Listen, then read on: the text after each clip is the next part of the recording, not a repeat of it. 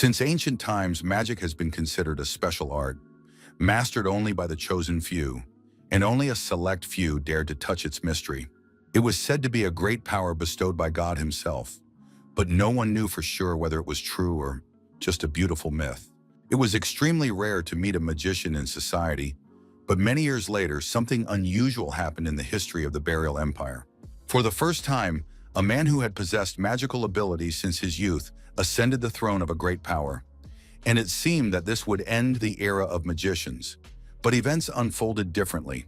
Strange events were taking place in a deep dungeon, with torches on the walls providing dim lighting in the dark basement.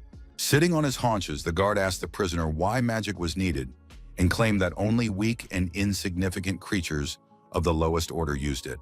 Before him lay a young man in special shackles that were impossible to break, and nothing could help him escape from his chains. His hands were also bound. His body was covered with abrasions. He was exhausted and his long white curls lay on the ground. The young man's name was Yang. With annoyance in his voice, he told the guard, Crone, that he hadn't changed a bit, and smiled bitterly in response to the cold stare. Puzzled, the guard asked maliciously what the prisoner meant and what he was hinting at, sensing some kind of trick. Recalling his childhood, Yang remembered his opinion that most magicians were born into peasant families, and believed that Crony was simply warning him. At that time, he constantly impressed upon the boy the need to hide his abilities. Otherwise, he could be expelled and humiliated right in the mansion. But now the hero realized that the servant was jealous of lower magic, and when Yang said so directly, the overseer was shocked by his words. Enraged by the truth, he swung his arm and, shouting at the young man to shut up, struck him in the face with all his might, unable to contain his anger. When the boy collapsed exhausted on the floor, he exclaimed that it didn't change anything, because the power was completely in his hands. Stepping on Yang's head with his foot, he declared that Yang was getting in his way and must finally disappear once and for all.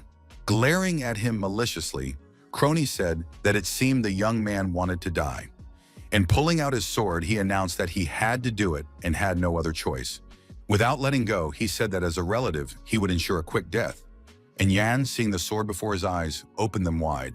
Suddenly, a draft swept through the corridor, and the candle flames flickered as someone hurriedly ran through the dark corridors of the dungeon. At that moment, a servant entered and informed the warden that there was urgent news from Duke Hillen requiring an immediate response. Gritting his teeth, Crone turned around, angry and irritated, because he had been prevented from dealing with Jan and finishing what he had started. Leaving the young man lying on the stone floor, he told the servant that he would be there in a moment and headed resolutely for the exit. After a while, the hero sat down and could not believe that this was how his life, full of struggles and trials, was to end. Recalling the past, he thought that he had done everything possible and hoped that at least someone would preserve his memory about Duke Jan Verocian, but gradually his body weakened and he began to lose consciousness. Everything was as if in a fog, floating before his eyes. Through the darkness of his consciousness, he heard someone shouting. A stranger addressed him as, "Your Highness," and begged him to wake up, her voice trembling. Opening his eyes, John saw Naum and asked how she got there. But the girl said there was no time to explain and that he needed to run. Stopping her, he confessed that it was thanks to her that he had become a magician and even an emperor. Looking at the moon in the sky shining through the lattice windows. Lowering his head and with tears in his eyes, he said that he was giving up and would not fight, deciding to leave everything as it was. Naum asked in bewilderment if he had forgotten about the building for magicians next to the Second Imperial Palace. As a child, he often hid there and cried, and the girl assured him that if he went there, he would have a chance of salvation. Back then, the young man always listened to her, and they read various books on magic together, trying to understand the secrets of ancient spells. Now she didn't know what had happened, but taking him by the shoulders, she sincerely believed that he could handle everything. Suddenly, everything was illuminated by a bright yellow light and a protective dome appeared. Yang asked her in alarm what was happening. Noticing the blood running down her arm, he realized that the girl was drawing symbols with it right on the cold stone ground. In horror, he shouted for her to stop the dangerous spell immediately, because it could end in tragedy. But the girl replied that it was too late because the blood had already been spilled, and the process could not be interrupted even by her power. In an instant, a blinding flash of lightning lit up the space, followed by a deafening and terrifying explosion. Crony burst into the chamber and asked in horror what they were doing. his eyes widening in fear at what he saw. An unusual magical glow filled the space, illuminating the dungeon with bright light, and the spell began to take effect. With a smile, Naum said that God does not send misfortunes that cannot be overcome, while the servant behind him swung his sword to strike. In an instant, the floor was covered with scarlet drops of blood, spreading across the stone slabs, instilling fear and horror in all living creatures. With one blow, Crone killed the girl, and Yang watched in horror as her lifeless body fell onto the cold stone floor of the dungeon. Looking at the corpse, Naum could not believe that all this was really happening and felt as if he were in some kind of terrible and endless dream. Lifting the bloodied sword, the servant declared that the young man should pray that he would never see the light of day again. The floor was once again covered with scarlet drops of blood. This time, the ruthless guy had dealt with him, but the hero did not know that this was only the beginning. Yan's head was filled with the girl's last words about God, trials, and faith, which now seemed almost prophetic to him. Like fragments, he remembered his past, how he once became a powerful emperor and ruled an entire empire, how he spent time with Naum in a secret mansion of magic, and after everything ended up in this dungeon without understanding what he was guilty of. His last memory was the girl's smile, which vanished in an instant and was now just a bitter memory. Thanks to magic, he seemed to float in a strange weightlessness, feeling his body disappear and his soul gradually reborn. Looking at his reflection, he saw his younger self as he was many years ago and could not believe his eyes, amazed by the miracle. The sun's rays gently illuminated the tops of the pine trees, breaking through the foliage and creating a feeling of comfort and tranquility. Amidst the forest stood a luxurious mansion with spacious grounds decorated with fountains, gardens, and flower beds. The Count's loud voice echoed through the palace corridor, his sharp words reverberating off the stone and marble walls. Looking at Yan, he shouted that the young man did not even know how to walk and ordered him to get up immediately, brooking no objection. Nearby, the Countess and the boy laughed at him, saying that they had taken him in only out of pity for his mother, because there was nothing special about him. The lady asked with interest whether the Count considered the young man his son, but the man sharply ordered her to watch her words and not to speak like that in front of Sir Malin. Trying to get up, Jan felt his head spinning and did not understand where he was or who all these people were. So he asked the Duke, but the Duke again demanded that he get up. Once on his feet, the young man looked around at the strange interior and asked who all these people were and why they were looking at him so warily and coldly. Seeing his reflection in the mirror, the hero was very surprised, because he saw himself but in a completely different form. Puzzled, the young man looked around with wide eyes, not believing that he was seeing all this in reality. In a malicious tone, the Duke told Yang to stop disgracing his father and to behave with dignity in front of Sir Malin, because this meeting could decide his future. Looking at him, the young man did not understand which emperor was being referred to, but decided not to ask any questions and remain silent. Angered by the young man's expression, the man took out the imperial decree and showed it to him, trying to prove his words. Explaining, he said that he had not shown the document to the young man because of his illiteracy, but Yang knew that he had not issued any decrees. Discouraged, he stood in the middle of the corridor, wondering who could have taken his place and whose body he was now in. Opening his eyes wide, he saw the date, and his heart sank with incomprehension, for everything that was happening had disrupted the usual order of his life. Looking closely at the decree dated 1100, the young man realized that all this had happened 98 years ago, long before he was born. Suddenly, someone snatched the document from his hands and Yang froze, not understanding why everything around him was happening so quickly and abruptly. It was Chell, who asked irritably why his brother was studying the documents for so long when he couldn't even read and was just wasting time. Walking ahead, the Count said that he had to work hard to bring the central administrator for the ceremony. Behind him, the hero heard the maids whispering that this was the first time he had encountered such a thing, and wondering what Yang would do this time. Glancing at his watch, he thought he had found himself in the year 1100 and knew nothing about the current emperor, whom everyone mentioned between words. In the mirror reflection, the hero saw a stranger's face and could not believe that it was him, as if reality itself was playing a cruel joke on him. Suddenly, he imagined himself with the girl holding the watch in his hands, the era rushing backwards, and the young man trying to understand what was happening. Remembering Naum's spells, he realized that the result of her magic had turned back time and transported him to the past century. It was the height of summer outside. The sun flooded the mansion with light, and the dining room windows offered a view of a well-kept green garden. In front of the young man was a plate of meat and vegetables, the food looking appetizing and exuding a tempting aroma. Cutting off a piece, Yang put it in his mouth and savored the taste, which was so different from prison food. The Countess and his older brother Chell stared at him in bewilderment, their eyes wide open, as if they had seen something incredibly strange. Wiping his mouth, the young man did not understand what was happening, because after starving in prison, he was used to eating cautiously and in small portions. With a smile, Mullen, holding a glass of wine in his hand, said that this was how proper table manners were displayed. Noting the Sir's kindness, the Count asked him to speak with the Emperor, and the man assured him that he would definitely do so. The man noted with interest that the study of philosophy was now very fashionable and asked Yan what he thought about this field. As if suddenly realizing something, he first turned to the elder son and asked which philosopher he liked, which greatly embarrassed the disconcerted Chell. The young man tried hard to remember at least one philosopher's name, but nothing came to mind and his thoughts were confused. Looking intently at his brother, John realized that Moline was trying to test the level of education in this family. To keep the conversation going, the hero said that he liked Philine, and the Sir was surprised that the young man was familiar with the thinker's works. With a smile, the young man added that the sage's humanistic ideology helps to understand the path of a monarch, and Mullen was delighted. While the Countess ate silently, the Count said with a smile that the gentleman was clearly flattering them, and remarked that it all seemed too simple.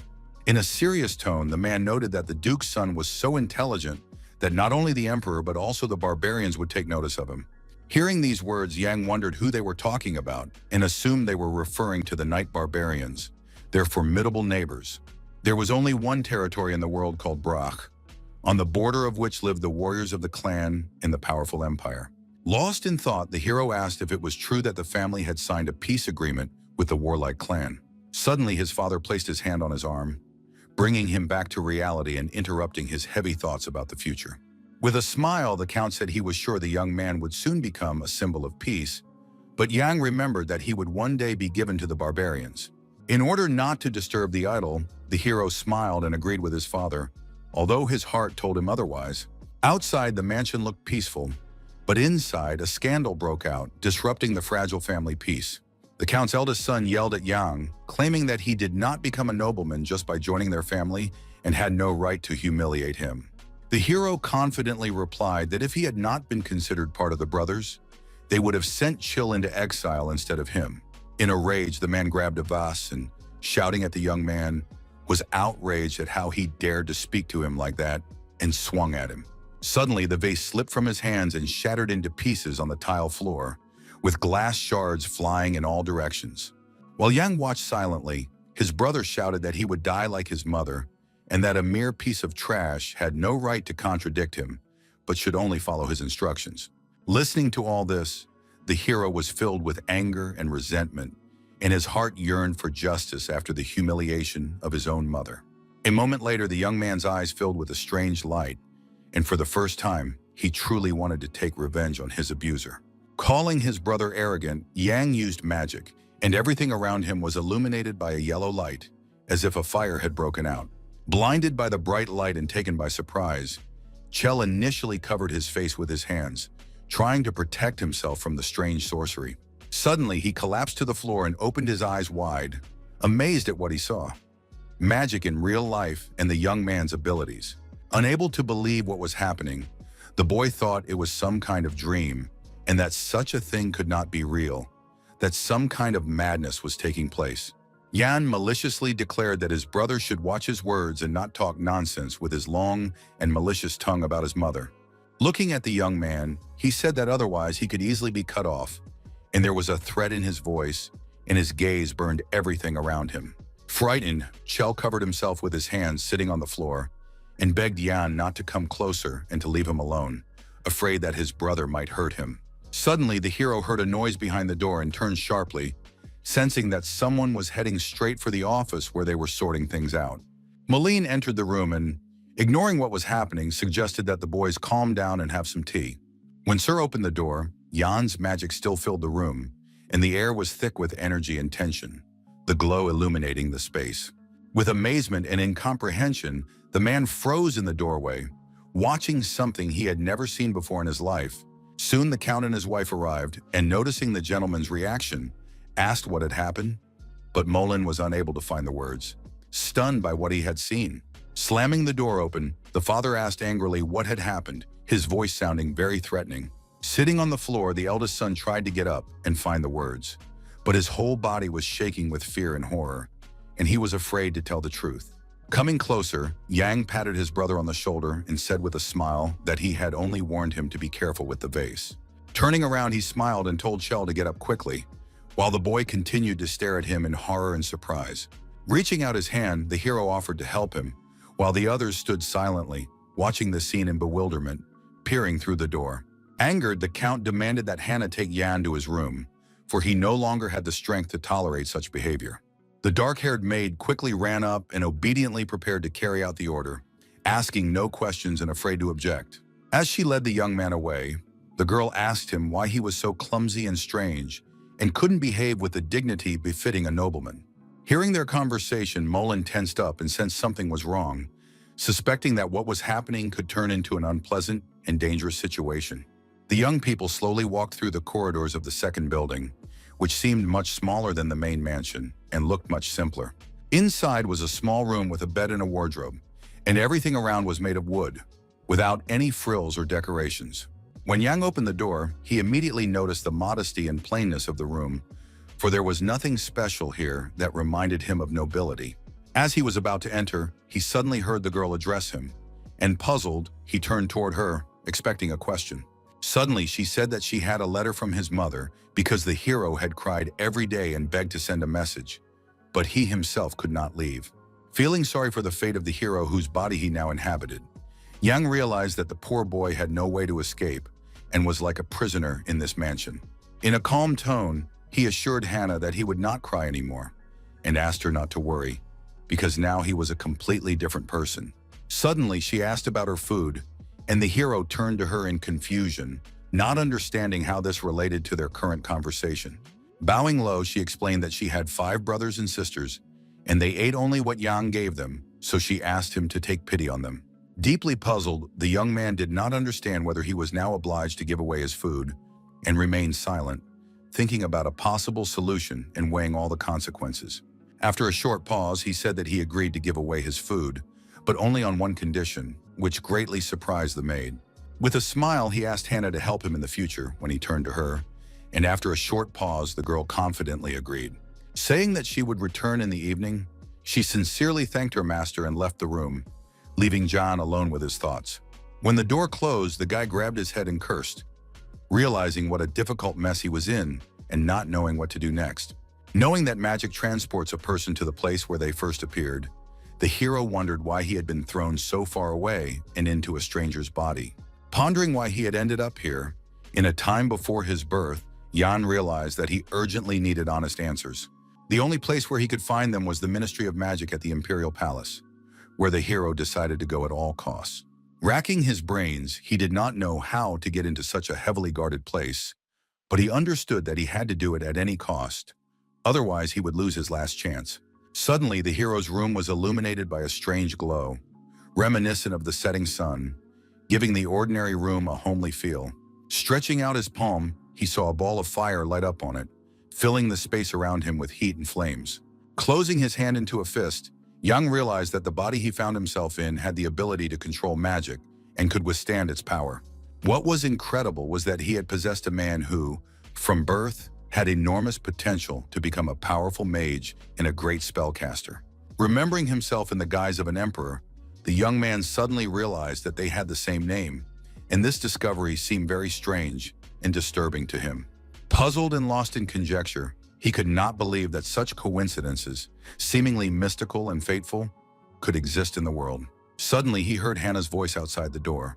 The girl had brought food, but the hero replied that she could leave everything right there without coming inside. A little later, he opened the door, saw the food left on the doorstep, and sighed heavily, thinking about how much his life had changed. There was a piece of bread and a glass of milk on the plate, and Yang immediately realized that someone had taken part of his meal as a reward for his hard work. But even under these circumstances, looking at the tray that had been brought to him, he wondered if this small dinner was too meager. Recalling his lunch with Mayor Moline, he sighed heavily, remembering the feeling of fullness and abundance of food on the table, which he now sorely missed. Even then, with the huge variety of food, he noticed that there was no guli among them and realized that it was missing. It was a nutritious fruit that formed the basis of the burial diet, which had fed people for centuries and saved entire families from terrible famine. It was once considered a weed, and the seeds in the pits were poisonous, but after the discovery of a safe method of consumption, mortality rates dropped sharply by 85%. Holding the tray, Yang suddenly realized that this discovery would only happen in reality in 50 years, far in the future, and no one suspected it yet. Thinking that if he had shown how to use gulu correctly, he caught himself thinking that perhaps there would have been no famine in the empire at all. Then he came to the count's office, and the man told him the important news that the day after tomorrow there would be a reception attended by advisors coming directly from the capital. In a serious tone, Yang replied that he would do his best and try not to disgrace the Brock family in front of such important people. Suddenly, his father announced that a package had arrived from his mother, and upon hearing this, the young man was stunned and opened his eyes wide in surprise. From the desk drawer, he took out a small white cloth bag, a gift from a loved one of his adopted son. Explaining that there were a couple of coins and a letter inside, he handed them to the young man and suggested that he ask his teacher to read it aloud. While the young man was examining the bag, the count added that if his son behaved well, he would be able to see his mother before leaving for school. Yang politely agreed when suddenly a servant entered the office and called out to the Duke in a quiet voice, clearly bringing important news. Without answering, the man kept a calm and cold expression on his face, hiding his excitement, and just stared silently ahead. Suddenly, he stood up abruptly and left the office, leaving Yang alone, and only the rustling of papers and the faint smell of candles remained in the room. The door slammed shut, and after a while the hero heard someone talking behind the wall, which made him curious and anxious. They were talking about some cold boy, and the young man stared at the entrance in surprise, trying to understand who they were talking about and what it all meant. Suddenly, his attention was drawn to a tall stack of papers lying on the table, and he decided to go closer to take a closer look at them. Making up his mind, he took a few sheets and wanted to study their contents, hoping to find something important that could shed light on what was happening. With great interest, he began to read the lines because, in fact, he had long been able to read, although those around him considered him illiterate and stupid. Comparing the papers, the young man could not believe his eyes when he discovered numbers and records that did not match at all and clearly concealed something. Realizing that he was looking at double accounting, Yang concluded that his father was stealing taxes intended for the treasury in the capital's treasury. Deciding that this was too brazen, the hero thought that it was precisely because of such suspicions and violations that Sir Milan had been sent here from the capital. Suddenly, he heard the door creak and saw it slowly open, and his heart began to beat faster from the fear of being caught. His eyes wide open, he panicked, thinking he was about to be discovered, and deciding not to take any chances, he quickly concentrated to use magic. Directing his power, Yang extinguished all the lights in the office, instantly plunging the room into darkness, hoping that this would save him from exposure. The count who entered asked in surprise why all the lights had suddenly gone out and glanced around the room, trying to understand what had happened. Following him, the servant replied that they had recently changed the lamps and that something had apparently broken again, assuming that a malfunction was to blame. After suggesting that candles be lit, the young man suddenly cried out loudly, and the Duke turned toward him in bewilderment, slightly frightened. Apologizing, the butler said that he had simply tripped over something, and the owner, not paying much attention, told him to gather up the papers and fold them neatly. Suddenly, the man noticed John and was very surprised to see him there, because he thought the boy had left long ago and was no longer in the office. With a sharp movement, the count went to the window and pulled back the heavy curtains, letting the sun's rays into the room, filling it with light. When everything became visible, he looked questioningly at the young man, waiting for an explanation, but the hero remained silent, trying not to give himself away with unnecessary words. Stepping away from the table, he continued to stand motionless and humbly, while his father looked straight at him with cold anger and a heavy, suspicious gaze. In his outstretched hands, Yang still held the bag of coins sent by his mother, and it looked as if he was defending himself with the gift as a shield. Suddenly, the Count's attention was drawn to the papers on the table. He noticed that they were lying differently than before, and immediately suspected something was wrong with his son's actions.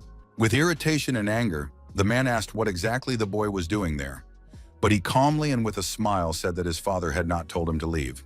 Sitting down at the table, the Count announced that the unearthly clan was demanding a letter signed by Jan, and the young man asked in surprise why this was necessary. Saying that the barbarians were a constant headache, he asked the hero to correspond with them from time to time, assuring him that his teacher would help him write under dictation. After these words, he said that his son could leave, and the young man obediently followed the instructions, trying not to arouse unnecessary suspicion and anger in the Count. When he left, the door creaked shut behind him, and the echo filled the space with this strange sound. Stepping out into the hallway and looking at the letter, he heard the Count wondering why his mother was writing to her blind son on expensive paper and whether she was writing at all.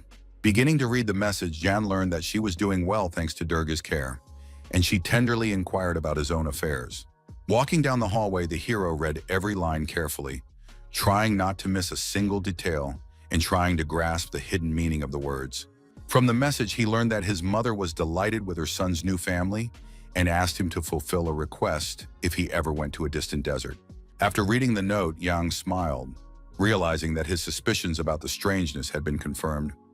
Now all that remained was to confirm his guesses with facts. In the evening, when the moon silenced the sky, important guests from the capital arrived at the mansion, and the entire Brock family held a solemn reception for them. Bowing, Dagor thanked the Count for the invitation and said that it was a great honor for him to be in his house and sit at the same festive table. Another guest respectfully kissed the Countess's hand and introduced himself as Mac, which made her smile and show him respect. In the garden, a small pond covered with water lilies sparkled, and the stars were reflected in its calm surface, as if someone had poured the sky directly into the water. At the table, Sir Molan noted Jan's magnificent attire, and the young man replied that he had been looking forward to the meeting for a long time and wanted to ask about life in the capital itself. With a smile, Mac asked what exactly aroused such interest in the young man, and a lively spark of curiosity flashed in his eyes. The hero asked with interest what exactly they ate at court, because it was important for him to know how high society and the royal family actually lived. In a calm tone, Dagor said that there was nothing special about the capital.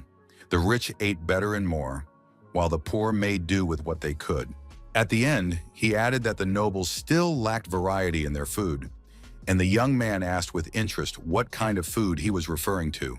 Deciding to express his thoughts, he asked what would happen if a new food, previously considered useless, appeared that could feed the poor.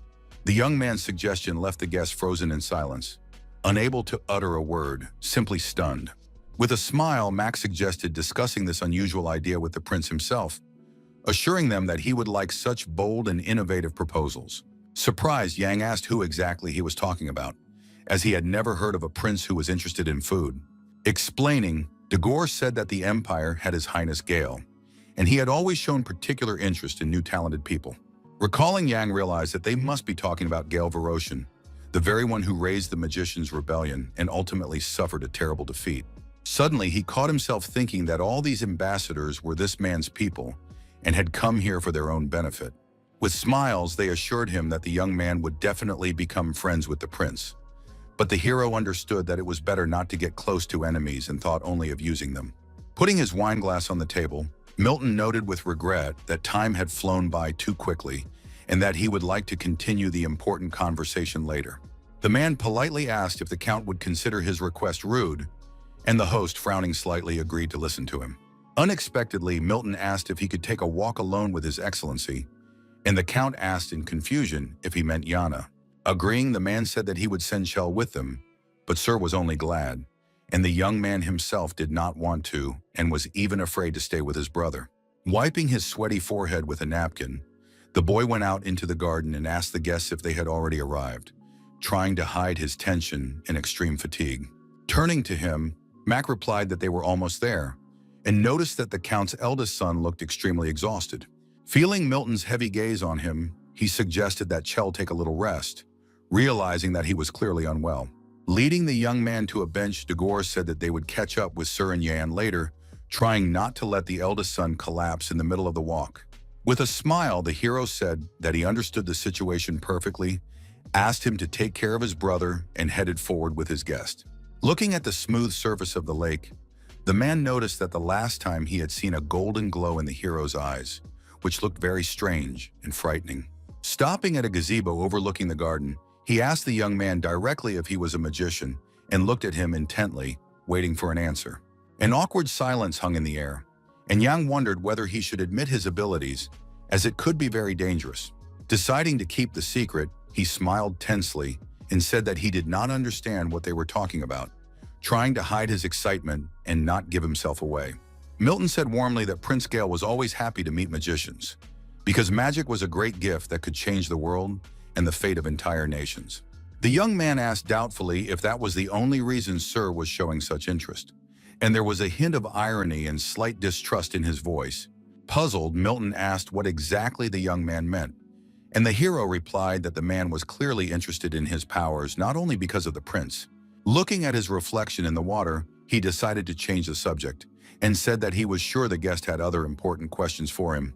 Looking at Jan, Milton remained silent, and his gaze betrayed his hesitation, as if he did not dare to ask what he really wanted to talk about.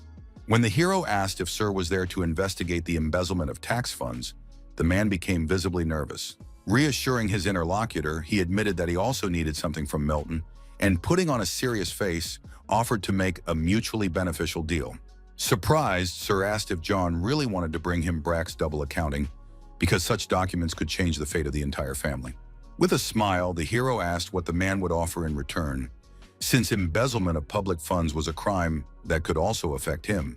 Reminding him that the young man was not yet a member of the family, the man explained that if he delayed the adoption process, the young man would avoid responsibility and conscription into the army. With a smile, Yang turned around and said that his request was completely different, and that the calculations and papers were only a means to an end, not the ultimate goal of the negotiations. In fact, he needed help to protect himself from punishment at the emperor's court, and he also wanted to obtain land for his personal and full ownership. He said decisively that he was ready to join the warrior clan even without adoption, just to stay out of suspicion and gain a reliable rear guard. Milton asked in bewilderment if the young man really did not know where the clan lived and what life was like there, but the young man confidently showed that he understood the consequences.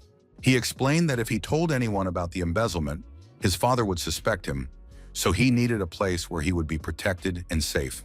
Having a clan of strong warriors at his disposal was advantageous, and the young man asked with interest if Sir would take him and his mother under his protection.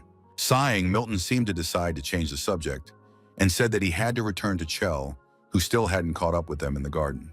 With a smile, Yang agreed and realized that the man was not ready for such proposals, as they were too abrupt and direct. Bowing, he said he would stay here, and Sir allowed him to enjoy the views of his native home, leaving the difficult conversation behind. After saying goodbye, the old man left, leaving the young man alone with his thoughts and unspoken plans that could determine his future fate. Recalling this, Yang realized that it was at this time that the Brock family had collapsed, and now he had to act faster than he had planned. Realizing that he would not be allowed into the palace in his current status, he decided to seize any opportunity, even if it was risky and dangerous. After giving the double-entry accounting journal to Malayan and framing his family, he knew that his next step had to be to take possession of the Count's estate.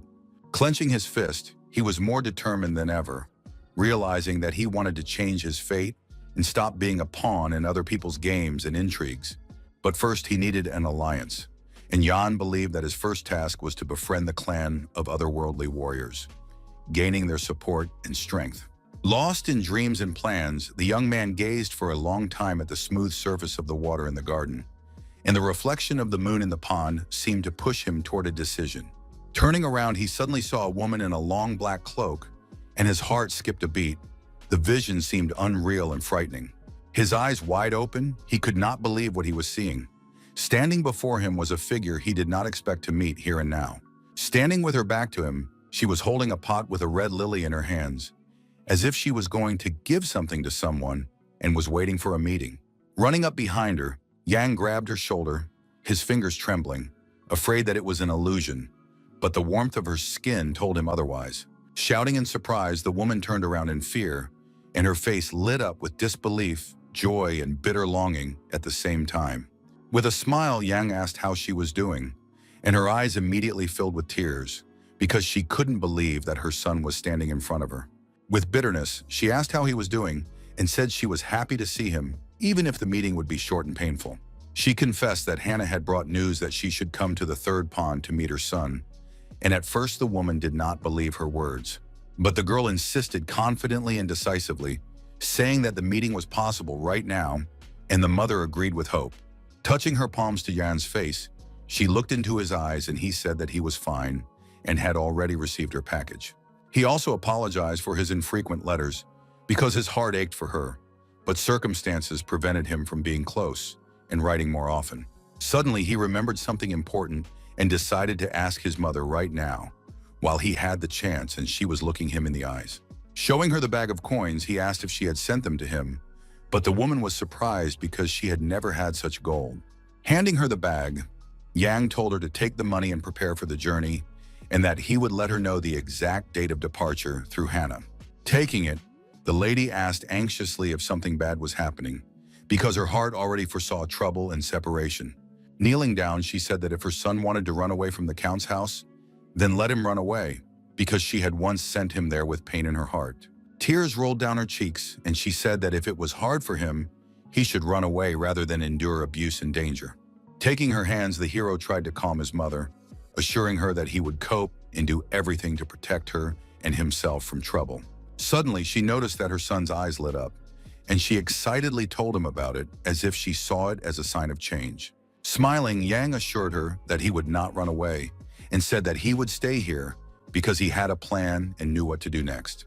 Holding her hand, he asked his mother to promise to fulfill all his requests because their future depended on it.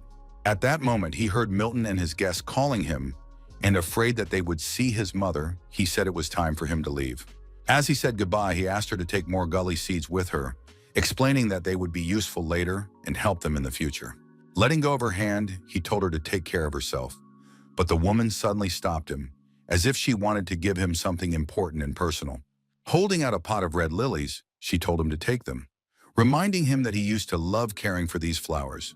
With joy and gratitude, he was happy that she had brought these particular flowers, as they reminded him of his childhood and home. The next day, walking down the hallway with Chell, Yang noticed that his brother looked tired and said that he had seen his weakness yesterday. The guy asked in bewilderment if they were really going to start training today, and the hero replied that their father had allowed them to train together.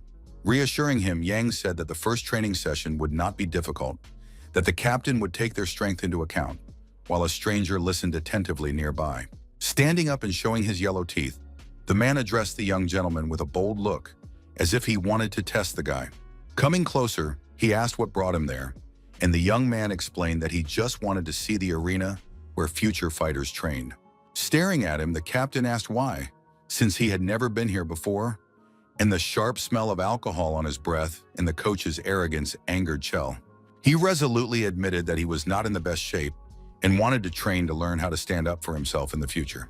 As if offended, the man walked ahead and invited the boys to follow him, promising to show them everything that was hidden in the training grounds. First, he showed them a large area, then warehouses and tents where the fighters rested during horseback training and hard workouts.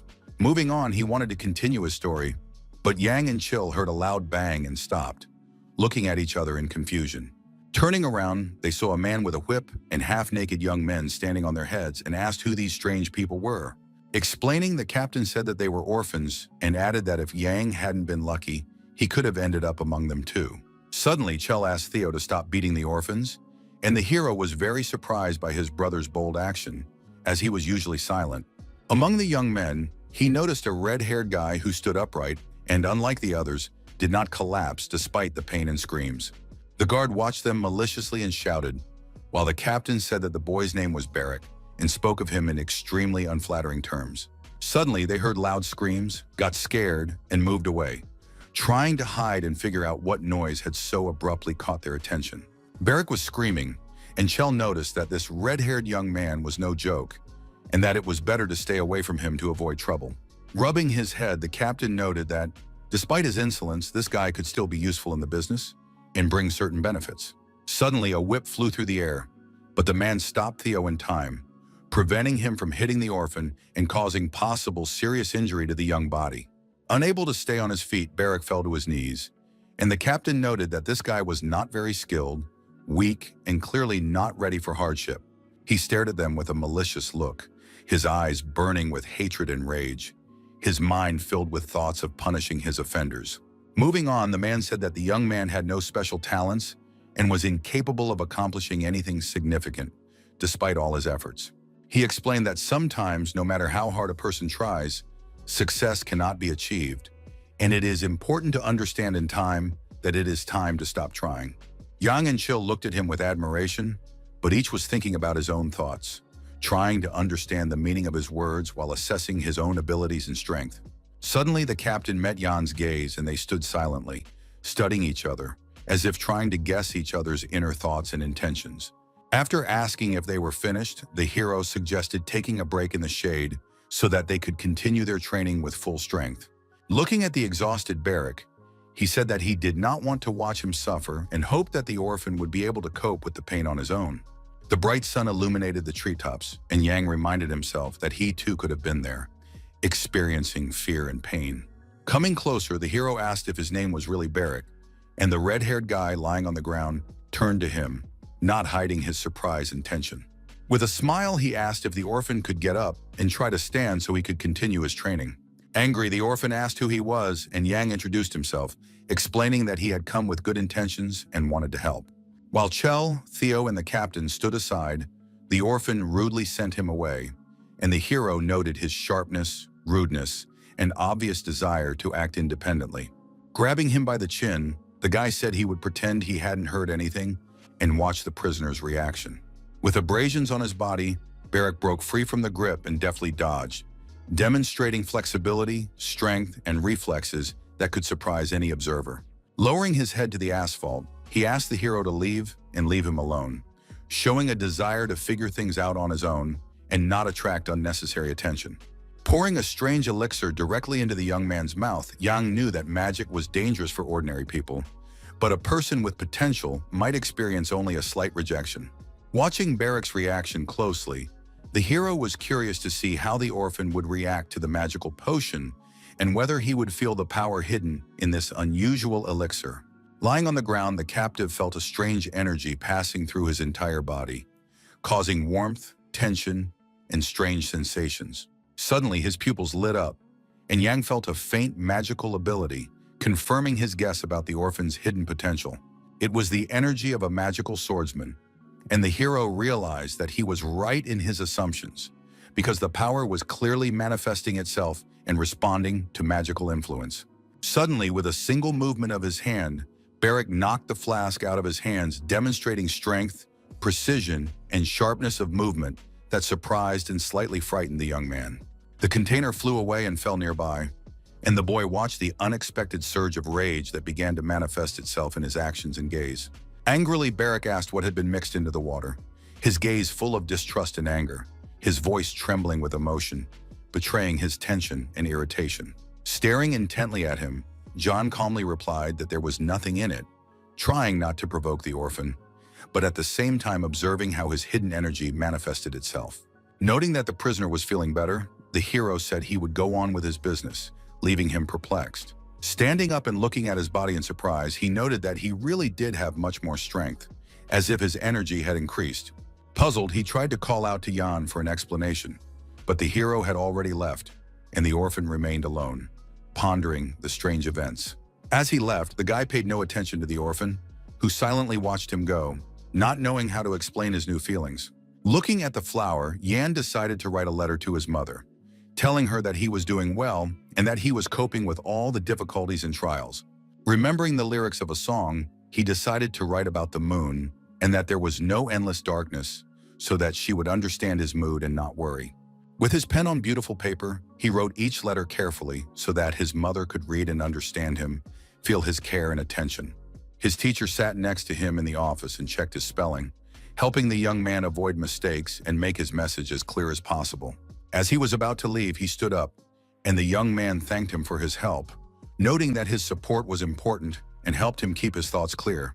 Noticing the man's behavior, the hero asked if he really had so much to do, since he was always rushing somewhere and never stayed long. Puzzled, the tutor stopped and asked again, and Yang noted that the teacher seemed somehow different lately. Not knowing how to respond, the teacher hesitated, but the protagonist said that it was okay and that he didn't have to answer if he didn't want to, as long as he didn't get distracted or rush. Putting his papers in his bag, he tried to avoid answering, but the young man noticed this and said that everything was fine, trying to reassure him.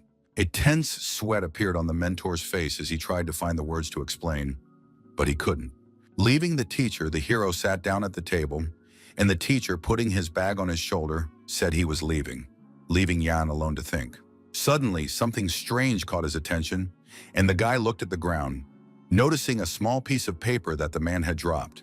It was a sheet of paper with information on it, and the protagonist decided to pick it up to study its contents, which could be important. It turned out to be an article about climate change, the details of which could affect the young man's plans and actions. Later, they went with his brother to practice, running under the scorching sun, and Chell kept asking how much longer it would take, showing fatigue and tension.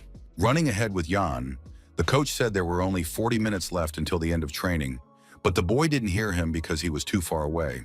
Continuing to run, he sped up, and the boys tried to catch up with each other and the coach, giving it their all to finish all the exercises on time. There was a beautiful building nearby, but suddenly Jan heard a scream and turned around in confusion, trying to understand what had happened. An enraged Barrack flew at his opponent with a sword in his hands, his movements swift and powerful, his gaze radiating fury and determination. Wielding his weapon, he tried to strike his opponent, but the latter deftly dodged, demonstrating his agility and training. Then with anger, the orphan tried to reach him with his hand, but the stranger dodged again, showing that the fight would be intense. Delivering blow after blow, he switched to hand-to-hand combat, while the young man screamed and covered himself with his hands, trying to understand how his opponent moved and how to repel his attacks. Their swords clashed in a measured battle, but neither was going to give up, each trying to find a weak spot and use it to win. The young man cursed furiously and barely managed to hold off the orphan's attacks, trying not to show too much aggression so as not to miss and leave himself vulnerable. Jumping high, Barrack shouted fiercely, demonstrating his strength and determination to win, forcing the young man to focus as much as possible. Stepping back a little, the guy told him to stop behaving like that and calm down, demonstrating control over the situation and a desire to end the conflict. As he walked away, he heard the orphan address him as Mayrail, which caused surprise and tension, as that name had a special meaning for him. Stopping, he asked angrily how he dared to say his name out loud, showing that it was unacceptable and violated his personal boundaries. Still standing with his weapon in his hands, the orphan declared that the winner had not yet been determined, demonstrating his tenacity and willingness to continue fighting to the end. His eyes glowed with a thirst for revenge and a desire to win at any cost, showing his inner rage, determination, and commitment to achieving his goal. Puzzled, Meryl asked if the boy wanted to die, trying to understand his intentions and test his readiness for the possible consequences. Approaching him, he kicked the orphan in the stomach with all his might, and Barrack fell, not expecting such a turn of events and not having time to defend himself. Calling him names, his rival asked if the young man hadn't understood the first time, while the guys on the bench laughed, watching the boy's awkwardness. Angrily, Meryl said that if he continued to show off, he would not last long, demonstrating severity and warning the prisoner. Sitting exhausted near the boxes, Barrack said he didn't want to fight, showing confusion and a desire to avoid further confrontation. Silence followed. The sun was at its zenith, but suddenly he heard someone call his name. Seeing Jan in front of him, he asked with annoyance and anger in his voice if it was that annoying young man he had seen before. Not wanting to talk, he told him to go away, but the hero replied that he had to find a way to defeat Meral. The orphan asked maliciously if the boy was suggesting he used cheap tricks, and said that he didn't do that kind of thing, to which the boy just smiled calmly. Grabbing his sword, the prisoner threatened to kill him if he kept talking, showing his irritation and unwillingness to listen.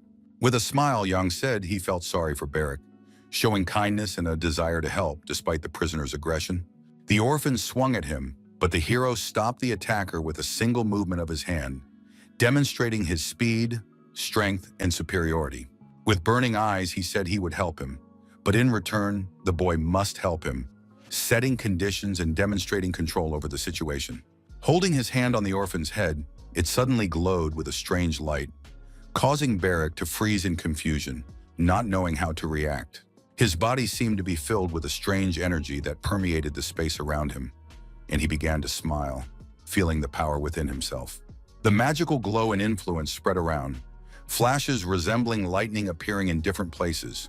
Letting him go, Yang stood up and decided to watch the young man's reaction, carefully observing how he would behave after the tense events. Suddenly, Barrick jumped up and rushed forward, and the hero, watching him, assumed that this was exactly how the situation would unfold.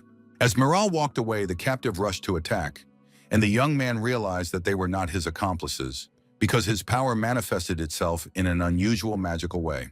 Feeling something strange, the young man turned around, wanting to say something but froze in shock, not understanding where his opponent's unusual power came from. Suddenly, Barrick appeared next to him, catching him off guard and completely disrupting his plans, which surprised everyone present and caused tension. The young man's eyes burned with a magical light. He was full of determination and readiness to act, not noticing Miral's emotions. With one blow, the orphan knocked his opponent to the ground, demonstrating strength and accuracy that no one expected to see from a young but daring captive. Holding him tightly by his jacket, Barrick ignored the boy's protests as he tried to reason with him, explaining that this was not the right thing to do. Unwilling to listen to him, he began to punch his opponent in the face, showing aggression and indicating that he had no intention of stopping. In an instant, the asphalt around them was covered with more and more scarlet drops of blood from Miral, who was unable to defend himself. The guys sitting nearby, seeing the carnage, were shocked and did not understand how a young kid could display such strength and fury so quickly. Deciding to help, they rushed to his aid, asking what Barrick was doing and trying to intervene, but the young man continued to attack with unprecedented fury. Swinging again, the orphan wanted to strike, but they stopped him, thinking that the young man had completely lost his mind, not believing their eyes. Grabbing him, they knocked Barrick to the ground, trying to calm his aggression and stop the absurd but brutal fight. Lying there like a madman, he raised his head and laughed, showing that he felt no fear or pain and did not care about what was happening. With a smile, he said that he had been waiting for this moment for a long time, and it was foolish to turn away, thinking that it was all over and not finish what he had started. The guys pushed his head into the ground again, and after hitting it a few times, he calmed down a little, while the captain rushed over to them, trying to restore order. Seeing this, the coach gave instructions to send Miral to the infirmary and Barrick into custody to prevent further conflicts and restore discipline. Suddenly, he caught someone's gaze on him and froze for a moment, not knowing what to do next and afraid that he would be punished for the fight between the prisoners. Deciding to turn around, he greeted Sir John, who was watching the proceedings closely and hiding his emotions. The concerned captain asked if Barrick had done something wrong, but Jan replied that he had only listened to a bunch of obligations. Noticing the strange atmosphere on the field, the coach suggested ending the training for the day while the beaten boys were being led away, and the hero agreed. Watching the orphan, he asked how he would be punished, and the man said that first he would be flogged and then expelled, which seemed unpleasant to the young man. Surprised, he asked again, realizing that he wanted a completely different outcome for the captive, but this was also not a bad option. Thinking that if the orphan was on his own, Yang decided that Barrick would be much more useful and would learn to use his skills consciously. After training, he met with Milton and the guests for tea and asked if they had made a decision regarding the deal that could determine their common future. The Sir lowered his head and remained silent, while Mac and Dagor looked at him in surprise, not understanding what he was talking about or how it related to their duties. After thinking for a moment, he said that the Count was well versed in such matters, so they needed evidence and would require assistance. Agreeing, Jan said he would gather data on the amount of grain, mineral production in the Mona Mountains, and taxation of farmers. With a smile, Milton said he was pleased to see the young man's determination, appreciating his ability to make important decisions in difficult circumstances.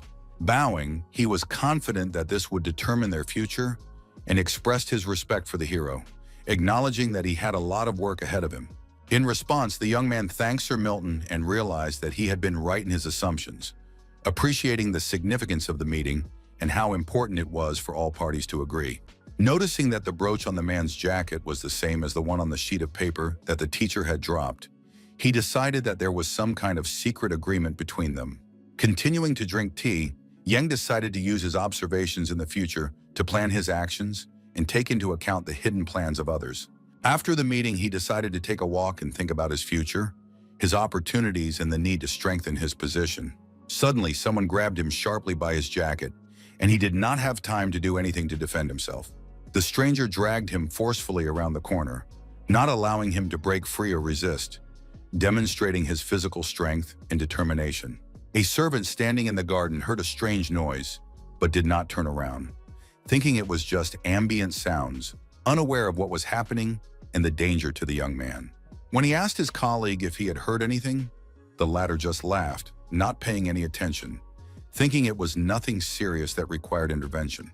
They agreed that it was wild dogs, while behind the building, Barrack grabbed Yan, demonstrating unexpected courage and strength.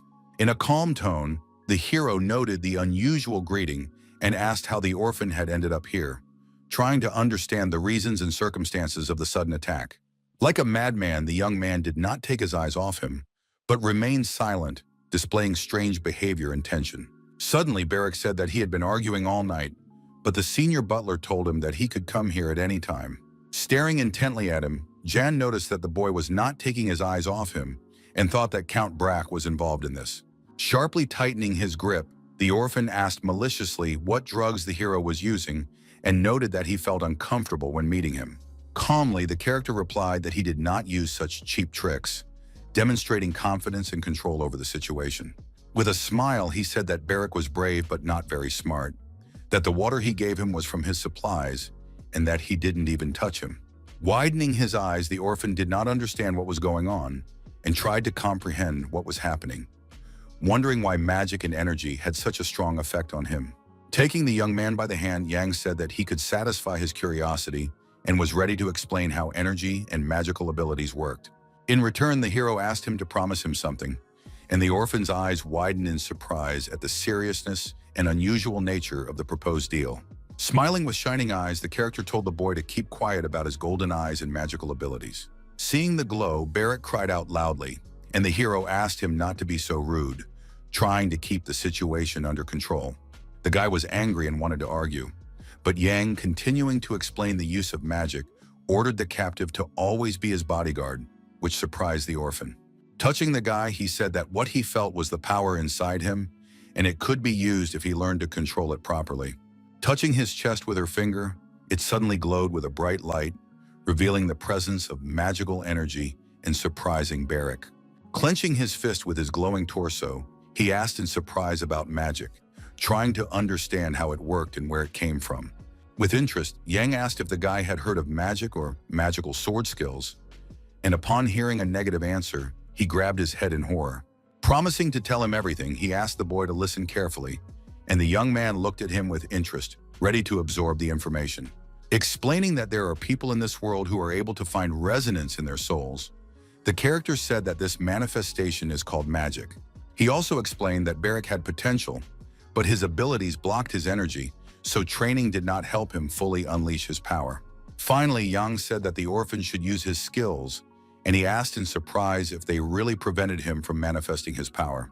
Continuing his explanation, he said that they needed to follow a path that would connect the energy of the body and soul in order to unlock their true potential. Rushing forward, Barrack joyfully asked if the hero would continue on this path for him, but the character pushed him away and asked him to listen carefully first. The orphan persisted, asking what he needed to do, but the hero asked if he was sure of his decisions, explaining that he would have to protect him everywhere. Seeing no problem with this, the boy said that he had no home or family anyway, but the character explained that he could die, and the boy agreed. With a smile, they made a deal and shook hands, confirming their agreement and mutual obligations, preparing to work together. Holding his hand, Yang understood how stubborn and carefree Barrack was, but it was this quality that made him strong and able to survive in battle. Remembering how he saw him for the first time, the hero realized that he was the right person for the role of a swordsman, because the stronger a person is, the more unique their character and skills are. Thinking about how the orphan wielded weapons, he knew that such people did not accept defeat and did not give their opponents the opportunity to strike, showing tenacity and strength. Barrick's fierce gaze suggested that such people are not afraid of death and can stand up to the enemy, even if the situation seems hopeless. Standing motionless, shaking hands, Yang realized that a warrior who is not afraid to die has no equal, and his determination makes him dangerous and strong. Gradually, the orphan's body was filled with strength again and illuminated with a strange light, demonstrating an increase in energy and potential. Watching the energy fill the boy's body, the character realized that Barrick was now capable of displaying the abilities of a swordsman. Squeezing his hand tightly, the hero offered him friendship, assuring him that together they could overcome any trials and protect each other. Arriving for lunch, Yang heard the Count's reproaches from the doorway. His voice sounded stern and demanding, but he calmly moved toward the table. Ignoring his father's lectures, the character sighed heavily, thinking about his own and upcoming tasks, focusing on his plans and ideas. While the man talked and drank wine, the young man was falling asleep, but suddenly noticed the ring on his hand and was surprised by the man's love of jewelry. He had not noticed Durgi's interest in diamonds before, but the Count never took off this ring, which aroused Jan's curiosity and suspicion. Thinking that it was a wedding ring, the hero immediately dismissed the idea, because the stone on the ring was cut in the simplest way, without any precious sparkle. Looking closely at the jewelry, he thought that this ring was not intended for beauty at all, but perhaps had a hidden function. Suddenly hearing a strange sound, the hero realized that he had heard it before in the Count's office, where he had also been wearing this ornament, which heightened his suspicion. Wondering what Durgi was hiding, he thought about the possible purposes of the ring and what secrets and mysteries might be connected with his father. Noticing the young man's reaction, the Count exclaimed that he should stop counting crows and start eating, while the Countess and Shell dined quietly without interfering. He asked with interest about the young man's new friend, and the young man asked again about Barrick in confusion, trying to understand how important this conversation was. Explaining, the hero said that he had first seen him training with his brother, but thought he would never see him again after what had happened.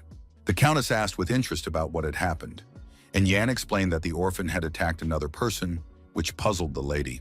Not understanding how her adopted son could be friends with a boy who fights, she was indignant, but the hero replied that he didn't care who he was friends with. Smiling, he listened to his new mother's advice not to neglect his studies, agreeing with her words and realizing the importance of education.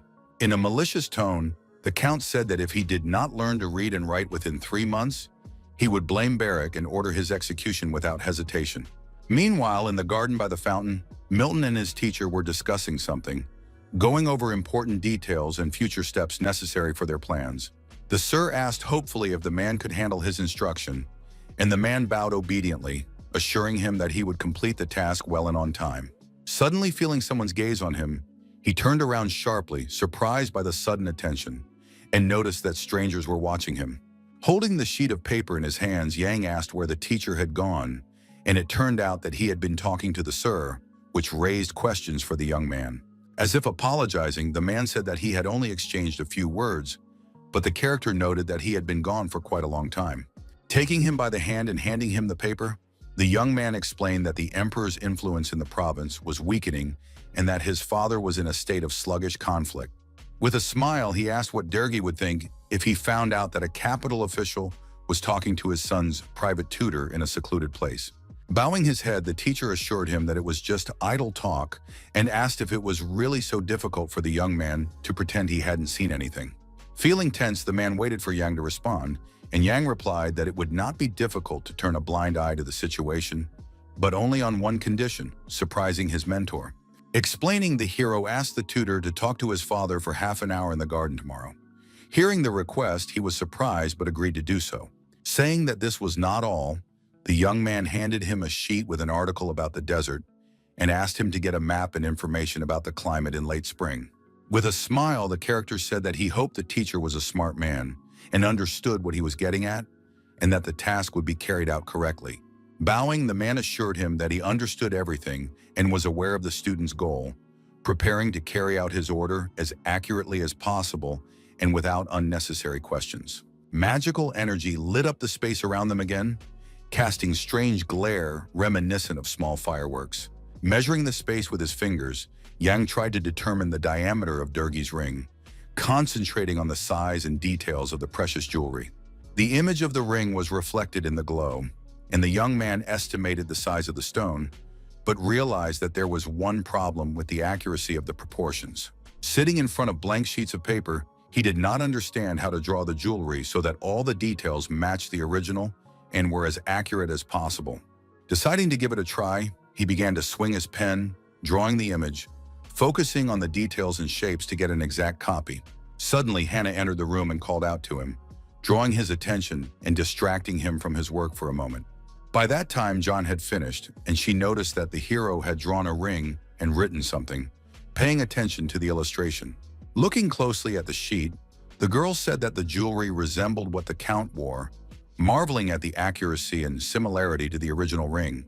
Admitting that she was right, the hero explained that his father never parted with it, even though he did not like diamonds, and that this had caught his attention. He noted with surprise the sharpness of the maid's eyes, marveling at her attention and ability to see details that might escape the ordinary gaze. Still, he found it strange that Durgi had decided to make a key out of a diamond, wondering why a precious stone had been used. Thinking about why there was a diamond ring, Yang suddenly realized that it did not conduct electricity, which gave him a new clue about its purpose. Remembering the secret drawer in the Count's office desk, he realized that it had a protective mechanism that used electricity, and the ring could be a lockpick. With a smile, he said that thanks to Hannah, he had an idea, and asked her to find a carpenter who could make a replica of the ring with a rubber coating on top. The next day, the teacher came to the Count's office to fulfill John's request, preparing to distract the man and allow his son to enter the office. With a smile, he said that the conversation would be long and thanked Durgi for agreeing to give him time to discuss important details. Leaving the office, he asked the Count to follow him, and the man obediently followed without asking any questions. In the hallway, he suddenly asked why the teacher wanted to talk and why they needed to go somewhere. Meanwhile, Yang watched them from around the corner and prepared to carry out his plan, thinking through the details and controlling the situation. Silently, they headed for the mansion's doors, saying nothing, only understanding that a serious and important conversation was coming. Hannah was with him, and he asked her to get the fake ring needed to carry out the plan and imitate the key. Taking the jewelry out of the white cloth, the girl handed it to John, demonstrating the accuracy of the copy and the neat execution of the details. Examining it in his hands, the hero noted that it was similar in size to the original, and the layer of rubber on top ensured its reliability. Thanking her for fulfilling his request, he gave her a handful of coins, hoping that it would be enough to feed her family, and she was beside herself with happiness. As he left, he asked her to stand guard, and the grateful servant agreed, understanding the importance of the task and the need to be vigilant. Turning around, Yang asked if Barak was ready to carry out his task, assessing the orphan's readiness and his understanding of the importance of the responsibility entrusted to him. Reluctantly, the boy asked why he had to do such things, showing doubt and concern about the possible consequences. Taking his hand, the hero explained that the guard must not let anyone into the office, demonstrating the seriousness of the task. With burning eyes, the orphan replied that he would cope with the task, showing confidence and determination, ready to fulfill his duties regardless of the difficulties. With concern, Yang explained that Barak's role was very important, and if he failed, the whole plan could collapse. Entering the office, he approached the table and noticed a strange bowl with contents on top, attracting attention and raising questions about its purpose. Groping for the opening, he finally found it to insert the duplicate ring, carefully manipulating the objects and controlling his actions. With one deft movement, he managed to open the desk drawer, demonstrating his dexterity and skill, as well as his precision in completing the task without unnecessary effort. When the hiding place opened, the hero froze in amazement for a moment, struck by the simplicity of the device and how easily he had managed to overcome its protection. The young man was delighted that everything turned out to be easier than he had imagined, realizing that the task would not require excessive effort. Looking at the papers in the box, he realized that they were letters from the clan of otherworldly warriors, but he did not understand their content, as he did not know their language well. Taking a blank sheet of paper, he decided to rewrite the letters so that he could study their meaning later, focusing on the details and the possibility of understanding the information completely. For a moment, he thought that if he added a date and a seal, it would give the document authenticity and create the impression of an official document. Deciding to carry out his plan, Yang took the Count's stamp from the table and decided to put his idea into action, without fear of the consequences. The Treasury would definitely check this report against the Count's tax records, which would increase its value and convince the auditors of the authenticity of the information. When he was done, he began to fold the papers, thinking that he needed to put everything back as it was so that his father would not notice anything. Suddenly, he heard someone outside the door ask if the Count was in his office, and he froze in horror, realizing that he might be seen by a stranger. In an instant, a servant entered the office and, seeing Jan with papers in his hands, was very surprised, not understanding what the young man was doing. Realizing that he was in trouble, the hero decided to use magic to hide his actions and temporarily neutralize the guy's attention. In an instant, everything around him was filled with a strange light and energy, and the secretary began to forget what was happening. When the Count returned to his office, he found the servant lying motionless on the floor and thought he had gone mad, not understanding the situation. Standing by the table, the butler did not understand what was happening to his colleague, while Durgi was furious and thought about what measures to take. Banging his fist on the table, he suddenly gave the order to get rid of the servant, and the man asked in surprise, not expecting such harshness. Suddenly, Durgi shouted for the servant to be removed and all his property confiscated, while the rest of the staff stood frozen in amazement behind the doors. The maid and the boy rushed out of the estate and hurried away, fearing the Count's wrath and wanting to save their lives. Meanwhile, Barak, eating an apple, asked how the conflict between the servants and the Count had ended, showing concern for the course of events. With a smile, John noted that it had been dangerous, but everything had been resolved, while the orphan was indignant that he had nearly died because of his risky actions. The young man asked with interest whether Durgi had found out that the assistant had searched his office, and the character, studying the papers, asked what difference it made. Remembering how the assistant had caught him with the papers in his hands, he realized that his father believed that he was the one who had searched the Count's office. Fulfilling the request, the teacher drew a map and made a weather forecast, pointing out important points and possible dangers along the way to prepare Jan. He also told the young man to be careful, as there was a high probability of sandstorms that could interfere with the journey. He also attached a note, and the hero racked his brains over the question of who would succeed him and how this would affect the future. Looking at the papers, he didn't understand how important it was to put them in the safe, and thought about the seriousness of protecting these documents. Realizing that this letter was addressed to someone, he thought that it was about an otherworldly clan of warriors, and he began to guess what his father's next steps would be. Suddenly, Barak approached him and said that he understood that the black thing in Jan's hands was text and the white paper, and the hero noted the guard's success. Threatening with his finger, the young man told the orphan not to talk nonsense and asked if he remembered what the hero had told him. The orphan obediently nodded in response. Standing at attention and saluting, he repeated the instruction to throw away the key, give the papers to Moline, and send a message to Philia on the way back. Barak enthusiastically said that he must convey to Jan's mother the request to leave, hide, and collect Gilly seeds, showing that he understood the order. Pleased that the servant remembered everything, the hero praised him, but the boy just laughed, noting that it was all very simple and required no special effort. Looking out the window, Jan noticed a thin horse in the courtyard and a servant in a strange robe, which aroused his interest and made him watch what was happening. With a smile, he asked where Barak had given the order to leave today, and the boy said it was from the main gate. Noticing a crowd of people with horses, he asked the guard to leave through the back entrance to avoid unnecessary attention. Among the people was a strange guy who was holding an eagle on his arm, staring at everyone around him and watching everyone in the courtyard closely. He noticed Jan at the window and stared at the young man with wide eyes without saying a word. Smiling, the hero caught his gaze and told Barak that it would be noisy at the gate today, so it would be better to take a different route. In the evening, in his father's office, guarded by guards, he met a stranger who had come on an important mission and introduced himself as a messenger from the clan. He was a representative of the earthly warriors. His name was Balami Sin Nursaran, which aroused Jan's respect and interest. With a smile, the hero introduced himself in return and said that it was an honor for him to meet such an important messenger and hear his requests. Interrupting the pleasantries, the Count asked what urgent business had brought the young man here, wanting to understand the purpose of the visit and assess the importance of his presence. Reporting that the deputy head was in critical condition, the guest said that he would like to discuss a peace agreement with their clan. He solemnly reminded them that the matter required preparation for further action and asked them to understand the significance of the meeting.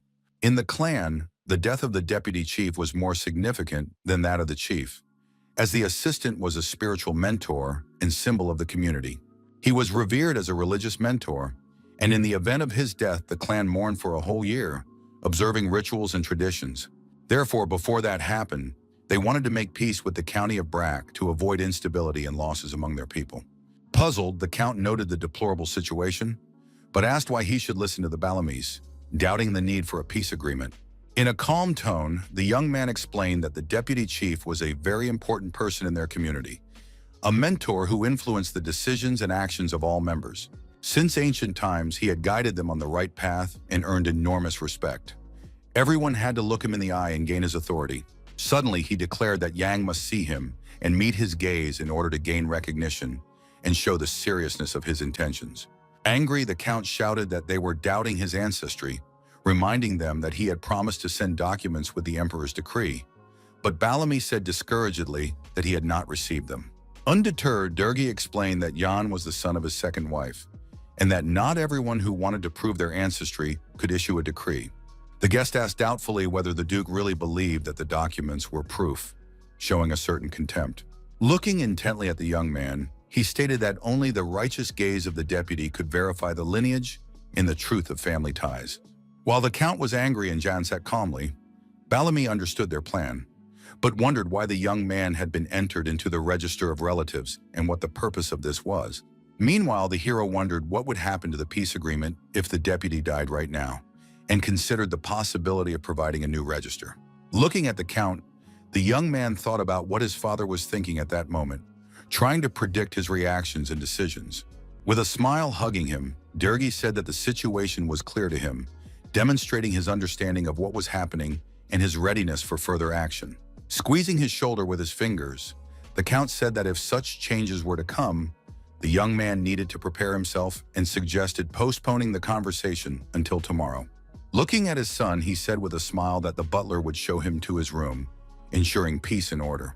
In a calm tone, Balami thanked the Duke for his hospitality, showing respect for his host and a willingness to cooperate in the future. He was about to leave when the guest said that he hoped for a fair decision from Durgi on behalf of the emperor, emphasizing the seriousness of his visit. As he got into the carriage, the count was angry that Balami had come so suddenly to complain about his problems, annoyed by the rush. Deciding that since the young man was the brother of the clan chief, he would be on guard, he said he would prepare the necessary documents and ordered Yan to arrange a proper reception. Humbly bowing his head, the hero said he would do everything he was asked, showing respect and willingness to follow his father's instructions. The gates swung open, and the carriage, drawn by horses and carrying the Duke, rushed forward, leaving behind the noise and rumble of wheels on the stone pavement. Enjoying the moonlight, the young man caught himself thinking that his father was in a great hurry to get the papers ready, realizing the speed and determination of the count. The space was filled with the silence of the night, and the hero breathed a sigh of relief that the man had finally left, and now he could talk to the representative alone. Setting the table, he smiled and offered Balami various snacks, noting that he was tired from the road and deserved rest and food. The servants drooled over the abundance of food, and Yang said he wanted to ask for something, and the representative listened attentively. Calmly, the hero said that he wanted someone to accompany him to the clan deputy, emphasizing the importance of security.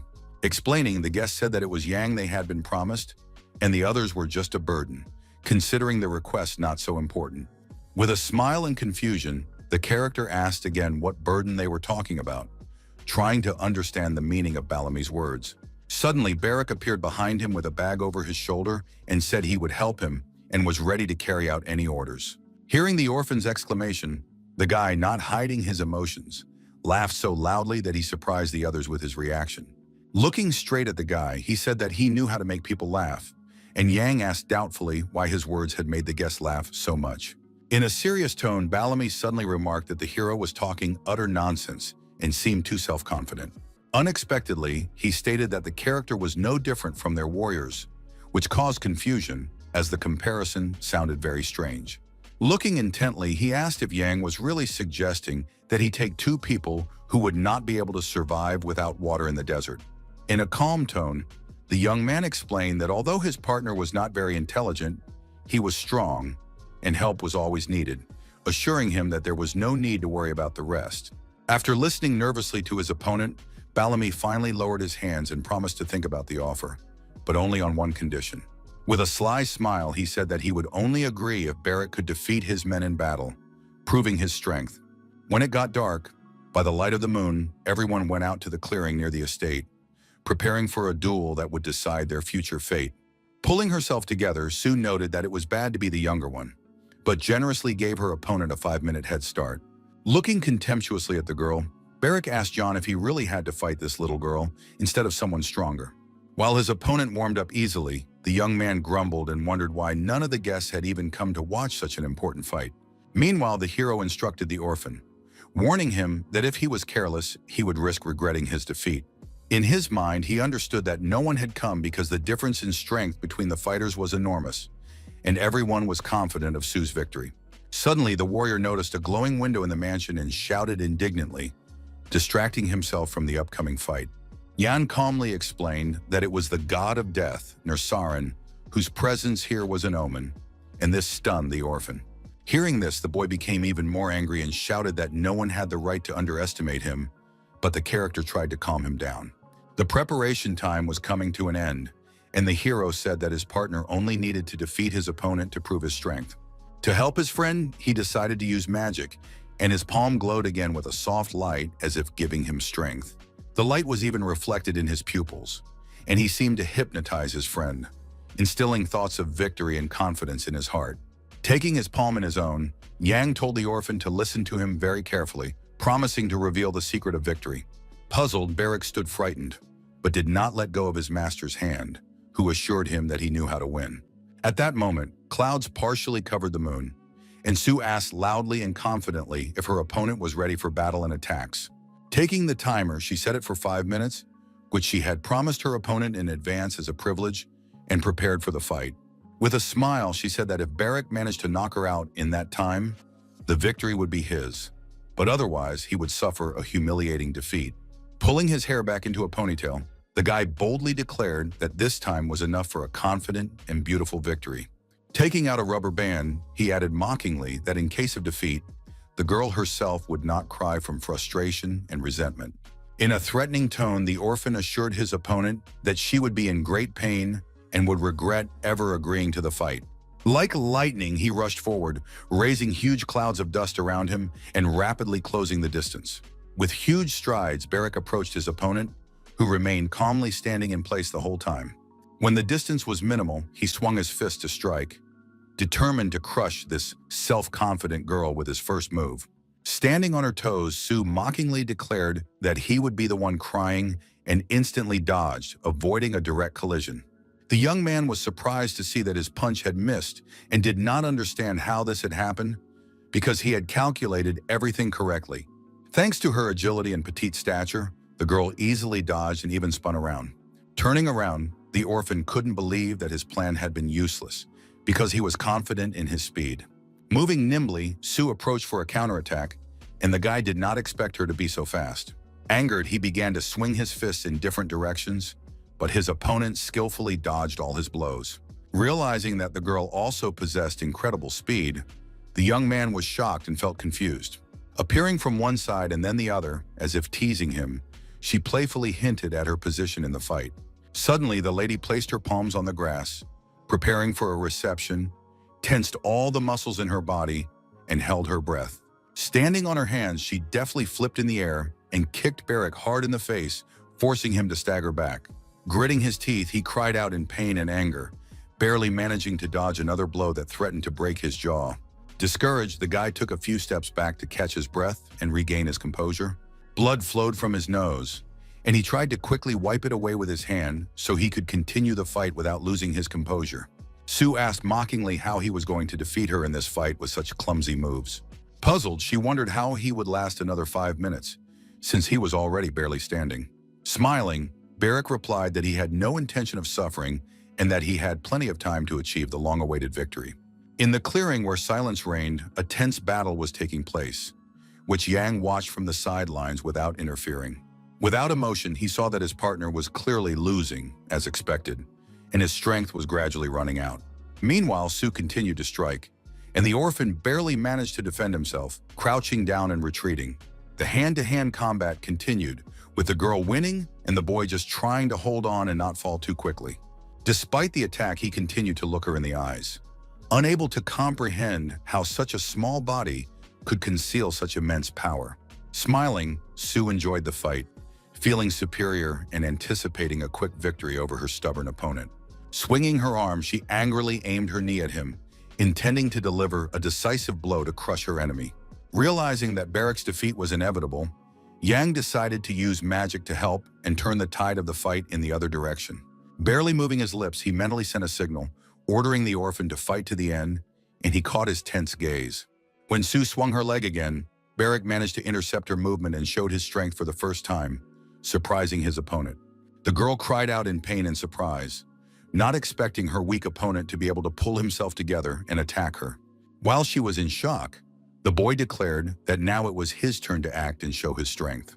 His words echoed across the clearing, breaking the peaceful silence of the night, and blackbirds flew away from the noise, breaking away from the branches. Under the full moon, the girl screamed, demanding that Barrick release her immediately, but he only held her tighter. She struggled to break free, but the orphan said he was following Jan's orders and grabbed her, not intending to let go. With burning eyes, he declared that he had almost killed her, and his anger was so strong that it frightened even the hero who was watching. Blushing and barely holding back tears, Sue cursed, feeling pain and humiliation, because it was the first time she had lost in such a way. Standing opposite her, the character realized that Nursaran had deliberately sent the young woman to avoid bloodshed and ordered her to report his bodyguard's victory. With a smile, he noted that the bruises even suited her, and with them she looked unusual, as if she had taken on a new appearance. Lying on the grass, she realized that luck had turned away from her, and the defeat was a real disgrace for her. Standing nearby, Yang watched as the orphan still did not let go of his rival, even though the girl was desperately trying to break free. Suddenly, the hero felt a strange energy behind him and told his partner to let her go. The window was still glowing. Balam watched the events unfold intently, as if assessing not only the fight, but also the relationship between the partners. Meeting his gaze, Yang was happy to have won the bet, but he understood that the negotiations with the representative were not over yet. Looking at Sue's battered face, the guest was angry. He thought it was just a regular sparring match, but it all looked like mockery and a real insult. Sitting in front of him, the hero apologized for his bodyguard, while the girl herself was angry nearby and could not hide her irritation. In a serious tone, Bellamy asked if the young man dared to mock him, barely containing his anger. Asking again in surprise, Yang wondered what exactly his fault was, since he had not participated in the fight. The ambassador persisted, telling the young man to look at Sue's red face to understand the gravity of his offense. Annoyed, Nursaran asked what would have happened to the girl if Barrick had hit her with full force, as the consequences would have been more serious. The young man smiled silently while the guest burned him with a cold, piercing gaze, as if wanting to penetrate the depths of his soul. Before him stood an orphan, but suddenly Bellamy laughed loudly, as if it were all just a test and unexpected fun for him. As if giving up, he acknowledged that the young count had a character worthy of respect, and without further ado, declared him the winner. Glancing at the orphan standing behind Yan, the ambassador announced that they would also take him with them to the great desert to travel together. Bowing his head in a bow, the hero thanked the guest for allowing him to take a partner and sincerely appreciated the trust of his allies. Out of anger, Sue yelled at Barrick to give her something to treat her face, or she would make his life a living hell, but he was only joking. The next day, the count met with his guest and announced that he had accepted his proposal and was ready to conclude a truce and begin an alliance. Bowling, Bellamy thanked Daenerys for his understanding and support, expressing gratitude on behalf of the entire clan and his ancestors. Shaking hands, the man asked that words of respect and support be conveyed to the chief, after which they parted, having strengthened their mutual trust. A week later in his room, Yang said goodbye to Hannah. They hugged and the girl asked him to come home alive. She cried on his shoulder, promising that Alan would cook something delicious for him if only he returned. And the young man was discouraged by her words. Suddenly, he became serious and told her to listen to him carefully, because what he was about to say would change her destiny. Leaning over, the young man whispered in the maid's ear that he wanted her to quit while he was away from the estate, shocking the girl. Terrified, she asked why she should do this, but the hero, without explaining properly, said that it would save her in the future. Holding her by the shoulders, he thanked her for everything she had done for him, and Hannah tried to object but could not find the words. Realizing that he had burned all his bridges at the estate, the hero decided to set off, not wanting to delay and wait any longer.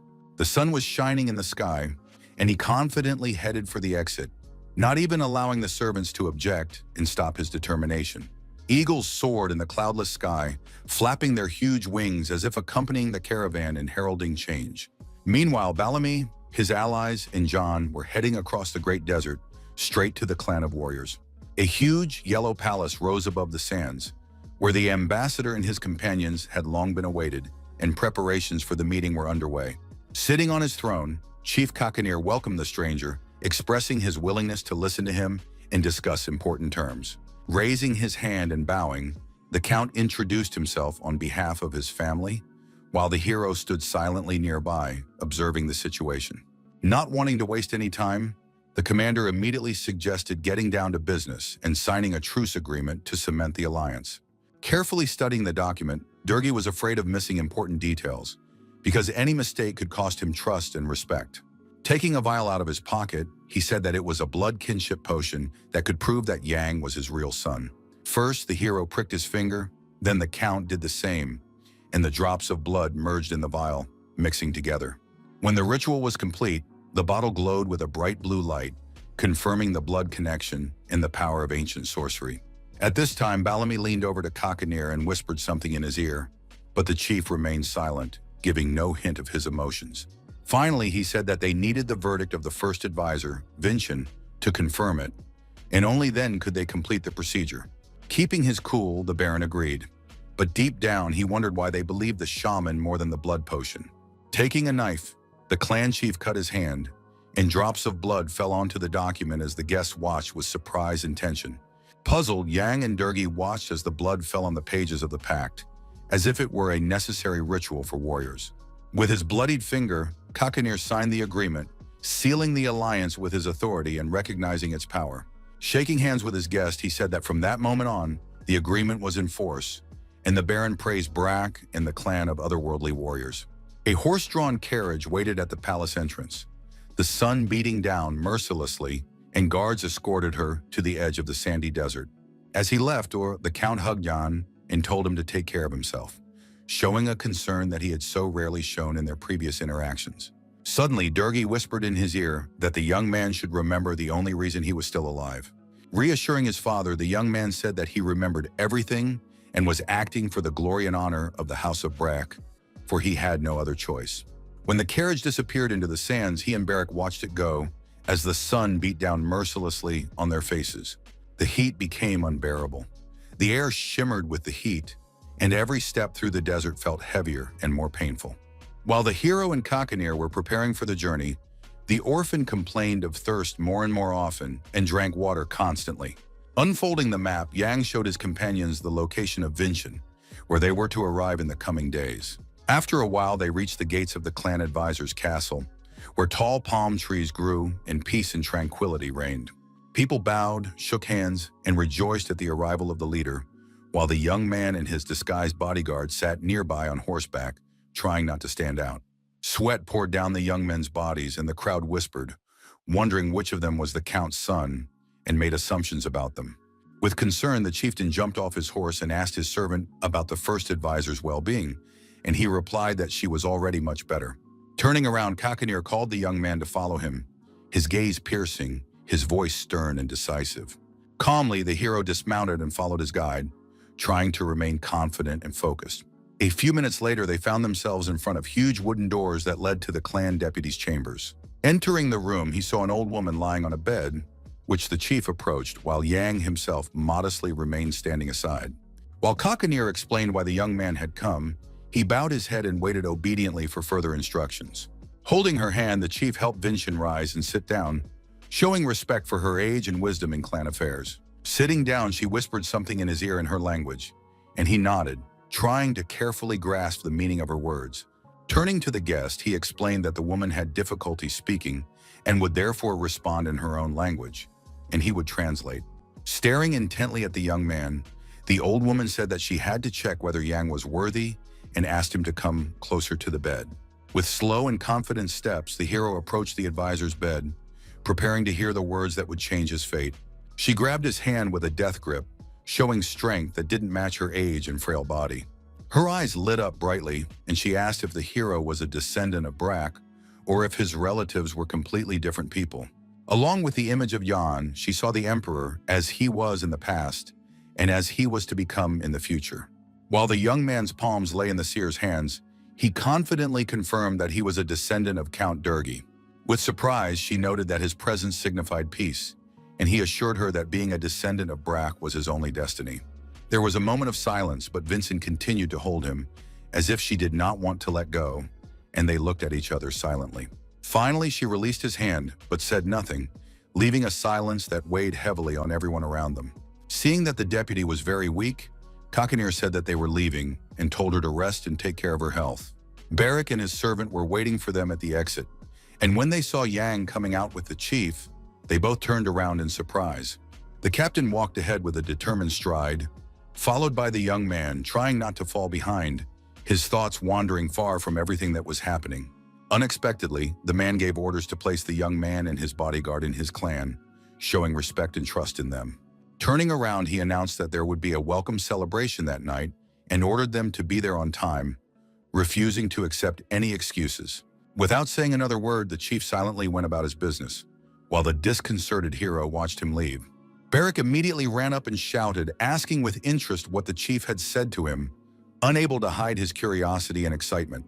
The young man recounted Kakanter's words with indifference, and the orphan, upon hearing this, was very happy, for everything turned out better than he had thought. In the evening, as promised, feasts took place. Some ate, some entertained themselves, and laughter and music filled the hall, creating a joyful atmosphere. At the appointed time, Yang and Barrack entered, their cheeks full of food, but they were called out to and, surprised, immediately turned around. It was the chief who asked with a smile if they had had time to rest, and next to him stood Sue, who had already returned to her normal state. The guest respectfully thanked Kakanir for his hospitality, and he told them to sit down next to him, showing them special favor. The chief noted that the map of the Great Desert given by the young man had proved to be excellent, and asked if they could keep it forever. Turning around, Yang said that they could use it without any questions, since that was exactly why he had made it. Lighting a cigar, the man summed up that Count Brack had managed to raise at least one worthy son, expressing respect for the family. The hero's attention was drawn to the roll that Kakanir was smoking, and his alertness immediately increased as he tried to understand what it was. After thinking for a moment, he realized that it was a cigar made from Garuda leaves and was very surprised because it was forbidden. Looking at it, he remembered that this substance was used as a stimulant and had a particularly strong effect on ordinary soldiers. He remembered how Durgi had cunningly tried to get hold of this plant, risking himself for profit and without thinking about the consequences. Gradually, the young man sank into memories of the past and his mother's parcel. His heart ached, and his longing became heavier than usual. Then, seeing a strange note in the bag of gold, he was very surprised at how a woman could write to her illiterate son. In the letter, she asked him to bring those very leaves, and the hero found this too strange, since his mother did not smoke. Soon he realized that this was his father's secret plan. He wanted Yang to get hold of the forbidden goods, and if he was caught, he would blame everything on the woman. Suddenly, Kakanir's voice brought him back to reality, interrupting his memories, and the young man looked up at the chief, hiding his excitement. Catching his gaze, the chieftain said angrily that the boy should not dare to look at the Garuda leaves, because this tobacco was intended only for warriors. He added that he understood that the boy would smoke here, but he would not allow any interest or questions about it anywhere else. With a smile, the hero replied that he understood everything and noted to himself the leader's insight, who did not miss a single detail. Thinking it over, he decided that if he played up the smuggling situation, he could ruin the reconciliation with the brothers. He suddenly noticed the intense gaze of one of Kakanter's servants and wondered why he was looking at him like that. With interest, Yang asked Sue, who was standing behind him, about the man, hoping to hear at least a little information about this strange person. She said that he was Boomer, the chief's stepmother's cousin, and that he was in charge of the clan's food supplies, occupying an important position. The hero became nervous, wondering why the man wouldn't look away, and his anxiety grew with every passing minute. Meanwhile, a servant approached the chief and called out to him, trying not to attract unnecessary attention or disrupt the celebration. Bending over, he whispered something in his ear, and Kakanir's face immediately changed, his stern features reflecting his excitement. Standing up abruptly, he silently followed the servant to the exit without explaining the reason to his guests, but no one paid any attention to him. Watching them leave, the hero decided that the chief had left because of Vincent's attack, and his heart sank with anxiety for the woman. Sue approached him and said that it was the doctor, because they did not know when the old woman might pass away. The young man asked with interest if there was no way to cure her, which shocked the girl, as such questions sounded presumptuous. Sitting down next to him, she said that there was one way, but no one knew if it would work, and she needed a silisk flower. She also added that this plant never withers, and upon hearing this, the hero was so surprised that his eyes widened. Thinking of the red lily in the pot in his room, he realized that this was exactly the flower the deputy needed.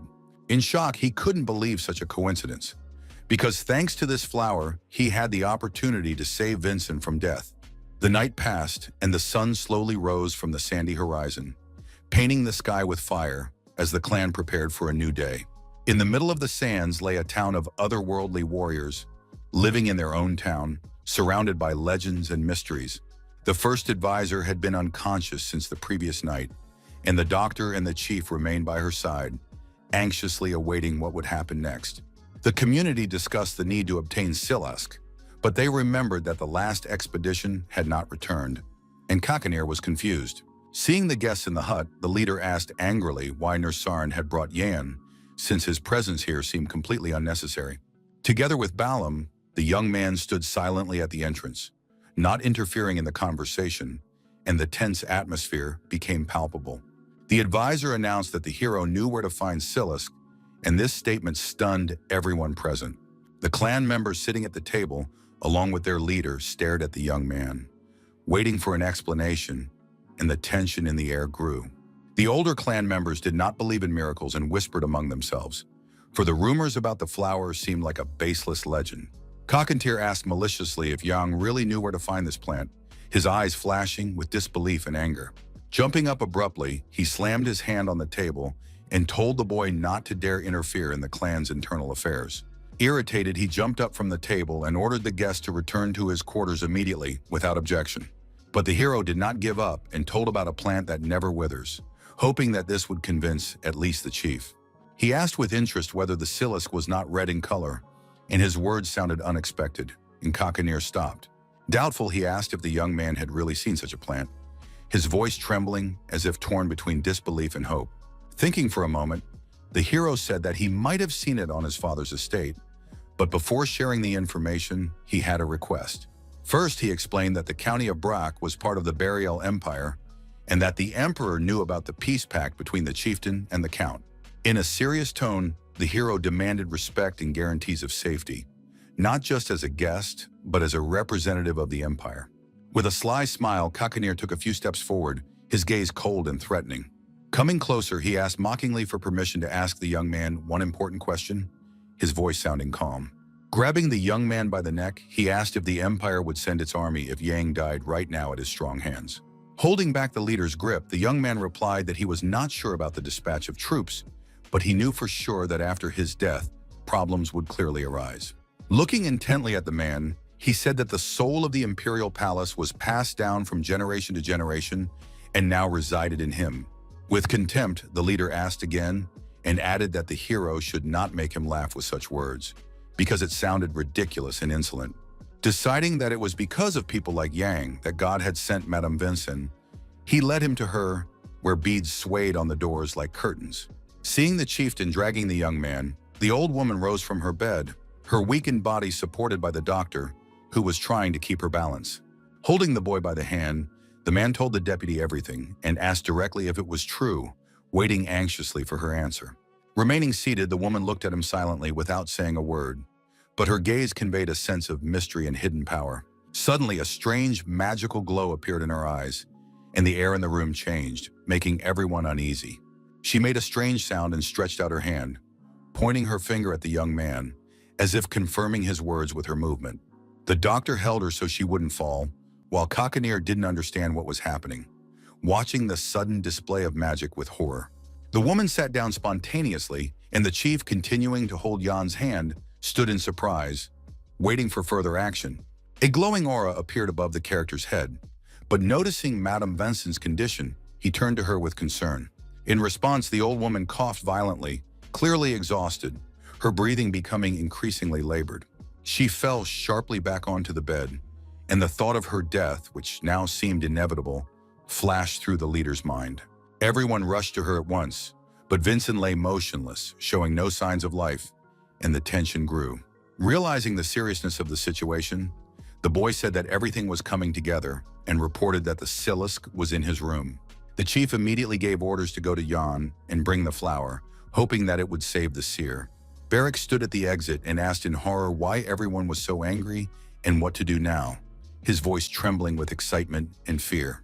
With a smile and calmness, the hero replied that everything was fine, trying to hide his anxiety, but in his heart he was worried.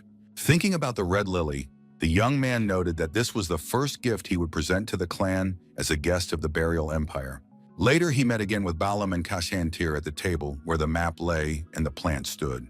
Bowing, the chief expressed his sincere gratitude for the help, because without the young man, there would have been no chance of saving their advisor. The character noted seriously that, judging by what he had heard, this was not enough, and several more roots would be needed to prepare the medicine. Not wanting to devalue the guest's efforts, the man emphasized that Yang had still helped them and asked if he could find more Silisk. Thinking for a moment, the young man said that he could not guarantee anything, because the plant was very rare and difficult to find. Touching the flower, he said that the pot was his, but he did not remember how to grow it, although he knew someone who could help, but only in a month. The hero thought about his mother, who had remained in the big city, while the chief asked why it would take so long to get help from the mysterious ally.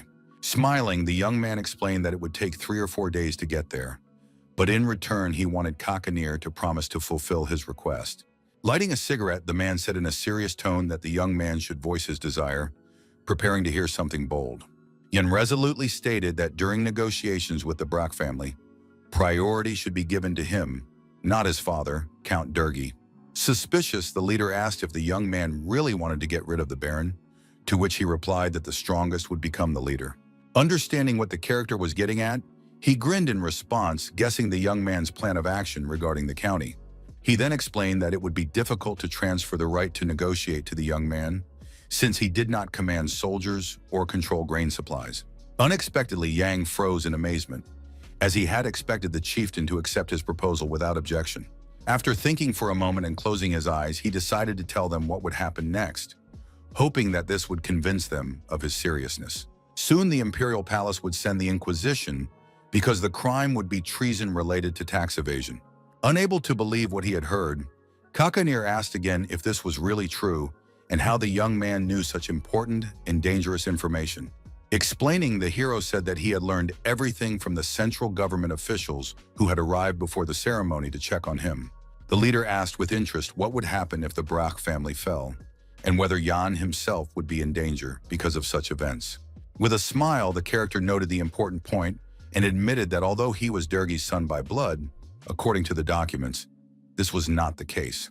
Upon hearing that he was not a member of the Count's family, Bellamy and the chieftain were shocked, realizing the seriousness of his words. Folding his arms, the hero calmly stated that the Empire had no reason to accuse him of treason, since he was not part of the family. Recalling the Baron's luxurious estate, he declared that he could become the head of the family if the situation turned in his favor. Realizing that they had sent their son, who was not officially part of the family, Kakantir understood that the Count had deceived them unscrupulously. Deciding to repeat himself, the young man emphasized that he was Durgi's son, adding that he hoped for a wise decision from the leader. Staring intently at the hero, the leader smoked nervously and remained silent, his eyes reflecting doubt, anger, and hidden interest. Suddenly, he asked if Yang had told him everything or if he was hiding something else from him. Standing up from the table, the young man said that he knew he was not trusted, but decided to tell the truth about what awaited them in the near future without lying. Showing a map, He explained that when his father died and the territories were left without a leader, the clan would have to gather warriors for an invasion. In a calm tone, he added that the heavenly warriors would not have to worry about the imperial troops, as they would not intervene. Moving the token, he assured them that they would not have to fight the strongest soldiers of the desert, and even if they failed, the clan would be able to return home. The hero declared resolutely that the community only had to follow him, and he would be glad if the chief and the others supported him. After listening to the young man, Kakanir realized that they would not suffer any losses, but he still did not understand the benefits of such an alliance with the young man. He looked questioningly at Yan, waiting for an answer and new arguments that could convince him of the correctness of his decision. Holding his palm on the map, the character declared that if he became the head of the county, he would turn it into the most prosperous territory. He added that the clan of warriors who would help him would learn the true power of cooperation and receive special privileges. Looking the chief straight in the eye, he declared that there was no longer any need for discord, that the time had come for strong cooperation. Declaring that they were now two leaders leading each other into an era of peace, he wanted to cross swords and become true allies. Suddenly, Bellamy, standing behind the leader, intervened and said that there was one serious problem that must not be forgotten. If a request came from Berga for help against the imperial palace, they would not be able to refuse because they had made an agreement. With a smile, Yang said he had an excuse that would allow them to break the agreement and get out of this situation unscathed. Continuing to smoke a cigar, the man considered the young man's proposal, took a drag, and remained silent, trying to understand all the benefits of the alliance. Remembering the bag of gold and his mother's note, the young man said that his father had ordered him to complete a task related to his future. The following year, upon his return, he was to bring back Gurut leaves, ordering the contraband to be smuggled into the country. Looking at the chief with hope, the hero declared that Garuda tobacco was illegal and that this could not be ignored or concealed. He asked with interest whether this was not a sufficient reason to violate the previous agreement with his father. Laughing, Kakanir said that it was a good reason, but these arguments were clearly not enough to cancel the pact. Curious, he asked if there was any evidence, and Yang replied that there was no direct evidence, but it could be checked with Vincent. Glaring at him, the chieftain said to swear by God, and the young man confidently replied that he was ready to do so without hesitation.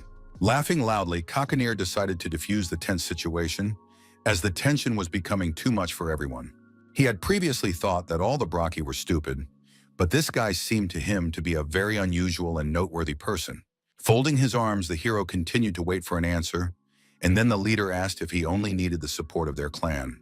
Receiving a confident answer, he said he would take care of it, and their swords crossed, confirming the strength of the agreement. Then he asked permission to ask a question and clarified why the young man wanted all this, what his hidden motive was. Thinking over his plans, Yang prepared to answer about a future full of danger and new achievements for him. Looking at the map, he stated that he intended to go to the capital, or more precisely to the county associated with his family. Listening carefully to every word, the chief did not take his eyes off him, and the young man explained that Brack would be his only refuge.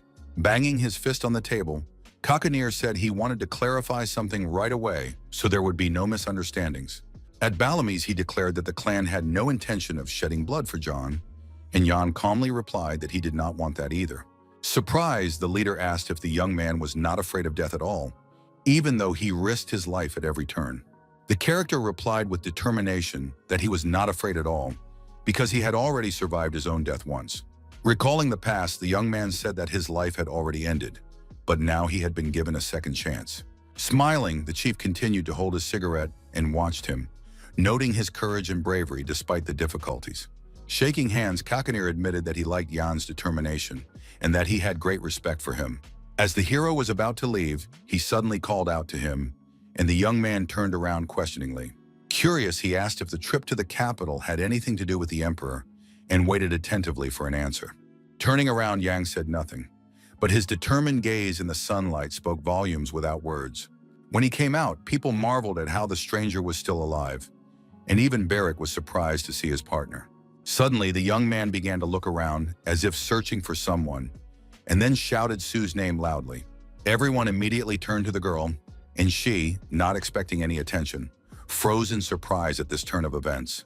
Coming closer, the hero asked her for help, but she did not understand what exactly he wanted her to do. Suddenly, Yang told her to train Barrick, and the girl blushed. her eyes shining with a special light. After a while, she was swearing and striking blows, and the guy could barely defend himself, receiving each new attack. Swinging back in response, the orphan demanded that she be quiet, but the girl continued to attack fiercely. While Sue was training her partner, the hero sat quietly in the shade, watching the training and gathering strength before the journey. Worried about his friend, he asked if everything was okay, but Barrack got angry and demanded silence during the fight. Watching their battle, the guy found the bodyguard's stubborn behavior very cute and funny, albeit a little dangerous. The hero thought he would slowly win the clan over to his side, but everything worked out faster thanks to Salisk. Suddenly, he caught himself thinking that it had been a long time since he had devoted himself so completely to a cause, immersing himself in it completely. But the more he thought about his past, the more gloomy and disturbing the present and his future seemed to him. Later, he went to see Vice Chancellor Vincent, and sitting down next to the old woman's bed, was ready to listen to her. He noted to himself that the woman looked much better, and this filled his heart with sincere joy. Suddenly, she began to speak in the language of the clan, and Kakanir translated her words, for the conversation was important to everyone. With a smile, the young man confirmed the truthfulness of the words spoken to the chief and swore by God that none of them were lies. Suddenly, Vincent declared that God himself had told him to change his attitude toward himself, and this confession surprised everyone. Hearing this, Yang froze in amazement and could not understand how to interpret such an unexpected statement and what to do. His eyes wide open, he did not understand this prediction or his future actions and plans, afraid of making a mistake. Folding her hands in prayer, she said that he might have to completely change his whole life in the near future. After thinking about her words for a while, the young man decided that this was a true divine revelation from above. The clan of otherworldly warriors trusted shamans more than temple oracles, but here everything was completely different. The old woman's hands glowed, as if she were hiding magical light in her palms, not allowing it to escape. Closing his eyes, Yang replayed her words in his head, trying to comprehend their secret and profound hidden meaning. Later, when he was resting in his tent, the girl brought him some strange yellow berries and asked him to try them. Thanking her, he noticed that the servant was embarrassed and admitted that it was nothing for her, and that she would gladly carry out any order. The stranger also informed him that the servants were preparing a banquet especially for him, as he had saved Madame Vincent from death. As she left, she called him a savior, and Yang smiled and thanked her again for her attention and generous care. Bowing, she said that the chief was waiting for him to make corrections to the agreement, and the young man replied that he would come soon. Watching Barrack train, the hero thought they were done, but the orphan, receiving a blow to the face, declared that it was not over yet. The servant bowed and promised to convey his words to Kakanir, while Yang himself remained to watch the fight. As she was about to leave, she suddenly remembered something important and stopped, searching for the right words to express her thoughts. Holding the object in her hands, she said she had found it in a flower pot, and her voice sounded very excited. With his eyes wide open, the young man guessed that it was a necklace, as he did not know what else could be hidden in the palm of his hand. Taking out the jewelry, the servant asked if it really belonged to Jan himself or if it was someone else's chain.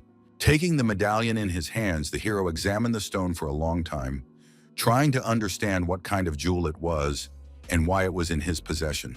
Even as a former emperor, he had never seen such beauty and did not understand where this unusual piece of jewelry had come from. He couldn't understand how a boy living in poverty had grown a silac and why the necklace was hidden in a flower pot.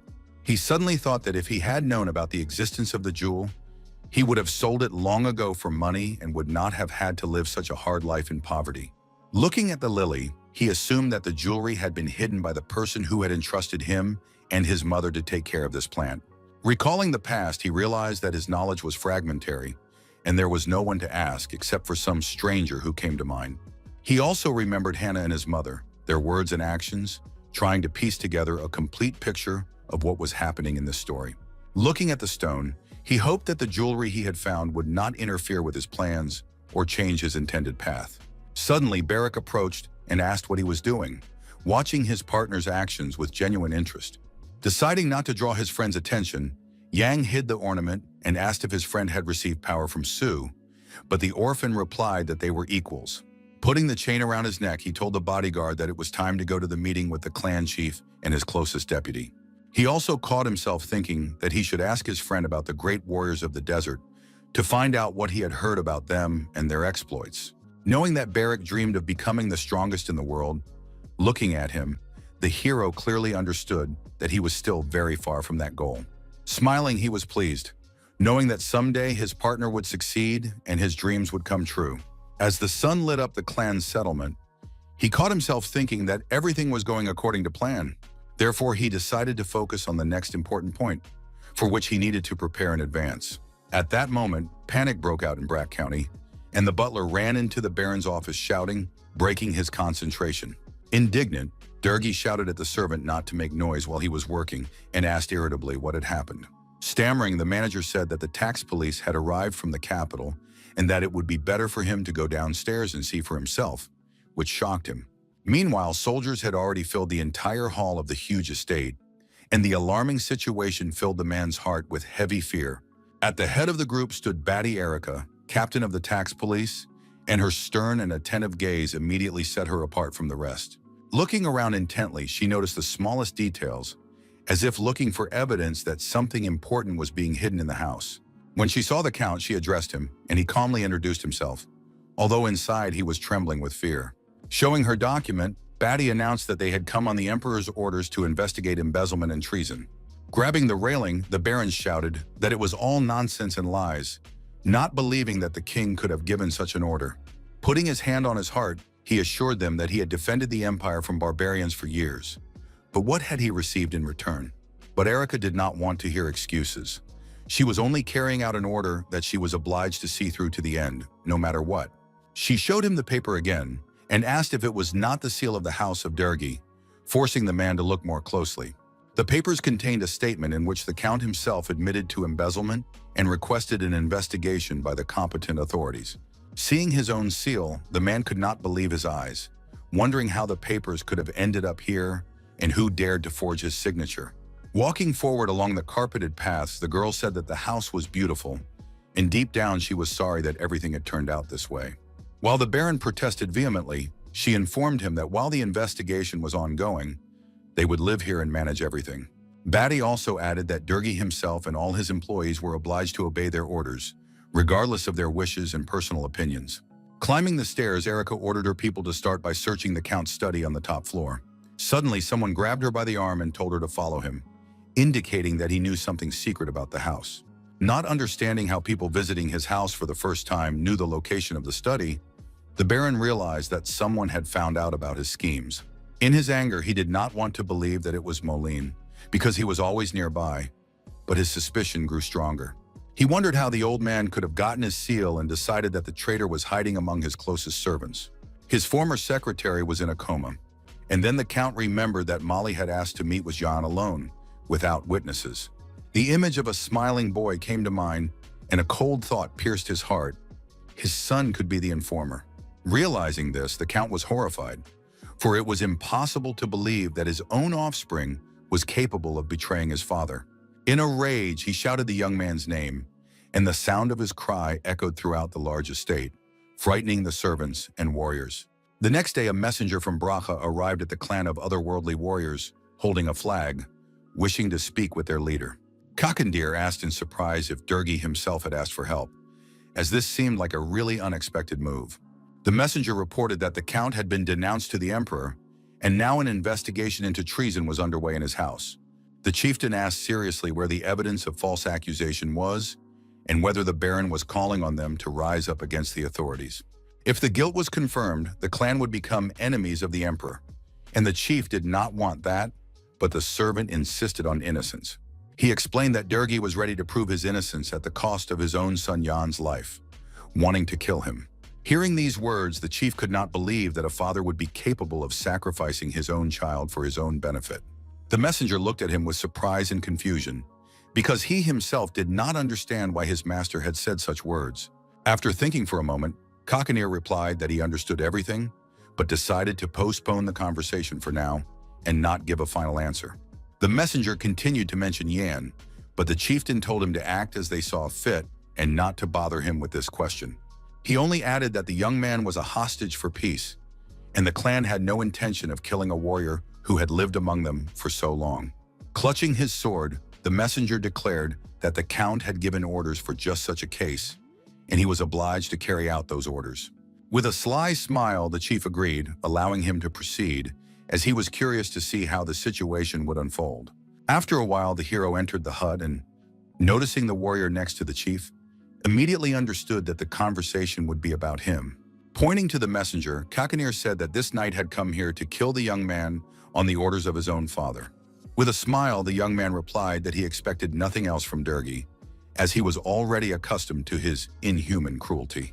Confused, the warrior asked why the leader called Yan Sir and what was really going on here. With only a mysterious smile, the man said that he had provided the location for the murder and refused to explain anything further. Realizing more and more that something was wrong here, the messenger himself did not know how to deal with this situation. He was surprised by the young man's calmness, as if he had known about the attempted murder in advance, and by the chief's strange behavior. Gritting his teeth, he tried to understand what the two of them were up to and what secret they were hiding from him right before his eyes. Drawing his sword, he decided that he had to carry out the count's order, despite his doubts and lack of understanding of what was happening around him. But as soon as he swung, Barak appeared in front of him, taking the blow and blocking the unexpected attack. Unexpectedly, the warrior gasped in amazement, realizing that his opponent had prepared himself and was waiting for his actions. Behind him, John's voice rang out, saying that before killing him, he had to defeat his bodyguard in fair combat. With a smile, the hero said he would wait, watching as the orphan steadfastly withstood the enemy's blows, completely confident in his plan. Going out into the street, they prepared for a real battle, and the air was filled with tension, foreshadowing a difficult fight. Standing at attention and preparing his weapon, the warrior was ready to fulfill the young man's condition and then carry out Durgi's instructions. Their eyes met, and both were ready to fight to the end. And for Barak, it was a chance to show off the skills he had learned from Su. Nearby, in the shadows, the chief and Yang sat watching the proceedings, each lost in their own thoughts, assessing the situation in their own way. The crowd laughed at the orphan and did not believe in his victory, but he just waved them off silently, not wanting to listen to their hurtful words. Everyone around was egging Knight Braca on to victory, but these shouts annoyed the man and only angered him more. Demanding a head start, the bodyguard declared that he would fight at full strength, and the warrior was angered by such bold words. Rushing forward at lightning speed, the orphan raised clouds of dust around him and forced his opponent to go on the defensive. Counterattacking, he said that this was his specialty, but his opponent still managed to withstand the swift blow. Angry, the knight asked why he was rushing around like a mad dog and whether he knew how to fight in a more dignified manner. With a smirk, Barak took these words as a compliment, for they confirmed his strength, tenacity, and courage. The swings of their sabers passed right by their heads, and each miss seemed like a deadly danger for both fighters. Suddenly, with one precise blow, the warrior pierced the orphan's body, and blood instantly spurted from the wound, staining the ground. Unexpectedly, the bodyguard coughed up blood in surprise and could barely stand, his body treacherously weakened by pain. When he fell to the ground, his opponent began to kick him furiously, preventing him from getting up and defending himself again. Unable to see the details, Yang shouted for Barak to get up and not give up, his heart torn with horror and anxiety for his friend. Through excruciating pain, the orphan tried to get up, clinging to the ground, but his body no longer obeyed him and was in agony. Gritting his teeth, he gathered his willpower, raised his head, and decided that he would not give up as long as he could still breathe and move. Standing up, he slapped the warrior, who did not have time to dodge, feeling humiliated by such a bold act. Enraged by the young man's attack, the knight only wanted to kill him even more quickly, for his dignity had been hurt. Without wasting any time, Barak rushed into hand-to-hand combat, striking his enemy in the face again and again without pause. The opponent cursed and stared intently at his opponent, thinking through his next plan to defeat the orphan. Grabbing the weapon on his belt, he realized that he could not defeat the young man with his fists, so only his weapon remained. A fierce struggle began, each attacking and defending, and the crowd watched the fight with bated breath. Cheering himself on with shouts, Barak realized that his opponent was too persistent, but this only strengthened his desire to fight. Swinging again, he rushed into the attack, but the knight did not yield and swung his saber furiously in response. Also cheering himself on with loud shouts, the man seemed to be proving that he would not yield to the youngster for a moment. Suddenly, the ground was covered in blood, and the spectators recoiled, realizing that the fight had reached a deadly point. Scarlet drops flowed across the stone floor, accompanied by cries of pain, and the atmosphere grew increasingly gloomy. The warrior pierced Barrick's side with his sword, and the white fabric of his clothes instantly turned red with fresh blood. Seeing the sword in his body, the young man noted that his opponent was fighting well, but did not consider this a reason for defeat. Gritting his teeth, he shouted that now the enemy's end had definitely come, and the crowd gasped, believing his last words. Those watching the fight argued, some believing that the knight could have killed Barrick instead of crippling him, others saying that it was all a farce.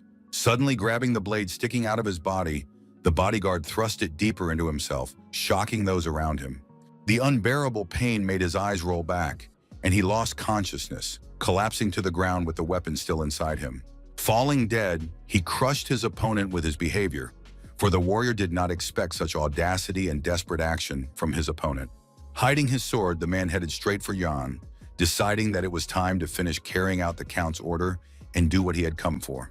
Saying that he had no time, he informed him that the hero must prove Durgi's innocence with his own death. Silently, without looking away, the young man stared at the warrior, preparing to meet the blow and understanding the seriousness of the moment. But as soon as the enemy swung, Barrick suddenly appeared from behind, raising his sword to strike, and this changed the course of events. Sensing danger, the warrior dodged the attack just in time, and it was only by a miracle and luck that the blade did not reach him. The powerful blow struck the ground, scattering stones, and the opponent realized with surprise the strength of the bodyguard. Puzzled as to how the orphan was still alive, the man glanced quickly at the young man, assessing his deplorable condition. Wounded, Barrick sat with his body pierced and tried to pull the weapon out of his bleeding wound. Blood flowed freely, soaking the ground, but he stubbornly held on and refused to stop fighting, clutching the blade.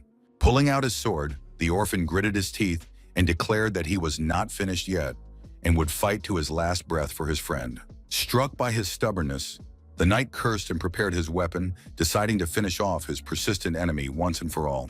With hatred in his eyes, the boy thought about how every day of his life had always been close to death. They clashed again in a fierce battle, and the blows of their weapons rang out like thunder in the hot desert. Grabbing his opponent's sword, Barrick tried with all his might to wrest it from the enemy's strong hands in order to disarm him. His plan succeeded. He wrested the weapon away and, pushing off, found himself to the side, preparing for a new blow. Pushing off the ground with his boot, he prepared to deliver the decisive blow that would kill the warrior. Jumping high, he understood that in order to grow in combat skills, he had to fight to the end and fight with all his strength.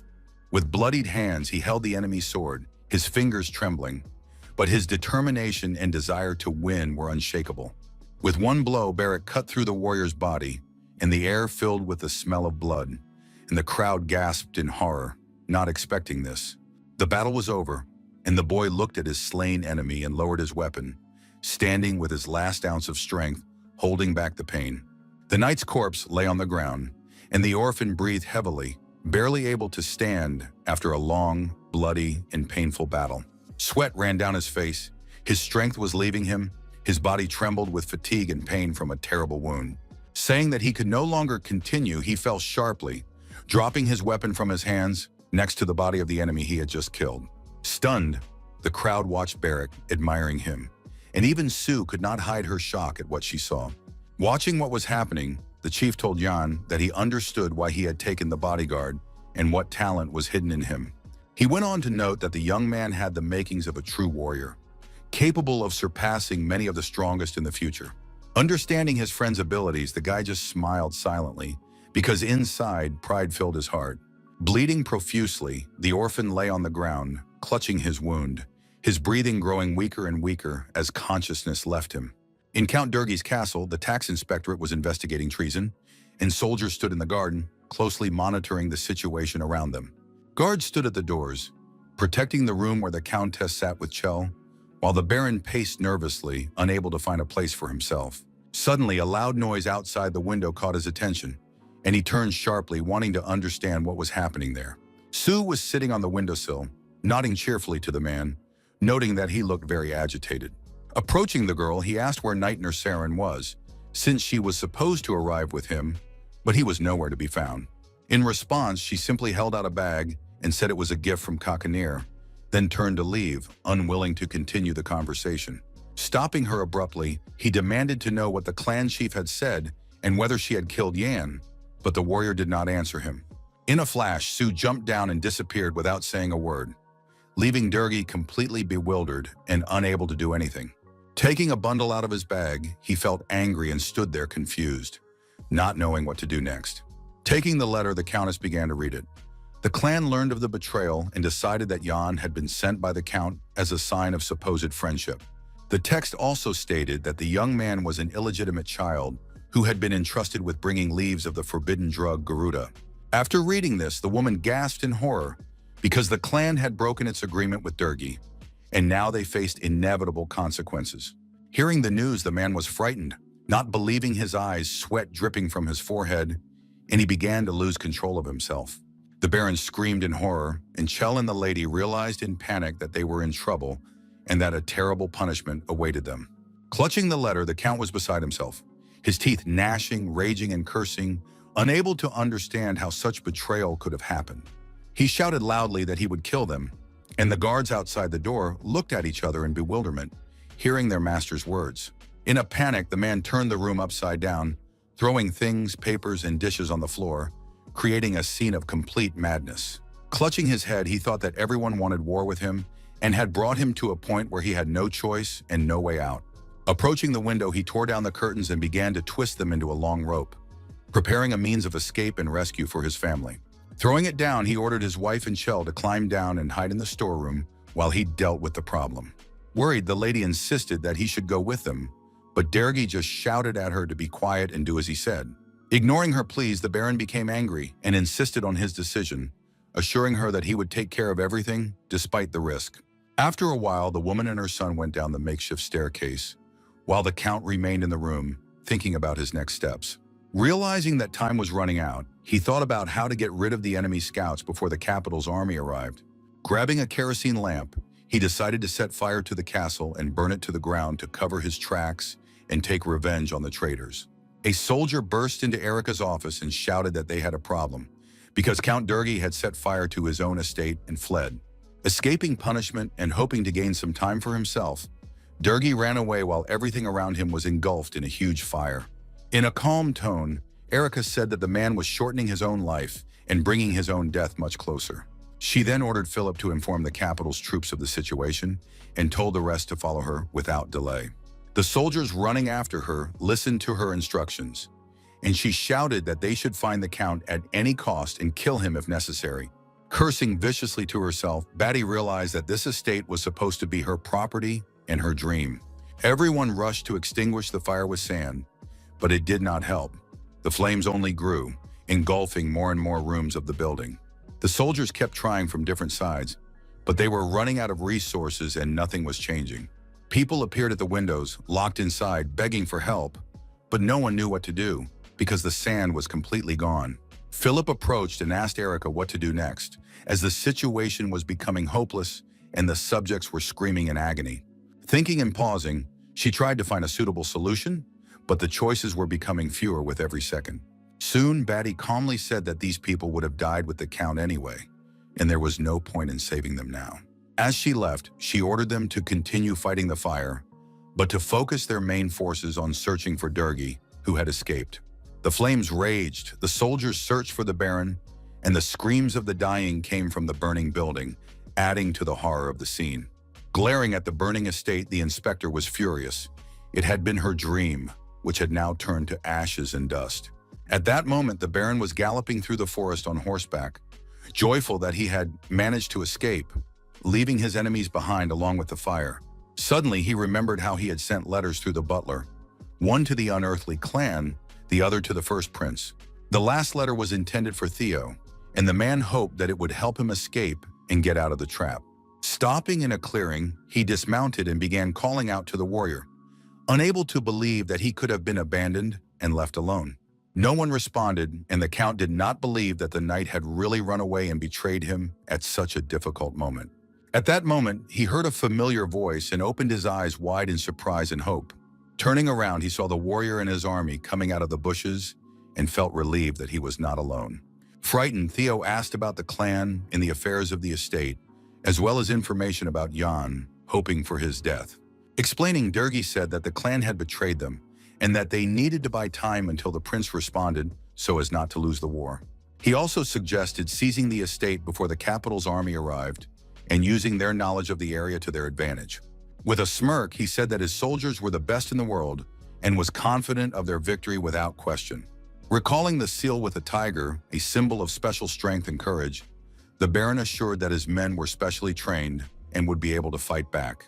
Ready to carry out their orders, the soldiers prepared for battle and, bowing obediently, set off. Believing that victory would make him commander, Thea waited for a battle in which he could demonstrate his strength and skill. Waving his sword, Durgi ordered his men to attack and kill the entire tax inspection army in order to seize the estate.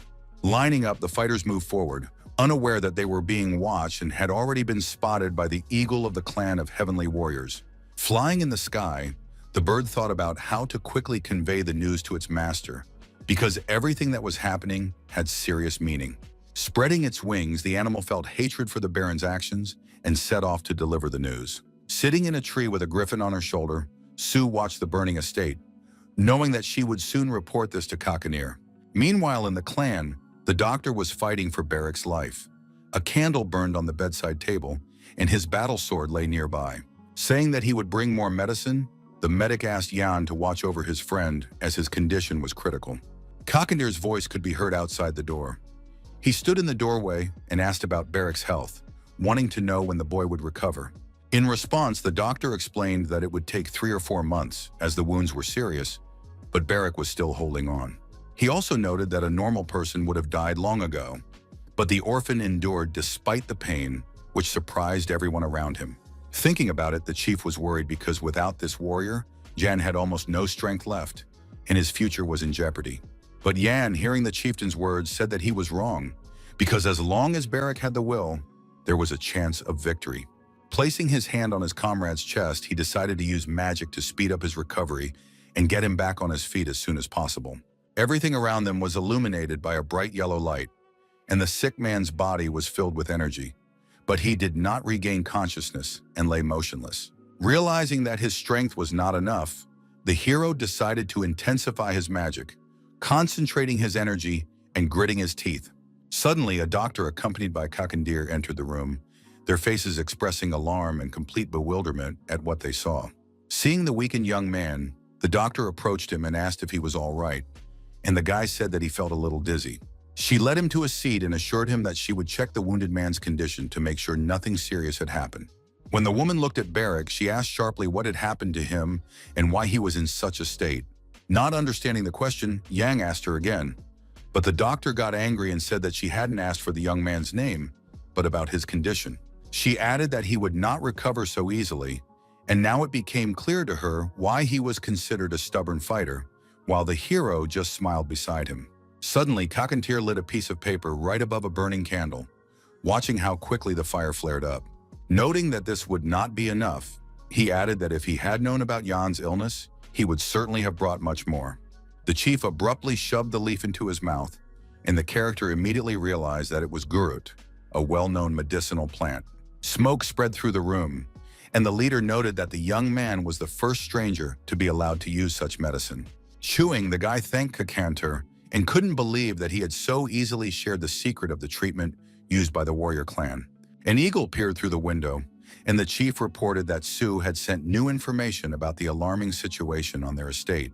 Upon hearing the news, Yang thought that he needed to find out the size of the Empire's army and intelligence forces in order to assess the threat and come up with a plan. Feeling the effect of the Garuda, he pulled the leaf out of his mouth, feeling a strange energy spread through his body. Lighting a new one, Kakanir said that there were still a couple of days left and told the young man to rest and recover a little. But the character was perplexed and admitted that he couldn't sit idly by. The uncertainty and complete inaction annoyed him. Barrick was still unconscious. The doctor was fussing over him, and the young man was lost in his own thoughts. Seeing his weakness, the doctor decided to help and show concern, realizing that the hero needed rest. After laying Jan down next to his partner, the woman left, and he fell into a deep sleep without realizing it, not thinking about his problems. It was late at night, and the silvery glow of the moon softly illuminated the room where the guys were recovering after the battle. When he woke up, the hero did not immediately understand where he was. His head was spinning, and there was a slight humming and ringing in his ears. Seeing Barrack nearby, he turned to him in surprise, but the bodyguard remained unconscious and silent. Glancing at the door, the character felt alarm and danger, as if trouble was very close to him. Grabbing his dagger, he remembered the kindness of the clan warriors, but a strange feeling did not leave him and kept him on edge. The door burst open, and the silence was broken by a loud sound, as if a gust of wind had blown into the room. Striking him in the chest and not giving him time to defend himself from the attack, a masked stranger rushed at the young man. Sabers flashed in the air, reflecting the moonlight, and the glint of the weapons momentarily blinded the young man at the moment of the attack. Grabbing the hero by the throat, the enemy began to choke him, squeezing his fingers tighter and trying to completely deprive him of air. In a vicious voice, he said that the young man should not have stuck his neck out and asked how he dared to plot against him. Squeezing his face harder, the attacker furiously asked if Yang understood what he had done and called him useless trash. He also added that the boy was just like his father, Durga, and upon hearing that name, the character was surprised and tensed up. Raising his dagger, the stranger shouted that the hero must die and prepared to deliver the fatal blow. Deciding to use magic, the character's body glowed, and his essence was suddenly filled with powerful magical energy. A powerful explosion occurred in the room. The air vibrated with incredible energy and power, breaking the silence around. Hearing the noise, the clan members asked what had happened, and grabbing a lantern, one of them noticed that the sound came from John's room. Puzzled, Kakanir wondered if Sir and Barrack had been attacked, and the girl led him straight to the room in horror. Entering the dilapidated room, they asked what had happened, and the young man, pointing to the masked stranger, said that he had tried to attack him. The chieftain angrily ordered his men to help the boy and find out who this man was, then frowned as he looked at the beaten enemy. Looking at the hero, he wondered how he had managed to fight off his attacker alone without any combat skills, and considering that Barrack was unconscious. While the doctor was helping Jan, the leader tried to understand the cause of such a powerful explosion, since nothing was burning in the room. Approaching the stranger and removing his mask, one of the servants froze in horror when he saw a familiar face right in front of him. Turning to Kakanir, the guy didn't know how to find the words to confess who he had exposed, his lips trembling. The commander looked at the warrior with bewilderment and impatience, waiting for an answer, not hiding his anger and anxiety. It turned out to be Boomerth, and the man ordered him to be sent to the dungeon, saying that he would interrogate the prisoner himself in the morning. Coming to his senses, the criminal saw sand flying into his face and cried out in pain, trying to turn away. Suddenly, he heard a voice asking if he had come to, but fear paralyzed his movements, and thoughts of escape vanished. After that, he was put in chains and taken to the square, where he appeared before the chief surrounded by clan warriors. Kneeling, the prisoner began to struggle and demand to be untied, shouting about his innocence and cursing in despair. Not falling for the provocation, Kakanir asked if it was true that he had attacked Lord Jan, and Boomer was astonished by this statement. Glaring maliciously, the leader's eyes flashed. He clearly had no intention of forgiving his enemy's betrayal and cowardice. Realizing that he had fallen into a trap, the villain gritted his teeth, angry at his own helplessness and exposure. Bowing, he said that he would not make excuses, and if the chief considered him family, he should not ask any questions. Throwing back his head, he warned to be careful with John, saying that the young man possessed a strange, mysterious power. In the presence of the hero, he added that the boy's eyes turned golden, and the explosion he caused makes him a suspicious person. Pondering the captive's answers, the young man thought that Boomer was avoiding questions and only talking about him, hiding his goal and a new cunning plan. The character respectfully asked the chief to allow him to say something, and having received consent, decided to continue his thought. Then Yang reported that during the attack, the attacker had mentioned Durga, and upon hearing this, the young man became even angrier. The hero continued, saying that his proposals to the clan had been called intrigues, and the enemy wanted to prevent them. Horrified by the thought that the villain might be connected to the Count, his eyes burned with anger and doubt. Suddenly, he remembered a letter from his father's office asking who would take the position of deputy clan leader in the future. Staring intently at Boomer, the character asked if it was he who had sent the letter to the Baron, revealing the secrets of the community. Realizing that his plan had been exposed, the suspect was shocked by the young man's deduction and realized that there was no point in hiding any longer. Wondering why the criminal had mentioned the first advisor, Yang tried to understand what that could mean for everyone. Meanwhile, the villain stuck out his tongue to bite it off, making further interrogation and confession impossible.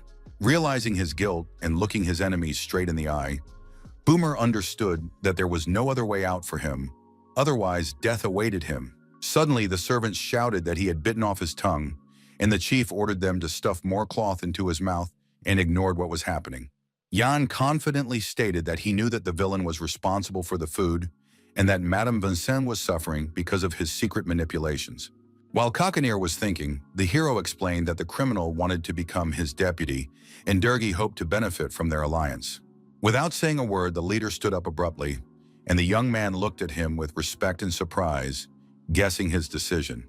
Approaching Boomer, he asked about Madame Vincent, and the warrior replied that she was now resting in her room. With his tongue bitten off, the criminal tried to mumble something, but no one could make out a single word he said. Turning around, the chief ordered that no one be allowed to enter the deputy's room without his personal permission. Grabbing the villain by the hair, he dragged him along the ground, ignoring the indistinct moaning behind him. Strange, frightening sounds could be heard behind the closed doors, as if a real massacre was taking place inside. After a while, Kakanir came out of the room, his clothes and hands covered in blood, his face stern. Once outside, he ordered the enemy's body to be thrown out to the vultures and his family to be brought to him. While the criminal was being dragged away, the chieftain confidently approached Jan, his steps sounding authoritative and menacing, wanting to talk. The leader asked decisively about the explosion during the attack and clarified whether it was the work of the young man himself. Deciding not to hide the truth any longer, the hero replied directly that he had arranged it all, without going into details. Then the commander said that he knew that such people were called magicians, and the young man lowered his head and said that he did not want to lie. Looking into Kakanji's eyes, he promised to tell him everything later, when the time was right. He also added that it would be difficult for the chief to understand him because he lived in a different environment and in a completely different time. The man looked at the young man silently, his eyes expressing severity, determination, and wariness. After thinking for a moment, he announced that he was changing his plans, and Yang immediately asked what exactly the chieftain had decided. The leader explained that he had previously intended to take the hero to Brash's estate and give him his full support. But since Durgi had decided to deceive the clan, he would now have to act differently and change all his plans. Since the Count wanted to kill Vincent under the guise of a pact, the leader decided to find him and cut off his head with his own hands. Responding that he understood everything, Jan mentioned that there was one serious obstacle that could completely ruin the plan. The tax police would not allow him to destroy the Baron on his own because they would execute him for treason. The guy also said that if he gained power over the estate, he would help Kakanter, and together they would achieve their goal. Standing among the clan's buildings, the chief noted that they should help anyway, but the character said that he was asking for their help. Smiling, he called the guy a demos and said that this is exactly what they would do, acting together. Stretching out his bloodied fist, he waited for Jan to act, who stood there puzzled, not understanding the meaning. Realizing that this was a ritual, he smiled and agreed, showing his willingness to accept the clan's traditions and act together. In response, he struck Kakanir's hand with his own, thus sealing the alliance and demonstrating his loyalty in future endeavors. Entering Barrack's room, he learned that he had awakened and asked how he was feeling, rejoicing at his bodyguard's awakening. Emptying his stomach, the orphan was unable to speak, but Yang understood that he should be happy that his friend had regained consciousness. Complaining that he felt nauseous, the warrior asked if alcohol had been mixed into his food, and the doctor became angry. Coming closer and observing his partner's condition, the hero found it all strange since mage swordsmen usually recovered quickly. Shivering with fever, the orphan felt cold, but sweat was running down his body, and the character wondered whether his partner would recover quickly or not. He asked with interest if the fighter remembered his parents, and the latter replied that he did, but that they had died a long time ago. Noting that it did not appear as though there were other races in Barrack's lineage, the young man did not understand the reason for such poor regeneration. The bodyguard kept asking when they would return to the county while the doctor prepared a compress for him, and Yang replied that it would be tomorrow. After receiving a bandage for his head, the young man heard that he would not be going with them and was stunned by this unexpected decision. He jumped up and started shouting and asking why, but the pain overwhelmed him, and he said that it was because of his illness that he would stay behind. Getting up again, Barrack argued that he would be able to walk tomorrow, But John stubbornly stood his ground and refused to be persuaded. Assuring him that there were many battles ahead, he said that he needed to recover. But the bodyguard was angry and offended. Crying, the orphan shouted that he wanted to go and called the hero a traitor. But the guy just smiled and did not take his accusation seriously. Grabbing him by the shoulder, the bodyguard reminded him of his training, but the character replied that the warrior should have a conscience. He also asked if he had forgotten that he already knew how to use his powers on his own, and looked him straight in the eye. He reminded him of the battle when Barrack, with a sword in his chest, continued to fight despite the pain, without giving up or losing his determination. Surprised, the young man did not believe that he had done it himself, considering what had happened to be something incredible and impossible. Amazed, he asked John again, and he confirmed his words, explaining that everything had happened exactly as he had said. Suddenly, Bellamy entered the room and asked her to step outside for a moment, clearly having some important news but wanting to keep it confidential. It turned out that an eagle had arrived, bringing a letter from Brack that could change all future plans. Touching the bird's head, the chief said that the message had arrived at a very opportune moment and was of great importance.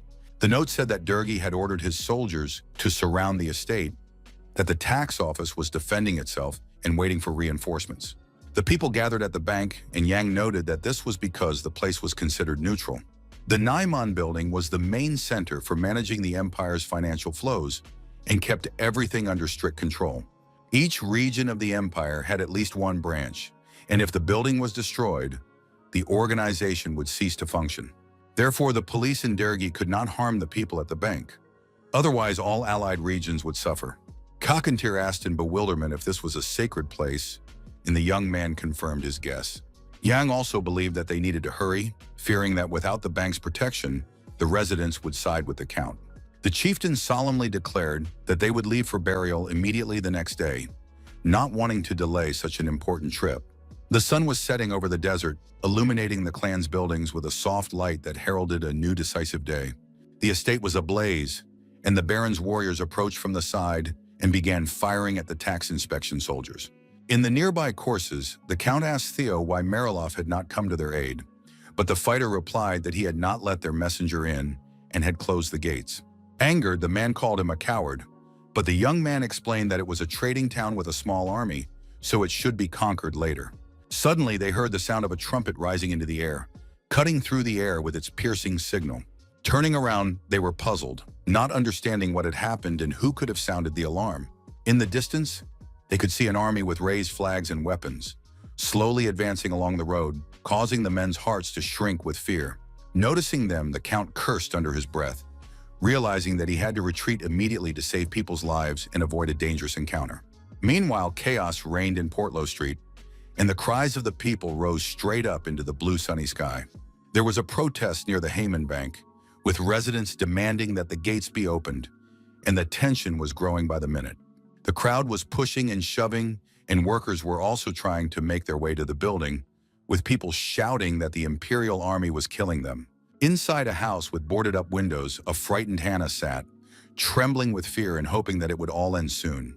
Her little brother was sitting on her lap when he suddenly pointed to the window, drawing his sister's attention to something flying high in the sky.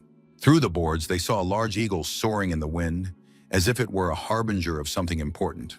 Hope for salvation appeared in the girl's eyes because the sudden appearance of the bird meant that help might soon arrive. At the same time, Yang, accompanied by a clan of otherworldly warriors, was approaching burial, with birds accompanying them. Chaos reigned around them. Buildings were burning, and when they entered the city on horseback, they struck fear into the hearts of the inhabitants. Children were crying on the ground, some were fighting for bread, and others lay dead from starvation. Terror gripped everyone around them. Looking around, the leader admitted that it was even worse than he had imagined, seeing the destruction and crisis. Surprised, the young man replied that this was exactly what he had expected, knowing how his father had ruled the city. When one guy saw Cockadier's shadow, he screamed in fear, drawing everyone's attention to the unknown warrior. Running away, he began to shout that barbarians had invaded the city and told everyone to flee, creating even more chaos. Terrified, people ran in all directions, thinking that the clan had decided to attack them in such a difficult situation. Lost in fear, Mugrun, a member of the community, was annoyed by these cries, but Kakan calmed him down and told him not to be distracted, to focus on the main goal. A boy was crying on the ground, but when he saw a man on horseback, he opened his eyes in surprise, realizing that someone might have come to rescue him. In an instant, Kakandir gave the order to ride carefully, seeing the child on the road so that he would not be hurt. Amidst the smoldering debris, the boy watched them in surprise, not understanding who these people were or why they had come, hoping that it would all end soon. Suddenly, someone reached out their hand to him, and the child was very surprised, not understanding what was happening and fearing for his life. Sitting down next to him, the character told him to get up from the cold ground, offering help and showing that none of them would harm him. When the hero approached the child, his father arrived with excited cries, asking if he was all right. Seeing the young man, the man asked if he was really Janos, and the hero asked in surprise if they knew each other, and the man explained that he had previously been a stable boy on the estate. Remembering him, the young man was glad that Janos was alive, and the latter decided to ask what was going on in the city. An awkward silence ensued, and passers-by began to watch them questioningly, trying to figure out who these people were. Another man approached the stable boy and asked in surprise how he knew the stranger and why the warriors were here. The man calmly replied that it was Janos, and the other asked in surprise if it was really the Count's son, whom he had sold to a clan of otherworldly warriors. Then Janos said that the tribe had come to save them and hoped that all the inhabitants would understand that they had come in peace. Soon the young man, along with the chief and the others, stopped at the gates of the estate, assessing the situation. Suddenly coughing, Barak made his presence known, showing that he was there and forcing everyone in the group to pay attention to him. Hearing him, Kakadir asked the hero in surprise why he had brought the sick man with him, and the young man explained that if he had left him behind, there would have been even more problems. Unexpectedly, someone shouted, "Who are you?" raising a sword in the air, showing readiness to defend himself and demanding an explanation. Waving his weapon, the stranger asked why the barbarians had come here, preparing to attack and trying to defend the house. Just as Kakadir was about to draw his sword, the young man stopped him, indicating that now was not the time for battle. Stepping forward, Yang said he was the son of Count Brock, and with him came the great warriors of the desert, who intended to resolve the situation in a civilized manner. Seeing the silhouette in the window, he loudly declared that they had come in peace, hoping that the tax inspector would understand him. Noticing Erica's gaze, he opened his eyes wide and offered to talk, showing that he was ready for dialogue and wanted to resolve the conflict. As the sun was setting, they entered the hall and waited with the chief for the leader of the tax inspection. Suddenly, he heard the girl's voice behind him, addressing him, and he became alert, realizing that the conversation would be difficult. Upon entering, she reported that Sir Mullen had told her about the young man and introduced herself as Captain Batty, demonstrating confidence. Surprised, the hero asked if the old man was her boss, and Erica explained that, in a sense, yes, but she was the one making the decisions here. The young man asked in bewilderment what was going on, not understanding why the city was in such a dangerous situation. The girl calmly said that they had problems, but everything would soon be resolved, and they had already confirmed the fact of embezzlement of state funds. A blood-stained sword stood nearby, and she added that they had to work hard to deal with the Count's soldiers. In response, she asked what Yang was doing there, and knowing about his personal issues, suggested that the young man had come to watch his father's execution. Without saying a word, Kakanir and the hero silently looked at her, burning her with their gaze, evaluating her words, hoping to understand how much they could trust her. With a smile, the young man said that the estate was his favorite home, and upon learning of what was happening, he became concerned for the safety of its inhabitants.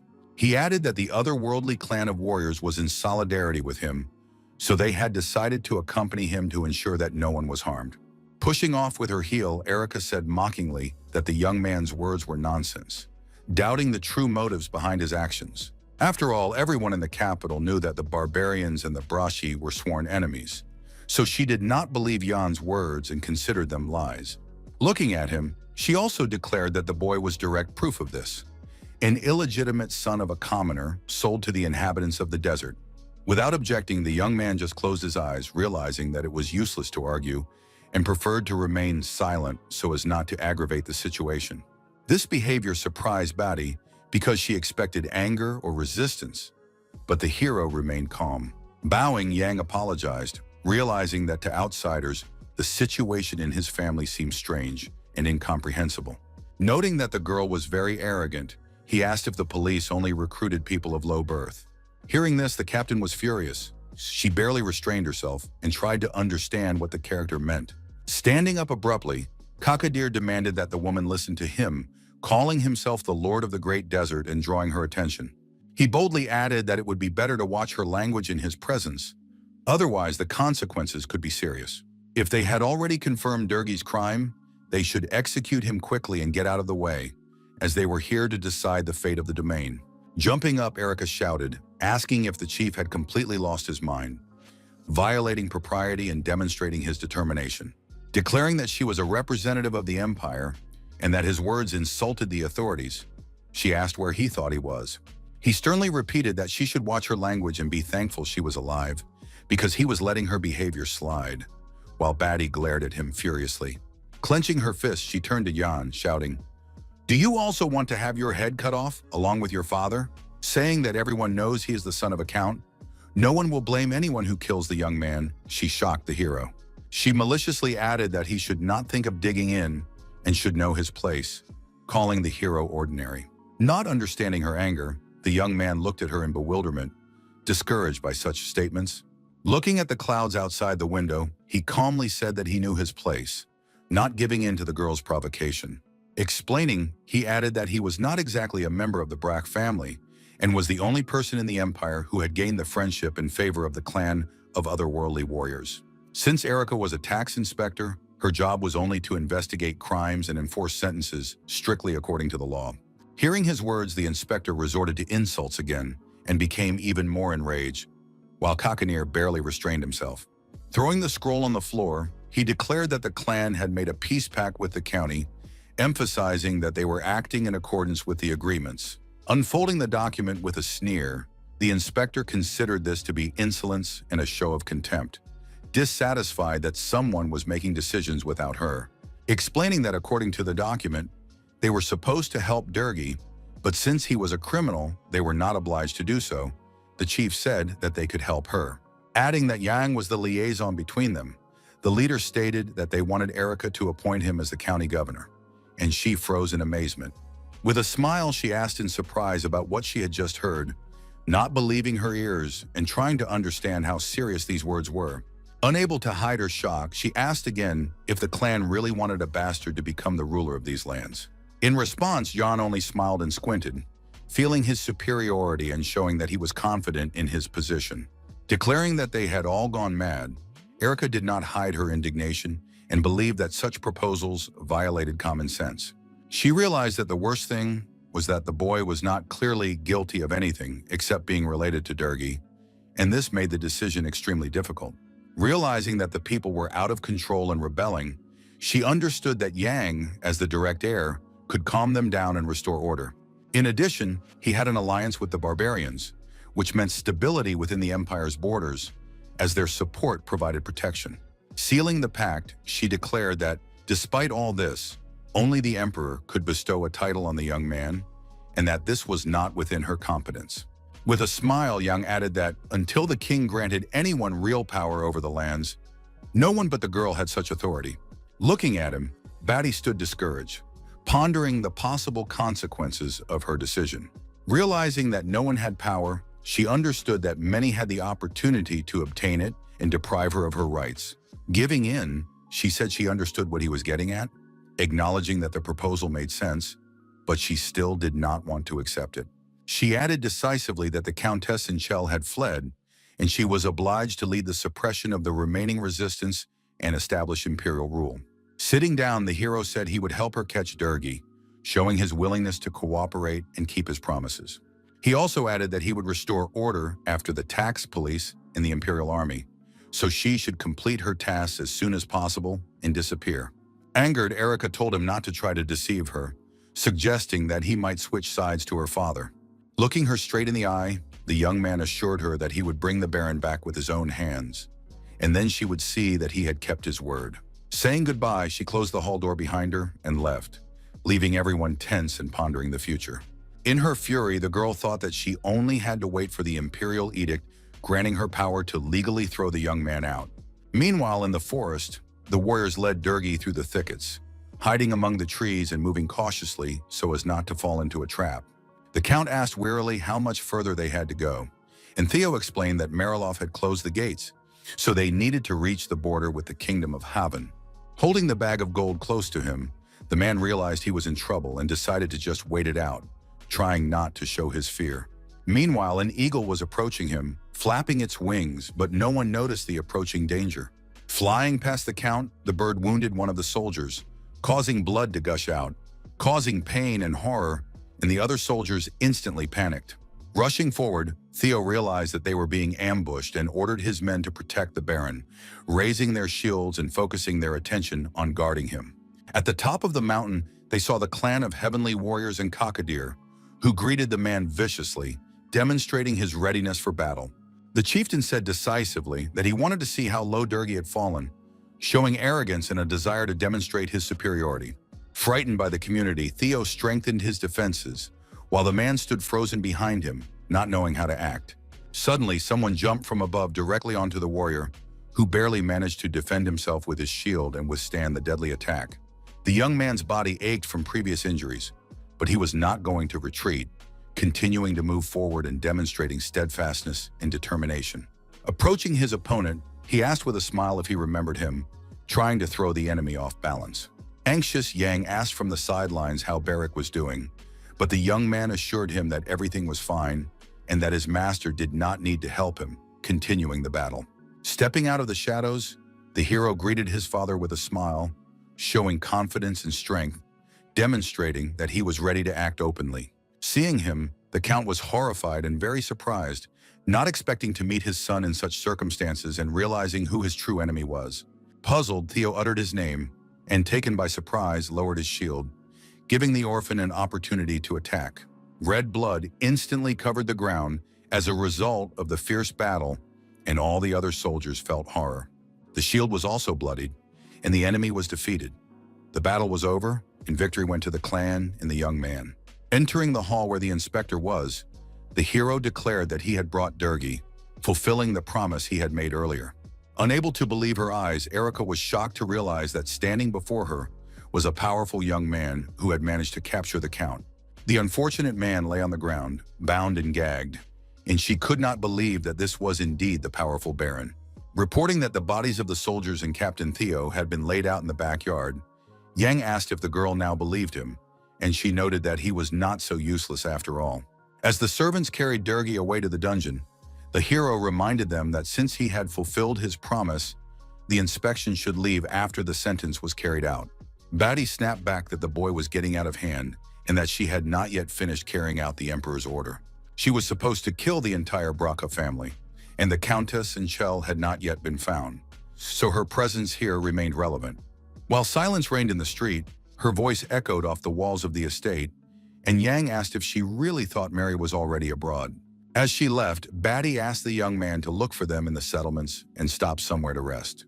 Together with the chief, they watched her leave, assessing the situation and thinking through their next steps, understanding that every move could affect the outcome.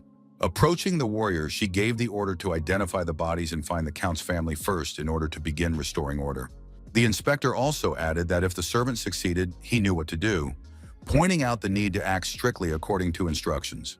Bowing his head, Philip obediently set off to carry out the task. Understanding the seriousness of the situation and realizing that a mistake could have serious consequences, she decided that until she had the imperial edict in her hands, she would hide the Countess and Chella so that no one could find them. While smoke enveloped the mansion, conversations between the clan and Jan about future plans continued in the hall. Turning around, Bellamy said that it looked like Erica was waiting for an appointment, and the hero replied that he thought so too. Hearing this, Kakadir intervened and noted that if the girl became the mistress of the territory, the clan's warriors would lose most of their investments. Looking at the young man resolutely, he asked if he had any plan that would help maintain stability in the city. Noting the leader's insight, the young man replied that it was only a matter of time and added that he knew when to act. On the other hand, he understood that if they had time, they would have a chance, which meant they could still win. He also added that it would take 15 days for a carrier pigeon to deliver a letter to the Emperor, and that the whole situation was in their favor. Hearing this, the leader was surprised. Recalling Erica's words that she must deal with the Brack family completely and that her mission was not yet complete, the hero repeated them. With a smile, the young man understood all the real reasons why the inspection was staying at the estate and realized the hidden goals of the girl and her people. This was because they were sure that the Countess and Shalom had not gone far, and therefore they hoped to find them nearby and complete their task. But if they find out about their escape, they will go after them. So Yang decided to find them first and then use them as bait. With a sly smile, the chief noted that he understood the young man's daring plan and appreciated his cunning and caution. Folding his arms, he said he wanted to watch how things would unfold, and the hero thanked him for his trust. After that, Kakanir asked what the character was going to do, and the young man standing up said that he still had a lot of tasks to complete. He explained that he wanted to go with Barak, who was waiting outside, and told the chief and his warriors to rest peacefully. He himself thought that the Countess and Chell were somewhere in the mansion, but the problem was that all the servants who could have given them away were dead. Going out to his horse, the young man looked around for his bodyguard, hoping to see him among the streets filled with fog and noise.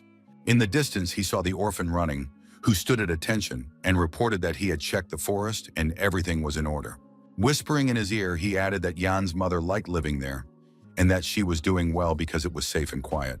Standing among the buildings, the warrior wondered why they were here, as the place looked poor and dangerous for the young heir. Moving forward, the hero declared that they would go look for Hannah and ordered the boy to show them the way, hoping that the girl could help them. Puzzled as to why they were looking for a former servant, Barak agreed, even though he felt that the task was too strange. Walking through the streets, he kept asking why he had to do this, and the character asked in response if he really had to do it himself. Along the way, the orphan asked passers-by about the girl, but the only response was silence. People were afraid to speak, which made him wary. After learning some information, the bodyguard led the hero to a building and told him to go upstairs to find the girl. Reassuring the child, Hannah did not notice Yang enter until she heard footsteps behind her and realized that someone else was in the room. When he called out to her, she turned around in surprise and couldn't believe her eyes because she had long since decided that she would never see the young man again. Rushing to him with tears in her eyes, she was very happy that the hero had returned, and he was happy that the maid was okay. She asked hopefully if he had come for her and if it was dangerous for him to be here, since he was Dergi's son, but the young man asked her to calm down. He asked with interest if there were any rumors circulating on the estate, but Hannah did not understand what he meant. Realizing that he was talking about secret passages, she replied that she had heard nothing about such a thing, and the hero noted that it would be good to ask the butler if he were alive. Hearing about the butler's death, she asked in surprise, shocked by such news from the estate. Explaining, the guy said that the man had died while crossing the border, and his body had been handed over to the territory of Brach. Noticing that the servant was nervously looking around, Yang asked what was wrong, and Hannah admitted that she felt guilty. Embarrassed, she said that she had taken one thing that belonged to the butler, but the boys were sure that she had stolen it.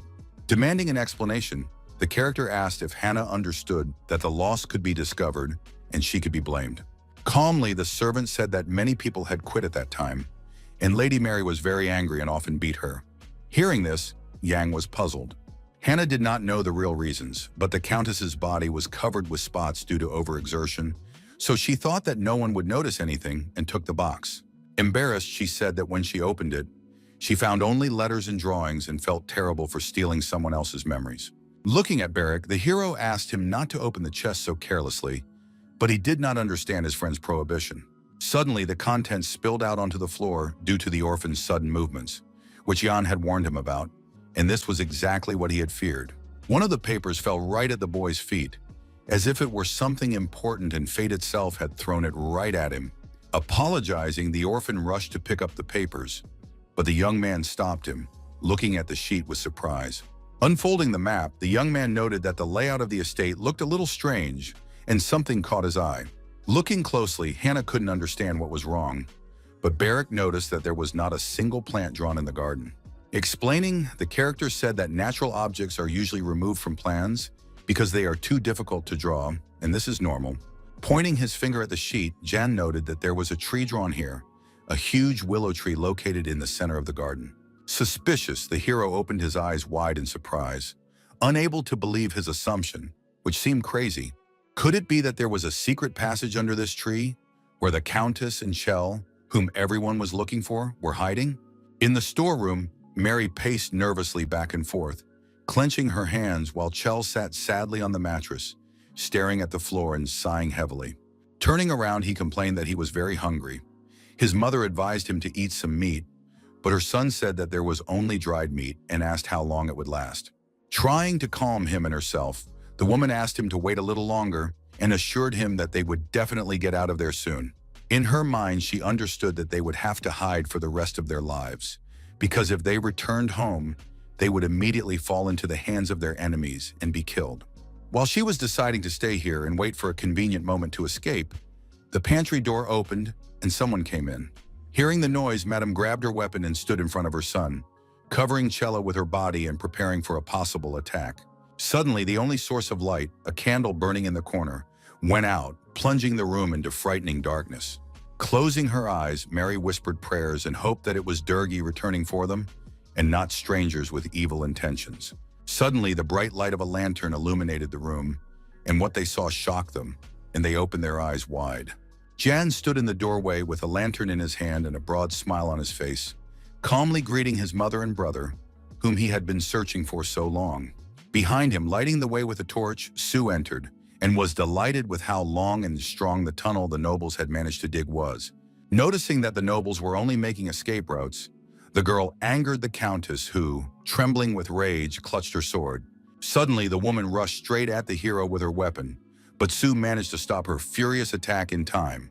Grabbing Mary and not letting her escape, the girl held her tightly while she protested, and Yang saw that his stepmother was in much worse condition than he had expected. Looking into her eyes, he clearly saw not only anger, but also madness, realizing that her condition was critical and could be dangerous to those around her. Telling Sue to let her go, Yang ordered Kakanter to be summoned, hoping that the chief would restrain the woman and prevent further conflict. Mary continued to blame the hero for everything, and he asked her to calm down, explaining that the scouts were still on the estate and could easily discover them.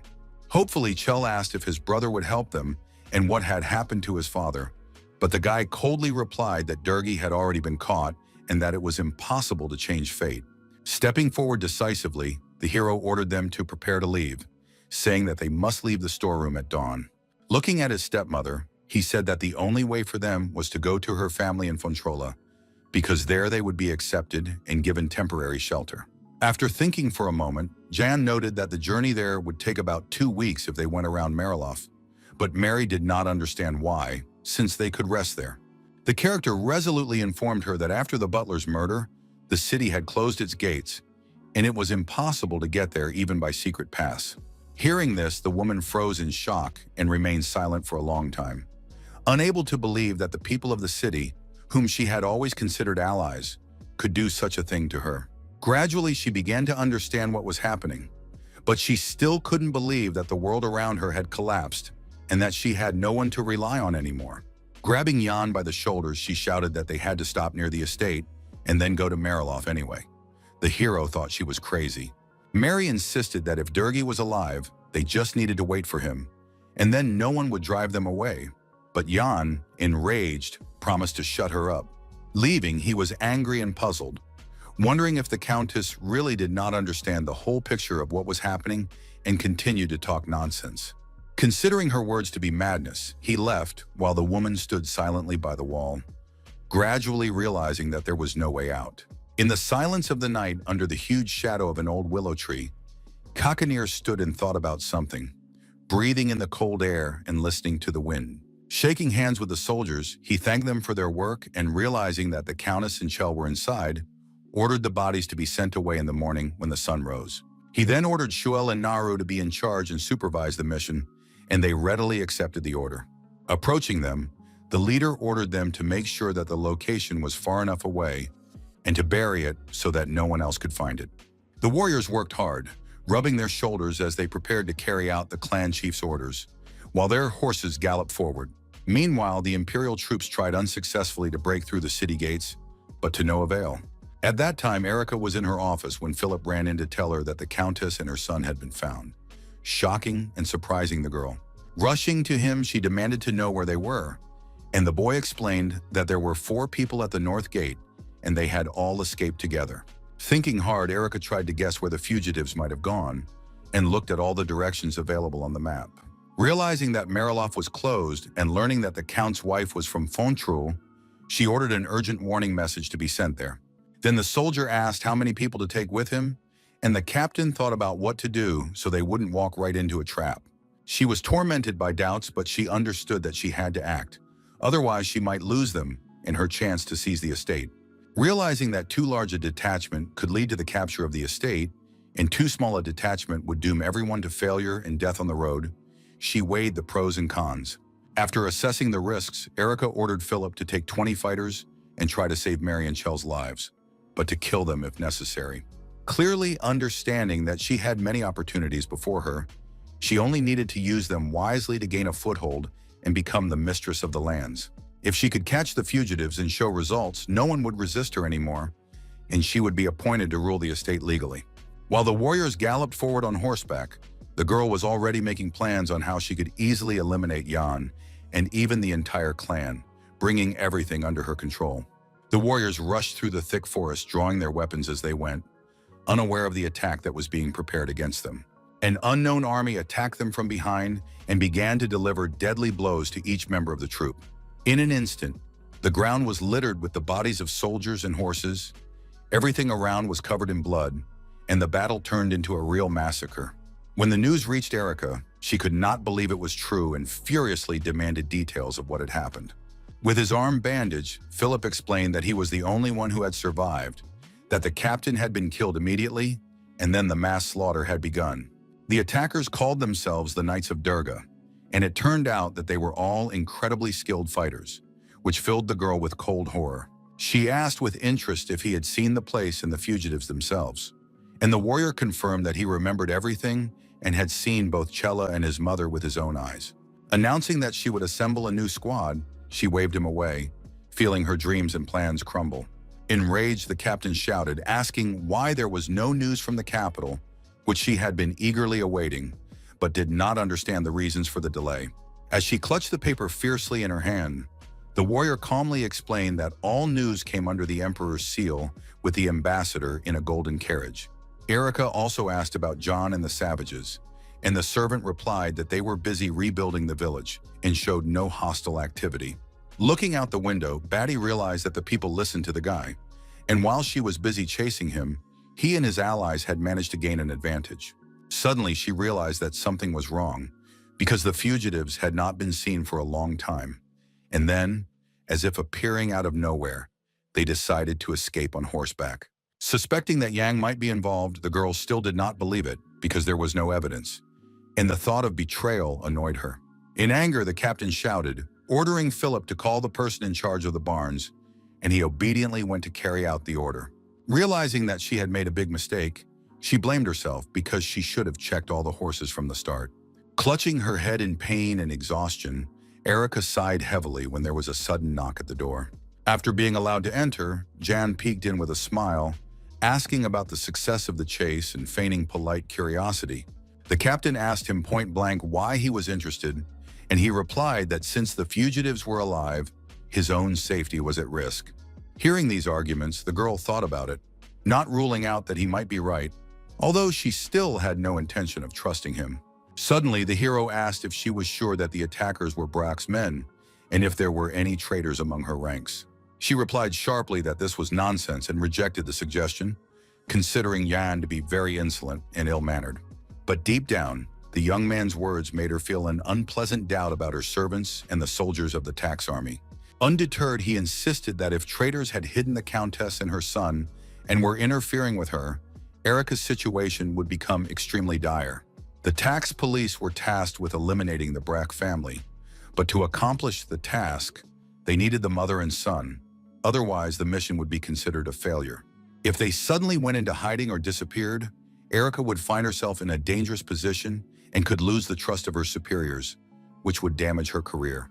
Even if they were found dead without a report on the fate of Mary and Chell, the task would not be considered complete, and those responsible would be punished. Suddenly shouting, Batty asked how the hero had found his stepmother and brother, and the young man replied with confusion that he did not understand what she was talking about.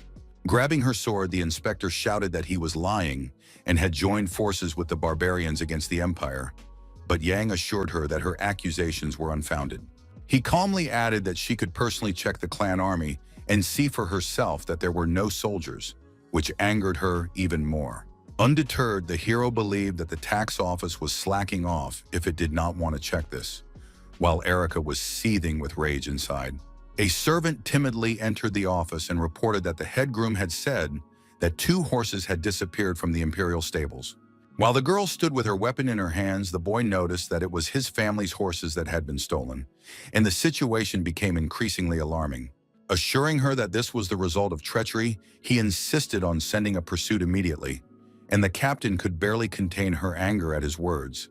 As she left, she shouted that she would kill him with her own hands if the young man dared to interfere with her work, and her threat sounded sincere. With a smile, Yang asked why she was threatening him, as he was well aware of his superiority over her, and her rage seemed amusing to him. In response, Erica only smiled maliciously, showing that her intentions were serious and she was not going to back down.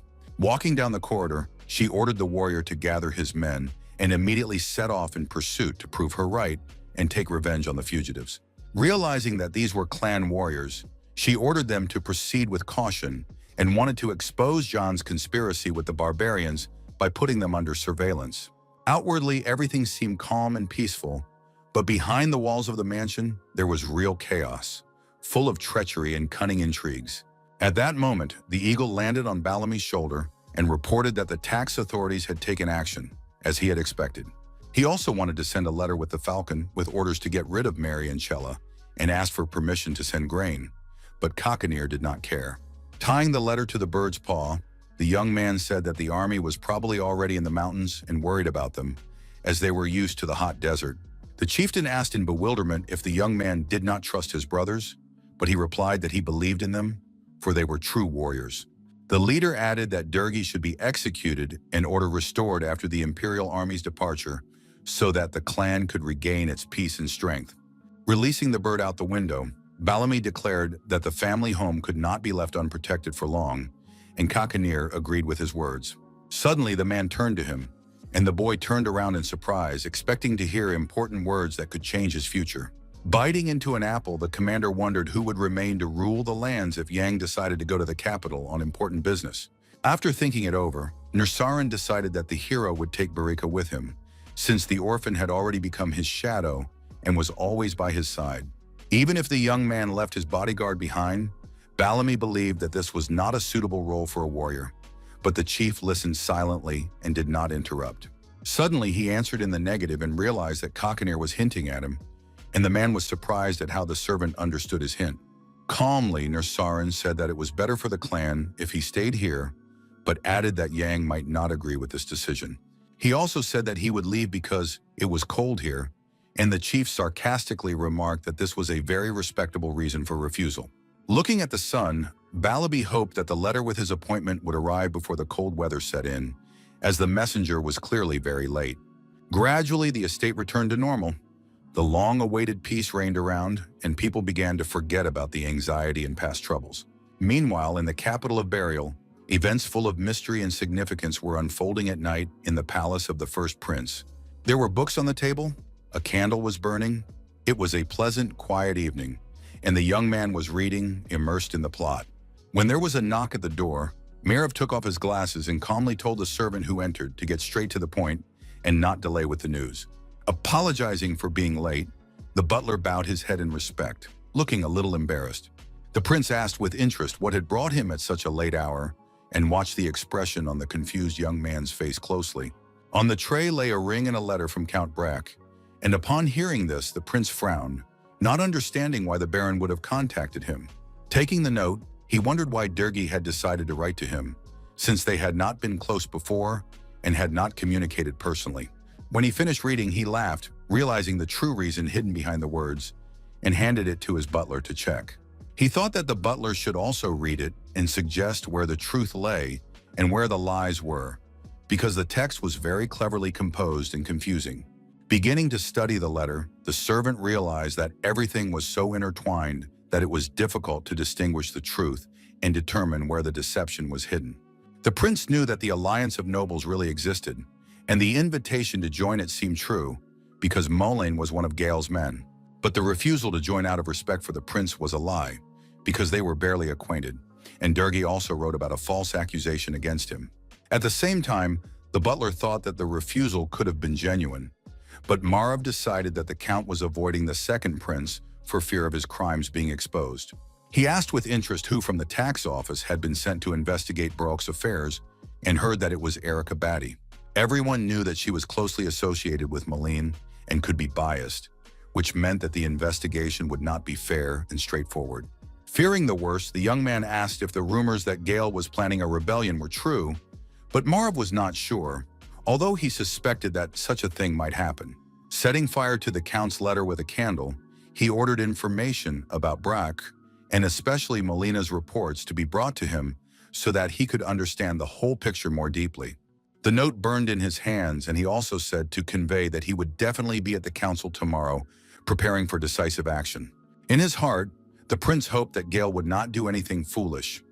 Otherwise, it would become a big problem and lead to new conflicts. In the morning, a meeting began in the palace in a beautiful hall with arches, and everyone wondered why Marav had decided to participate, sensing the tension. The attendees were puzzled, as his presence was unexpected and unsettling for them, and many whispered about the emperor's invitation.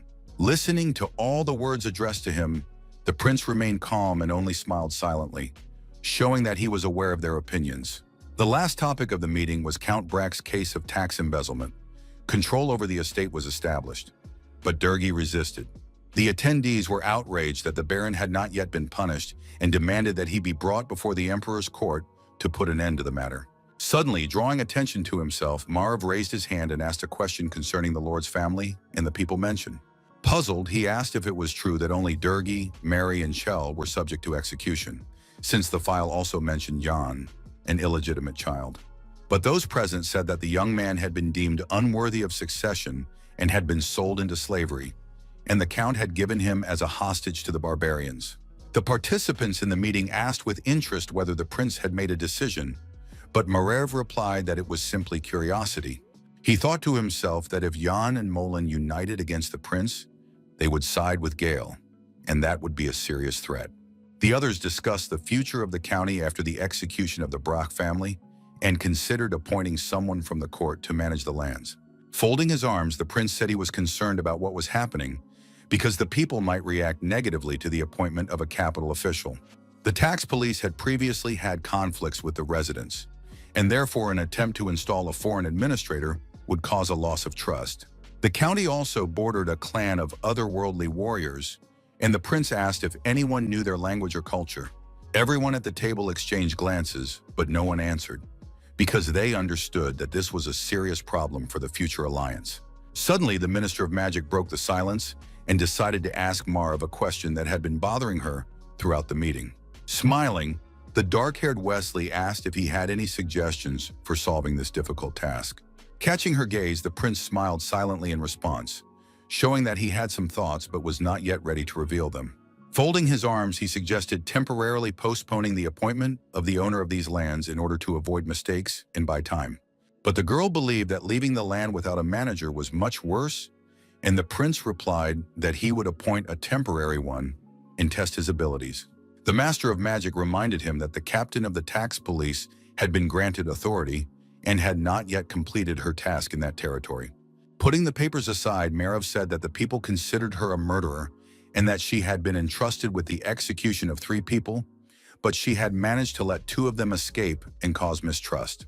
Asserting that the order had been given by the emperor and that everything had to be done quickly, because it was a matter of honor for the entire empire, he made everyone think. Noting that both opinions were important, the head of the meeting asked if there were any suggestions from other participants in the discussion of this issue. Doubts filled the entire meeting room, echoing off the walls and heightening the sense of anxiety among all those present, creating a gloomy atmosphere. Raising his gavel, the judge declared that everyone had spoken and proposed a unanimous decision to end the meeting as soon as possible.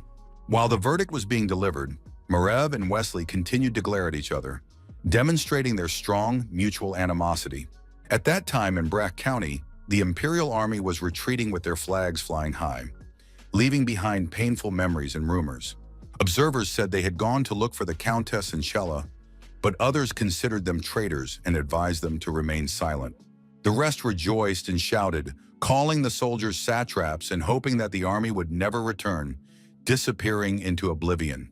Standing on the balcony, Erica watched the army leave on their quest and heard the cries of the people, filled with joy and hatred for the warriors. Hoping that her people would return with good news, she believed that they would help her regain her power. Suddenly, someone hit her hard on the shoulder with a club, and the girl looked up in horror, not understanding what was happening and who dared to do this. Standing before her was a warrior from the Heavenly Clan, who declared that the estate was now entirely at their disposal, as they were the only ones there. Pointing out that the soldiers had left and there were only 5 police officers, he asked Erica to help them settle into the garden tents, which shocked her completely. Angered, she shouted, asking if he understood who he was talking to, but the fighter calmly replied that complaints should only be sent to their leader.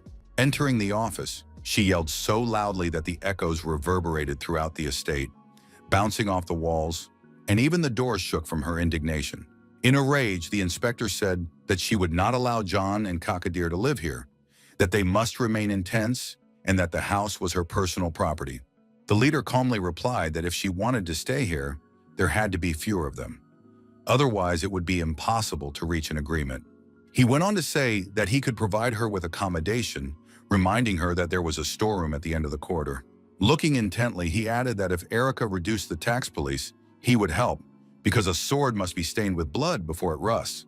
Hearing his words, Batty flew into a rage and wondered how he could so calmly make such a proposal and threaten her so openly. Clenching her fists, the girl called them damned savages who needed to be expelled, but her voice trembled with deep resentment. She thought that if she had the letter of appointment, she would have kicked them out immediately, but then Philip burst in shouting. Out of breath, the young man announced that it had arrived, but Erica did not understand what he was talking about and asked him to repeat himself in surprise, trying to understand his confused words. When she learned that the letter from the capital was about the appointment, her eyes lit up, for she hoped to gain power and get rid of Jan and Kakadir. She jumped around the room joyfully and promised that she would come down to the others now, awaiting the solemn moment of confirmation of her authority. Overcome with anticipation, her heart beat rapidly, and her thoughts were filled only with power and long-awaited freedom of action. But Philip stopped her, saying that she shouldn't go downstairs, and handed her a tray with an envelope, trying not to betray his excitement. Suddenly the girl froze, as if petrified, and the hero behind her grabbed his head, the leader puzzled by her reaction. Not understanding what had happened, Philip turned to the commander and asked if he had done something wrong, as he had expected gratitude. The sun was at its zenith, and bright rays illuminated the entire estate, but none of those present paid any attention to the weather and beauty outside the window. Unfolding Eric's letter, she noticed that her hands were shaking and her gaze was darting around. She couldn't believe the words on the paper. The chief noted that such an important document could not be sent by pigeon post, and Yang confirmed this, becoming alert. The note said that the emperor had appointed Romandro, Molina, Maca, and Degora as temporary administrators, not her, which was a blow to her pride. After reading it, Batty was beside herself with anger and helplessness. She had no authority, and her hopes were shattered before her very eyes. Noticing her reaction, the leader snatched the letter and began to read it himself, distrusting the inspector's words and deciding to check the text of the document personally. Trying to object, she demanded that he return it, but Kakadir calmly began to read, as if not noticing her protests.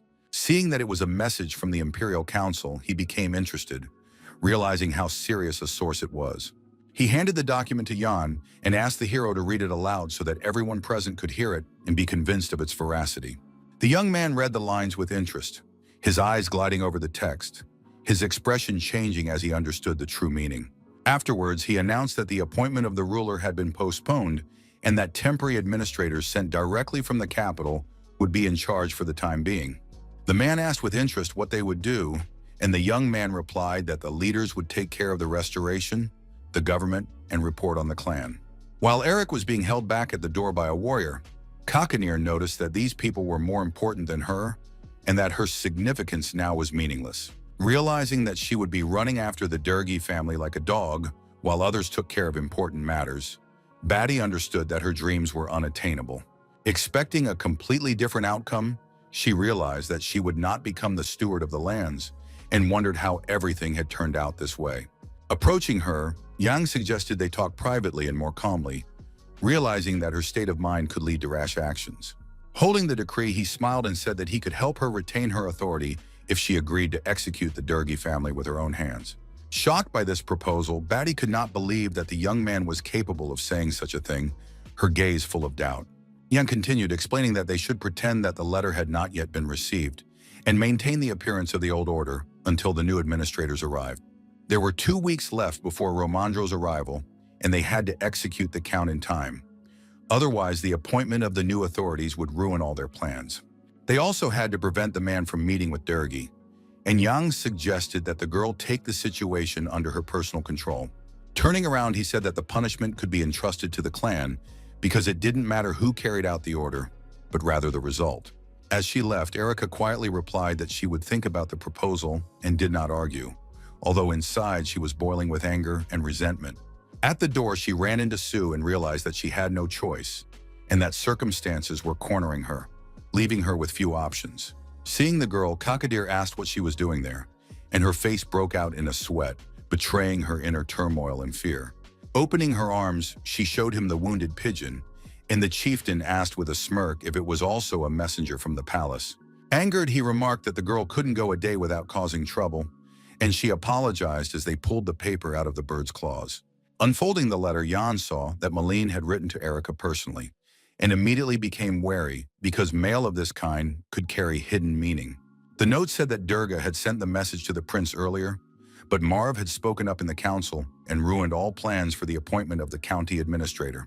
After reading it, the hero said that he had a suspicious feeling, and the chief added that a power struggle and a fight between influential people had begun. Burning the letter over a candle, they realized that the first prince had stirred up a hornet's nest, and now everything was playing into their hands. But the risk remained enormous. Yan decided that he needed to meet Romandro and make an impression, because the prince surely thought that he and Moline had entered into a secret alliance. The chieftain asked doubtfully whether they would now become an obstacle for the old man, and the hero replied that this was precisely why they needed to make their position clear.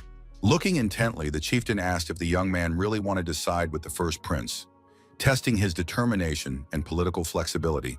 Recalling the image of Marav, the young man thought for a moment and folded his arms, imagining the possible consequences of such a choice and its impact on his future fate. Then he said that the prince was not only intelligent, but also the legitimate heir to the throne, which meant that his position was significantly strengthened. Noting that the governors were important for the restoration, the young man understood that it was their decisions that would determine when the clan could return home. While the chieftain was saying that he would send some of his brothers home in the fall, and that the goal would be achieved when Durgi's head fell, peace and tranquility reigned in the garden. With a smile, Kakadir noted that whether Yang would become a lord in the future depended solely on him and his ability to weave intrigues. In response, the character smiled silently, thinking about his next plan of action and wishing to get what he wanted. A few days later, a falcon arrived with news of the deaths of Mary and Chella. The clan of otherworldly warriors had skillfully accomplished their task. After that, preparations began for the swift and cruel execution of Count Durgi, which was to take place very soon. Work was in full swing, with craftsmen preparing the site for the gallows, carrying boards and constructing the noose. Meanwhile, Yang walked through the narrow, dark stone corridors of the dungeon, a torch illuminating the walls, the air thick with tension. Durgi lay on the floor, bound and gagged, his gaze darting between fear and anger, panic raging inside him. Entering the dungeon, the hero announced that the day of execution had come, his voice firm as an order, striking terror into the Baron's heart. The young man asked with interest because it was his father who had informed on the first Prince of Merev, but the latter looked on in surprise, not understanding what was happening. Bowing, the character thanked the Baron for this, because thanks to him, Erica did not receive an order for a permanent appointment to the position. In a hurry, he had to leave Brack, so the execution was postponed, and the man's eyes filled with horror and anger at the same time. The young man also reported that Mary and Chell were already dead, and now the father, the last bearer of the Brack surname, twitched upon hearing this. Putting his foot on his head, the young man told him not to grieve too much, continuing to emphasize the injustice and consequences of his actions. Pressing down hard, he reminded him that Durgi had separated mother and son, tried to deceive the clan of warriors, evaded taxes, and ignored the needs of the people. Looking intently into his eyes, Yang asked if his father had not been punished for all this, and the man could not hold back his tears, crying quietly. With a torch in his hands, the servant told the hero that it was time to go, and the young man headed for the door, wanting to leave this terrible place as soon as possible. Taking one last look at the unfortunate Baron, he felt no remorse whatsoever, even though he was his father. Bound and pitiful, Durgi lay on the cold stone slab, no longer having the strength or ability to change anything. With a determined step, the character went to watch the execution, feeling the historical significance of the moment. When he left the dungeon accompanied by a warrior, the sky was gray and gloomy, and the rest of the clan members were waiting on the street. Silence reigned around him, and the young man himself was also silent, trying to comprehend that soon the matter with Durgi would be closed forever. Suddenly, his attention was drawn to the manor house, and he glanced at it, realizing that soon there would be no more brothers. A silhouette was visible in one of the windows, which attracted his attention, but otherwise the building was completely empty and quiet. Inside, Erica looked at him with anger, for her dream of power had collapsed before it even had a chance to come true. Closing the curtain sharply, she disappeared inside, and it was clear to the hero that the inspector felt disappointment and helplessness. Erica considered the situation absurd and could not understand why Mullen had not contacted her when the Emperor signed the order. Gritting her teeth, the inspector realized that now, after the execution, it was impossible to remain in the county of Brack. A servant entered the office and reported that everything was ready for the Count's punishment. She looked at him in surprise for a few minutes. After thinking it over, Batty nodded silently, accepting the inevitability of the sentence and her future fate. Grabbing the incriminating documents, she headed for the gallows, feeling tension and tremors running through her body. Dark clouds covered the sky. Bare trees stood around. Fallen leaves crunched underfoot, creating an atmosphere of mourning. A crowd gathered in the center of the city near the structure, and Erica stepped forward to read the sentence, causing an ominous silence. The girl also gave the command to bring the condemned man to the center of the structure. Durgi slowly climbed onto the stage in chains, trembling and almost completely drained of strength, realizing the inevitability of his punishment. Pushing him in the back, the warrior sped up the ascent. The Count looked very pitiful and miserable, defenseless before the angry crowd. The crowd began to discuss his appearance animatedly, for without his luxurious clothes, the man looked much worse than a commoner. People were also shouting about the fate of the Countess and Chell, unaware that they were already dead, and dreaming that the strangers would finally leave their lands and go in search of them. In the middle of the square, the crowd sighed with relief, anticipating that everything would soon return to normal. Meanwhile, the Count was led to the center, right to the noose. The crowd froze in anticipation of the verdict, and a tense silence hung in the air. Suddenly, trumpets sounded, their loud noise announcing the beginning of the execution and making people's hearts beat faster with excitement. Unfolding the scroll, Erica introduced herself, said she was speaking on behalf of the Emperor, and read out Durgi's crimes to the people. The first charge was falsification of tax reports, and the people realized that they had been brazenly and cynically deceived all this time. The inspector then read out that the mine produced 60,000 tons of coal, but the documents stated half that amount, and their faces filled with anger. Stones and rotten eggs were thrown at Durgi. The crowd was furious because the taxes he demanded from them were unbearably high. Some had sold their homes to survive, worked hard in the fields, and now shouted this in the Count's face, even though his eyes were blindfolded. Finishing reading the scroll, Erica declared that all those bearing the surname Brack in the Burial Empire were sentenced to death. Approaching the man, the warrior began to remove the blindfold from his eyes, allowing the prisoner to see the people before him for the first time. Hearing the Emperor's order to destroy his entire family, the condemned man was shocked and stood in a daze, unable to believe what he had heard. As he stood at the gallows, the crowd around him chanted joyfully, and death was very close. Everything had already been decided by fate. The crowd hated him because he was the one who had been robbing them all this time, depriving the common people of their last piece of bread. Listening to the shouts, the Count was struck by such intense anger because no one had dared to show it before. In the crowd, he noticed Jan, who was staring intently into his eyes, not looking away, and this struck him even more. The boards beneath the Count's feet collapsed. The noose tightened around Durgi's throat, and he began to choke, gasping for air. The execution was carried out, the gallows worked properly, and death drew closer to the condemned man with every second of his torment. Erica declared that anyone dissatisfied with the count could throw a stone, and they would become the symbolic foundation of the values of the burial empire. Feeling his impending doom, the Baron wept, tears streaming down his cheeks, and fear filled his soul, leaving not a shred of hope. From afar appeared a clan of otherworldly warriors led by Kakanir, their steps confident, their faces stern and determined. In his hands, the leader held a huge arrow, glistening in the sunlight, as if symbolizing the end of the Brock family. Wielding his heavy weapon, he prepared to deliver the decisive blow, and the tension in the crowd reached its peak as everyone held their breath. With a swing of his arm, he hurled the arrow, and the people watched in horror and curiosity, stepping back and freezing in place. It flew straight at Durgi, leaving a whistling sound in the air, while the man hung motionless on the noose, breathing his last breaths. Piercing his body, the spear stuck. The body swayed in the air, the crowd screamed, and a terrible silence hung in the air. The tip of the arrow protruded from his back, and blood flowed profusely onto the ground, staining it scarlet and causing horror among the spectators. The wounds were fatal, and the count had no chance of survival. His life faded away before the eyes of the people. Watching the result, the chieftain saw blood dripping from the hangman's body, and the sight gave him satisfaction. The clan was pleased with their work, for they had waited too long for this moment and were finally able to complete what they had started. The news spread throughout the city that Durgi Brock was dead, that the execution had taken place and had been carried out according to the emperor's will. Feeling relieved, Kakanir sighed deeply and straightened his shoulders, as if he had shed a heavy burden that had weighed on him for many years. Ian was standing nearby, and the leader asked if the young man was all right, for such an event could leave a mark on even the strongest of hearts. Looking at the stones and eggs around the body, the man noted that the boy had not thrown anything at his father, deciding that it would be easier to strangle him with his hands. Admitting honestly, the hero said that he felt strange and remembered all the words that Durgi had never been able to say during his lifetime. The young man thought to himself that he would like the Baron to ask forgiveness from the real Jan, not from him, because the guilt was on the other.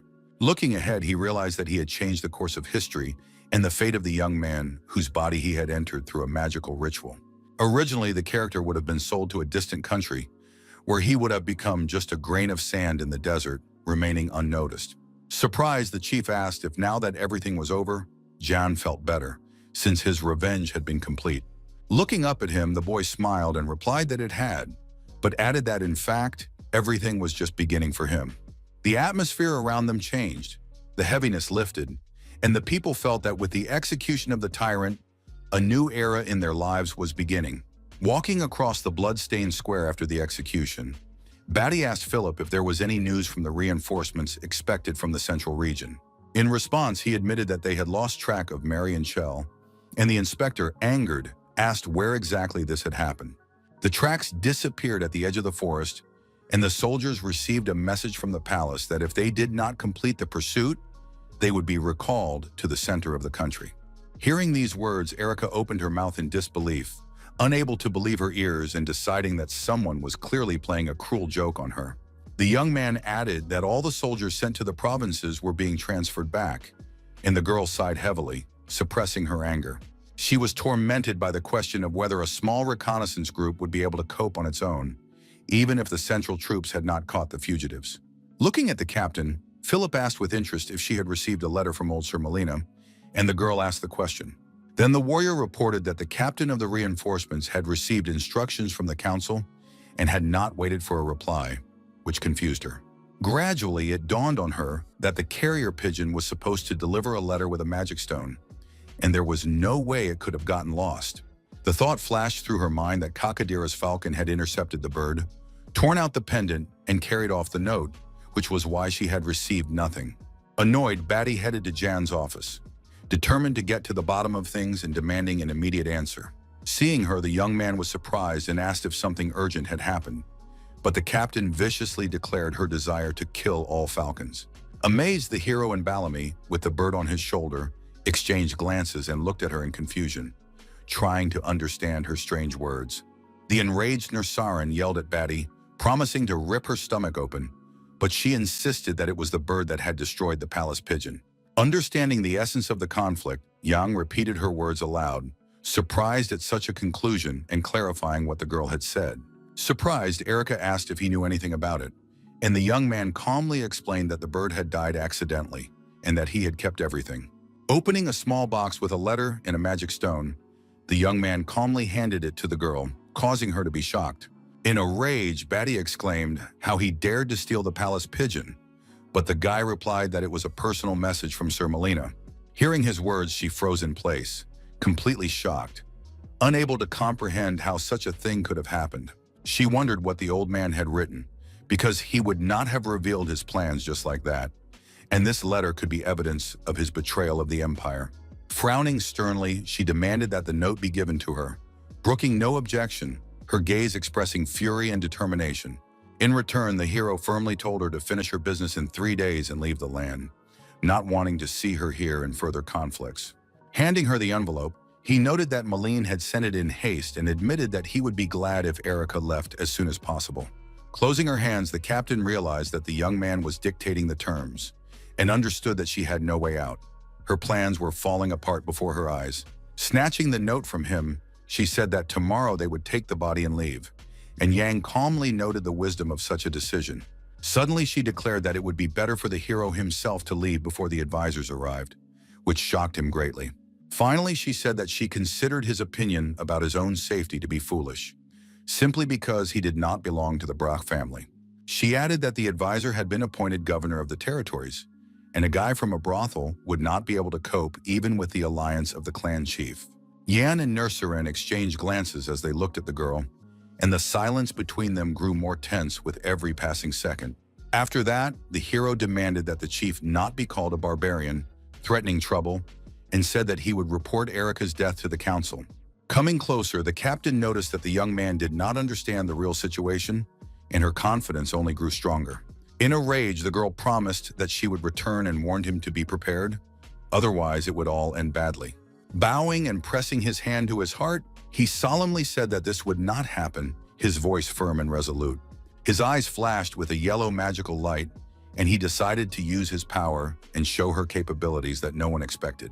With a glowing ball in his palm, he said that she should not return here, and that it would be better to find the bodies of Mary and Chella, otherwise she would die. Stunned, the girl asked in horror if he really had such abilities, her voice trembling with fear and complete disbelief. Shining in an aura, the hero stared intently at her, silently instilling terror, and his gaze spoke volumes without words, destroying her calm. Closing his eyes, he let her go, but warned her not to go too far, or the consequences would be dire. Leaving the office, Erica lowered her head, and Philip immediately ran up to her, wanting to know what exactly Jan had said to her. In her mind, she understood his self-confidence and decided that she did not want to be a slave when the Central Army came to the county. Without emotion, she ordered her things to be packed, which surprised the soldier and, approaching her horse, said that after the body was handed over, they would go in search of the fugitives. Deep down, she knew that difficulties were inevitable, but they had to show their loyalty to the center and take at least one step toward it. When the gates opened, the tax police troops rode out of the estate on horseback, with Erica riding at the head of the detachment.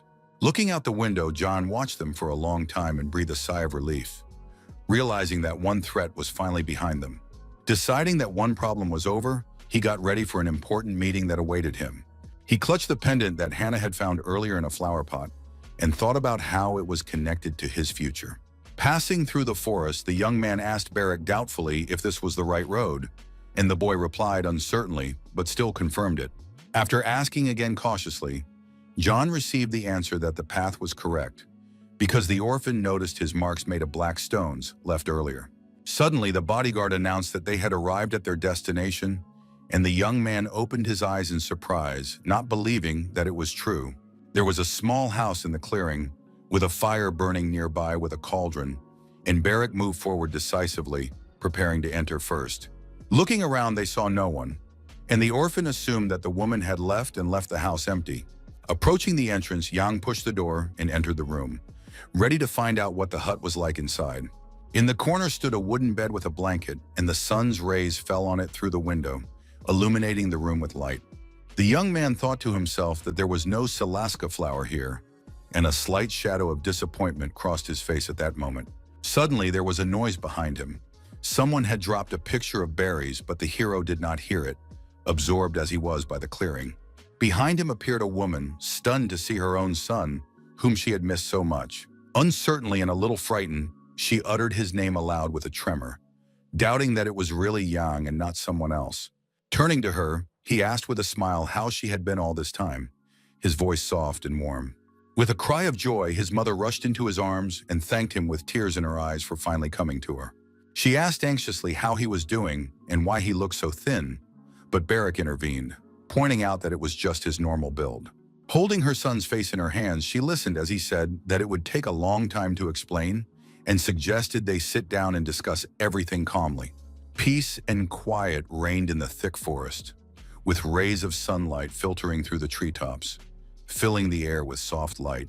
Sitting by the fire under the clear sky, the mother said that the Count's entire family had turned out to be traitors who had betrayed the emperor and the people. In response, Yang quietly remarked that he had something important to tell her, and the woman listened attentively and caringly to her son's words. Placing his hand on hers, the hero said that even though the flag of Durgi had fallen, there was still much to be done, for officials from the center were already on their way to them. He stated resolutely that he would go there with them and did not know if he would be able to stay with his mother any longer. With tears in her eyes, the mother bowed her head and wept bitterly, losing strength and realizing that the minutes of their meeting were passing too quickly. With hope in her voice, the woman asked if her son could visit her if he wanted to, because just the thought of it would be enough to make her happy.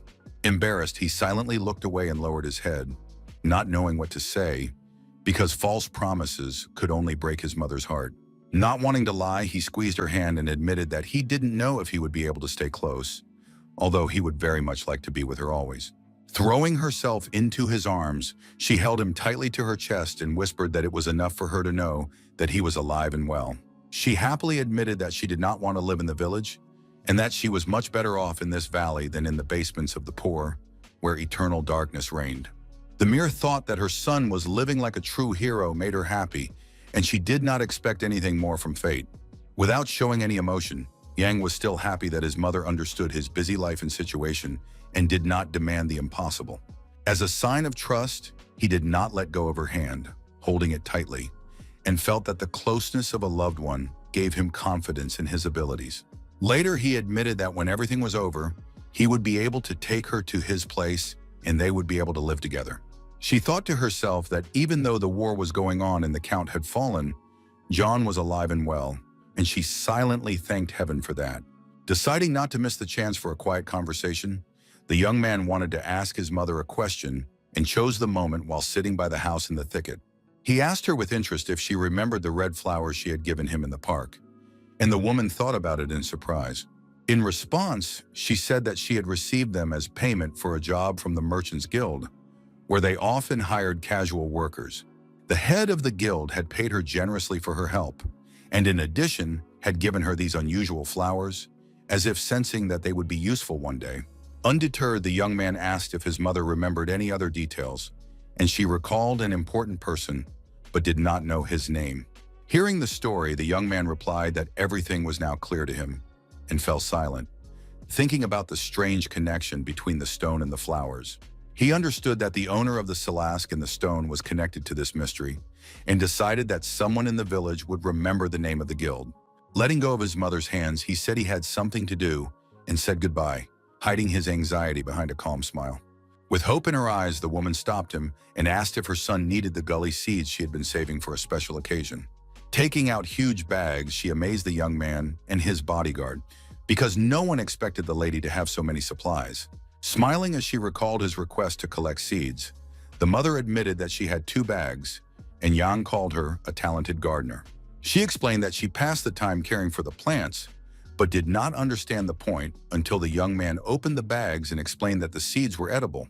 With a smile, he put one seed in his mouth and began to chew it with relish, while his mother and Barrack cried out, fearing for his health. Grabbing him by the cheeks, the orphan begged him to spit out the poison, but the hero laughed and assured him that it was delicious, showing that it was safe. Patting his friend on the shoulder, he said that he would have to try hard, and the bodyguard asked if he would have to carry him unconscious. With a smile, Yang explained that the guy needed to carry the bags to the mansion and hide them, and he just nodded with tears in his eyes. Meanwhile, a carriage was traveling from the center to the estate, carrying temporary administrators ready to restore order to Brash's lands. Clutching folders of documents in his hands, the reconstruction inspector felt like he was losing his mind from the weight of responsibility. With tears in his eyes, he thought that even for Marav, such an assignment was too cruel, because he had begged him to stay. A short time had passed since the restoration of the temple, and the prince had sent him back to the same places. Tears flowed as he missed his wife. Someone called out to him, and he turned around, hiding his weakness, while Moline asked his colleague with interest about the future of Brach. After thinking for a moment, the inspector said that according to Erica's report, the situation was serious, and if they raised the flag and were not pelted with stones, it would be lucky.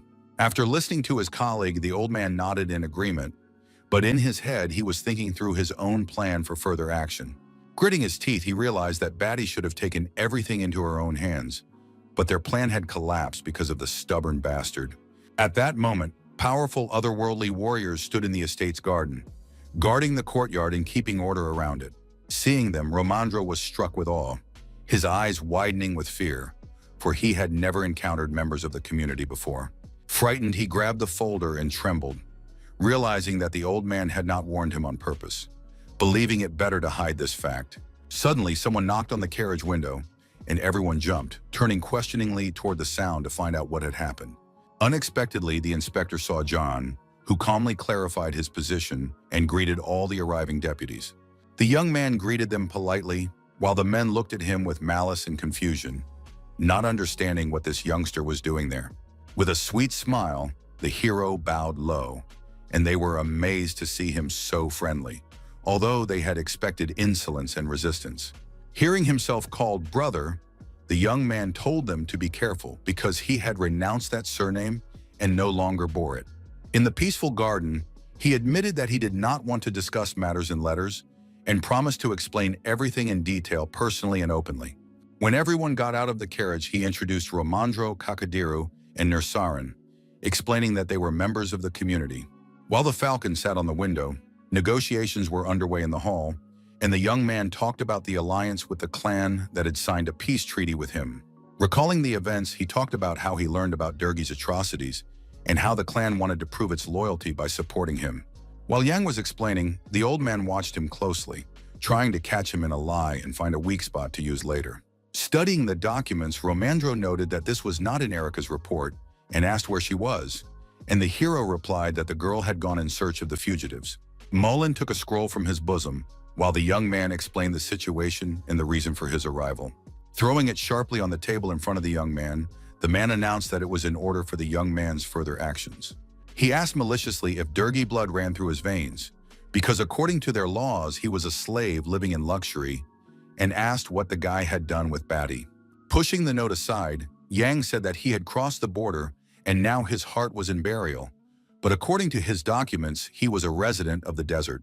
He confidently added that if they decided to punish him, he would still be able to return to the clan, where the laws were completely different. Mullen shouted, asking who would allow him to do so, and tried to prove that the power of the center was absolute and indisputable. Suddenly, the chief's voice rang out, saying that he would allow the young man to return, and the old man froze in surprise. Kakadir pointed out that things were calm in the area right now, so the clan would soon leave, leaving only a few warriors behind. Realizing that the dispute was heating up, Romandro suggested not rushing to conclusions and seeking a compromise to avoid bloodshed. With a smile, Yang admitted that he had been waiting for the reconstruction expert, who noted that the situation was much better than he had imagined. In a rage, Milan shouted that bringing barbarians into the Empire's lands was tantamount to treason and asked if the controller really agreed to leave things as they were. Standing up, the old man declared that only their laws would apply in Burial, and if the hero decided to leave, he would make him answer for it. The auditor thought to himself that chaos was reigning in the territory and realized that he needed this young man to look after the prince. The young man calmly noted that returning to the desert would create problems because then they would have to deal with another world. Internally, Malene understood that getting rid of Jan was the primary goal and noted that the clan's help had already reached the palace. He abruptly declared that Yan and the chieftain should leave and not get in the way, while Kakadir silently pondered each of his words. Suddenly, the young man threw the papers up in the air and used magic, terrifying the deputies, who did not expect such a spectacle. With eyes burning with rage, he repeated that returning to the desert would cause problems, and that was his last argument. As if in a daze, Romandro asked if the young man really possessed such abilities, because to him it seemed impossible and frightening.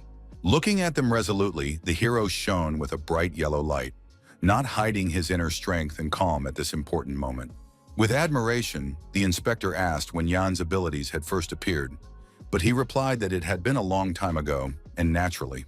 The man admitted with delight that he could not have imagined meeting a person with magical abilities outside the walls of the Imperial Ministry. Previously, he had considered Jan unusual for his age, but now the young man found himself at the center of events that changed the history of Bracha. Jumping up to him, he asked to shake his hand, because not everyone is lucky enough to meet a magician, and the boy laughed and agreed.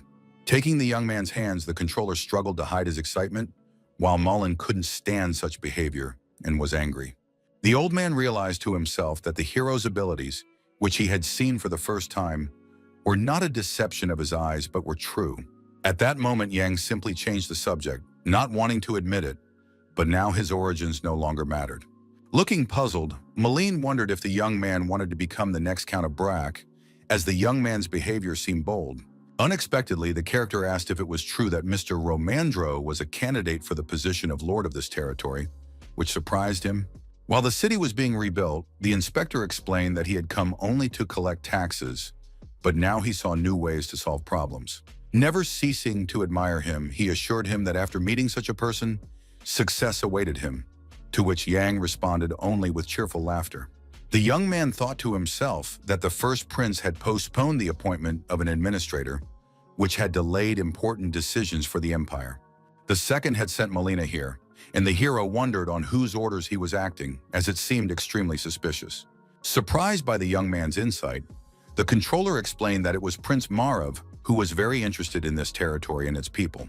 With a smile, Yang said that it was a great honor for him and promised to help the inspector, while Mullen restrained his irritation.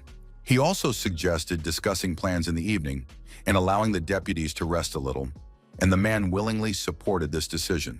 The clan representatives and officials left the office, complaining wearily about the 2-week journey in a cramped, bumpy carriage. Suddenly, the hero heard someone call his name and turned sharply to see who was trying to get his attention. Mullen remained in the office, intending to have a serious talk with the young man, and his gloomy tone did not bode well. Alarmed by this mood, Kakadir stopped at the door and looked closely at the hero, but the latter told him to leave. When the door closed, the young man and the old man were left alone, and the tension between them immediately filled the space around them. Clutching his knee, the man asked bitterly why the young man was doing all this, and why he was deliberately complicating his own life. Puzzled, the character replied that he was acting honestly, that he had reported his father and received freedom in return, so the accusations were strange. He also reminded him that they had not made any agreements for the future, and upon hearing this, Mullen barely restrained his anger. Breaking into a shout, the old man declared that the young man had once claimed to know nothing about people with magical powers. Continuing maliciously, he reproached Yang for wanting to take over the territory and said that if he had told the truth earlier, the trouble could have been avoided. With sincere bewilderment, the young man asked if he was obliged to report his intentions, since he had no intention of hiding anything. He confidently added that all his past actions had been the only correct course of action, and now the old man's words were meaningless. Staring intently at him and clenching his hands, Malene clarified what exactly he was after, his voice tinged with a veiled threat of violence. Kicking the table aside, the hero sat down opposite him, deliberately closing the distance and showing his readiness for an open conversation. Burning him with his gaze, he asked in response what the man really wanted, because his words sounded suspiciously dangerous. Then Malayan demanded complete control over the territory and offered to negotiate, but Yang reminded him that only the emperor could decide such matters. Hearing the objection, the old man wanted to protest, but did not have time to say a word, because there was a sudden knock at the door. After informing him of the letter from Marilov, the servant waited for a response and Yang promised to come, deciding to end the conversation before it went any further. As he left, the young man wished the man well and promised to take care of the needs of the people in the palace so that they would lack nothing. Watching him leave, Moline was overcome with rage and could barely contain his desire to scream in frustration, for his plan was finally falling apart. Gritting his teeth, the old man barely managed to keep himself from losing his temper, realizing that defeat in such a struggle was unbearable for him. When the first stars lit up the sky, Monsieur Romandro sat at his desk and wrote intently in neat calligraphic letters. He worked, writing lines with his pen, until a servant appeared with a tray of dinner to interrupt the inspector's work.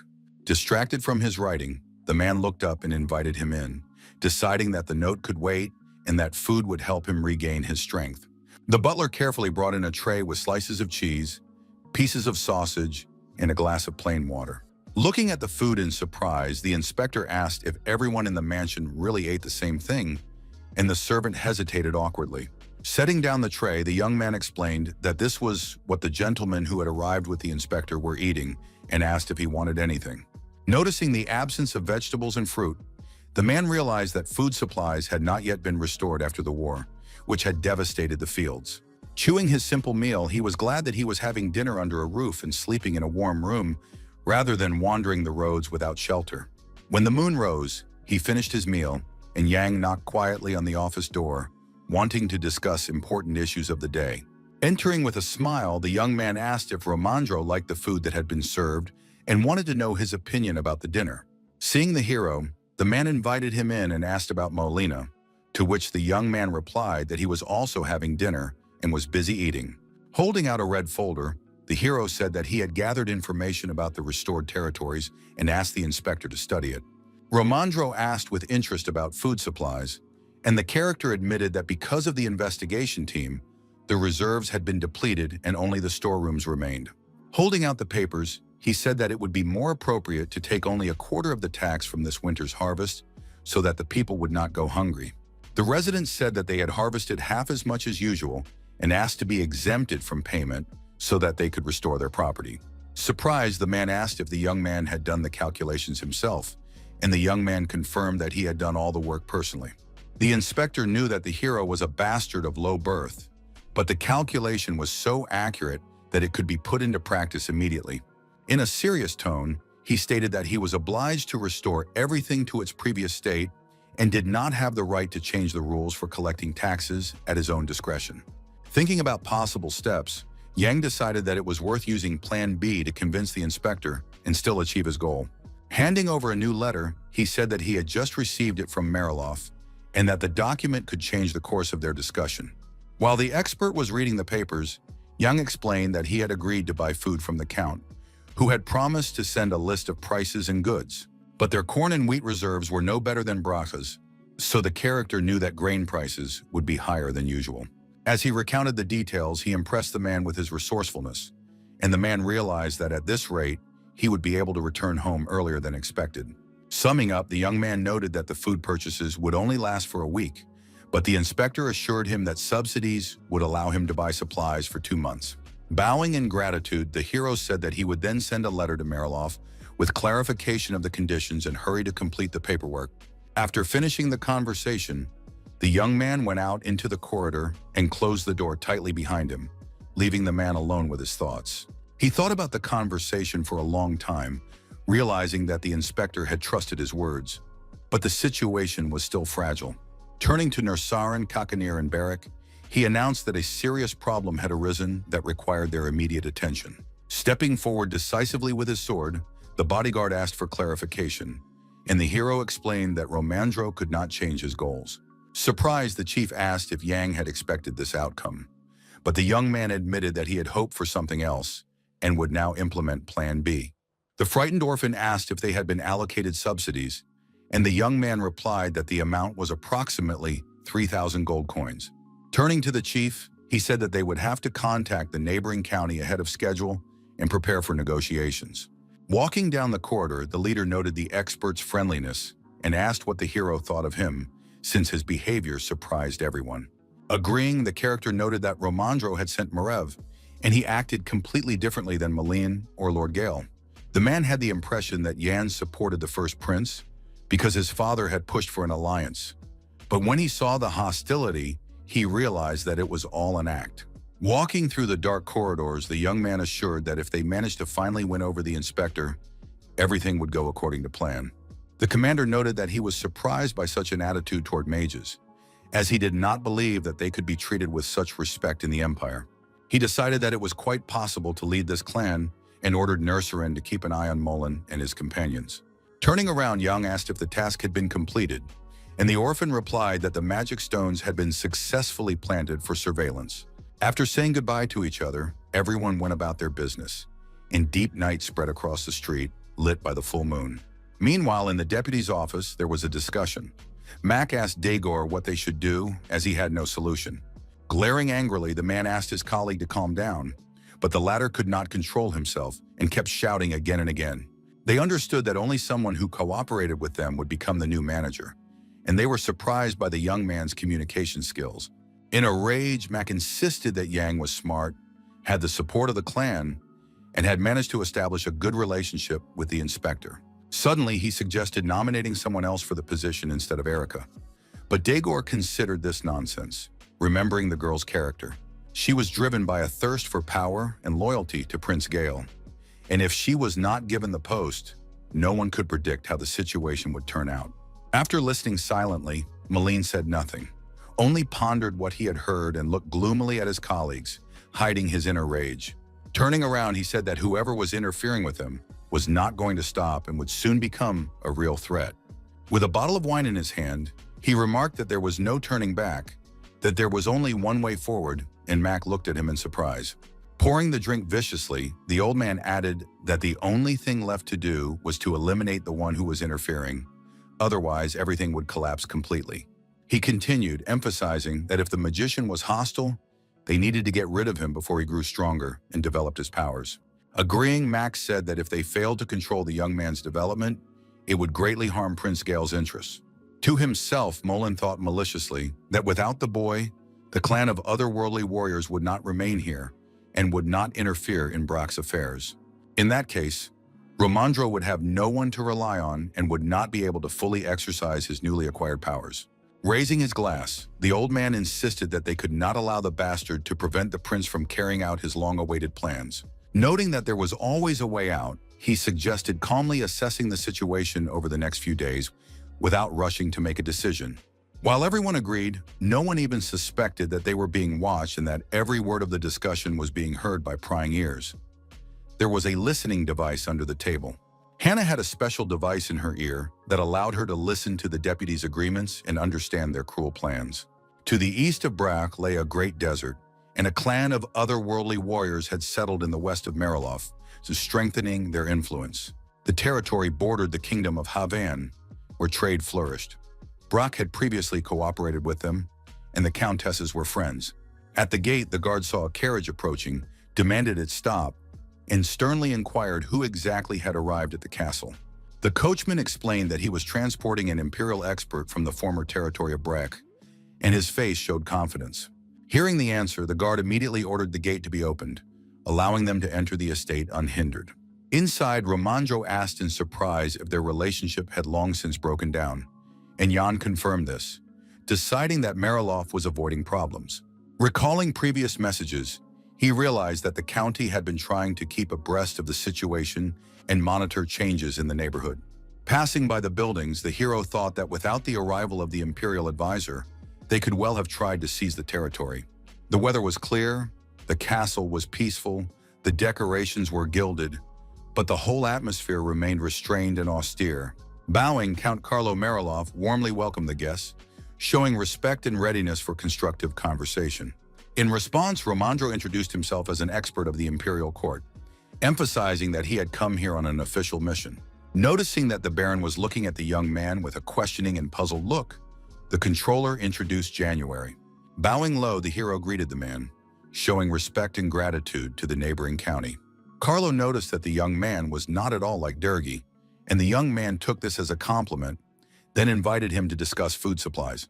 Romandro reported that there had been a poor harvest in Bracha, and it was unknown when the situation would change, so they had asked Marilof for help. Listening attentively, the Baron noted that there were no other problems, and the inspector explained that the recovery was proceeding faster than expected.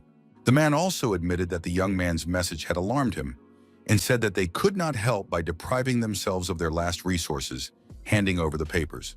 It was a list of goods and prices that they offered, and the instructor began to study each line carefully with tension. Suddenly, he asked if they could discuss the terms in private, as the situation required confidentiality and caution. Laughing, Carlo was surprised that Romandro wanted to discuss important matters with an ordinary young man, not considering it important. Surprised by this reaction, the hero noted to himself that perhaps people in the center really had no prejudices at all.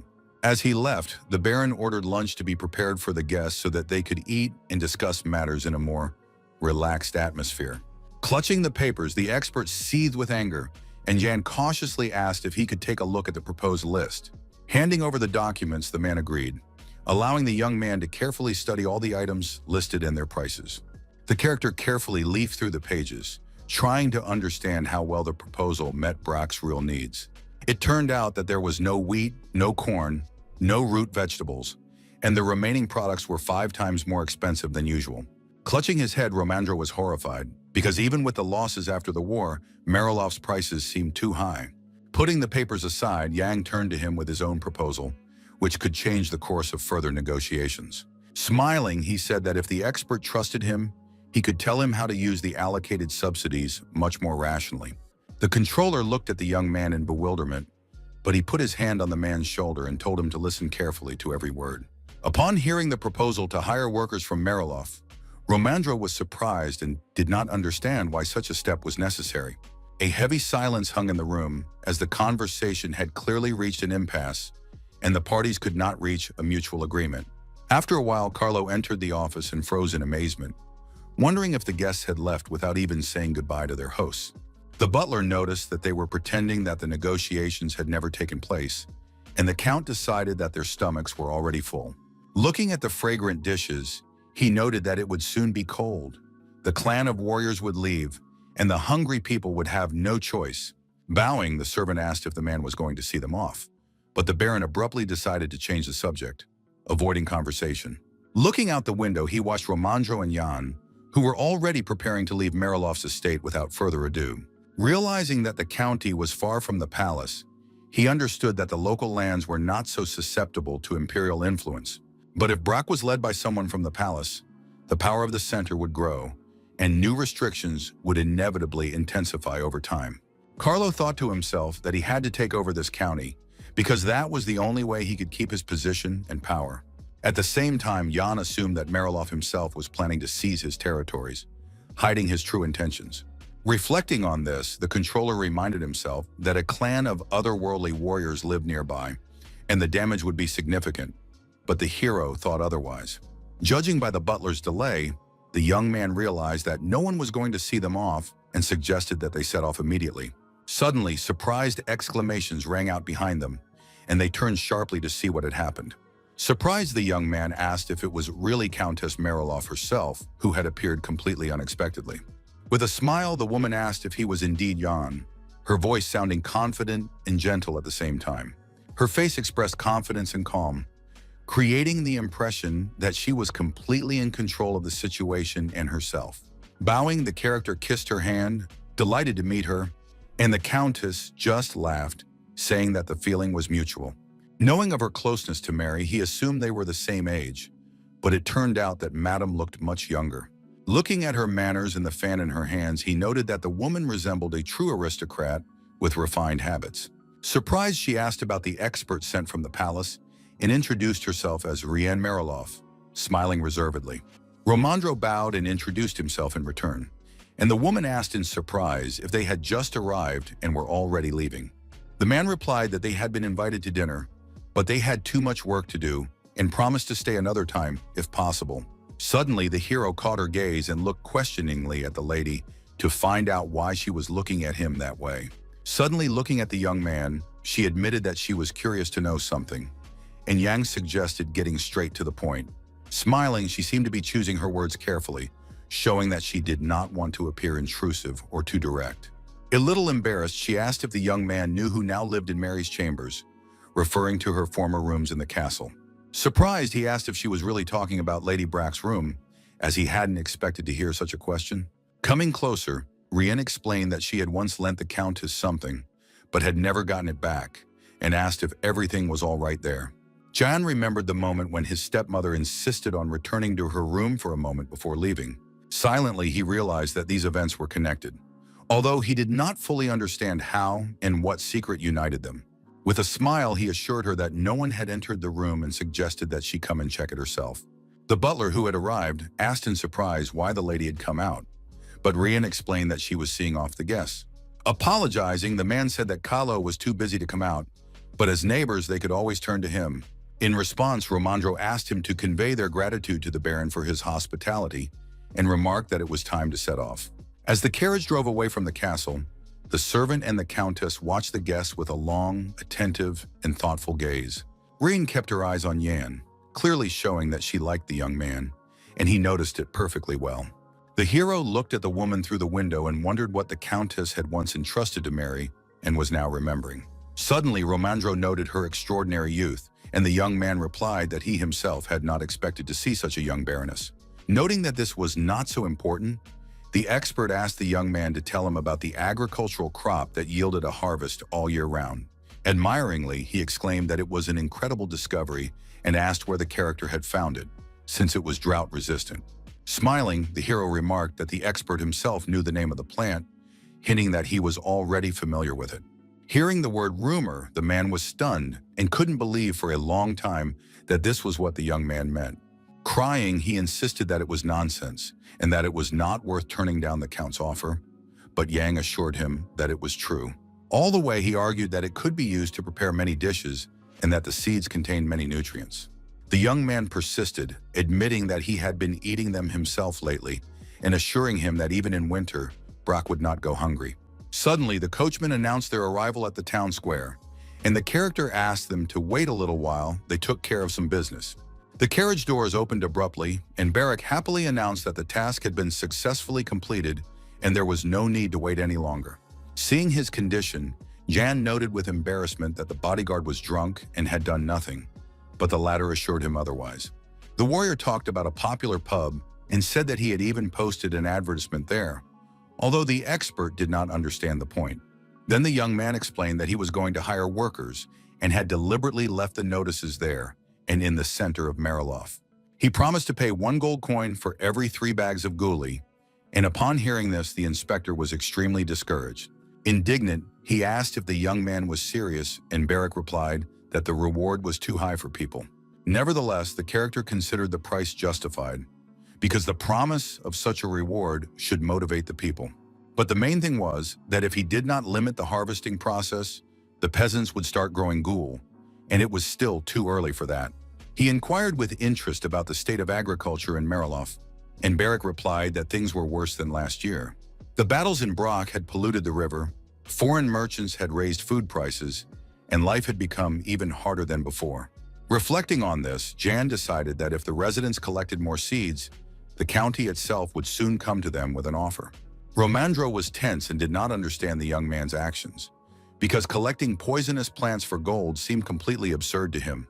Passing by the houses, their carriage headed back to their native county of Brack, slowly approaching the castle. When night fell, they finally reached home and were able to recover from the difficult and long journey. In the dining room, they were greeted by the cook, who noted that Romandro had not eaten for a long time and that it was time to bring him some food and refreshments. At Jan's command, the cooks prepared dishes of goulash, soup, fried grains and butter, and seeds and honey. Crying, he said that he was only following orders, and if anything happened to the inspector, let them punish him, not his daughters. The inspector asked anxiously if the doctor was on duty, but the hero smiled and said that at this hour the doctor had already gone home. Angry, the man shouted that he had told him to wait, but Yang laughed and assured him that there was no danger, offering him some food. Looking at the spoon, the expert hesitated whether to eat it because he did not trust the strange dish and was afraid of being poisoned. Finally, he made up his mind and tried the prepared food, trying not to show his doubts to the young man.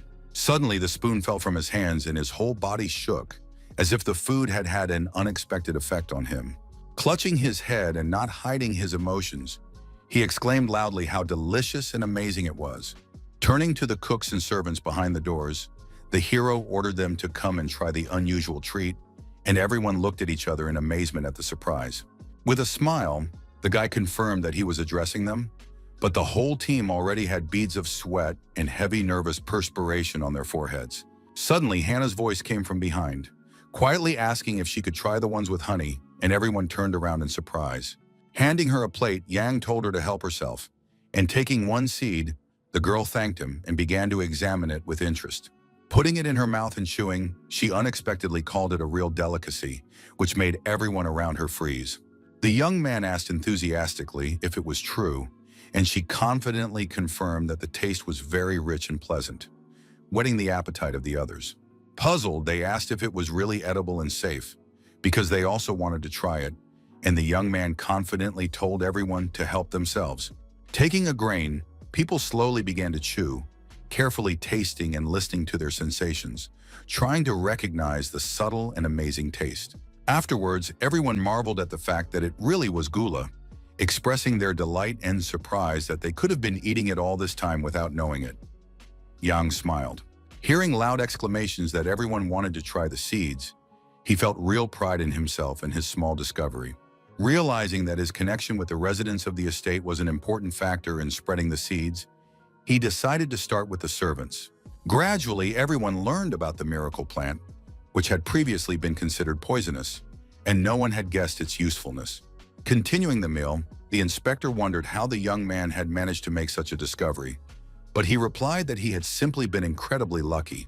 He loudly declared that a greenhouse for the ghoulies should be built immediately, and then this winter they would be able to feed on its harvest, his voice echoing off the walls.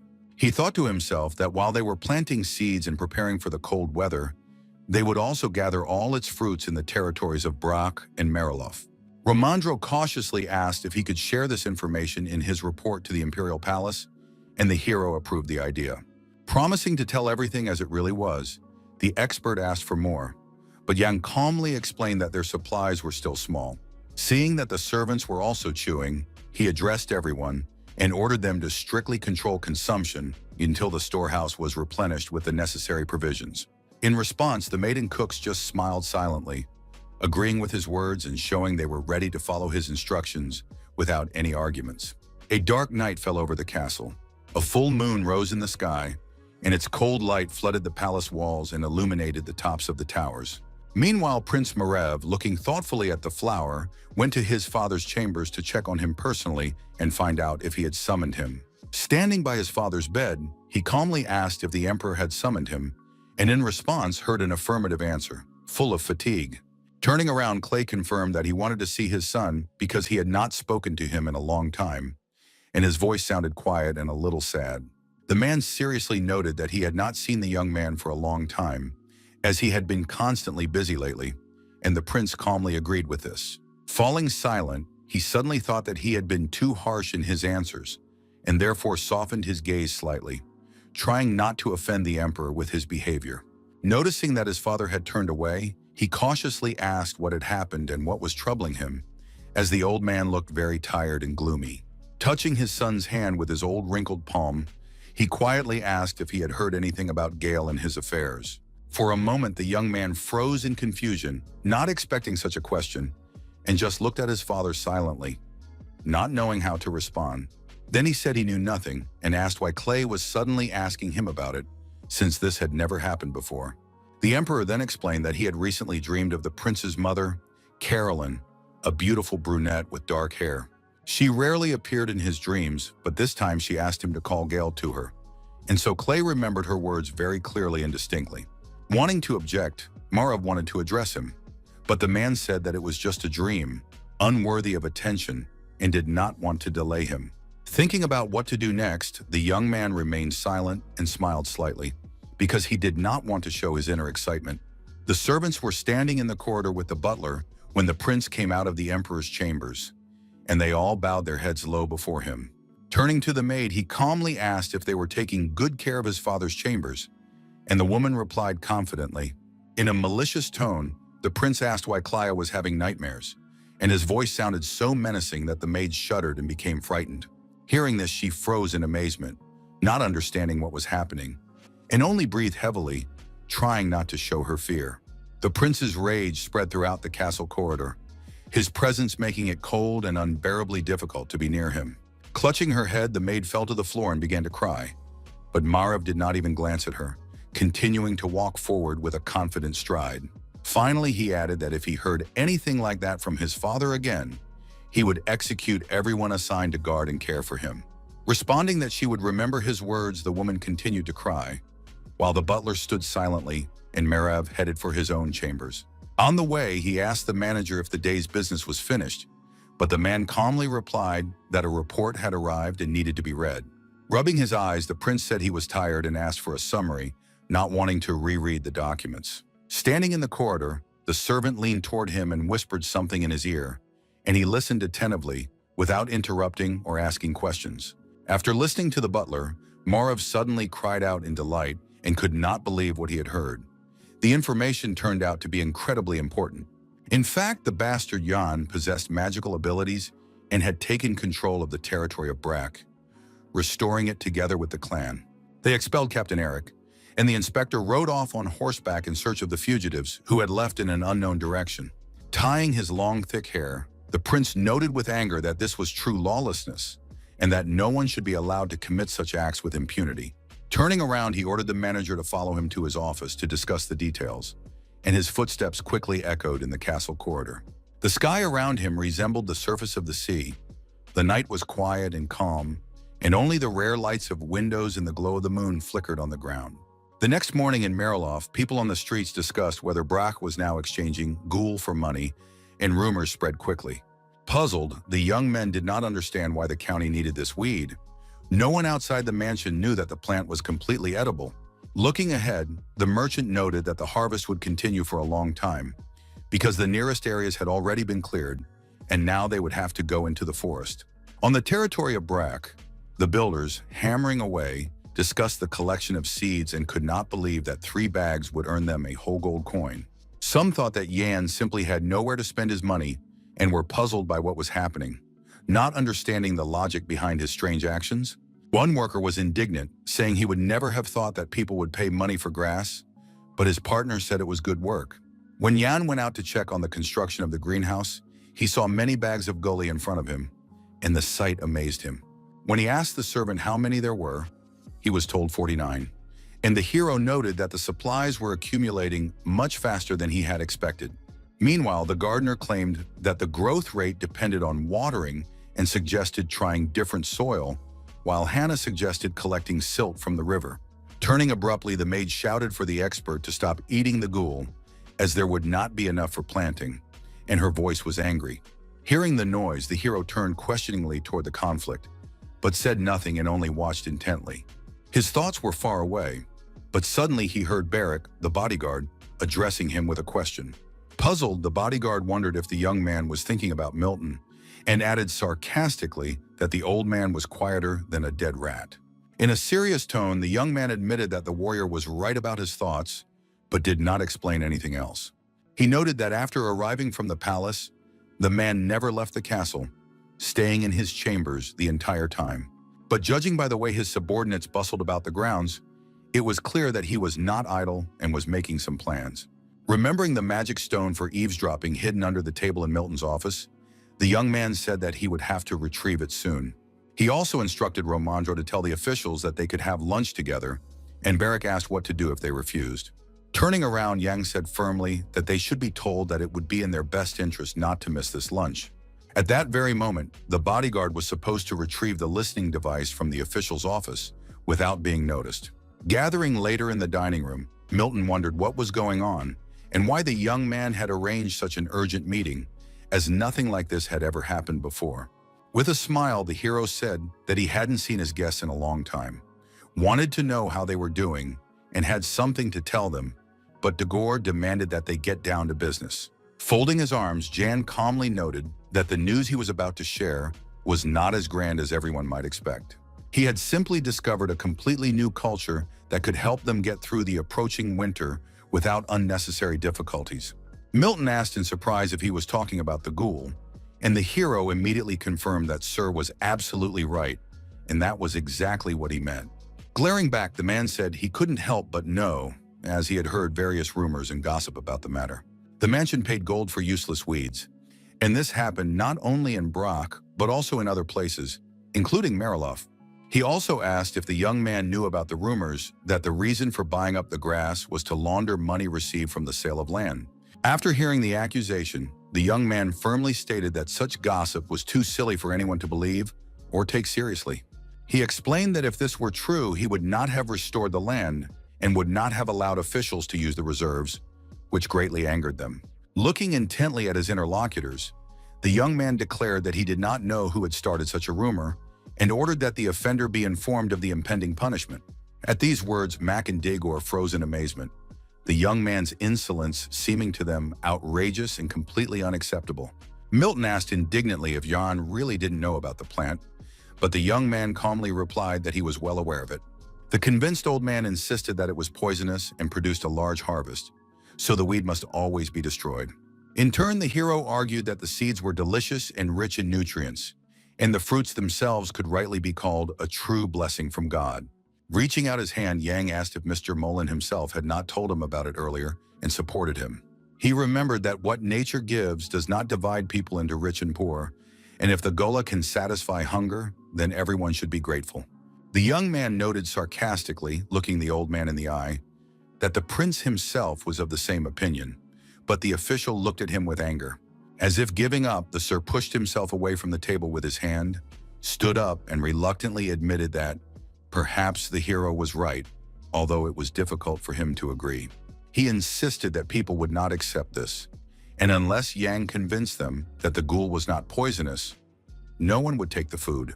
With a smile, the character replied that he already had a suitable idea in mind, which he was going to put into practice. Waving his arms, he began to talk about his plan, while his deputies looked at each other in surprise and silence, not interrupting him. After listening to the end, Milton angrily slammed his fist on the table and declared that he would never allow such a plan to be implemented. In a rage, the man asked if Yang had decided to make fun of the imperial family, worrying that any mistake could tarnish their reputation. The young man replied with bewilderment that there would be no problems, since the seeds were edible, and the inspector was obliged to fight hunger, considering the argument nonsense. While the old man was furious, the hero did not back down and once again pointed out that he considered this discussion a waste of time. He added maliciously that when it came to death, it was a mere trifle, and asked if Milton was really going to discuss reputation in front of people dying of hunger. He also clarified that Sir had misunderstood him. He had not asked for his permission at all, but had presented him with a fait accompli. If they decided to interfere with him, they would have to leave the area immediately, and the soldiers would escort them out. Discouraged, Max shouted that this was rude. Staring intently at them, the young man asked them to look at the situation rationally rather than trying to pull it exclusively in their favor. As they stared at him with stony faces, he asked what they had been doing all this time, how they had helped people. Wanting to remain neutral, Romandro asked everyone to end the argument and calm down, then said that ghouls had a pleasant taste and could be used in a variety of recipes. Suddenly, the young man's gaze fell on the door, and he was slightly distracted from the tense conversation, which he did not want to continue. Barrick stood in the doorway, smiling and gesturing with his hand to indicate that the plan had been successfully carried out. Standing up, the hero said that he had said everything he wanted to say and would not allow anyone to interfere in such an important matter as this. Wishing everyone a pleasant appetite, he invited the expert to come with him, while Max shouted indignantly that it was not right to talk like that. Stepping outside, Barrick noted that the young man had said everything very correctly, and Yan immediately asked him if he had managed to retrieve the magic listening device. Taking out the stone, the bodyguard replied with a smile that, of course, he had completed the task, and his eyes sparkled with obvious pride. Tossing the device in his hand, the hero was pleased and proud of his cunning and wanted to test the device. Going into the office, he threw it into a glass of water to see if the stone worked and if voices could be heard. Sitting at the table, he listened to the officials' conversation and their plans, making notes on sheets of paper, while Barrick lay quietly on the sofa nearby. Hearing that they wanted to get rid of him, the young man thought intently about a new plan of action, showing no emotion. Noticing the sound coming from the stone, the bodyguard stared at the glass as if he had never seen such a magical phenomenon before. Listening to the conversation, he opened his eyes wide in surprise but remained silent because he did not dare to interrupt. Unable to believe what he had heard, He asked if the deputies were really going to kill Jan, and the latter replied that it was easier for them to get rid of him than to lose Brock. Puzzled, the warrior wondered what to do and suggested striking first while the hero took the stone out of the water and examined it closely. The young man said decisively that they would wait and identify their enemy's weak spot, while thinking to himself that the officials were also choosing their moment. Smiling, he realized that they would definitely send an assassin that night, as they could not miss such an opportunity. Sometimes memories of the past came back to him when he was emperor and many tried to take his life. Getting up, he told Barak that it was time to pull himself together, but the warrior said with confusion that he was always ready for action. Leaving the stone and the letter on the table, Yang explained that now they needed to be more vigilant and ordered surveillance to be set up on Melina's group. Meanwhile, reconstruction work was underway in the county to rebuild the city, and Inspector Ramandro was confidently overseeing the entire process. The builders called out to him, and he, chewing on some grains, sighed heavily and remarked that he didn't even have time for a proper lunch. The guys looked at the man in surprise, wondering what he had just taken out of his pocket and why he was eating strange grains on the go. Another young man approached them and asked if they had heard anything about gully seeds, but the guys were surprised. Then the guy whispered in his ear that he had heard about guli from a friend, but his friends continued to doubt his words. At the same time, Yang decided to use all these rumors to spread information and strengthen the reputation of his new product. Previously, the Imperial Palace had conducted extensive research on agricultural crops to find a worthy alternative. As a result, it turned out that gulu seeds were incredibly tasty and nutritious, which meant they could be safely adapted for farming. That is why Romandro, an inspector who arrived from the palace, personally began to organize the collection of grains and monitor the process of their storage. The man asked Yan with some doubt whether this would work, and Yan replied with a smile that the emperor only heard rumors from his letters in Melina. After thinking it over, the young man decided that he could share the results of his research to strengthen trust and respect. Meanwhile, the guy on the street said that the seeds improve skin and blood circulation, but they are not eaten in the capital because Gola does not grow there. While the builders discussed whether it was worth collecting them themselves, the hero and Barak watched from the sidelines, and the bodyguard shared the news. In the tavern, people whispered that the emperor ate Gola for eternal life, and the guy said that was enough and it was time to prepare for the next step. Meanwhile, at the greenhouse, guards were protecting seedlings that, until recently, had been considered ordinary weeds and destroyed without hesitation. Sneaking in, the thieves made their way inside, bypassing the rows of plants and carefully hiding in their dark hoods. Walking between the rows, one thief said he was right about growing them, and the other confirmed his partner's words. Filling their hands with fruit, they discussed the valuable harvest for the Imperial Palace and planned to sell it to the center to earn some money.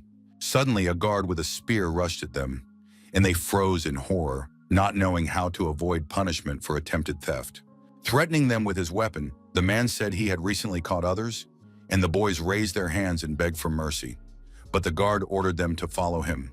When they were taken out into the street and their hoods were removed, a man in a robe stood before them, noting that the guards had done a great job. Behind them, Barak yawned, bored, while John stood and smiled in the moonlight. Everyone recognized him immediately, surprised by his calmness and confidence. The servants asked in surprise if the sir had decided to take a walk at this late hour without guards, and the young man replied that his own bodyguard was enough for him. His eyes flashed sharply, and he asked angrily about the two captured men, whether they were thieves or just random residents who had disturbed the peace in the county. Fearing reprisals, they trembled and were afraid to move, realizing that any words could be wrong and lead to severe punishment or imprisonment. Falling to their knees, they began to beg for forgiveness and justify themselves, saying that work was scarce and it was difficult to feed their families, so they had made a mistake. Yan casually praised the guards for their excellent work and ordered the criminals to be put behind bars, while he himself received wishes for a safe journey. Yawning, Barak objected, saying that the original idea was to relax security and allow those who wanted to steal to do so, but now everything was the opposite. The hero calmly noted that this could have been done in other territories, but there was no ruler here, and crimes could cause security problems. Passing through the open gates, he noted that a more effective way of dealing with such situations without risk to the population and crops needed to be devised. While the moonlight illuminated the area, the bodyguard looked closely at the young man, wondering how he managed to control everything and remain calm. With a bag over their shoulders in the middle of the night, they began knocking on houses in the center of Brach, walking the streets to distribute seeds and help residents prepare for winter. Noticing that no one was responding, the hero began to knock harder on the wooden door, showing determination and confidence. A sleepy man with a child on his back asked who had come to visit them late at night, slowly walking towards the exit. Taking off his hood, Yang said it was him, and the man, seeing the gentleman, was taken aback, but realized that the visit had a good purpose. Putting his finger to his lips, the young man asked him to be quiet, as the children were sleeping in the house. The man came to his senses and fell silent, trying not to wake the little ones. With tension, he asked what had happened, fearing that he had made a mistake that could cause trouble for the family. Holding out a small bag, the hero told him to take it, explaining that the seeds were nutritious and would be beneficial if used and planted correctly. Surprised by the gift, he listened, as he was told that it was delicious food, but it did not heal or rejuvenate as rumored. Unfolding a large bag with other bags inside, Yang explained that they were now under strict control and should be distributed. Since the man was raising 5 brothers and sisters on his own, he decided to give him the seeds first so that they could prepare for the cold weather. With tears in his eyes, the man did not know how to thank the hero for saving his family and helping the residents, realizing that this was a chance to survive difficult times. Holding the man's hands, the hero said that one seed produces about 10 fruits, told him to eat some, plant the rest, and share them. Bowing low, the young man sincerely thanked the guy, and Yang walked away, waving goodbye, continuing to help others. Walking through the streets, he noted that he did not know the bodyguard and his habits very well, but nevertheless trusted him completely. Surprised, the hero asked if Barrack was already almost asleep, and the sleepy warrior replied that he really wanted to be, but had to stay close. Walking on, the character claimed that while the Empire had a monopoly on growing ghouls, their supplies were dwindling. Turning around, Yang asked if they were going to distribute the seeds as Barrack thought. Would people perceive it as help or strangeness? After a moment's hesitation, the young man replied that everything had been carefully thought out so that the people would see him as a caring person, not an authoritarian boss. Walking through the center of the village, the young man believed that people would see him as a good guy and told them to hurry up, as they still had many families to visit. At the doorstep of another house, he was greeted with admiration by a woman with a bunch of surprised kids who happily accepted the gifts. Handing her a bag of seeds, Yang told her to be quiet so as not to wake the others, and explained that the grain had to be distributed properly. Next, they visited a young man with a broken leg, who gratefully accepted the seeds, realizing that he would be able to survive the winter. People sincerely accepted the grains brought by the hero, rejoicing in his care and help, and realizing that this would help them cope with hunger. The elderly were also happy and thanked him, seeing him as a kind person who cared about the future of the village. Suddenly, Barrack's attention was drawn to someone's gaze, and he turned around questioningly, noticing someone standing around the corner of the neighboring building. At that moment, Dagor was quietly watching from his hiding place, recording every step Yan and his bodyguard took, trying to remain inconspicuous. Peeking out a little and afraid that he might be noticed, he decided to leave, and his silhouette just slipped away, disappearing into the alley. With quick steps, he went to his colleagues to report that the guy was handing out seeds to the people. With one deft movement, he threw open the door to his chambers, entering with determination and tension. Awaiting the report, Mac asked excitedly what his colleague had seen and listened attentively, trying to understand its importance. Removing his hood, the man remained silent, choosing his words carefully to accurately describe what he had seen, his face expressionless. Stepping forward, he reported that Yang had gone out at night to distribute the gulu, which shocked Mac and made him realize how serious the young man's intentions were. Turning to Milton, he noted that the boy was indeed very strange, but his actions were for the good of the people. The old man thought to himself that the discovery would be attributed to Romandro, not the hero, so he could be sure of the trust of the people in the palace. Sipping his wine, he thought that if Yang and his bodyguard had left at dawn, everything could have turned out differently. It would have been a great opportunity to get rid of the young man forever by killing him, but the boy acted cautiously. Returning to his office, the character noted that the restoration of the village of Gilsum had been successfully completed. Romandro asked with interest about the supply of guli, and Yang assured him that it would be sorted out in time, as the seeds were selling out quickly. The expert asked if the young man was going to continue his charitable work, looking at the bag, and the hero confirmed that he would be distributing it for 3 days. The inspector noted with concern that the young man was busy day and night and that his magical abilities explained his unusual endurance. In response, the hero asked if it was time to end the meeting, since they had already clarified all the issues regarding the supply of ghouls. Raising his hand, Nursarin reported that people from the Great Desert had contacted him, providing important information about the state of the regions. News came that the health of the advisor Vincent was deteriorating, and Yang tensed, realizing that he needed to act quickly. Remembering the old woman in the Silisk, thanks to which she had been able to heal her a little, the hero decided that it was necessary to carefully think through a plan. Noting the difficult situation, Bellamy reported that they had decided to stop cultivating the flower and use all the remaining roots for their needs. Raising his hand, Romandro asked to be enlightened about the advisor and the plant, while Nursarin and Yang looked at each other. The sunset was already turning crimson outside the window, and the guys decided to fill the inspector in on the situation so that he would understand the current situation. After listening to the story, the man repeated it to himself, pondering the correctness of the decision and its impact on the estate and the village. Staring intently at the hero, Kakanir said that the verdict had been made because of the current situation in Brach and asked if Yang knew their funeral customs. Tapping his fingers on the table, the hero replied that he knew everything about the clan's culture, including its rules, rituals, and traditions. When the chief or chief advisor died, everyone had to spend a year in isolation, observing traditions and waiting for the mourning period to end. The chieftain stated resolutely that they could no longer remain on the estate.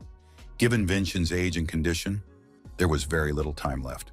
The character asked with interest whether Romandro had received a reply from the palace. The man replied that he had not yet, but hoped for news soon.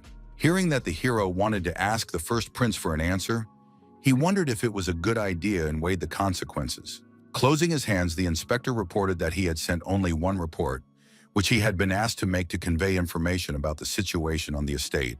He calmly added that he needed to verify whether Yang possessed magic, as this was important for the entire empire. Puzzled, the hero asked if His Majesty really wanted the new Margrave to have no connection to Melina's group and no ties to the second prince. Yang also admitted that he shared Melov's opinion and was also at odds with the old man, as the expert had already noticed. Placing his hand on his chest, he sincerely asked Romandro to recommend him as a count, explaining that this would ensure safety for Brock.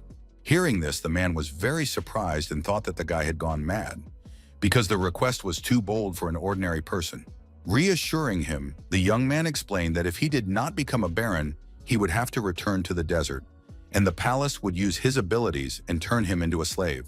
Considering this to be the only way to ensure safety for himself and Brock, and seeing the inspector's puzzled look, he assured him that there was no one better than him. Looking at the bag of ghoul on the table, the man realized that the hero was right, because he was at the center of the reconstruction and had obtained edible seeds. Resolutely placing his hand on the papers, he decided to tell the truth and hide nothing from the young man who craved power. The prince sincerely did not understand Jan's connection with Molen and may have misinterpreted his actions, not taking into account all the nuances of what was happening. Recalling the young man's stories, the expert knew that through the old man, he had denounced his own father to protect himself and the county. In this way, he gave himself the opportunity to make his man a Margrave. But Captain Erica was also claiming this position, which complicated the choice. Moreover, he believed that since the young man was a magician, he would be able to join the ministry and demonstrate his abilities. Gale also thought that the hero could help them fight the conspirators using his strategic mind and strength, as well as his influence over people. Calmly, Yang said that if that was the only reason, he could explain everything, but the inspector was puzzled as to how.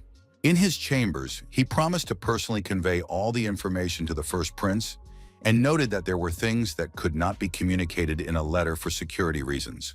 Clenching his fist, the hero declared that he could prove that he and Molen were on opposite sides of the barricade and were performing different tasks. Staring intently at his allies, the hero assured them that this would be the case until his death and even beyond, his eyes shining. Even when he died and only ashes remained, he would remain true to himself, his ideals, and the promises he had made to his people. His words shocked Romandro, while Nursarin and Kakandir smiled, seeing that the young man was serious. Looking at the papers on the table, the inspector replied that he would convey everything to His Highness, confirming the importance of the assignment. Rising from the table, he suggested ending the negotiations for the day, and Yang thanked him for his understanding. Almost forgetting, the young man asked with interest if there were people in the center who dealt with silisk to set up production. The expert replied doubtfully that he would check, but he was not sure he could find a flower he had never heard of before. Considering that no one knew about this plant, the hero thought about how difficult it would be to find it in burial. As he left, the man noted that the young man would do well to get some rest, and the young man said goodbye, saying that they would meet again tomorrow. Left alone with Barrick, he suggested leaving early today, and the bodyguard asked if the hero was tired. Leaving the office, illuminated by the last rays of the setting sun, the character noted that his eyes were simply closing. When the stars appeared in the sky and the moon rose, they found themselves back in the center of the village, and the people joyfully greeted Jan. Seeing a familiar woman, he asked in surprise why she was still awake, since there hadn't been much preparation today. Approaching her from behind, the man asked her not to cause trouble for the gentleman, explaining that he was hiding from the palace officials, and she gasped in fear. Lining up, the people demanded that the young man bring them more seeds because they understood the importance of the harvest for the coming winter. Having finished distributing the seeds, Yang waved his hand and told his bodyguard to go, continuing to check that everyone had received help. Noticing that the warrior was staring intently at something, the young man asked what was wrong, observing that Barrick was paying unusual attention to the surroundings. The bodyguard anxiously reported that there were 3 attackers, and the hero realized that he had fallen into a trap that required quick reactions and tactical decisions. Realizing that they needed to hurry, they quickened their pace toward the estate, knowing that time was against them. As they walked through the dark streets, the strangers followed them, trying not to attract attention but closely monitoring their movements. Moving forward, the hero and his bodyguard walked confidently, the shadows following them but not taking any action. Stopping, the attackers shouted, asking which of the boys was Yang, trying to figure out which of the heroes was their target. Turning around, the character asked what would happen if he was the one they were looking for, preparing for battle and assessing his chances of success. Stones flew sharply off the walls in different directions, creating chaos and distracting everyone present. Finding himself between the attackers, Barrick used his skills to deliver a deft blow directly to his opponent's faces. Suddenly, his attention fell on a blade that flew very close to his body, but thanks to his quick reaction, he managed to dodge it. As they tried to surround him, he deftly dodged and counterattacked, demonstrating his mastery of combat skills. Suddenly, Yang shouted that they were being attacked from above, and the bodyguard looked up, assessing the situation and preparing to defend himself. While he was fighting off the attack, another enemy flew at him from above with a saber in his hands, ready to deliver a fatal blow. Dodging at the last moment, the blow struck the asphalt, sending stones and dust flying in all directions. Without a moment's hesitation, the young man decided to counterattack, using strategic techniques to protect himself and Jan. But the attackers also dodged skillfully, demonstrating a high level of training and understanding of combat tactics. Watching the fight, the hero noticed well-trained warriors who knew about Barrick's abilities and realized that they had been hired by Milan or someone from his group. While the bodyguard was striking the attackers, the guy shouted for the young man to leave at least one alive. Shouting back, he agreed, and the character realized that something was clearly wrong because the behavior of the opponents was different from his expectations. If the attackers knew about the bodyguard's abilities, they should have known that he also possessed magic. So why did no one attack him? Meanwhile, people with various weapons in their hands approached them from the other side, surrounding Jan from different sides. Seeing them, the hero noted that this was quite expected, and that he needed to act to protect himself and save his life. As the crowd blocked their path, he realized that they had a lot of work ahead of them today and needed to mobilize all their strength. With a bat in his hands, the leader viciously told Jan to talk less, trying to psychologically pressure the hero. Smiling, the young man knew that he would not allow anyone to attack him and decided not to show weakness. Using magic, his body glowed and a fireball appeared in his palms. Then he said that he was the one they were looking for. Looking maliciously at his enemies, the hero understood why the attack had taken so long. They had been gathering people, preparing for a mass attack. Standing in front of the crowd, he asked why they were doing this. Didn't they value their own lives, considering that the attackers were taking unnecessary risks? Unwilling to listen, the leader wished him death and asked if Yang knew how much money they would get for his head. With these words, he rushed into the attack while the young man held a fireball in his palm, preparing to counterattack. While the enemy swung his club, the young man deftly moved closer to strike and use his magic. The fireball in his hands gradually grew larger and shone brighter as the character prepared for the decisive blow.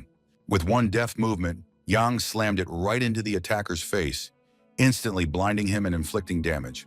Feeling the power of magic, the guy froze in horror, his eyes wide open, not knowing how to resist the hero. The bright light gradually engulfed him, and the character did not weaken his grip, demonstrating complete superiority. With a cry, the attacker recoiled, his face covered with small burns, pain and fear overwhelming him. Falling to the ground, the guy started screaming when he saw Yan, who was preparing to attack again, demonstrating his control over the situation. Meanwhile, another man rushed towards him, waving his weapon and shouting, hoping to help his comrade. Deftly dodging the blows, the young man remained on his feet, demonstrating skill and quick reactions. With one movement, he knocked the dagger out of his opponent's hands and delivered a fiery blow straight to his stomach, neutralizing him. Coughing up blood, the attacker fell to the ground screaming in pain, unable to continue resisting and fighting. Looking at his enemies, Yang noted that they resembled ordinary residents of Brach, but they all shouted that he had no need to know that. Concluding that he had less control over the situation in the city than he thought, he told them to try attacking again if they dared. Some were afraid to approach and trembled with fear. Some lay beaten on the ground, and some called him a mere child. While one opponent lay at the young man's feet, the others rushed into a new attack, ready to risk their lives. Standing and assessing his surroundings, the hero noticed that help had arrived in the form of a bodyguard, and stones were ricocheting off the walls. Barak appeared right in front of the attackers, blocking their path and protecting John from a direct attack by rushing into the fray. His eyes burned with anger. He was not going to show weakness, and was filled with determination and confidence in his own victory. Striking blow after blow, he demanded to know who dared to bother a man late at night, blood flying in all directions. Raising his bloodied hands with the sword, he wondered who had prepared the attack on them in the dark streets. Deftly dealing with his enemies, the warrior was angry that he had to do combat exercises when he was just going to relax.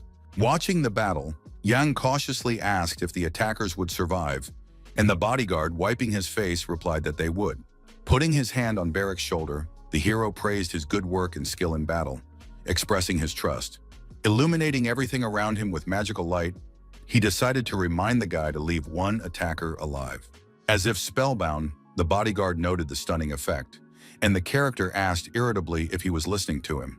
Jumping up and swinging his saber, the warrior shouted that he was listening and warned that all the attackers would meet their end. Deciding that the young man had lost his mind, the criminals rushed to flee, not expecting such a turn of events. Deftly intercepting them, Barak delivered deadly blows, blood spurting in all directions, disarming his enemies. Some managed to escape, but they noticed the orphan's frenzied fight and decided not to fight for Jan's head anymore. Watching from the sidelines, the young man wondered why they considered the bodyguard evil, since he was only defending himself. A happy smile lit up Barak's face, his eyes burning with the fight, and even though he was covered in blood, he still enjoyed his fighting skills. After the battle, the young man laughed, standing among his defeated opponents, bleeding, feeling his own superiority. As Yang walked toward him among the corpses, the warrior noted that fortunately one attacker had survived and could be used for interrogation. Approaching the stranger and looking at his bloodied face, the hero wondered what to do with him and how to use him in the future. Turning to his bodyguard, he admitted that he had a feeling he had seen this guy before. Turning to Barak, the young man asked if the criminal's face looked familiar to him, but the warrior called him some kind of scarecrow. Covering his face with his hands, the ring on the villain's finger sparkled, attracting the character's attention and arousing suspicion. The hero's gaze fell on the strange phenomena before his eyes, causing his eyes to widen in surprise and astonishment. Strange iridescence appeared, as if the result of a magical effect, causing unusual visual effects. Screaming in pain, the criminal's face seemed to be straightening out, while Yang and his bodyguard watched in amazement. Barak noted with surprise that the villain's face had turned into mush. He did not recognize him at all. Everything looked terrible and strange. It was like a poison that completely destroyed the skin, used by hired killers so that their identities would not be recognized. Among the corpses lay the still-living leader, who heard the hero order a soldier to bring someone to take the survivors to the mansion. Otherwise, the village was completely peaceful and calm, the residents unaware of what was happening outside. Meanwhile, late at night in the official's office, the men discussed the consequences of the attack and their plan of action. Nervous, Mac worried whether they had managed to get rid of Yan, and what if everything had not gone according to plan, but Dagor assured him that there was nothing to worry about. Angry, the man shouted that his colleague was too calm, that they needed a plan in case Petrio failed. Suddenly, Mullen told the guy to be quiet, otherwise the servants might hear their conversation and report the information to the young man. In a serious tone, the old man noted that the leader possessed excellent abilities, which made him a dangerous opponent. Although he was old, he had been captain of His Majesty's Guard, and what's more, he was a man of faith and would not make mistakes in his actions. While they were discussing the planned attack on John and Barrick, an uninvited guest was walking quickly toward the office. The orphan walked confidently down the corridor, his presence unnoticed, but the atmosphere around him was tense. Hearing the noise behind the doors, the officials fell silent and turned around questioningly, trying to understand what was happening. The tension was palpable, and the men froze in horror, realizing that the situation was out of control. Staring intently at the door, Mac asked in a trembling voice who was behind it, assuming it was the leader with positive news. Slowly the door opened, and the bloodied body of John, the bodyguard who had come to carry out the young man's orders, appeared in the doorway. Barrick asked in a vicious voice if the one they were waiting for was really named Petrio, a bloodthirsty and insane smile on his face. The disconcerted managers were stunned by the unexpected turn of events, not knowing how to react to what was happening.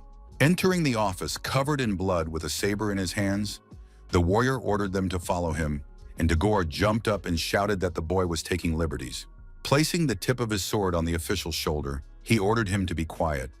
Otherwise, he would scalp him, because Yang had given such an order. Terrified, the man screamed, calling himself a man from the palace, but seeing the blade too close to his throat, he was afraid to move.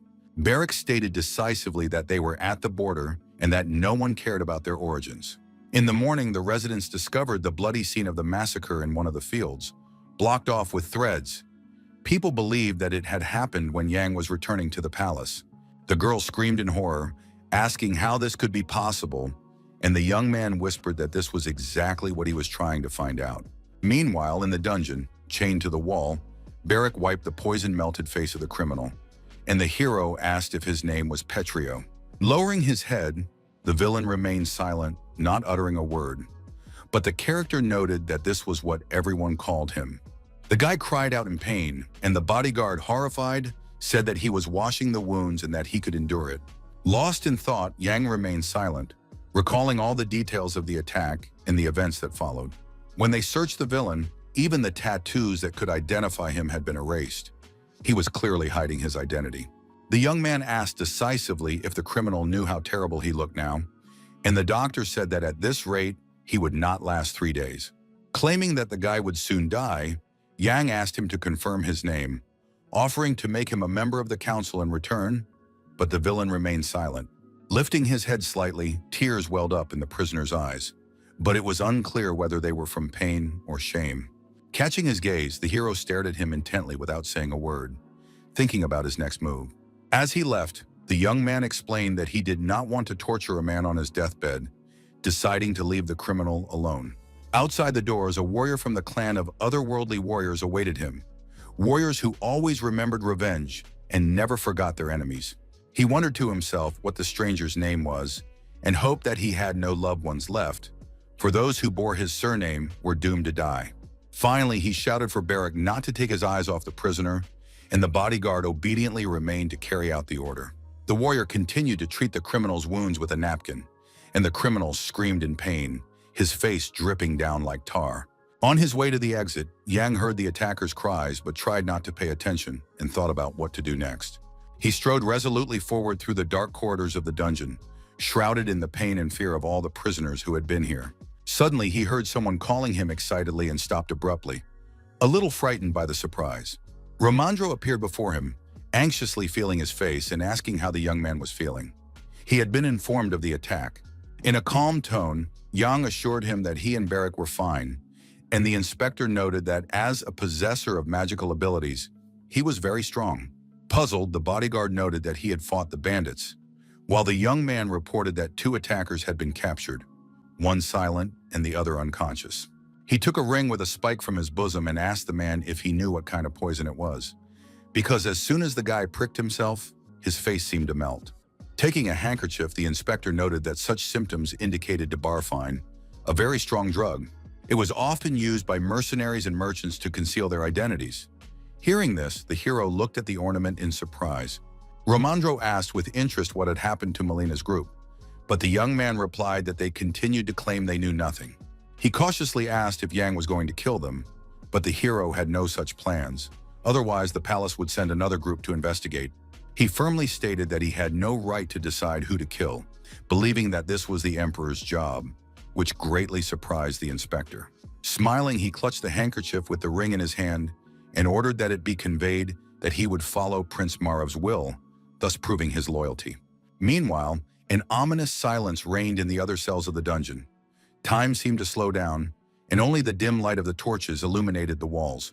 Suddenly, a plate of liquid porridge flew straight to the side, spilling in different directions from the sharp movements. Seeing Jan at the door, the officials shouted insults and nearly hit him in the face with the dishes, as if they intended to do so on purpose. Entering the cell, the hero asked decisively if the three of them had managed to sleep, ignoring the aggression and insults directed at him. Max shouted that they had come on the orders of the palace, and Dagor claimed that the young man's behavior was insulting to the emperor.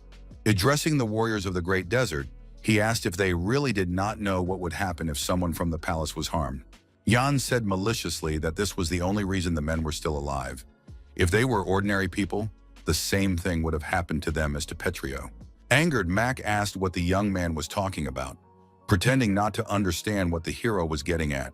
With a sharp movement, Yang took out a flask of water and a magic stone for eavesdropping and demonstratively threw it in. Suddenly, the officials heard their own voices and their agreement to kill the young man, and they were dismayed.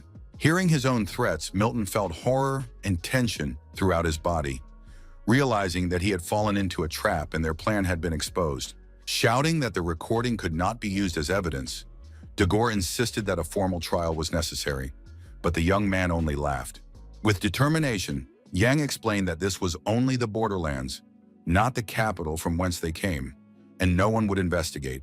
Lifting his plate, he confirmed that he was now a member of an otherworldly clan of warriors, and the warriors of the Great Desert did not take revenge lightly. As he left, the character stated that he had drawn one conclusion from the record, but would not turn a blind eye to it, wishing to take revenge in the future. Staring intently at the officials, he asked them to treat food with respect, and thought that they understood their disadvantageous position. Mac and Dagor gritted their teeth in anger, while Milton showed no emotion. Their plan had failed miserably. As he left, Yang felt his superiority over his rivals, and realized that he would soon be able to dot all the I's and cross all the T's. Suddenly, he heard someone calling him again and stopped, wondering who it could be this time. Hannah ran up to him excitedly and said that a whole crowd of people were waiting for him outside, all calling for the hero. Hearing that everyone wanted to see him, Yang was very surprised and a little scared, not understanding what he had done wrong. Running after the girl, he asked why, surely not to steal the ghoul, but remembering that the greenhouse was guarded. Receiving no answer, he decided that perhaps Molin had set them on him in order to carry out his plan and kill him. Approaching the exit, he thought that during the restoration of the territories, problems or conflicts with the unearthly clan of warriors could arise. Frowning at the bright light, he thought apprehensively, what if discontent had broken out among the inhabitants, which he did not even know about? Noticing the young man, the people with flowers in their hands froze in amazement, as if they themselves had not just called him and were seeing him for the first time. Rushing to him, the people anxiously asked about his well-being and told him that someone had spread a rumor about his injury. With pure hearts, they began to bring him bouquets, and the hero, not expecting such a reaction, froze in bewilderment. With tears in their eyes, the people expressed their concern and fear for his life, as they had seen a lot of blood in the alley. Suddenly, Yang remembered something, and his gaze froze. A small glow appeared in his pupils, but he restrained his abilities. Feeling the touch of the citizens' warm hands, the grateful exclamations and flowers around him, he remembered his past life. It was only because of this that he endured those 3 terrible years and the enormous pressure of the throne when he was emperor. With a smile, he realized that he was on the right path and would soon achieve his goal, regaining his former glory and power. Noting that it was very good that everyone had come, the young man asked if the people could gather the horses in the square. The hero joyfully announced that Lord Romandro had finally allowed the distribution of seeds and the cultivation of guli by hand. Thanks to this decision, they would be able to restore the estate and the surrounding areas more quickly and overcome hunger. The next day, people lined up for the ghoul, and the inspector announced that the amount of seeds and seedlings would depend on the size of their gardens and the number of family members. The hero announced that the distribution was free, but that next year a tenth of the harvest would have to be given as tax, hoping that the people would share their experience of growing and preparing goulash. The purchase and sale of seeds to residents of other territories is only possible through the mansion. Violations are punishable by a fine of 50 gold coins, and reporting violators is rewarded. Raising his hand, the man asked about trade between his own people. This was permitted, but selling to residents of other territories was strictly prohibited. The hero also said that if people didn't get anything today, there would be a new delivery tomorrow, saving them from unnecessary worries. Suddenly, Barrack called out to him and said that he needed to return to the mansion for a moment, as important news had arrived. Turning around, Yang waited for an explanation, and the bodyguard said that one of the captured criminals had regained consciousness. With determined steps, the warrior and hero walked to the dungeon to interrogate the attacker and learn new information. The servant noted their return, and Yang inquired about the condition of Petrio, the leader, who was sitting in another cell. There was little hope for recovery. The guy was unable to utter a word and was unlikely to survive even today. The character asked anxiously if the other criminal was in the same condition, not knowing what the future held for them. Upon entering, they saw the young man sitting on the floor, screaming and crying, begging for mercy in a state of hysterics. Noting that the criminal was not quite right, the servant left, and the noise was so overwhelming to Jan that it felt like blood was pouring from his ears. Calmly, he asked the villain's name, and the man tearfully introduced himself as Colin. He was 22 years old and came from a large family. Clutching his head, the hero said that he was not interested in any of this, and Barrack viciously threatened the prisoner with violence. Then the young man asked where he was from, and the guy explained that the guards at the gambling house had promised to help him earn money and sent him to the right person. The hero thought to himself that this was quite expected, as the customer was looking for performers among the poor who would not refuse. With interest, Yang asked who the customer was, and Colin, stammering with tears in his eyes, said he knew nothing. When Barrack swung his arm, the criminal covered his ears and shouted that the guards had paid him personally, so he had not met the customer directly. Touching his shoulder, John decided to use the guy to establish trade relations with Mariloff. As he left, he ordered Barrack to take Colin into custody. The criminal cried and promised to follow all of the young man's instructions. Out on the street, the character reported that he had sent a message to the neighboring county and asked for a horse to be prepared. Working in his office, Romandro heard a knock on the door, and looking up from his papers, ordered the person standing outside to enter. Seeing Jan, he asked if something had happened, assuming that Petrio had died, but the hero replied that he was still breathing. Reporting that most of the criminals had confessed that they were from Mariloff, the young man asked the inspector for help in sending a letter. Unable to believe that the hero was asking him for such a simple favor, the expert hesitantly asked if this was true. Puzzled, he decided that Jan just needed an excuse to write a letter and asked him about it aloud, not fearing the young man's reaction. Noticing the inspector's insight, the character smiled and said that you could say that, but in reality, he had other motives. Laughing, the man agreed to help the young man with a note to the neighboring county, as he respected the hero. Showing him the letter, he explained that he was just about to send a message with recommendations to Prince Marev. Handing it to Jan to study, he asked for the young man's opinion, as he understood the importance of future events. With a smile, the hero replied with hope that the emperor and the prince would like the letter and take the expert's opinion into account. Hesitant, the inspector asked whether it was worth including it in the mailing, and upon receiving a positive response, clarified that Jan wanted to write to Mariloff. The hero said decisively that it was necessary to report the attack by criminals from the neighboring county on the next Lord of the Brack territory. And since one of them had confessed, the crime had to be investigated. So the young man asked for cooperation, including the identification of the dead and the dispatch of the bodies. Writing down the young man's dictation, Romandro replied that it was a good and concise message without unnecessary information.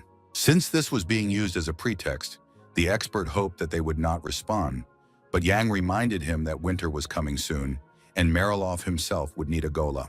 With a smile, the man offered to sell them seeds at a higher price than they wanted in exchange for essential items. But the hero just smiled back. Thanking him for his help, Yang reported that the rest of the county's affairs were going well, and everything was gradually being restored. The character also expressed hope that Marev would be able to help him, and the inspector smiled in response to these words. But he understood that he couldn't really count on the prince's help, as everyone had their own plans and interests. Meanwhile, in the imperial palace, Marev set up a hunting camp in the middle of a forest glade in the thicket of trees. Preparing his arrow, he aimed to inflict damage on his future prey and win victory among the other officials. Having frightened the beast, he missed his shot, and the animal hid in the bushes in fear. Behind him stood other administrators, looking with annoyance into the distance and at the young prince's unsuccessful attempt. Holding bows and arrows in his hands, he noted that all the failures were due to the strong wind, as no one could hit the target. They discussed among themselves that Mr. Dorencio would take first place, believing that he would win and that luck would smile on him.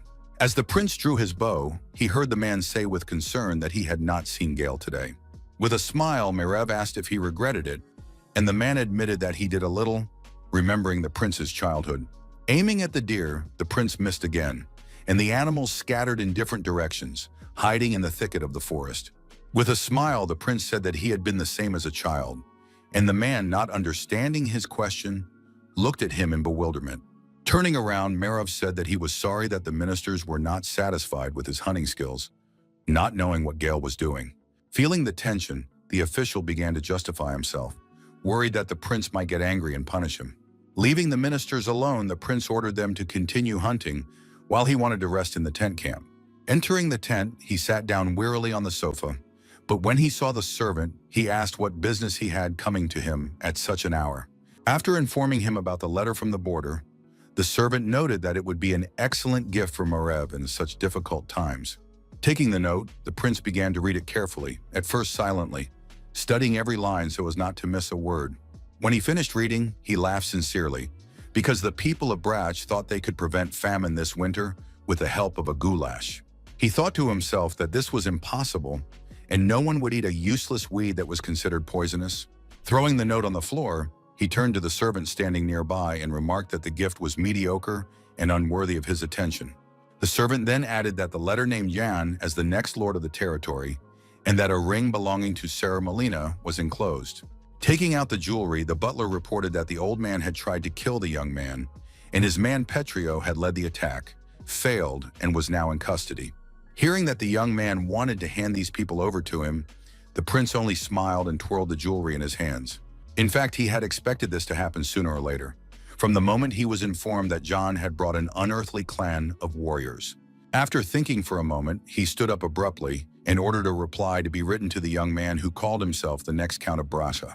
With a smile, Marev dictated that if the owner of magical abilities wanted to become a lord, he must first come to the capital. To himself, he noted that everything was going wonderfully and that Jan would be useful to him in the Ministry of Magic. Approaching the ministers, he asked if they had caught any deer. They said they had caught many and suggested that the prince try shooting himself. Taking a deep breath, the prince smiled silently, feeling a surge of strength from the news that had come from Brasa. Suddenly, an arrow flew by, cutting through the air, barely missing him and causing everyone to flinch in surprise. The accurate shot hit the deer directly, and the animal fell dead, causing horror and amazement among the officials watching the hunt. They turned in horror to see the dead animal lying in the middle of the clearing, hardly believing that the arrow had hit its target. Marev stood with his back turned, silent, observing, assessing the situation and realizing who had shot, which created a tense atmosphere. Turning around with a wound on his cheek, the prince said that Gale was still careless, and that his impulsive actions could create new difficulties and problems. Behind him, riding a horse, sat a dark-haired young man, smiling broadly, demonstrating confidence and agility. Apologizing for being late, the second prince said he was in a great hurry and asked if he had offended anyone with his appearance. Dismounting from his horse, he explained that the delay was due to important business, but the ministers assured him that everything was fine and that they had been eagerly awaiting his arrival. Looking around silently, Marev remained calm, assessing the situation and waiting to see how events would unfold, observing the reactions of the others. Drenched in sweat, the ministers announced that they would go and drink some water as the heat was intense and the hunt required rest. With quick steps, they headed for the tent camp, where they could catch their breath and discuss further actions. Only Gale and Marv remained in the middle of the clearing, watching intently and trying to understand each other's motives and thoughts. Noting that his brother had come despite his busy schedule, the prince asked if he should thank him, to which the latter replied that his schedule was tight. Meeting his gaze, Gale asked why his brother was so interested in the border areas, trying to understand how they might affect the empire. Melina's report stopped abruptly, while letters from Romandro continued to arrive, relaying changes at the border. The second prince thought to himself that he had understood this even when his brother interrupted the meeting, and wondered if Marv had also realized what was happening. Taking aim, the first prince was surprised that his brother was showing interest, given how busy he was, and wondered why it was so important to him. Standing in front, he said that he did not know what Gale had in mind, but that it would be better for him to give up Bracha so as not to create conflicts that could threaten the security of the border. The second prince just smiled silently when he heard the letter recommending the appointment of the next lord of the territory, confirming that he had chosen the right path. While shooting, Marv explained that the contender was a mage who had already built a lot and formed an alliance with a clan of otherworldly warriors. The second arrow hit the carcass of a dead deer, demonstrating extraordinary accuracy and commanding respect for the prince's skills. With a smile turning to his brother, he said that he had no objections, so he ordered the succession process to be expedited so as not to waste time. A little later, both princes came to the meeting of ministers, and everyone wondered if it was all because of rumors and gossip that could influence the decision about Brock. Hearing that the county would be discussed, the princes glared at each other, realizing how important it was to both of them. The chair of the meeting announced that a letter had arrived from a restoration expert with a recommendation for the position of Lord of the Territory. While the other members of the assembly listened, it was announced that the candidate was the bastard son of the executed Dergi, whose name was Jan. Hearing this, the ministers were outraged, asking how the son of a criminal could be lord, and what was the point of punishing the whole family. They believed that the young man should be a slave, but others objected, arguing that the boy himself had brought charges against his father and severed ties with his family. Holding on to the table, Marv declared that, according to the report, the boy had done everything a lord should do, and his candidacy fully met the requirements. Watching his brother, Gale burned him with his gaze, trying to understand his true intentions, assess his cunning, and foresee the consequences of such an appointment. Continuing, the prince explained that John, a native of Brack, had managed to establish an alliance with the warriors of the Great Desert and was loved and respected by the inhabitants. He also proposed making him a viscount, and the ministers listening exchanged nervous glances, shocked by such a decision. Whispering among themselves, they realized that there was no reason to object, as the candidate was supported by the prince and the expert Romandro. Meanwhile, the Minister of Magic whispered something in Gale's ear, discussing details that could influence the course of events. Listening to her, the prince smiled and remained silent, realizing that her advice was important, but he himself had already thought out a plan for further action. The hall was filled with arguments about what would happen next if Yang became the head of the territory and whether he had the right to this position at all. Hearing his brother's words that as long as the territory paid taxes, there was nothing to worry about, Gale snapped his fingers to get everyone's attention. Laughing, he said that it was all well said, but his voice was clearly sarcastic and showed his disagreement with the first prince's decision.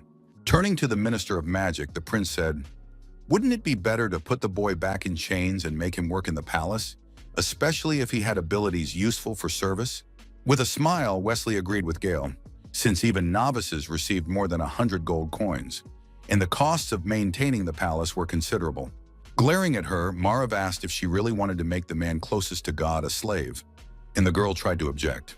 Slamming his hand on the table, the prince declared that, whatever the case, he believed Yana should be made a lord, considering his actions worthy of the title. If you count the taxes that the young man could provide as a manager, they amount to 10,000 a year, specifying whether everyone would be satisfied with such a payment. Giving his brother a nasty look, Gale said that if Jan broke the terms, would it be fair to return the young man to slavery, while privately realizing that Marev had thought everything through. The Brack territory would be able to pay such an amount only if it did not keep the taxes from the residents. Otherwise, the budget balance would be disrupted. Otherwise, Wesley would claim the territory, and if Yang managed to pay the taxes, the territory could become mired in debt.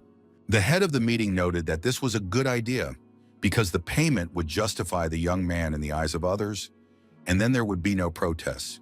The others supported him because, despite the young man's abilities, not many would like the fact that he had the blood of a criminal running through his veins. Marv thought to himself that his plan had worked, but he remained calm, trying not to show his emotions. Breathing a sigh of relief, the ministers decided that now it was imperative to appoint Yana as lord of the territory in order to finally establish order. Meanwhile, Gale and the Minister of Magic continued to whisper, discussing the bastard's appointment to the post. The girl was saying something fiercely in his ear, and the prince listened attentively, smiling and pondering what he had heard. Closing his eyes, Marv thought about his own affairs, while his brother was curious about what he was thinking, believing that everyone would defend the magician more fiercely. It didn't matter to the first prince whether Yang would get into debt or not. It was much more important that none of his brother's supporters became lords. Smiling, he believed that the young man was capable of ruling Brock well, taking into account all the political nuances and finding common ground with the inhabitants. The next day, the imperial carriage rushed straight to the estate, surprising the residents and servants, and everyone understood that the arrival was connected with important news for Yang. Seeing it, the people in Hana panicked and ran to call the hero, realizing that this was extremely important and could radically change the young man's situation. The instructor reported that a carriage from the palace had arrived for the young man, and the hero asked in surprise if it was because he had put Molina and his men under arrest. With burning eyes, Romandro said that it was a golden carriage, which meant that people had arrived with a decree from the emperor himself. Surprised, Yang silently looked at the expert, not expecting such a turn of events. He couldn't believe that they had brought a letter appointing him to the position of lord.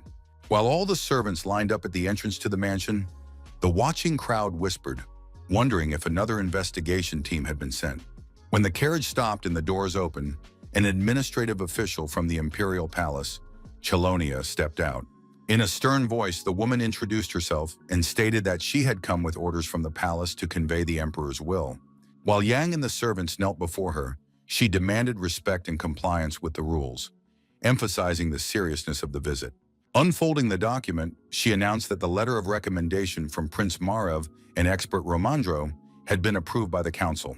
In recognition of his contribution to the restoration of the territory and the defense of its borders, Yang was granted the title of new Viscount of the territory of Brock. The surprised servants and people outside the gates whispered among themselves, considering it a remarkable decision and discussing how the new ruler would change their lives.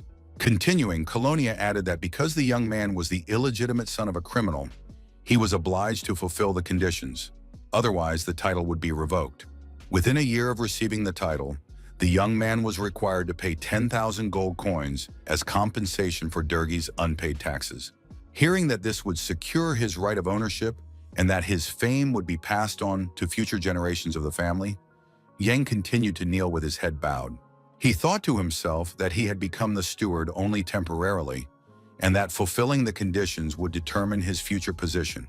When she finished, the minister rolled up the order, folding the papers neatly, signaling the end of the official part. She then turned to the young man and informed him that he had the right to refuse, giving him freedom of choice, which added to the tension. A brooch sparkled brightly on the hero's neck, and he continued to stand motionless, as if pondering his decision and weighing all the possible risks. Raising his head, he stated decisively that he would not refuse, that it was a great honor for him, and that he accepted the emperor's will. Finally, the woman decided to ask one more question, and the young man looked at her questioningly, waiting for her to clarify. With concern, Colonia asked if Sir Milan was alive and well, and the young man replied that he was perfectly fine.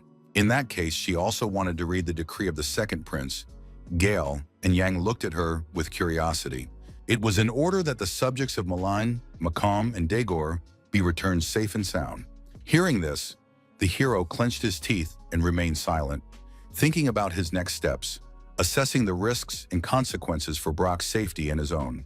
With a smile, he asked what the official was trying to do with the second prince, testing her intentions and understanding the possible political games behind her back. He stated decisively that there was only one sun in the sky, the emperor, and that, according to palace etiquette, only his decrees were read in the golden carriage, shocking Colonia and Romandro. The woman thought to herself that even some aristocrats did not know these rules, so how did a bastard from the border of the empire learn about them? Unrelenting, the hero claimed that the official did not respect his majesty, promising to take care of the old man and his entourage, but not to expect anything more. The young man thought to himself, could it be that the Minister of Magic had also sided with Gale? Or was he supporting Melina, but he decided not to hand the men over to anyone?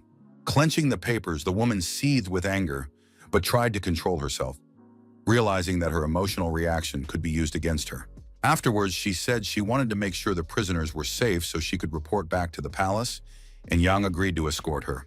The weather outside was beautiful and sunny, the rays illuminating the mansion and adding solemnity to the moment. Descending into the dark basement with torches burning on the walls, the minister felt tension and fear as she walked alongside the hero. When they saw her, Mac, Moline, and Dagor cried out in surprise, and she cried out in response, experiencing an unexpected and abrupt collision with reality. Rushing to the grate, Mac begged Colonia to help them and pull them out, hoping for the intervention of the authorities and their protection. Suddenly, his gaze fell on the bundle in the woman's hands, arousing curiosity and fear, for its contents could influence their fate. Then Mac asked if she had come with a decree appointing John as Lord, wanting to refute or confirm his assumptions. With a smile, the young man replied that it was true, he was now a Viscount, and demanded that they address him appropriately from now on. Turning around, Colonia asked permission to speak privately with Sir Milan, intending to discuss the decision that had been made. Stepping forward decisively, the young man declared that they were suspected of conspiring to murder him. While the minister and Mac looked at him in surprise, he explained that as a lord, he was obliged to watch over them for his own safety. Approaching her, he took her by the hand and began to lead her away, showing confidence and control over the situation, leaving her no opportunity to resist. Reporting that the deputies were safe and sound, he said that he did not consent to negotiations, so Colonia had to leave. With a smile, he asked if the minister would now like to go upstairs, showing goodwill and light irony. When he returned to the castle grounds, celebrations began for his appointment as Lord, with people drinking and having fun, creating an atmosphere of joy and celebration. Laughing, people asked the other worldly clan of warriors to join them, while Sue and Barrack stuffed their cheeks with delicious food. The people approached John with congratulations, and he greeted them with a smile, showing friendliness and a willingness to maintain contact with his subjects. Suddenly, he heard Kakanir's voice and turned around in surprise, not expecting to meet the clan leader at such an event. Shaking hands with the chief, he thanked the man for his congratulations and for the clan's help in his becoming a lord. While the people rejoiced, the leader announced that in a couple of days they were going to return to the Great Desert, and Yang asked in surprise why so suddenly. It was already getting cold, the warriors missed the desert, and Nursarin and a few guys would stay in Brach to keep order. With a smile, he said that supporting the boy was the best decision, as now they were treated as allies rather than barbarians. Suddenly turning around, they saw Romandro pouring himself a glass of wine alone, expressing his dissatisfaction and personal feelings. Muttering under his breath, the expert said that the emperor had only given him the title of Viscount, Lord of the Border Territories, assessing the political balance. With tears in his eyes, he was indignant, began to calculate the 10,000 gold pieces in taxes that the young man would have to pay, and drank in one gulp. The hero thought to himself that the palace had deliberately named an amount that would be difficult to pay, and believed that it was Gale who had arranged it. The expert was worried that they would never be able to collect that much, looking at the people who were happy but still recovering from the Civil War. Looking at the young man, he claimed that Yan had been given the title of Viscount, but the hero stopped him, explaining that this had not yet officially happened. He asked Romandro to address him as before, demonstrating prudence and a desire to keep his distance. The expert noted with concern that the young man had already reread the imperial decree many times, wondering if something was wrong with it, but the hero replied that everything was fine. Still, something in the document bothered him, causing internal doubts and the need to double-check to make sure the information was correct. The empire was ruled by Clive, but the hero could not remember anything special about him, yet the seal with which the document was certified was different. The emperor had used it for many years and could not have simply changed it, and if he had, the young man would certainly have known about it. He wondered why the seal, which had remained unchanged since the beginning of the empire's rule, had suddenly changed. Looking at the decree, there was only one conclusion to be drawn. In the midst of everything that was happening, the emperor's seal had been changed. Even despite the different time and all the details of what had happened, it seemed rather strange. The changes were sudden. He couldn't have been unaware of such an event when he himself sat on the throne and watched over all the processes of governance. Suddenly, someone called him, and Yang seemed to return to reality from his deep thoughts, focusing his attention on those around him. Romandro noted with concern that the young man had become gloomy and asked if something was bothering him. Puzzled, the hero asked what had happened, but the expert simply explained that he just wanted to know the reason for the change in his mood. With a smile, the instructor noted that since the character had received a letter of appointment, perhaps they should inform their neighbors. Realizing that he was referring to Marilov, the hero happily replied that of course they should tell them, confirming his diplomatic foresight. The next day, Carlo had already received the notification and, studying the letter, wondered if the bastard had really received a title. He did not understand where the world was heading, and the butler noted that they would have to write congratulations and respond to all letters concerning the latest attack. Lighting a cigar, the count clicked his tongue to silence the servant, showing his irritation at the bureaucratic formalities.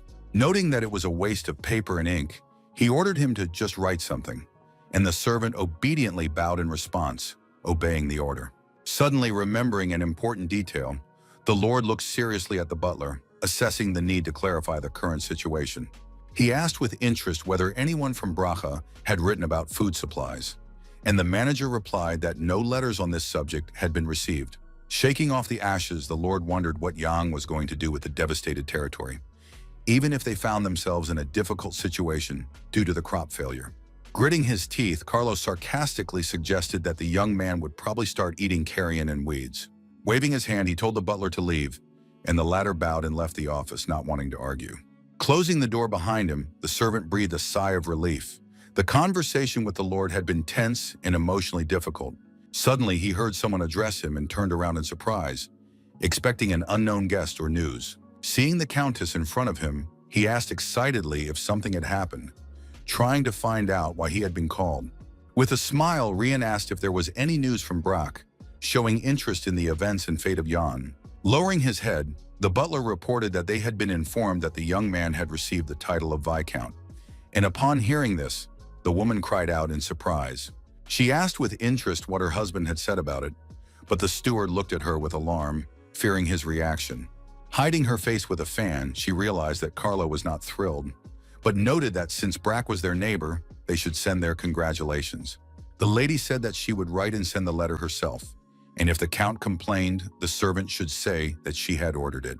Folding her fan, Madame said that something else needed to be done, showing determination and thoughtfulness in her actions.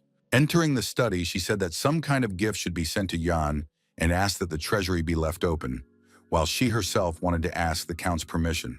The butler shouted after her in horror that she was not obliged to do so, trying to keep the woman from her husband's wrath. Stopping, Rian replied with a smile that this was exactly what she had to do, showing confidence and determination. Meanwhile, in the county of Brack, the hero came to breakfast, and Romandro asked him how he had slept that night. Replying that he had slept quite well, the young man ordered Hannah to pour him some water, sitting down at the table, observing the usual order and ritual. He was overwhelmed with new feelings, as if with the help of a single title he had managed to overcome a great mountain, feeling an inner strength. The expert wanted to talk seriously about the support received from the palace, and the guy asked in surprise if the remaining subsidies would not be returned. The man confirmed that this was customary and that he could use them at his discretion, wishing to draw up an estimate for all expenses. Surprised, the character said that he would be very grateful if Romandro did so, trusting the expert to manage the financial aspects. Calmly, the man noted that this would be the right thing to do, and if Yang was unable to open the gola, the 3,000 gold coins would be wasted. He added with confidence that he was sure the young man would also spend the rest of the money wisely, showing his trust in the young man's wisdom. Smiling, the character thanked Romandro and said he would keep his opinion in mind when accepting advice and recommendations. In turn, the inspector was glad that the hero had allowed him to return to the capital in the middle of winter, and he would not have to wait for the warm weather. The young man asked with interest if the expert was talking about his wife again, and rubbing his mustache, he just smiled without revealing all the details. With unconcealed joy, he announced that they were expecting a child, and Yang congratulated him on the addition to his family. Suddenly, interrupting the conversation, a servant announced that news had arrived from Mariloff, and the young man and the expert turned around in surprise. The hero gave a serious order for the messenger to enter immediately, wanting to know all the details of the message as soon as possible. The messenger entered with a box in his hands and announced that he had come to convey congratulations from the neighboring county on receiving the title. Noting that it was strange that the congratulations had come first, Yang asked if anything had been said about the complaint they had sent earlier. Realizing that there was no answer, he accepted the letter with wishes, demonstrating diplomacy and observance of etiquette. The messenger also said that the lady had sent the count a gift, and the young man looked at it carefully, not knowing what it could be. Opening the box, the servant said that this device had been made in another country, surprising both the hero and the expert. Ramandro asked with interest what the device was used for, but the messenger himself did not know its name. Examining the gift, Yang said that it was called a dripper, demonstrating his quick wit and powers of observation. The messenger and the expert were surprised by the young man's curiosity and impressed by his attention to detail. The young man asked again if it was really a gift from the countess, and the servant confirmed it once more, leaving no room for doubt. With a smile, the messenger assured him that Rien had specifically said that the device would help the young man, and despite its cost, he should not feel indebted. Thinking it over, the character noted a very unusual reaction, believing that the madam could have sent the trinket as a gift on purpose. Laughing, he thought that maybe that was indeed the case and it was really nonsense, as he had initially assumed. Feeling afraid, the servant explained that he was simply following orders and relaying the woman's words, unaware of her true intentions. The expert also noted that the countess had specific tastes, which corresponded to her character and habits. Ramandro thought to himself that Mariloff would soon start pressuring them because of the gully, but he certainly did not expect such a provocation. Looking at the young man and the gift, the man wondered how Yang would react to this, assessing his character and reaction. Suddenly, the hero asked to wait a moment and decided to write a reply to Rien himself, showing initiative and diplomacy. The expert asked with interest what the young man was going to write, and Yang noted that he liked the gift. As he left, he admitted that he would like to meet her in person sometime, wanting to get to know the woman and her true intentions. The dripper is a recording device that automatically made a hole with each press of the handle. Many thought it was a useless device, but it became the basis for all future machines. And before the hero's death, its development became a national project. The character wondered to himself whether this was an insult or whether the countess also realized the value of the device, trying to understand her motives. The image of Rien with a fan in her hands, refined and mysterious at the same time, was in his mind, and he decided that he must talk to her. Later, Kakandir came to his office, and he asked if the clan was ready to leave. The chief confirmed their readiness and asked if the young man wanted to ask something. Yin explained that he wanted to ask him for a secret favor. In winter, Mariloff was expecting food supplies from Huan, which would greatly simplify all tasks. In response, the chieftain said that this was possible, but in winter, the county and the mountains had the advantage, so they would have to act with extreme caution. The hero categorically stated that battles were unnecessary because if the clan's interference became known, the information could be used against Brack. The man asked with interest if Jan had any other plan, hoping for the young man's ingenuity and not hiding his excitement. Looking at him confidently, the young man replied that he had long since come up with an alternative safe solution. Going outside, Jan watched as the people and servants saw off the clan of otherworldly warriors, expressing their respect and gratitude for their help and service. One of the warriors said goodbye to his beloved servant, and the character noted that the clan had become much more beloved here than he had expected. Ramandro said that love can blossom in a short time, despite the fact that the tribe is nomadic. The guy thought to himself that marriage strengthens the union and cultural exchange, and considered it a good step to solidify the relationship with the clan. Gradually, the hero began to immerse himself in memories of when he was emperor, and his face froze in a smile. Suddenly, he found himself in his own palace in a huge corridor with red curtains, and someone was calling him. Then his mentor told him that his decisions could change people's lives and influence their destinies, so it was worth listening to their voices. With a smile, she said that it was not enough to simply discuss what was on the agenda, but to try to understand how the people living there felt. Returning to reality, Yang thought everything over and decided that the wedding should be the choice of the people, not just a political alliance for power. Moving forward, he headed for the clan to lead them into the great desert and say a proper goodbye to his allies. Beric reported that everything was ready for the journey, and he ordered them to set off, wishing Kakanir good luck on the long road. On horseback, the chieftain handed over his duties to Nursaran, who accepted them and thanked him, wishing the leader a successful journey. Demanding that the gates be opened, the tribe announced that it was returning to the great desert, expressing its pride. The people greeted the warriors, wishing them luck and acknowledging that without their help, Brock would not have been able to cope with the difficulties. Thus the clan, which everyone considered barbarians and feared, gained fame and honor among the people of Brock, who all shouted in admiration as they saw them off. Suddenly, the chief heard a call, someone apologizing and asking for attention. Then the man looked down. On the ground stood a man with a child in his arms, holding a bouquet, their eyes filled with admiration and gratitude. With gratitude, the boy held out a small gift, hoping that the chief would accept it, looking at him as if he were God. Kakandir's harsh expression softened into a slight smile. He found this gesture from the child endearing. Accepting the gift, he called the boy a demos and continued on his way, rejoicing in the people's recognition of all the clan's merits to the county of Brach. Approaching the castle on the outskirts, the clan stopped. They were surrounded by sand, and it was hot despite the approaching cold. On horseback, the chief thanked Jan for his company and promised to fulfill his request about Marilov after returning to the desert. He also expressed his hope that the young man's trip to the capital would bring good luck and open up opportunities for Brock to accomplish important tasks. With a smile, Jan agreed and suggested that they both try to fulfill their duties to the people and to each other. Holding out a bag with a chest, the young man said that it was a gift and a reward for their help and loyal service to the county. With one deft movement, the chief took the seeds and said that he did not need the rest, he would only take this. Explaining that his hands were full, he continued to hold the bouquet of flowers given to him by the child and did not want to exchange it for money. Urging his horse on, he directed it forward toward the lands of the great desert, worried about the health of his deputy, Kakanir, and wanting to return as soon as possible. Waving after them, Beric shouted, "Demosha!" and wished them luck.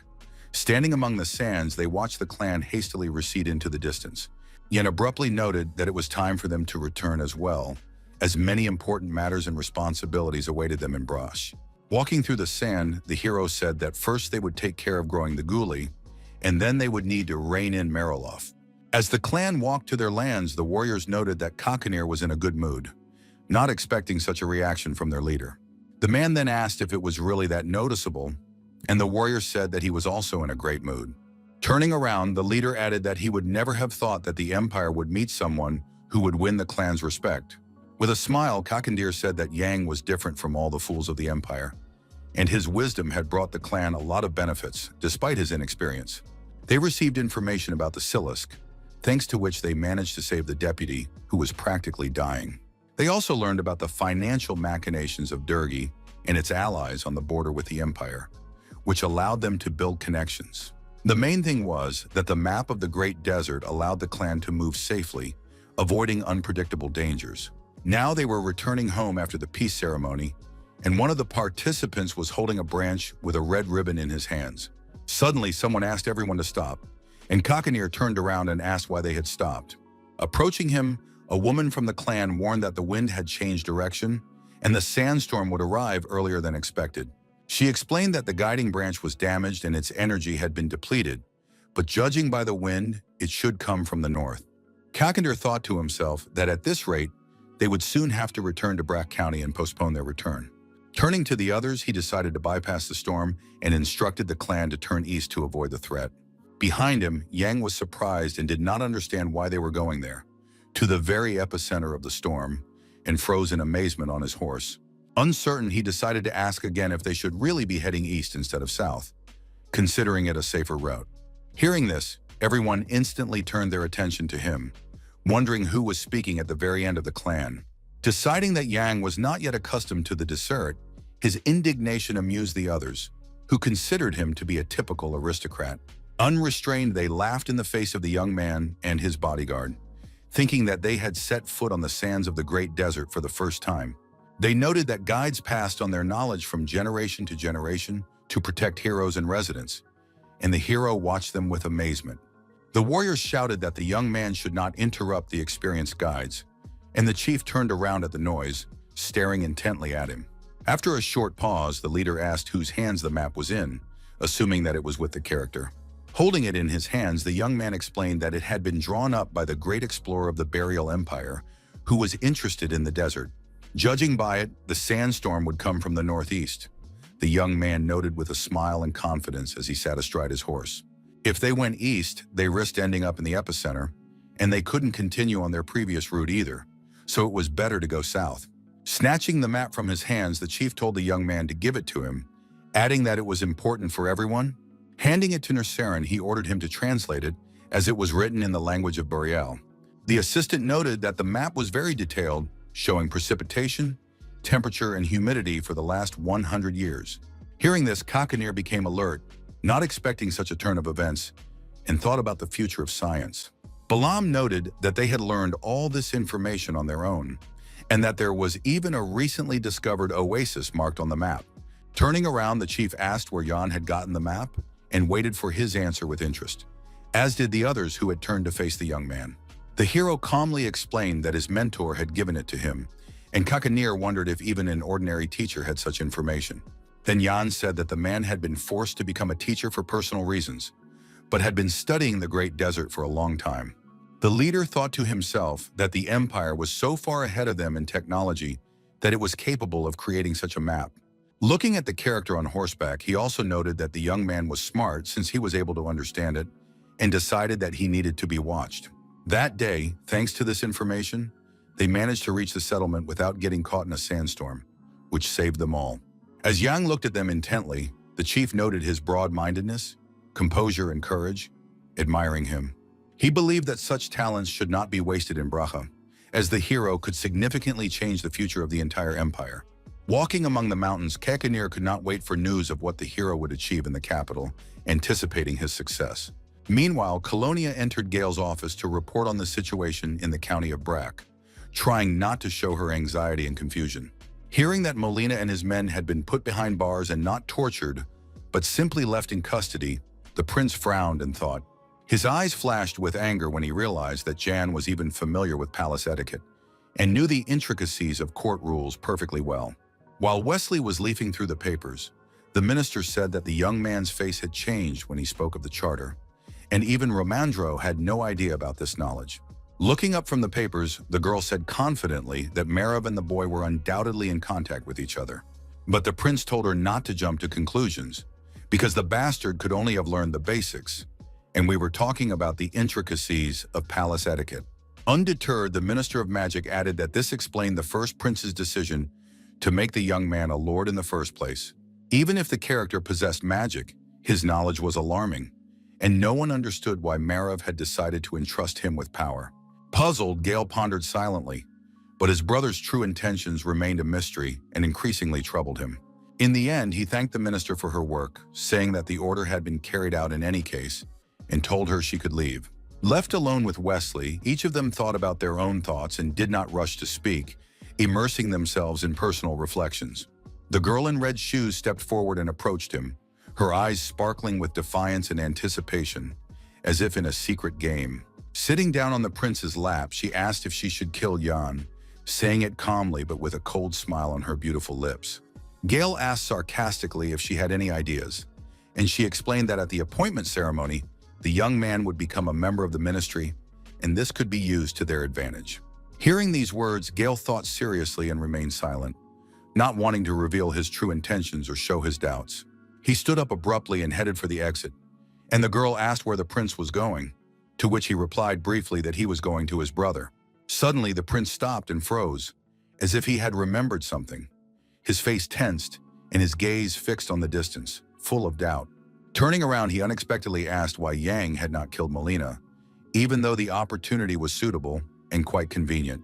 Wesley explained that the old man was a messenger from the palace, and if he had died, the young man would have had to face investigators. With a sly smile, the prince agreed with her words, although it was clear from his face that he was thinking about something else entirely.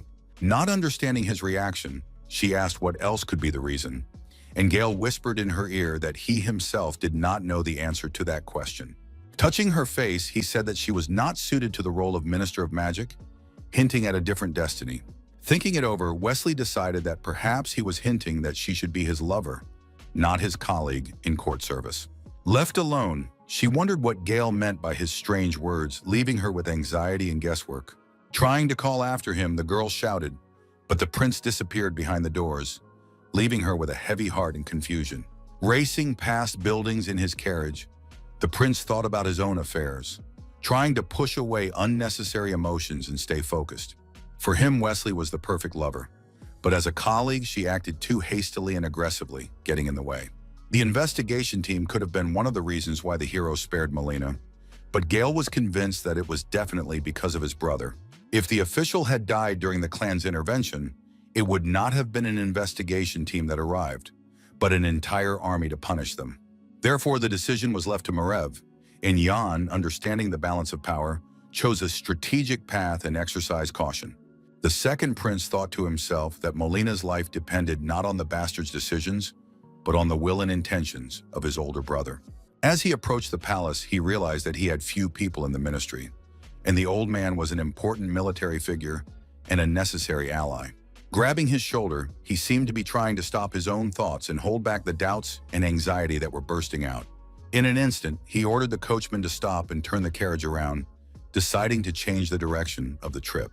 With a smile, the prince said that he had to visit not his brother, but his father, showing his determination to change his future path. Cly sat on the bed in his chambers and hoped that his son would come to him soon, for he was looking forward to a conversation and a warm welcome.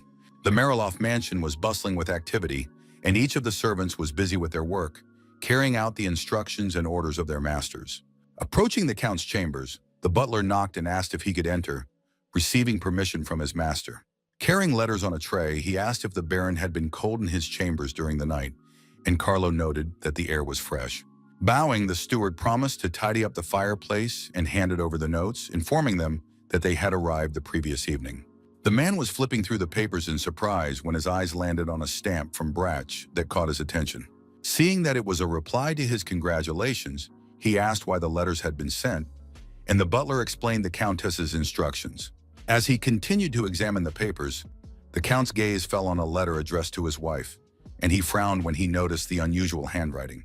The envelope said that the letter was for Lady Rian Mariloff, and the man immediately became suspicious. Carlo angrily asked why it was a personal note, and the butler explained that perhaps Jan had replied because the congratulations were from the Countess. Judging by the telegram, Carlo understood that the Countess liked the gift, but the servant added that he had chosen it himself and sent the old device. He asked with interest whether they had met in person, and heard the answer that they had only met at the farewell party and had hardly spoken. Suddenly, the Countess appeared behind him and quickly snatched the letter from his hands, angry that he had read it. She asked with interest why he was studying a note addressed to her, and the Count coldly ordered her to look at the contents. Seeing that John was pleased, Rianne did not know whether to be happy about it or not, her face expressing doubt and hidden excitement. After that, Carlo ordered dinner to be prepared, and the woman said there would be venison steak, and the servant went to pass on the instructions to the kitchen. As she left, she noticed that the manager had forgotten her preferences, and the butler apologized, promising that it would never happen again. Thoughtfully, Rian approached her husband and took him by the shoulder, trying to speak softly so as not to cause irritation. Hugging him, she said that they eat goulash and brace, and Carlo replied sharply that Jan had become a beast, living with barbarians in the desert. Calmly, she added that the boy wanted to thank them and visit them, and asked if perhaps she should go to the neighboring county herself. Angered, her husband told her not to talk nonsense, because the people were complaining that they had nothing to eat, and a large trading organization was due to arrive soon. So he told her to be patient and just wait, without making up pointless plans, and Rian remained silent. In fact, she understood that it was because of Brack that agriculture had weakened and their own lands had begun to rapidly decline. At the same time, the hotel and entertainment industry was thriving, and the Countess realized that the balance between them had been completely disrupted. The woman calmly noted that there were problems both inside and outside, hinting to her husband about the danger that lurked around them. She asked with interest when the merchants would arrive, and her husband said that, according to his information, it would be in a month. As she left, Rian noted that the journey would take a month or a little longer, as mountain passes were always difficult and dangerous. Closing the door, she said she hoped the merchants would arrive soon, as people had been waiting for their help for a long time. Stepping out into the corridor, the Countess took a deep breath and closed her eyes as if gathering strength before a new and difficult conversation. Suddenly, she noticed that she was not alone, and her gaze immediately fell on the figure of a servant standing nearby, and she called him. Turning around, the young man listened attentively to each of his mistress's instructions and nodded, showing his willingness to do everything. As she left, she ordered the windows to be washed, because in a month people from Havana would be arriving, and everything had to look perfect. Her words echoed in the young man's head, forcing him to focus and prepare for the arrival of the distinguished guests. They also echoed down the long corridor, repeatedly reflecting off the stone walls and arches of the estate. On the table in Jan's office lay a pile of papers and documents, each of which required attention, verification, and a careful signature. Looking at the letter from Lady Mariloff, the young man suddenly realized that he knew nothing about her origins or even the Countess's family. Nursarin asked if he meant her maiden name, and the young man admitted that he did not know whether she was from a noble family or not, only that she had been married for 3 years. Their wedding was very modest by aristocratic standards, and the inhabitants of the territory only learned about the event much later. After hearing the story, Romandro suggested that there was a difference in status between them and that the woman was a commoner, to which the hero nodded and agreed. However, he himself believed that Rien was not from Mariloff, but her knowledge of the dripper proved that she was definitely not a commoner. With interest, Yang asked if the servant had learned anything about the caravan from Havana, and the young man reported on the Ilok trading organization, which traveled once every 5 years. Although the company only had 100 people, a large number of escorts were required along the route. After listening to the report, the expert decided that they should reach the caravan first, and Nursarin noted that trust would make the task easier. The warrior said confidently that in an emergency, they could only count on themselves and their own strength. He was about to reveal the plan, but suddenly there was a strange sound of gunfire, which interrupted the conversation and made everyone freeze. Surprised, they turned to the young man, but soon silence fell, and he himself could not understand what had just happened. Expressing his dissatisfaction, Bellamy declared that someone was behaving extremely rudely and disrespectfully toward those present in the room. Everyone looked at Sue, who had just entered, and decided that it was her fault, but the girl began to shout that she was not to blame. Standing in the middle of the office, she looked around nervously and declared that she did not want to go to the caravan because it was cold there, and she hated Nursarin. When it became clear that she did not know the way, Barrick said that this was nonsense, and the girl decided that he had recommended sending her there. Standing up, Yang approached her to calm her down a little and tried to speak to her in a soft and confident voice. He said that Kakantir trusted her and considered her a worthy warrior, which is why she had been assigned to this important secret mission. Taking Sue by the shoulder, the hero noted that the work was difficult, but with her endurance and responsibility, she would cope better than others. He kindly reminded her that she was the fastest in the clan, which meant that the mission was perfect for her. The guy also added that he couldn't find a better candidate than Sue, and at these words, the girl smiled sincerely for the first time. Embarrassed, she agreed to carry out the assignment, and the character decided that now he could tell her all the important details of the case. The sun was setting over the treetops, painting the distant mountains pink, and the sky was slowly darkening. The caravan stopped in a clearing, and the leader ordered the workers to rest well before the long journey in the morning. Standing in line for food, the tired men felt pain in their bodies and exhaustion that prevented them from even talking. Turning to Sue, the old woman said that the young lady was a great help and thanked her for preparing the food. Stirring the dish in the cauldron and feeling embarrassed, the girl in the beautiful dress smiled and quietly replied that it was nothing. Looking around warily, she heard the workers whispering and asking to be served their food quickly. Clutching a small bag in her hands, she remembered all of Jan's instructions and prepared for the decisive moment. She had to sprinkle guli powder and yellow scorpion powder into the food, and that is exactly what she did carefully. At that time, cold weather and famine had come to Mariloff. Life was becoming harder, and people's survival was threatened. Mothers tried to calm their children, who were crying from pain and hunger, but it was impossible to comfort them. Rats ran through the streets, scurrying in search of even a crumb of bread, because there was not enough food even for wild animals. In the alley, men discussed what was happening and blamed the county of Brac, as well as talking about the river polluted with blood. Someone mentioned compensation, but another objected, reminding them that people from their territory had tried to kill the Lord, which is why relations had become strained.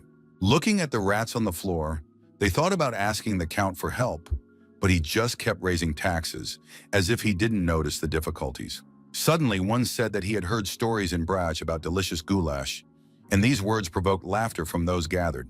Thinking the story was nonsense, the friends burst out laughing, but the man did not give up and insisted that he was telling the truth. Then he said that an expert from the palace had told him that he often ate it, so it was definitely not a fabrication. But people did not believe him and decided that their friend had gone mad from hunger and despair, losing his clarity of thought. Putting aside talk of seeds, they asked when the caravan with provisions from Havana would arrive, as the time had already come. At dawn, birds flew over the forest canopy, and the sun slowly rose, flooding everything with golden light. In the caravan's tent camp, people desperately demanded water, as illness and thirst were exhausting them, and liquid eased their suffering. Everyone was puzzled because usually only a few people fell ill on expeditions, but now dozens were affected at once. While Sue and the cook cared for the sick, the others whispered about when the doctor from Mariloff would arrive. Feeling anxious, she realized that her plan was close to failure, and if she were exposed, it would spell disaster. Suddenly, she asked the woman whether they were closer to Havana or Mariloff, but the woman just looked at her in confusion. The girl thought to herself that the road to Havana was easier across the plain, and the doctor would arrive much faster from there. Writhing in pain, the boy begged for some warm water, and his words sounded very pitiful, his voice very weak. With a smile, the girl bent down and said she would prepare everything, trying not to betray her anxiety and fear, looking for an opportunity to consolidate her success. Watching her, the old woman decided that Sue could be trusted and asked the boys to wait a little while the maid brought the liquid. Leaving the tent, she was glad to have found a reason to go outside, as it was an opportunity to carry out her plan. Thinking that if she returned alive, she would never leave her native desert again, she closed her eyes with pleasure. Pouring poison into the barrel of water, she decided that when the doctor arrived, she would convince them to return to Kavan.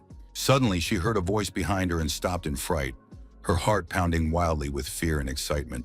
Grabbing her arm sharply, the man pulled her toward him, not letting the girl escape his powerful grip. Looking at her sternly, the stranger ordered her to immediately show him the contents of her palm. Struggling to break free, the girl screamed that he was a pervert and demanded that he let her go, while the man asked what she had just been holding in her hand. Noticing the scratches on her wrist and palm, he explained that this is what the hands of those who often use their fists in fights usually look like. He asked her angrily what she was doing there and demanded that she hand over the object she had just hidden in her pocket. With a sly smile, Sue asked in return if he had nothing better to do than spy on her in the dark. Hearing this accusation, the guy was taken aback and stepped back, not expecting such a response and losing his confidence.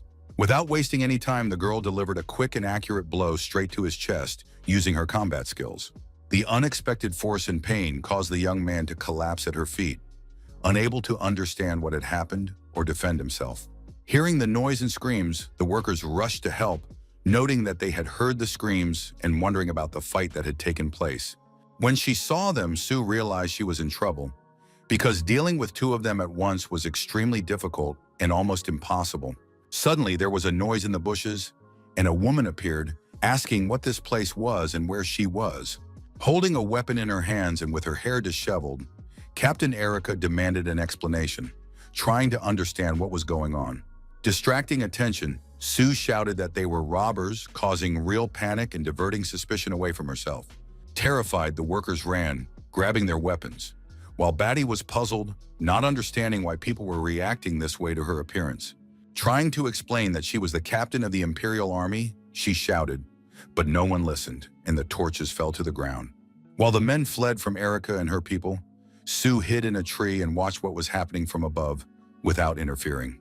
She thought to herself that in the darkness, no one could distinguish between enemies and allies. Half would die, and she would eliminate the rest later. Laughing at the starry night sky, the girl declared, as if addressing Cockanier, that she would soon return to her clan. Meanwhile, an empty cart with several sacks arrived in Mariloff, accompanied by a few young men, and people looked at them in surprise. Clutching the papers in his office, Carlo was indignant, unable to believe that this was all that the people from Havana had managed to deliver. In a rage, he couldn't believe that only 3 people had arrived in an empty cart and refused to listen to any explanations from the servants. Trying to object, the butler suggested that perhaps they had been attacked by bandits, but Carlo, banging his fists on the table, called it all nonsense. Then the manager reported that he had gone to the camp with a guide and saw that most of the people there were wounded or completely unconscious. The leader of the caravan had suffered the most, which was why he had not stayed but had immediately returned to Havana, abandoning the rest. Upon hearing the report, Carlo swept the documents off the table with one movement, scattered the inkwell and papers, unable to contain his anger, and shouted furiously. Cursing, he wondered why he had to eat porridge alone, while everything around him was flying apart and the butler remained silent, trying to keep his composure. Calming down a little, the Baron breathed heavily, standing over the table and clenching his fists, trying to think about his next move. He asked with interest what the prices were in Chiron, and the manager reported that a bag of flour cost 6 silver coins. Deciding that there was nothing to be done, the Count ordered to find out who exactly needed supplies and to assemble a trading group to send people there. With a trembling voice, the butler apologized to his master and, plucking up his courage, decided to express his own opinion. He asked with interest why they should not seek help from Brack, and Carlo glared at his subordinate in anger.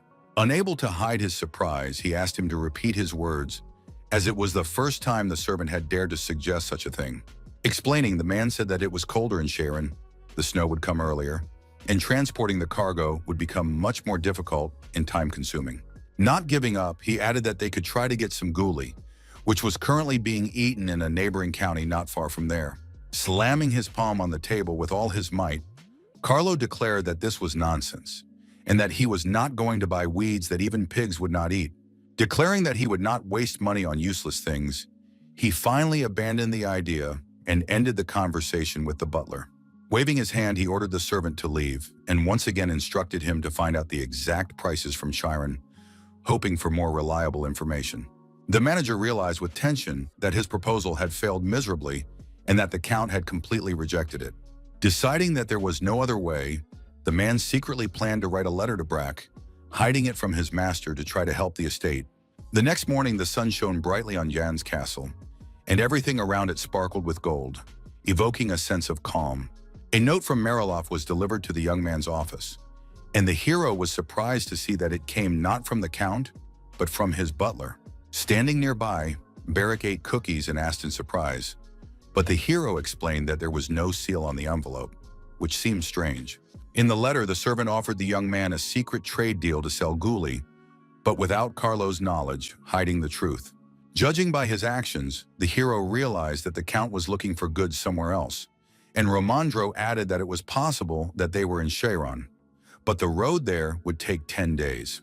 Then Jan wondered whether to accept the offer from the manager from Mariloff, because the decision could affect the future of his people.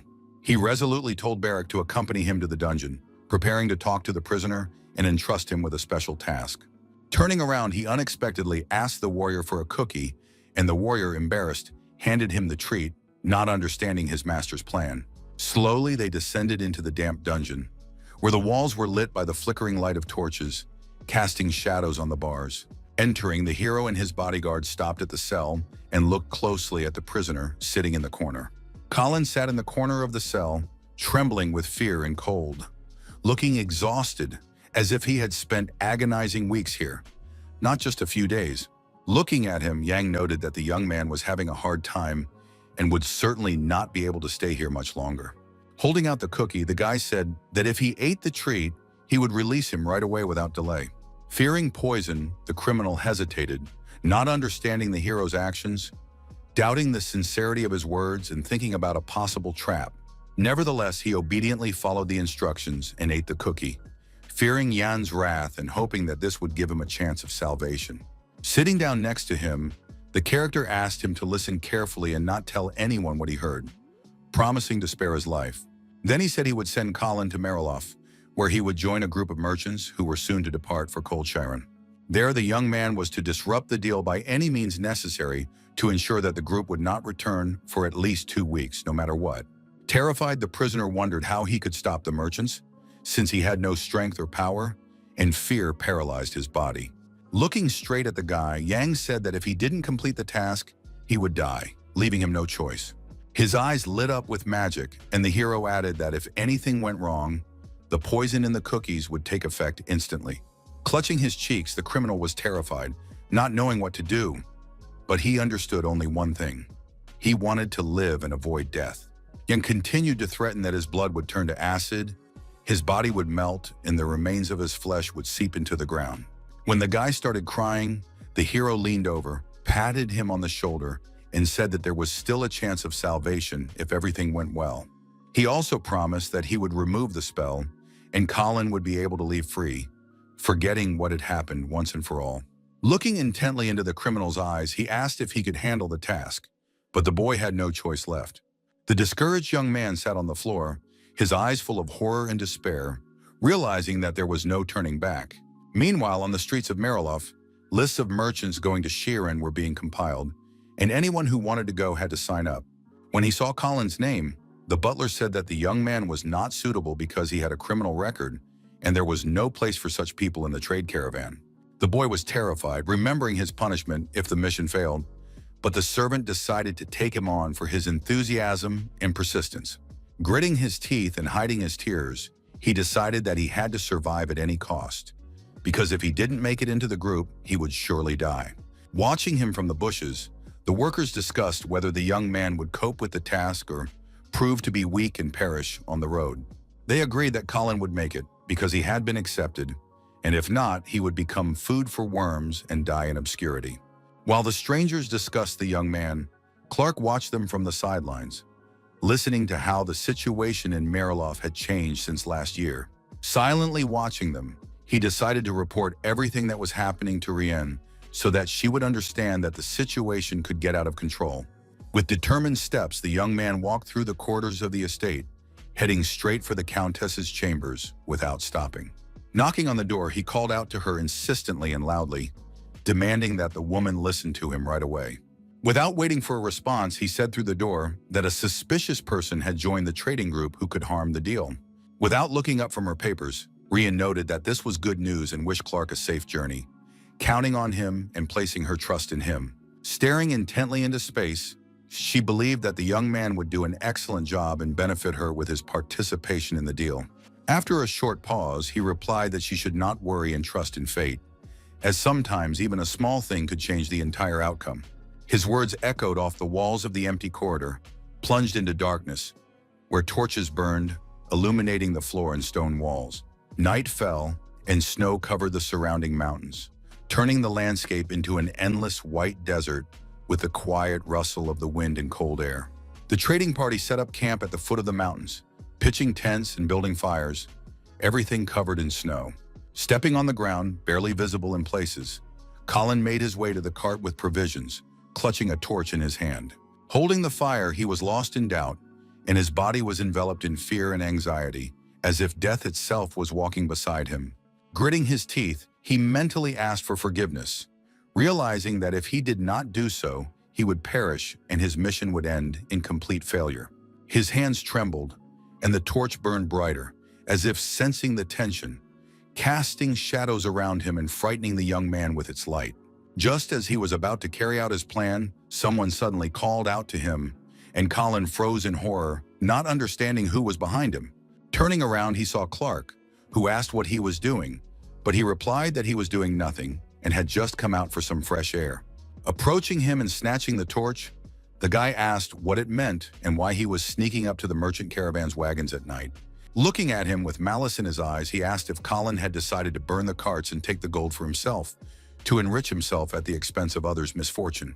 Hearing this, the young man froze in amazement, his eyes wide, not understanding how the guy knew his name and why he suspected him of arson. Suddenly, the torch flew out of his hands and fell right on the ground near the wagon with provisions, causing the flames to instantly flare up. Everything around him instantly burst into flames, and Colin froze in horror, not understanding what was happening, while the stranger stood behind him with a cold smile. The young man did not understand who this man was or how he knew him, and his thoughts were confused, fear eating away at his mind like poison. With one swift movement, Clark delivered a fatal blow to his back, robbing him of his strength and leaving him to bleed to death in the dark night. Hearing voices behind him, he froze in tension, not expecting such a turn of events, and realized that people were about to rush in, Merchants rushed to the noise, not understanding what was happening or why the fire had broken out, while drops of blood dripped from his sword onto the ground. Clark boldly declared that Colin had set fire to the wagon with the gold and resisted, so he had to kill him to save the others.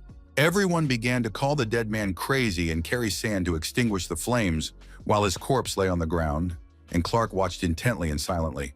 Behind a huge bush nearby, another young man watched, seeing what was happening and understanding that something terrible had occurred. Not understanding what was happening, he thought Clark was acting according to plan and decided to urgently report everything to John and Romandro. Meanwhile, chaos also broke out in Mariloff, and the butler ran to the Count to tell him the terrible news about the caravan and the fire. Bursting into the office, he shouted that something terrible had happened, but Carlo turned around and coldly asked what was the matter and why his servant was disturbing him. The manager fearfully reported that they had contacted a group of merchants, but all the carts had burned down and there were no goods left. Hearing this, the Count could not believe his ears and froze, not understanding how they would now survive the winter without supplies of provisions and grain. Asking again, he slammed his hand on the table, and the butler reported that Colin had set fire to the carts and tried to kill people by starting a fire. He also said that the boy was dead and the caravan had suffered, and they had decided to go to Chiron first, but the journey would take too many days. Hearing this, Carlo realized that winter would be the hardest, and he stared intently at the servant, feeling anger inside. Shivering and holding on to the table, he realized that even the mansion's supplies would soon run out, and the family would be left without food. Suddenly, one of the servants said that if Chiron and Haven did not help, it was worth turning to Jan, because he was strong and rich in supplies. Hearing this, the Count grabbed the young man by the back of his head, while the young man froze in bewilderment, not understanding his master's behavior. With one movement, he slammed his face right into the table and shouted, accusing him of everything, blood spattering in all directions. Screaming, he asked what this meant and how it had happened. The servant begged for mercy, and the butler watched in horror. Without letting go of the boy, the Count ordered the entire family of Colin, who had started the fire, to be killed, cursing as the manager backed away in horror. Going out the door, the butler ordered the maid not to enter, because Carlo was tearing and throwing things, and screams echoed throughout the mansion. The maids asked in horror what to do, and he, motioning for them to be quiet, asked if they all wanted to calm the Baron down.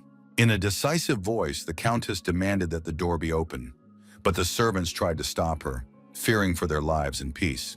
Confident, she said that everything was fine and ordered them to obey her command, and the maid obediently did so.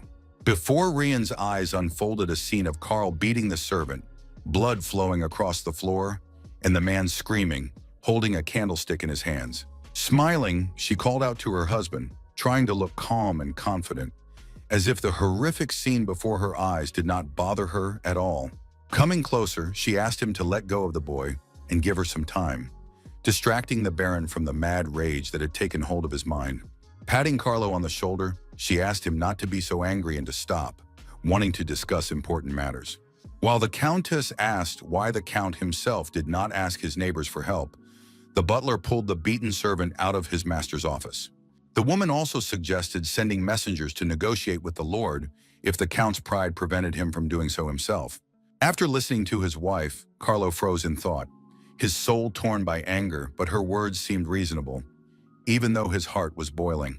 Surprised, he asked if his wife wanted to go herself, and she smiled and asked him to grant her that right. Suddenly, with one sharp movement, he grabbed her by the hair with his bloodied hand, squeezing her tightly and not giving her a chance to escape. Holding her in his bloodied palms, he asked viciously if she was trying to run away and leave him alone with a mountain of problems. Looking intently into her husband's eyes, she asked what Carlo would do if she really wanted to.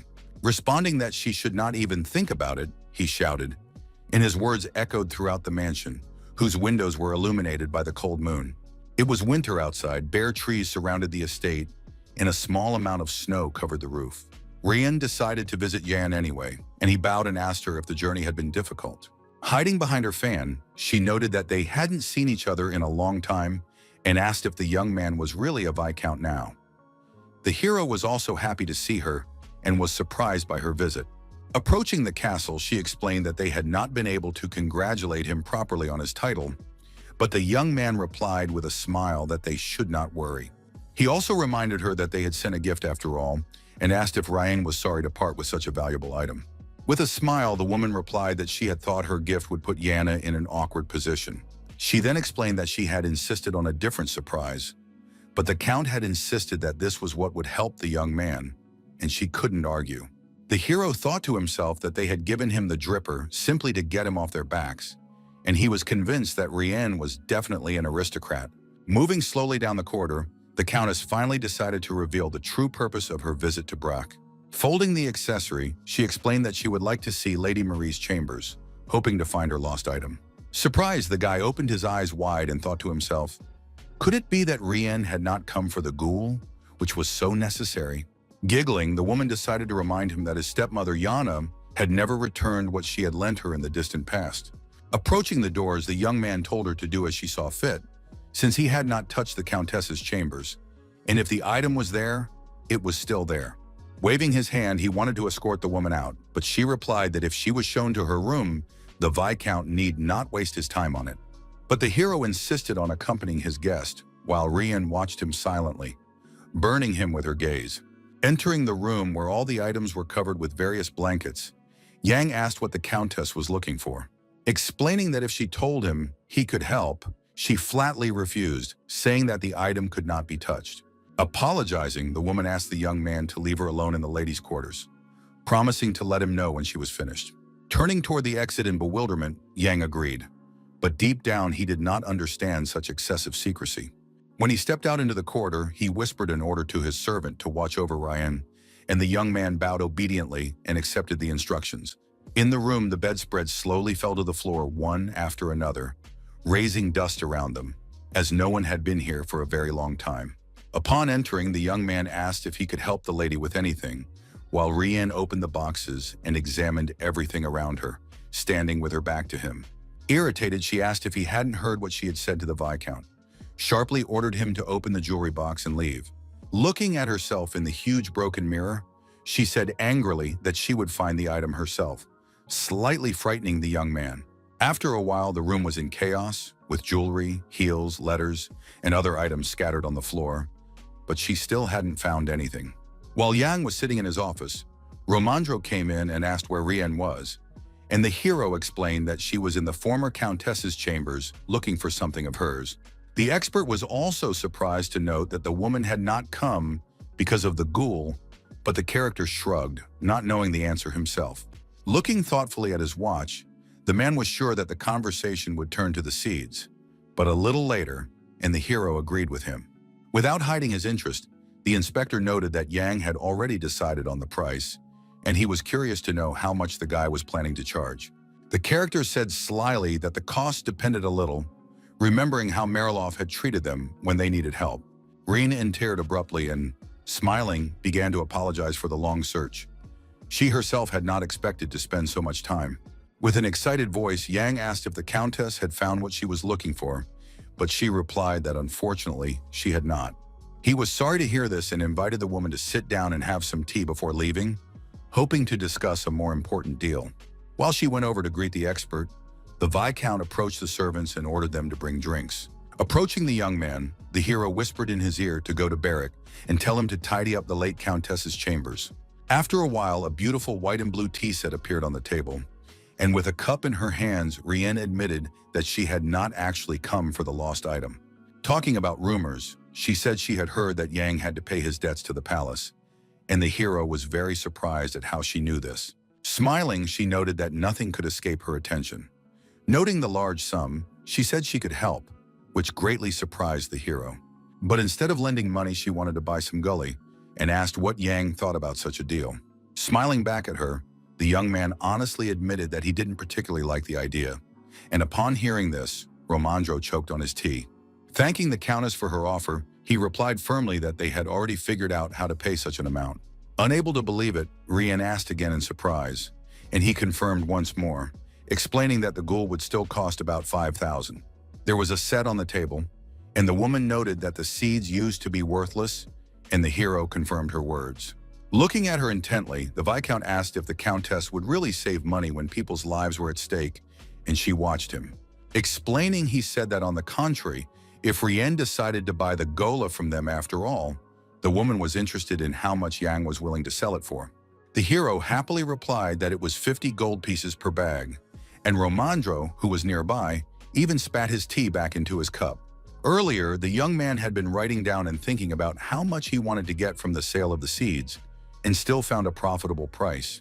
The expert's face turned pale as he wondered if Yang, who had previously promised not to overcharge him, was now demanding 50. At the same time, a surprised Hannah entered Madame Marie's chambers, not expecting to see anyone there and hearing the noise. Seeing Barrack, she asked what he was doing there, and the bodyguard replied that he was carrying out the Viscount's orders. The maid wondered with interest what he was looking for, and the warrior, turning to her, called the Countess strange and said he himself did not know what he was looking for. Continuing to rummage through things, he noted that it seemed to him that it should be here, and the girl thought about it. Pointing sharply upward, she asked if Barrack had looked at the ceiling, surprising him with her suggestion. There was a small carved, gilded soft stool in the room, which they decided to use to carry out their plan. Rubbing his head in pain, Barrack was not thrilled about this, but there was no other way. They had to check the secret storage room. Standing on the soft stool and picking up Hannah, he lifted her up to the ceiling, and opening the hatch, she began to search without understanding what she was looking for. Shouting sharply, the maid said that there was something there, and the warrior couldn't believe that she had found what she was looking for in such a strange place. Taking out a powder compact in the shape of a cookie, she couldn't believe that the Countess was looking for such a trifle. Climbing down, the young man wondered why Martha had hidden it there, and the girl noted that the item was very strange.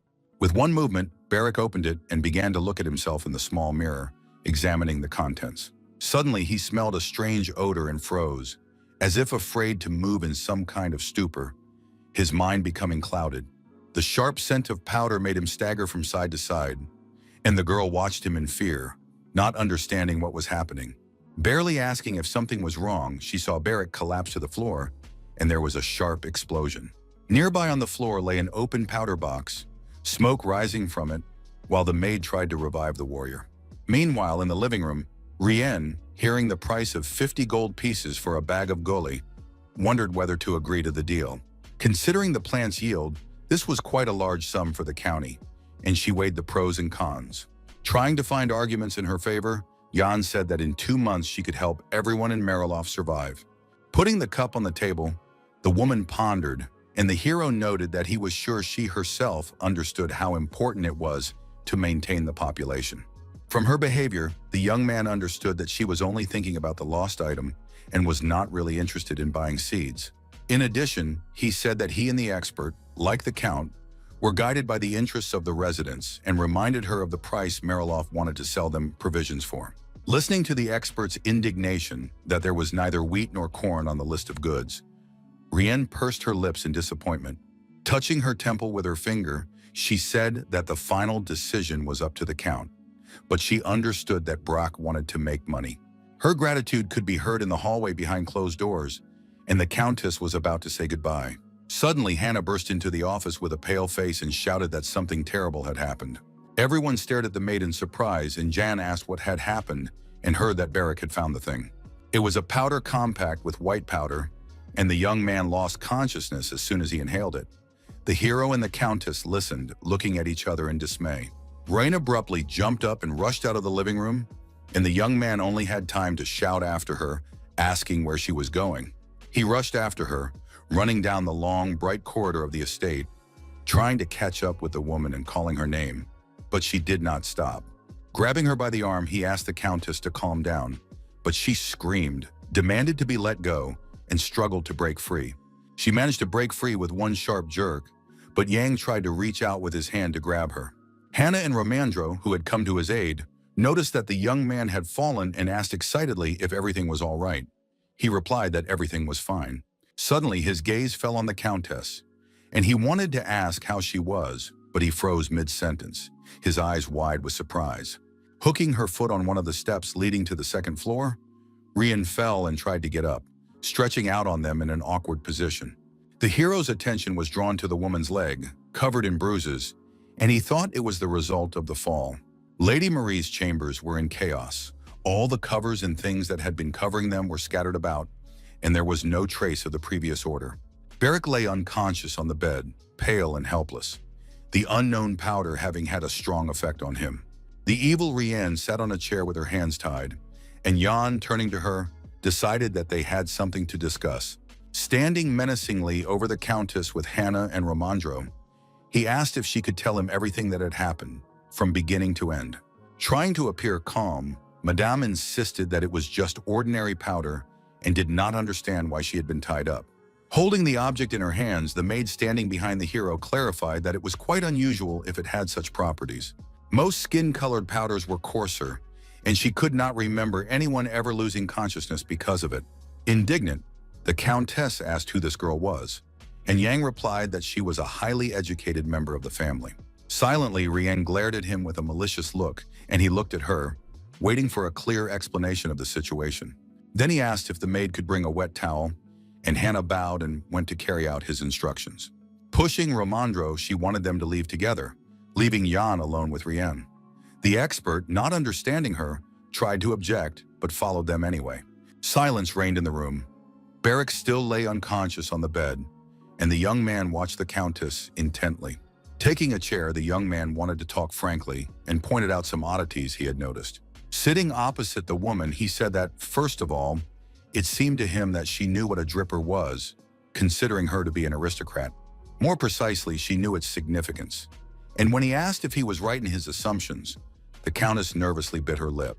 Looking into her eyes, the hero speculated about her possible place of origin, drawing parallels and comparing all the known facts. Deciding to speak openly, he asked if the woman was from the Rajan Mountains, which were far from the county. Not believing himself, he asked if she was part of the Dara people. Angered, the woman asked in response if she looked like a mole in human form. Hearing that Ryan knew what they looked like, the young man decided that his guesses were correct, and she fidgeted nervously in her chair. Still, she made up her mind and confessed that she was born not far from the mountains and was friends with this people, and that her mother was a dryad. Surprised, the young man realized that the woman was half fairy, which seemed even stranger than he had previously imagined. They were mystical, capricious, and cruel creatures who guarded trees and devoured those they loved alive so as not to part with them. Because she did not understand her mother, Rian cut down the tree and ran away, not even having time to bury her father's remains. Yang asked with interest how she ended up here, and she replied that as soon as she left the forest, she encountered slave traders who captured and sold her. Waving her bound hands, she said she knew how valuable the dripper was, even though she didn't quite understand how it was used. Surprised, she asked how the young man knew so much about this thing, and he replied that he had heard about it from someone somewhere, sometime. It was already dark outside and stars were beginning to appear in the sky. Yang asked if Carlo knew about all this, and the woman replied that he did not. After listening to Rian, the hero wondered why she did not tell her own husband about her origins. Surprised, he asked if the Countess really wanted to help him and bring his plan to life. She noted his strange reaction and asked if she should be grateful, to which John replied that it all depended on her true intentions. With a sharp movement, she lifted the hem of her dress, and what he saw shocked the young man, changing his expression. The woman's legs were covered in bruises, and she confessed that her husband was insane and often beat her. Admitting that she was of low birth and could not get divorced, she said that she could no longer live like this. Therefore, she needed this powder compact to deal with the tyrant and live peacefully, since she had betrayed her mother for a reason. Beric was still lying on the bed next to her, showing no signs of life, even though a lot of time had passed. Thinking that the powder from the powder compact was deadly and that Ryan wanted to use it to kill the Count, Yang was terrified that the bodyguard might die. Grabbing her by the arms, he asked angrily if it was poison, and the woman explained that it was a new hallucinogenic sleeping pill brought from the kingdom of Havan. The powder could stop breathing for a while, but neither she nor Marie had any problems, and Yang was surprised that his stepmother had also used it. Then Rian suggested that perhaps Madame was going to use it on Durgi, but apparently decided to try it on herself first, but the hero did not understand why. Turning to him, the woman said that it was all because of Yang, since he was Marie's husband's bastard and her son's direct competitor. Hearing all this, the character was discouraged by such a confession, but despite all this, he understood a lot. Remembering his stepmother's condition in the basement, He wondered if this behavior was related to withdrawal syndrome. Turning to him again, Rena admitted that she hated the Marilov surname. And what was the difference between her and her mother then? She said decisively that the only thing she wanted was the freedom of choice that she had been deprived of her entire life. Raising her bound hands, the woman added that she had a business proposal for the young man and did not want hostility. Declaring that her friend's enemy was her enemy, she saw no reason not to cooperate with Jan, hoping that he would free her. If the hero turned a blind eye to certain things, the woman would help pay off the palace's debt and assist him in any situation, as long as he looked at her palms. But the young man knew that Carlo had younger brothers and sisters, and in the event of his death, Rian would not receive the title, but she assured him that it did not matter. To clarify, the young man asked if this opportunity would remain if she helped him, but the Countess did not know.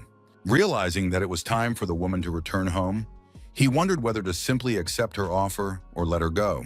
Hearing a noise outside the door, he returned to reality, and he and the lady turned in surprise to look there. Opening the door, Yang heard someone shouting and trying furiously to see the Countess, but they wouldn't let him in. The servants, along with the expert, tried to stop him, but the guy asked what the Viscount had done to the lady. Putting her hand on his shoulder, Hannah tried to get the young man's attention, but he was furious and wouldn't listen to anyone. Leaving the office, the hero said that the lady was a little busy and asked the uninvited guest to wait a little. Clark's attention fell on the Countess's bound hands as she followed the Count out, looking at him fearfully. Gritting his teeth in anger, he blushed, his body filled with determination. Not intending to stop, he decided to act. Hearing the threat that otherwise he would be fed to the worms, he asked maliciously what that meant and rushed straight at Yan. Reaching out his hand, he tried to strike the hero, but the latter intercepted the attack with a single movement and looked his opponent in the eye. Using magic, the character created a fireball in his palm and struck Clark with a powerful blow straight to the chest. The force of the blow caused his opponent to lose strength, and the floor gradually slipped away from under his feet as the young man slowly began to fall. Watching what was happening and not expecting such a turn of events, the Countess was horrified and screamed. Meanwhile, in the room, Barrick slowly began to come to his senses, hearing the noise, but his eyes were still closed. The defeated Clark lay on the floor. Rian rushed to him, and Yan, along with Hannah and Romandro, stood on different sides.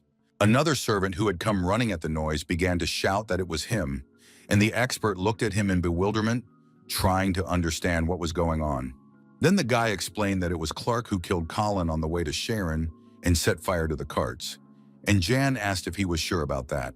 Turning around, the Countess began to shout that she hated everything about Marilov, but the hero clarified that it was her servant who had destroyed the caravan. But the woman began to accuse him that instead of gratitude, Jan attacked. But the young man explained that he was just defending himself, and besides, his opponent was simply unconscious. Night fell, and the hero asked how she knew about Colin, and she explained that after the attack, people had disappeared from the gambling house, and it would be strange if only one had returned. The young man persisted, asking about Carlo's behavior, but the woman said that the old man had done nothing and might not even know anything. Reflecting on this, Jan did not understand the Count at all. Could it be that he did not care what the inhabitants of his territory had done? Then he ordered his servant to carry Mr. Clark to his room, and the servant obediently followed his instructions, lifting the young man up. The Countess and Jan silently watched them leave, each lost in their own thoughts. Noticing Rienne's distress, the young man asked if there was something between her and the boy. Something more than just a servant and his mistress. Understanding what the Viscount was getting at, she replied that it was not what he thought, but did not even turn around. Not quite understanding the Countess's reaction, the hero replied affirmatively and fell silent, not knowing what else to add. Turning to her again, he asked the woman to tell him everything in detail, wanting to finally dot the I's and cross the T's. Removing the rope from her hands, he understood her intentions, but also wanted to pay his debt, yet he was not sure that she would receive the money after Carlo's death. He also added that if the Count found out about their plans, he would be in trouble, since it was the young man who had allowed Rienne to kill her husband. It was necessary to decide how to transport the gold from Marilov without putting the Countess herself at risk. With a sly smile, she agreed with him, but she also understood his true intentions. Beyond paying off the debt to the Emperor, she believed that Yang wanted to sell her the Gola by any means necessary in order to receive reward and glory. The moon rose in the sky, and a worried Carlo went out into the courtyard with his servants, waiting for his wife to return. Looking at their master's back, the maids trembled with fear, sensing the tension and anger emanating from the man. Maintaining outward calm, the Baron's blood ran cold. Everyone knew how cruel he could be when things did not go according to his plan. Suddenly he heard the clatter of horse hooves as a carriage approached the estate with the Countess. Seeing his wife, he turned to her angrily, finding it increasingly difficult to control himself and remain calm. With a smile and a bag in her hands, the woman apologized for staying late in Brock. Saying that she had a lot to tell him, she handed him the gift, but he did not understand what was going on. In a rage, he demanded that she tell him everything right away, his shouting deafening the maids. Without delay, the woman informed him that she had sold Clark for goulash to save them from starvation and had been delayed because they had argued for a long time about the price of the seeds. Asking if the Count would like to try the goulash, she gave orders to serve it as a side dish and discuss everything over dinner. After a while, salad and soup were served with a bottle of red wine, prepared using the seeds brought by the lady. Realizing that his wife had exchanged the servant for a plant, Carlo understood that they were worth 15 gold coins, but decided to clarify. The woman calmly informed him that the young man had demanded 50 for the bag, but had agreed to this exchange as humanitarian aid. Thinking it was all nonsense, Carlo noted that the goulash looked decent as a side dish and decided to try it. Putting a piece in his mouth, he was very surprised by the taste, and his angry expression changed to one of surprise.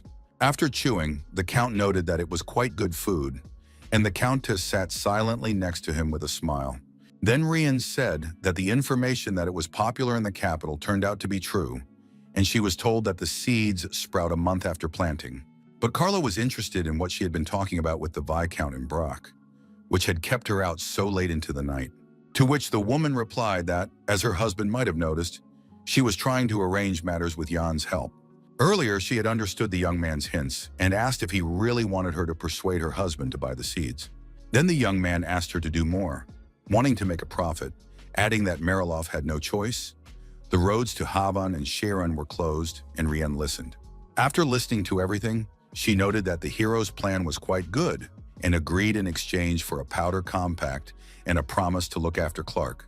Pouring wine into a glass, the Countess continued her story, which she had made up for Carlo in advance to calm her husband. After the deal, she went to check Marie's chambers and did not find the powder there, deciding that the Countess had lost it during the Civil War. Puzzled, the man asked what his wife was going to do with the dead traitor's belongings, but Rian reminded him that they had originally belonged to her. Suddenly, a servant entered and, apologizing, wanted to take away the dishes, but the Count snapped viciously, ordering him to leave immediately. While he turned away and gave orders, Madame seized the moment and sprinkled the magic powder into her husband's glass. Pleased with herself, she smiled sweetly, but the Count turned around, turned his attention to her, and addressed her sternly. In a malicious voice, he said that there would be no second time, and if she ever returned home again, he would break all her legs. But she knew that he would never see her again, because soon he would be feeding the worms deep in the ground.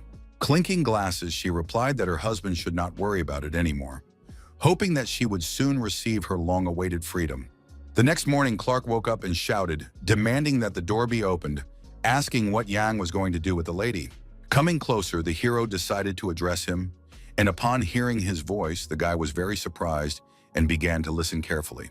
Continuing to pound his fist, he begged for mercy for Mrs. Rian and asked the Viscount not to harm her. Falling to his knees, he said that it was already difficult to protect the woman in the mansion, and that thanks to her, many had managed to escape the Count's wrath. Surprised, Yang asked if she had really been helping people, as if he didn't believe in her kindness, considering the Countess to be selfish. Deciding to take pity on Clark, he informed him that the lady had just returned to the mansion, and the young man could not believe it was true. The character also added that the young man was a guarantee of their interest before Mariloff and asked him to wait. Realizing that he was just a pawn in someone else's game, Clark was very upset, his gaze painful and tired. Looking at the doors and listening to the silence, the hero was a little surprised at the young man's submissiveness, gradually sinking into his own thoughts. He himself was thinking about how the Countess was feeling and what she was doing, feeling a certain anxiety for her life. A picture appeared before his eyes of how he had accompanied her to the carriage and asked her to be careful, understanding her husband's anger. Glancing at her bruised leg, he wanted to object, worried about the woman's health. Understanding the Viscount's concern, the Countess said that everything was fine for now and resolutely stepped into the carriage. Turning around, she added that she had been waiting for this chance for several winters. And did Yang really think that she would not be able to hold out for a few days now? With these words, the door slammed shut, and the young man was left alone. The wheels spun, and the carriage began to move.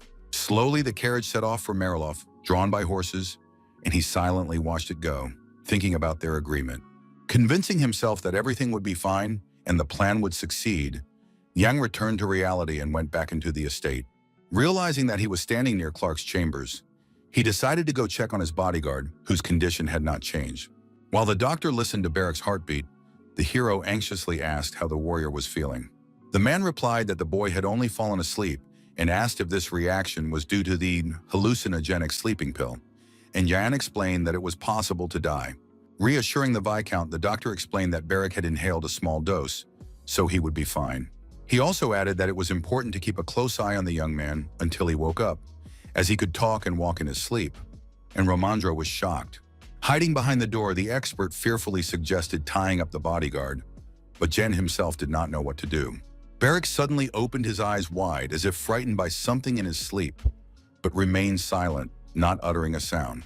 The hero quietly asked if the warrior had woken up, and the bodyguard asked in a weak voice why he was lying there. The character then explained that Barrick had inhaled powder from Madame Rianne's powder compact and lost consciousness, and the young man grimaced. Saying that he was not in any pain, he noted the strangeness, but Yang did not understand what the bodyguard was talking about. Without giving him a chance to explain, the hero said that it was a hallucinogenic powder, so he could have confused dreams and reality, but the problem was elsewhere. Everything was blurry before his eyes. He even imagined seeing some people, and he admitted that he felt very sick. Lifting his head, the warrior tried to stand up, but he didn't have enough strength and his head fell back onto the pillow. Romandro stood behind the door, frightened, peeking into the room, afraid to move or say anything. Catching the bodyguard's gaze, the expert asked tensely, his voice trembling, if Barrick recognized him. With a crazy smile, the guy started calling him a dog, and the man screamed in horror, thinking that the bodyguard had gone mad. Jumping up from the bed, the young man rushed at the inspector, who called on the clan of otherworldly warriors and begged them to stop this madness. Watching everything that was happening, the doctor noted that the warrior had no problems with physical strength, and Yang thought that it was not for nothing that he was a magical swordsman. A week later, a letter arrived from Mariloff. Carlo wrote that he wanted to buy more guli, and the hero understood that this was a success. Deciding to write a reply, the hero thanked the Count for agreeing to the deal, writing each letter in calligraphic handwriting. After an expert assessed the situation in the neighboring county, they concluded that 100 bags would be enough to feed the people. The young man also added in his note that they refused to sell a bag of seeds for less than 50 gold coins. After reading the reply, Carlo learned that Jan had promised to forget all past grievances, and the young man suggested contacting him to change the terms of the deal. Gritting his teeth in anger, the Count realized that he would have to negotiate the price because it was too expensive. A few days later, a couple from Mariloff arrived at the Brack estate, and many horse-drawn carriages stopped in the courtyard. Looking out the window, Jan realized that they were in a great hurry, and the expert suggested that everything would be decided today and wanted to distract them. Sitting in the living room, the hero thanked Rianne and Carlo for their personal visit, with Romandro sitting next to him. The Count awkwardly asked if they had distracted the young man from important matters, but the guy noted that their business was much more important. He asked with interest why the Baron and Countess had come to see him, surely not to buy goulash, expressing some surprise. Nervously tapping his fingers on the sofa, Carlo noted that Brack had calculated the exact amount of seeds Mariloff needed. Noting that the purchase volume was huge, they came to find out why the price was so high, thinking that it was not worth the money. The young man replied that they could not lower the price because it was a long-lasting product, while Romandro listened attentively nearby. The hero also added that they were not selling wild gulu, but gulu grown by the inhabitants of their territory, which is why they were asking a fair price for it. Looking intently at the Count, he asked if the man knew that the seeds grow in any conditions but die as soon as the snow falls. Therefore, the hero suggested that this would be the only large deal, and in the future, Mariloff would be able to provide for himself. For this reason, he now had to either sell more gully or ask for a higher price in order to earn more. Looking out the window, he asked if the weather wasn't too strange now, and that in the future it would not be possible to harvest large crops, which is why the price was so high. In the future, they wanted to build a greenhouse and increase the volume of the harvest. Yang proudly said that this was why they would sell it for at least 50 coins per bag. When Carlo was left alone with the countess, he wondered why he should pay 5,000 gold coins for some weeds. The woman noted with concern that the situation was particularly difficult this year and that they needed to save the territory as soon as possible. While Yang and Ramandro were out on urgent business, they could discuss everything between themselves, but those standing outside the doors could hear everything perfectly well. Looking at her husband, Rian asked what he thought was the maximum amount they could ask for one bag. After thinking for a moment, the man said that, in his opinion, it wasn't worth even a single coin, considering the plant to be nothing more than a useless weed. Turning to his wife, he said that they could pay a maximum of 35 gold coins for the gully seeds, while the woman looked at him. Thinking it over, she did not know if Yang would agree to this. Judging by his behavior, the young man wanted to get a bigger piece. Touching the count's hand, she said that she thought that if the young man lowered the price to at least 40, it would be worth agreeing immediately. Looking at Carlo, she added that the hero had said that when the snow fell, the seeds would die, so the price would only go up, and it would become even more difficult to buy guli.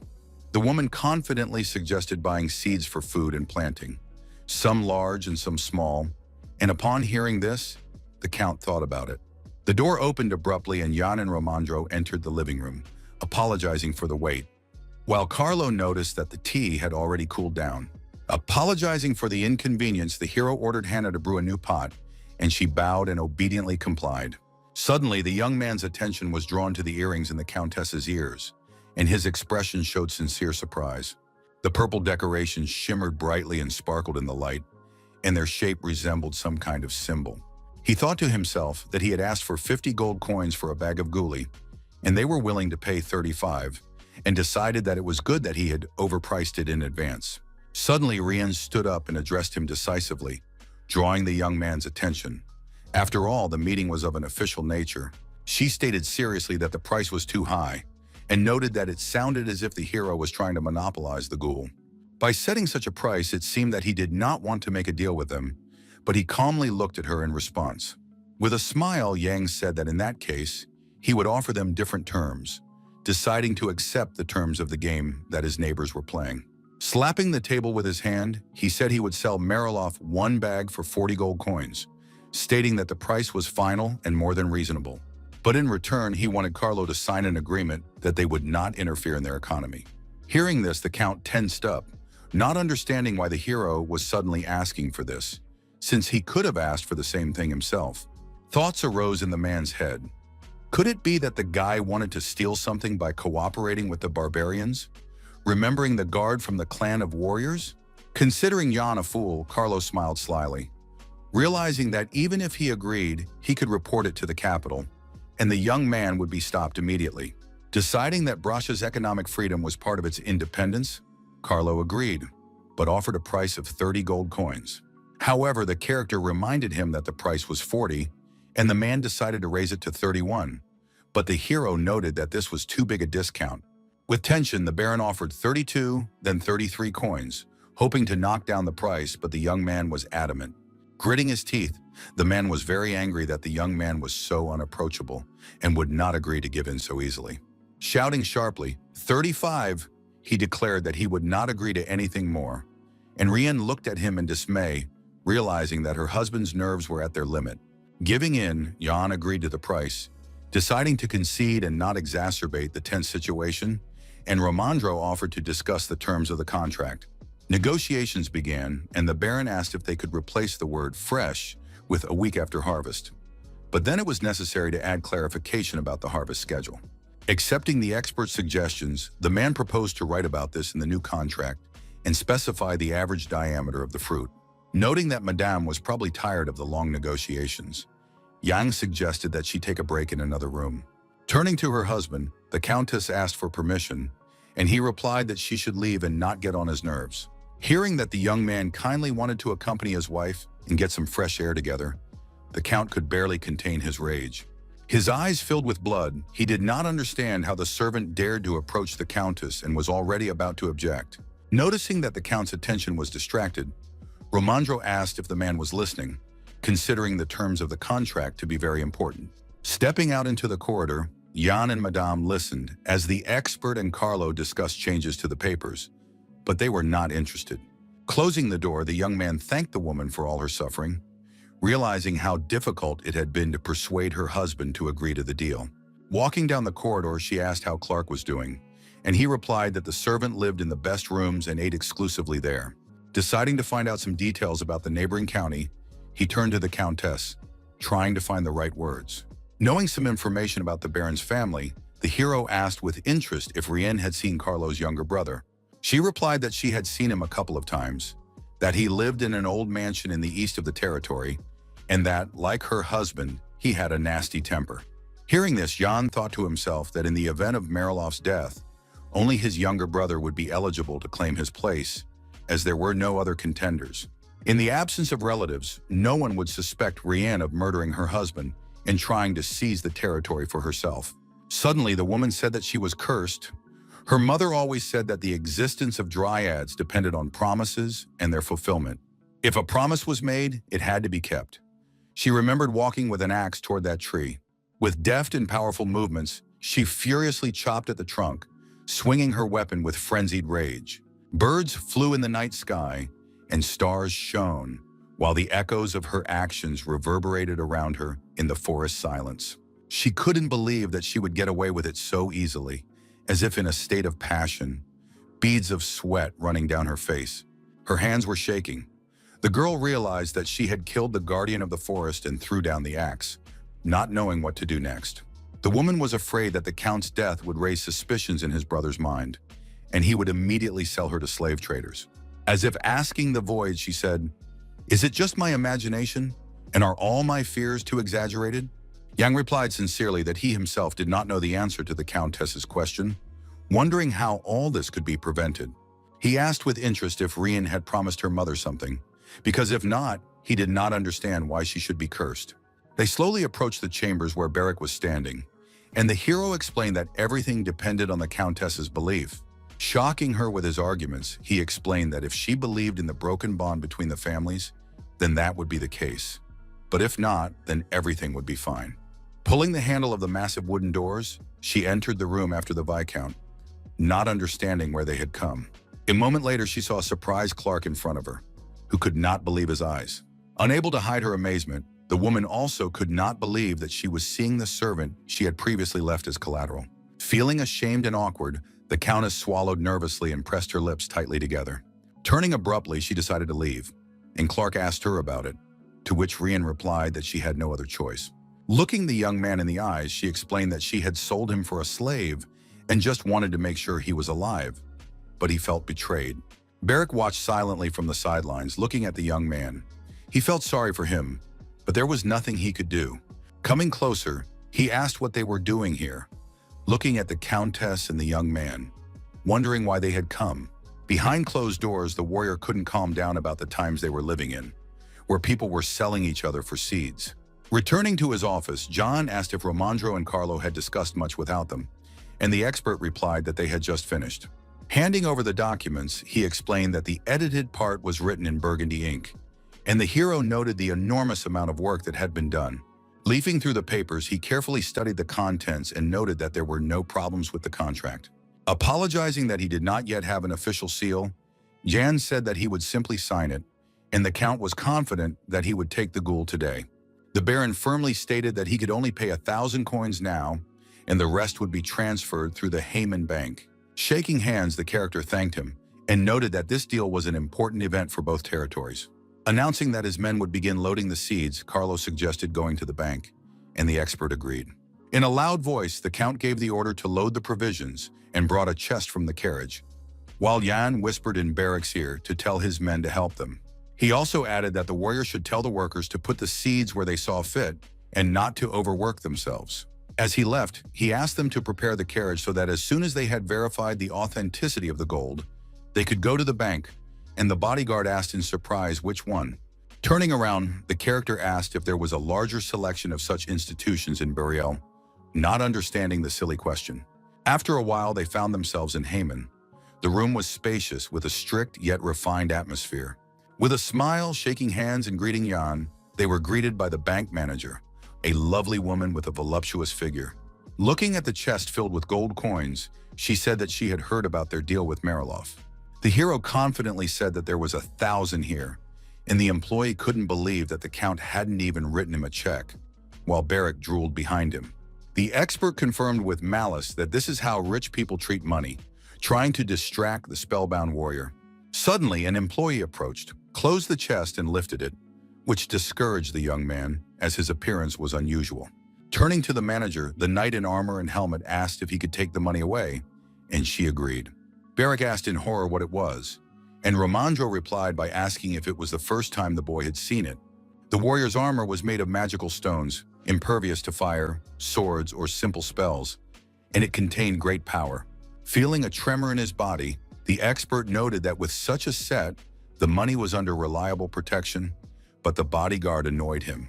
Supporting him, Barrick said that thieves would not even look in the direction of the bank, and Yang added that when an attempted robbery took place, the knight killed everyone before it even began. Haman was a kind of shrine, which is why even during the Civil War, neither the investigation team nor the Count's men came here. With a smile, the manager reminded them that at that time, many people seeking refuge had gathered at the gates, and if they had decided to rob them, they would have been killed immediately. Inviting them into her office, the woman asked them to wait there, offering them various snacks while they counted the gold. Sitting down at the table, Romandro said that they had collected part of the taxes, but it was still not enough to pay off the debt. He continued to talk about the problems that awaited them next year, the expenses for the holidays and for Barrick's maintenance and food. Looking at the hero, he said that if Yang didn't mind, he could stay at his house in the capital when he went on his trip. Recalling that the expert had recently gotten married, the young man was concerned that he might cause discomfort, but the man noted that he had many rooms. Reassuring the young man, Romandro said that they had already collected 40% of the total debt to the emperor. But he added that it was not worth relaxing, and the hero said that taxes had already increased because of the Ghoulie, and it could become more difficult for the residents because of this. Then the inspector asked why they didn't save more and find a better solution over time.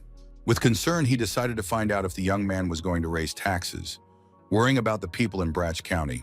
Taking him by the hand, the hero said that he would be away for a while, but the expert himself should understand everything without words. Now people were preparing for winter, but when spring came, they would be overwhelmed by negative thoughts associated with rising prices. Angry, they would think that the commoner governor had gone to the center and imposed even higher taxes on them. Knowing that the expert was worried about him, the young man said that it was all because of his stubbornness, and therefore there was no need to worry.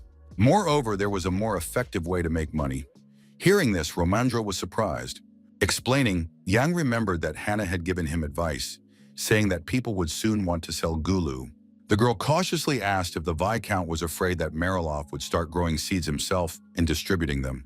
Then she suggested giving permission only for roasting gola, and they planned to do so after concluding the deal. Noting that it would take a month to grow, the character concluded that, depending on the season, it would be better to sell raw seeds. Joyfully grabbing him by the shoulders, Romandro noted that the young man knew everything in advance, which is why he mentioned the rights to sell in the contract. A little embarrassed, the bank manager peeked into the office and called the hero, a little embarrassed and afraid to interrupt the conversation. Announcing that they had almost finished the check, she asked him to sign a certificate confirming the authenticity of the money. As he signed, the character asked if there were any problems, and the woman replied that everything was fine and that the vault would be filled before the experts arrived. Handing the papers back, Yang said that Carlo had to transfer another 2,500 coins and hoped that they would be able to check them in advance. The manager noted that the young man was well versed in financial documentation, even though he was a commoner, and decided that an expert must have taught him this. Leaving the bank building, the hero asked Barrick to find out more about Mariloff's younger brother. Upon learning that he lived in an old mansion, the warrior was horrified, thinking of ghosts and bats, and terror gripped him. Saying goodbye, Romandro said he wanted to stop by a few stores to buy gifts for his wife and child. But suddenly the hero called out to him and asked if there was any news about Mullen, as he had not heard from him in a long time. The expert replied that he had tried to find out news about the old man, but had been told to wait a little, as there was apparently a lot of work to be done at the palace. He was surprised and asked why Yang had suddenly remembered him, since he himself often forgot about his existence, because he was in prison. The hero thought to himself that it was all too strange, and did not believe that the palace was dealing with this issue. Meanwhile, Gale sat in his brother's office and thought about how he could benefit if the hero took their side. Marav glared at him maliciously, but the prince remained calm and unperturbed, confident in himself. A few weeks earlier, in the imperial palace, the prince was studying papers in his office and thinking about plans for the future. The noise outside the door distracted him from his work, and when he saw his brother, he asked what was going on, not understanding the real reasons for the unexpected visit. Looking at Gale, he decided that he had probably entered the wrong door and made a mistake in coming to him, but his relative remained silent for some time. Looking at him after a while, he said reproachfully, "What kind of fool would inform a servant of his own arrival?" Responding irritably that he was busy, Marev asked him to get straight to the point, and his brother asked what he was going to do with Mullen. Noting that this was a very interesting question, he did not understand what he had to do with this old man who was sitting in Bracha's dungeon. Swinging his leg, Gale told his brother not to pretend, because everyone knew about his support, and added that Yan should take Malin and his people when he came to them. As a reminder, he added that after the ceremony to accept the title of hero, they would go to the Ministry of Magic, and Marav himself should understand what that meant. The prince understood everything, but wondered if Gale had fallen under the influence of his mistress Wesley, and decided that threatening him would make it easier to deal with him. Filling out the journals, he was surprised that his brother was interested in Malin and his people, since he himself had not thought about it before. In fact, he wanted to kill the old man's people. But when he heard that the prince had taken an interest, Gale, attracting his attention, told him to forget about it. When Marav asked why he was smiling mysteriously, he was silent for a while, as if searching for the right words. After thinking for a moment, he said that he had just returned from his father with news that he would not like very much. During the discussion of the appointment of the Chief Justice, Marav was to nominate Halat, but the prince did not understand what his brother meant by this. Taking out a glass vial, Gale said that this potion had recently been invented at the Ministry of Magic. It was called the Elixir of Truth, and whoever drank it would speak only the truth. The liquid itself was gray in color. Hearing this, Marav was shocked, not understanding what his younger brother was suggesting he do. Did he really need to poison someone? With one sharp movement, he overturned the chair he was sitting on and stood up, holding on to the desk, losing strength from rage. He asked angrily if Gale really wanted to use this potion in court, not understanding how the prince could use magic so calmly and freely, to which his brother calmly replied that he had asked his father about it and he had agreed, and that it would be interesting to see how he behaved during the oaths.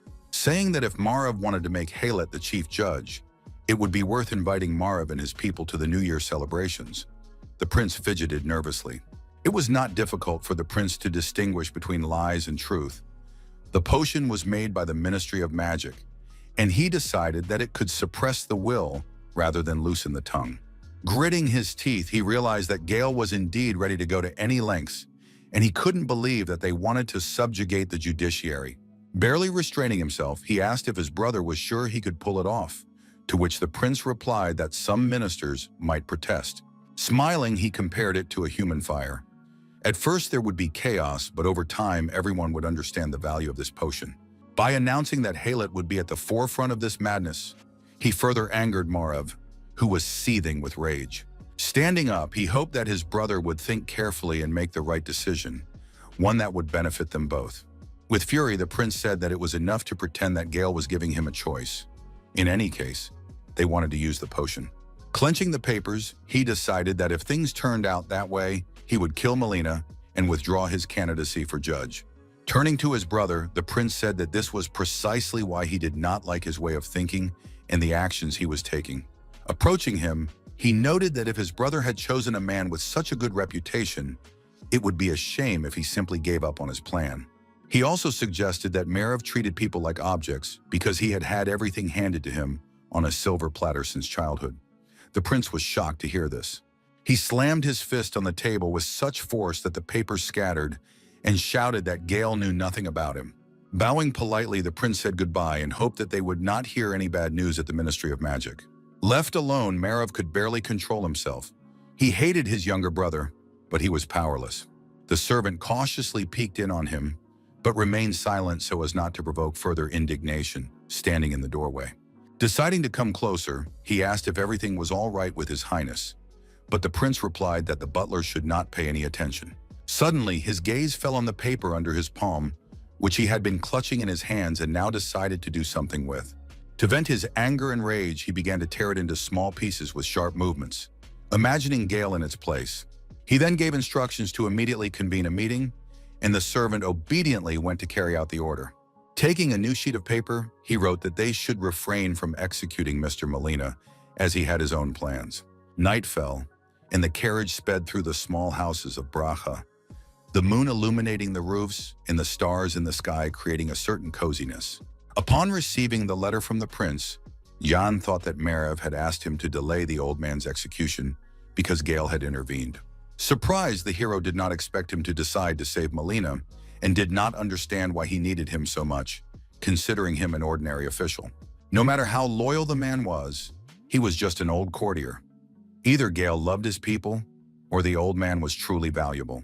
The young man also began to wonder if there was some mystery hidden in Brock itself that he did not know about. Putting his hand on the map, the character believed that amid so many changes, the reason must lie in their territory. While he was thinking about all this, the carriage approached the square near the estate where he was headed after the bank. When he got out, accompanied by his bodyguard, Carlo saw him and asked if the Viscount had finished his business. He calmly replied, apologizing, that they wanted to check everything carefully. Standing behind him, a red mark appeared on Rien's cheek, as if from a blow. Deciding that the Countess could not wait to get her hands on everything, the young man noted that this was very mean. Holding out the papers, the Baron asked Jan to look at them, and the young man and Barrack began to study the documents with interest. The letter from the bank reported that some areas were being raided by bandits, making it difficult for caravans to travel through the mountains. Reporting that Havana had run out of paper, Carlo asked to postpone the remaining payment, but the young man replied that in that case they would have problems. Puzzled, the man asked if he really would not take the gold, but the young man replied that this would violate the agreement since payment had been promised by check, not cash.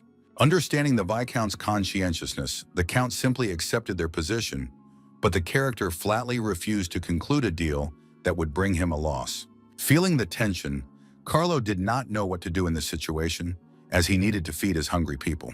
Turning to Rien, he ordered her to give him her jewelry as collateral and decided that earrings and rings would be sufficient guarantee. Without objection, the woman obediently began to remove all her jewelry, as if afraid to argue with her husband for fear of being slapped. Watching her, Yang and Barrack were shocked at how easily she was willing to part with her possessions. But what caught the hero's attention even more was the stone in her ring.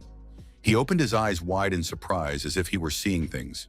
It was a yellow ruby, clearly reminiscent of something familiar, but the hero tried to remember what exactly. A pot of Silas came to mind, in which a chain had been found, and he realized that it was a set that had belonged to Rien. Noticing his reaction, the Countess asked what was wrong, and he asked if she knew what the stone in her ring was.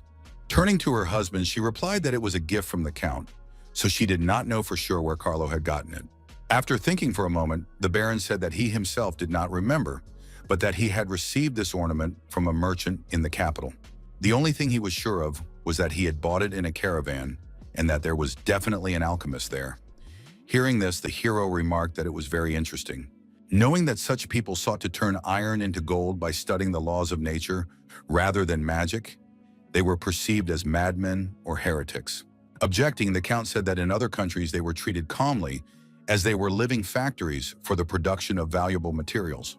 While the young man was examining the decoration, Carlo said that he would be interested in seeing their work with his own eyes, since they were popular in other countries. Thinking that the stone was the result of an alchemist's work, Yang could not understand why a chain with the same stone was hidden in his flower pot. Handing over the jewelry, the Countess asked if it would be enough, and the young man replied that if they handed over the check tomorrow, he would return everything immediately. A servant ran up and informed the Count that they had loaded all the bags, to which Carlo replied that it was time for them to go home. Extending her hand graciously, Rien thanked the Viscount, and he replied that he was very pleased with their deal, rejoicing in response. With malice looking him in the eye, the Countess said that now they should wait 30 days, and what they had been waiting for would happen. Hearing this, Carlo asked what his wife was talking about, and she replied that she was talking about the ghoul and, complaining of severe fatigue, suggested they go to the carriage. Looking at her maliciously, he suspected something, but kept silent, barely restraining himself, wanting to reveal Jan's plans. In silence, they approached the carriages to depart for Mariloff after a difficult and important day for the entire county. When it was already late at night and there was a full moon in the sky, the carriage left the territory of Bracha. Barak asked anxiously what would happen if the jewelry was not real and they did not receive the check. But the warrior thought he was worrying too much. As he left, he said that he would simply thank them for not complying with the terms of the contract, as in that case he would be able to send a complaint to the palace.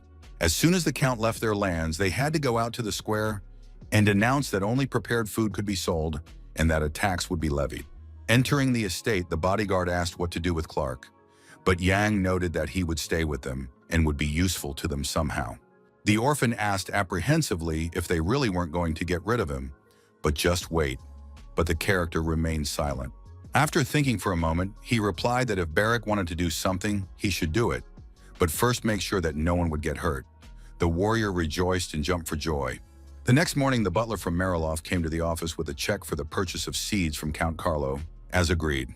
Taking it out of the envelope, John decided to check it, and he ordered Hannah to bring all of Rienne's jewelry, which had been left as collateral. He calmly invited the servant to sit down and wait a moment, and the servant bowed and thanked him for the invitation. Suddenly, the character asked if it was true that the man's name was Salmon, and the old man was very surprised that the young man remembered his name. The servant cautiously decided to admit that he had rewritten the letter several times, assuming that this could be the reason for the young man's knowledge. He had secretly sent messages from the count and the estate, agreeing to any terms, but everything turned out differently.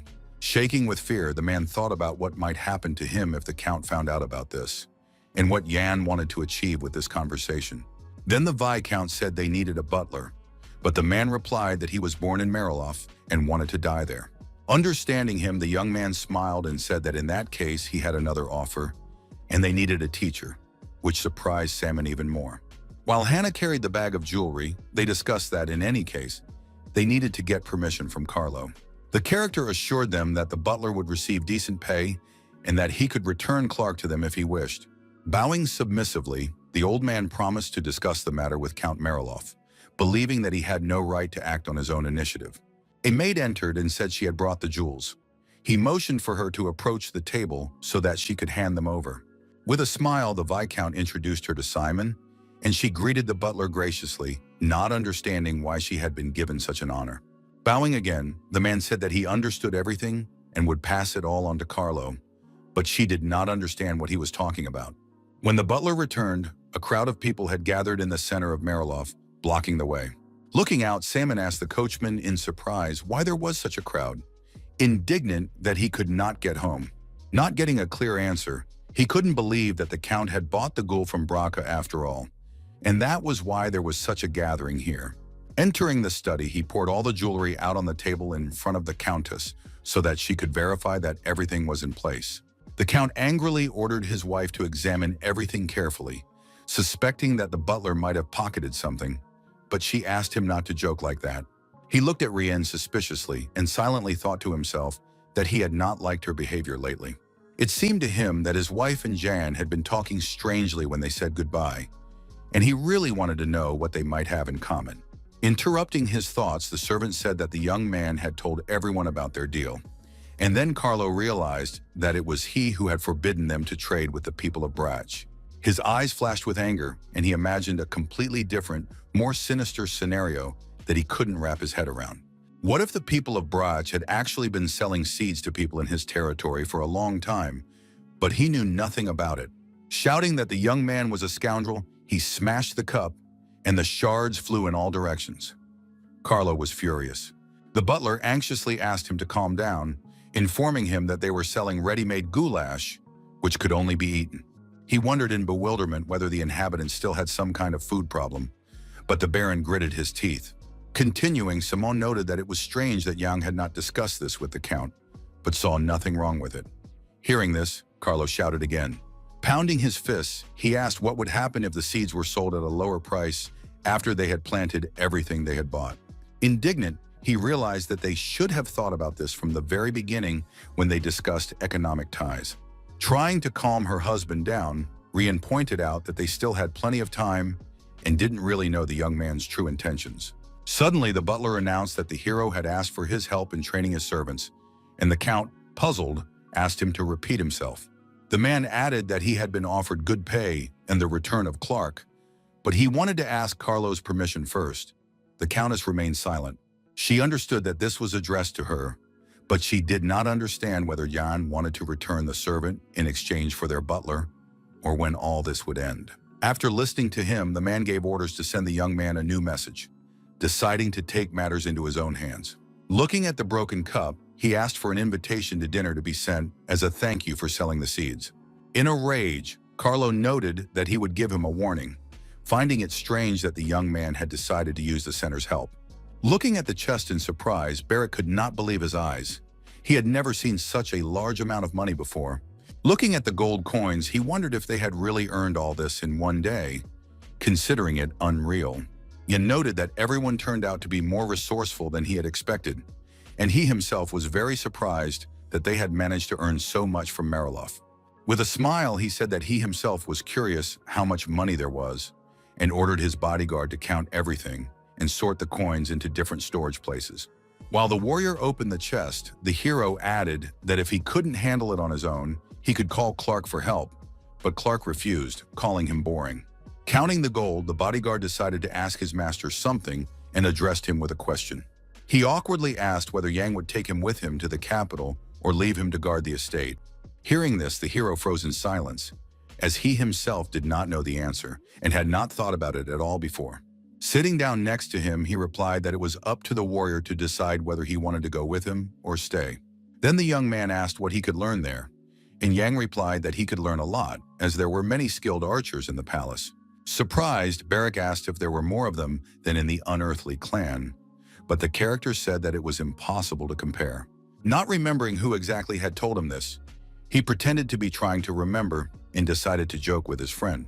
With a serious look, he added that even the best warriors of the North could not compare to the captains of the Imperial Guard, and the bodyguard looked at him in surprise.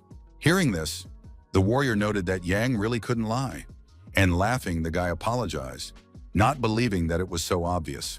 Deep down, he hoped that this would happen soon, remembering the Battle of Atan's descendants, who were defeated by the captains of the Imperial Guard. Not letting up, the warrior, stacking the gold into piles, asked how many leaders there were, and Yang replied that there were usually 3. Agreeing, Barrack noted that the Imperial Palace was huge, but the hero objected that there were experienced people throughout the capital. After thinking about the character's words for a moment, the bodyguard said decisively that he would go with him to the capital. With a smile, he said that he believed that if he settled there, he would be able to rise to a higher level, and asked for the hero's opinion. In response, Yang simply agreed, having grand plans for his warrior and confident in his abilities. Thinking that it would be good for him to join the Central Army, the hero believed that the Empire could not afford to lose a man with the talent of a magical swordsman. Hannah entered and reported that a message had arrived from Mariloff, and Barrack noted that the Count had too much free time. Unfolding the envelope, John thought it was related to a trade deal and found it strange that Carlo himself had not pounced on him. After reading that they were invited to dinner, he told his bodyguard to join them, and the guy was very happy. Throwing the bag on the table, the maid told him to count that too, and Barrack's expression changed dramatically. While the warrior was counting, the girl offered to prepare the Viscount's clothes for dinner, and he agreed. Suddenly remembering something important, Hannah turned to him, and he looked at her with interest, wanting to listen carefully. Noticing the chain around Jan's neck, the maid asked if he would wear it when visiting the Count and Countess Mariloff. Not understanding what she meant, the hero answered in the affirmative, and she said that she would find something to cover it with. Recalling that the young man considered Carlo suspicious, the girl was worried that he might say something about the identical jewelry with the Countess, but the guy denied it. But the maid insisted on safety, and in the end, the character agreed to hide the pendant around his neck. On the way, the Viscount said that Clark would go with them and asked her to prepare him, which she obediently did. Noting that he was Madame's only friend in the mansion, He believed that he should be brought back for her safety. Suddenly, they heard Barak shouting that he had finished counting and stopped abruptly, frightened. With 11 hours left before Count Marilov's death, they arrived at Karl and Rian's place and gathered around the table. Watching the bodyguard stuff his mouth with food, the Baron asked why John had brought him along, and the young man introduced them, replying that he trusted the guy very much. To himself, the man noted that he had told the young man to come alone, and thought that he should have spat into his soup bowl. Eating slowly, the character noted that the Count liked the goulash and was very pleased with it in the deal that had been made. Lowering his head, Carlo decided to admit that this was his favorite food lately, deciding that it was better than nothing. He said maliciously that he had heard that Jan had allowed the inhabitants of the territory to trade seeds, which meant that the taste would soon become known to the common people. The hero said with pleasure that good things should be shared and expressed his gratitude to the Count for the purchase, thanks to which he had collected part of the taxes. Since Carlo had invited them to dinner, the character announced that he had decided to return a servant named Clark. Hearing this, the Countess nervously took a sip of wine.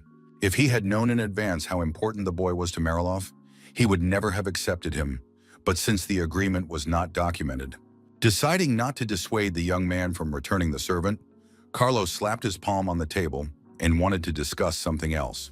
He asked with hatred how the character dared to make a decision on his own to allow the trade of ghouls immediately after concluding a deal with him. Declaring that they would remain neighbors forever, the man said that if he did not do so again, there would be no problems between them. But Yang did not understand the essence of the complaint, as he had no intention of specifically attracting buyers from Marilov. Putting his hand on the table, he asked why he should refuse the residents of the neighboring county if they wanted to buy seeds. It was precisely because they had signed an agreement that he was able to give this permission, and he wondered if this union had not established peace between them. Staring intently at him, Carlo remained silent, his face reflecting anger as he searched for the right words to respond. Agreeing with the Viscount, he noted that the latter had given his consent immediately after the deal, and this could be misinterpreted.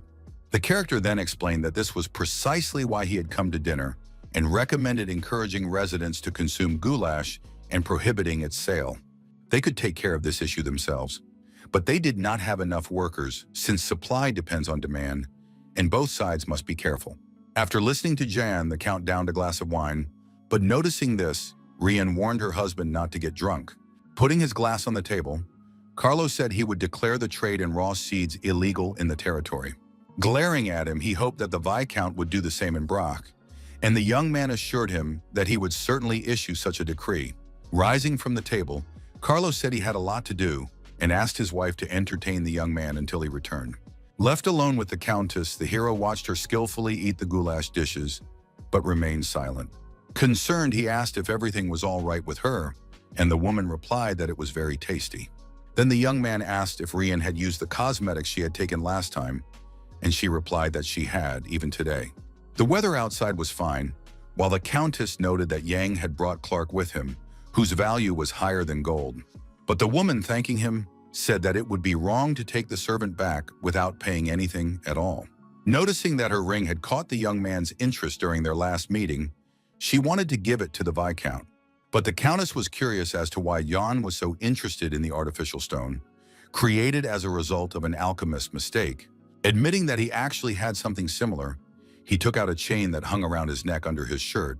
Seeing the pendant, Rian asked if she could take a closer look at it, and the hero agreed, hoping to get at least some information.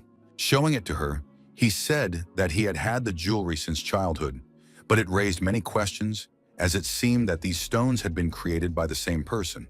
While she was examining the pendant outside the doors, a servant covered his mouth with his hands in shock, trying not to cry out in surprise.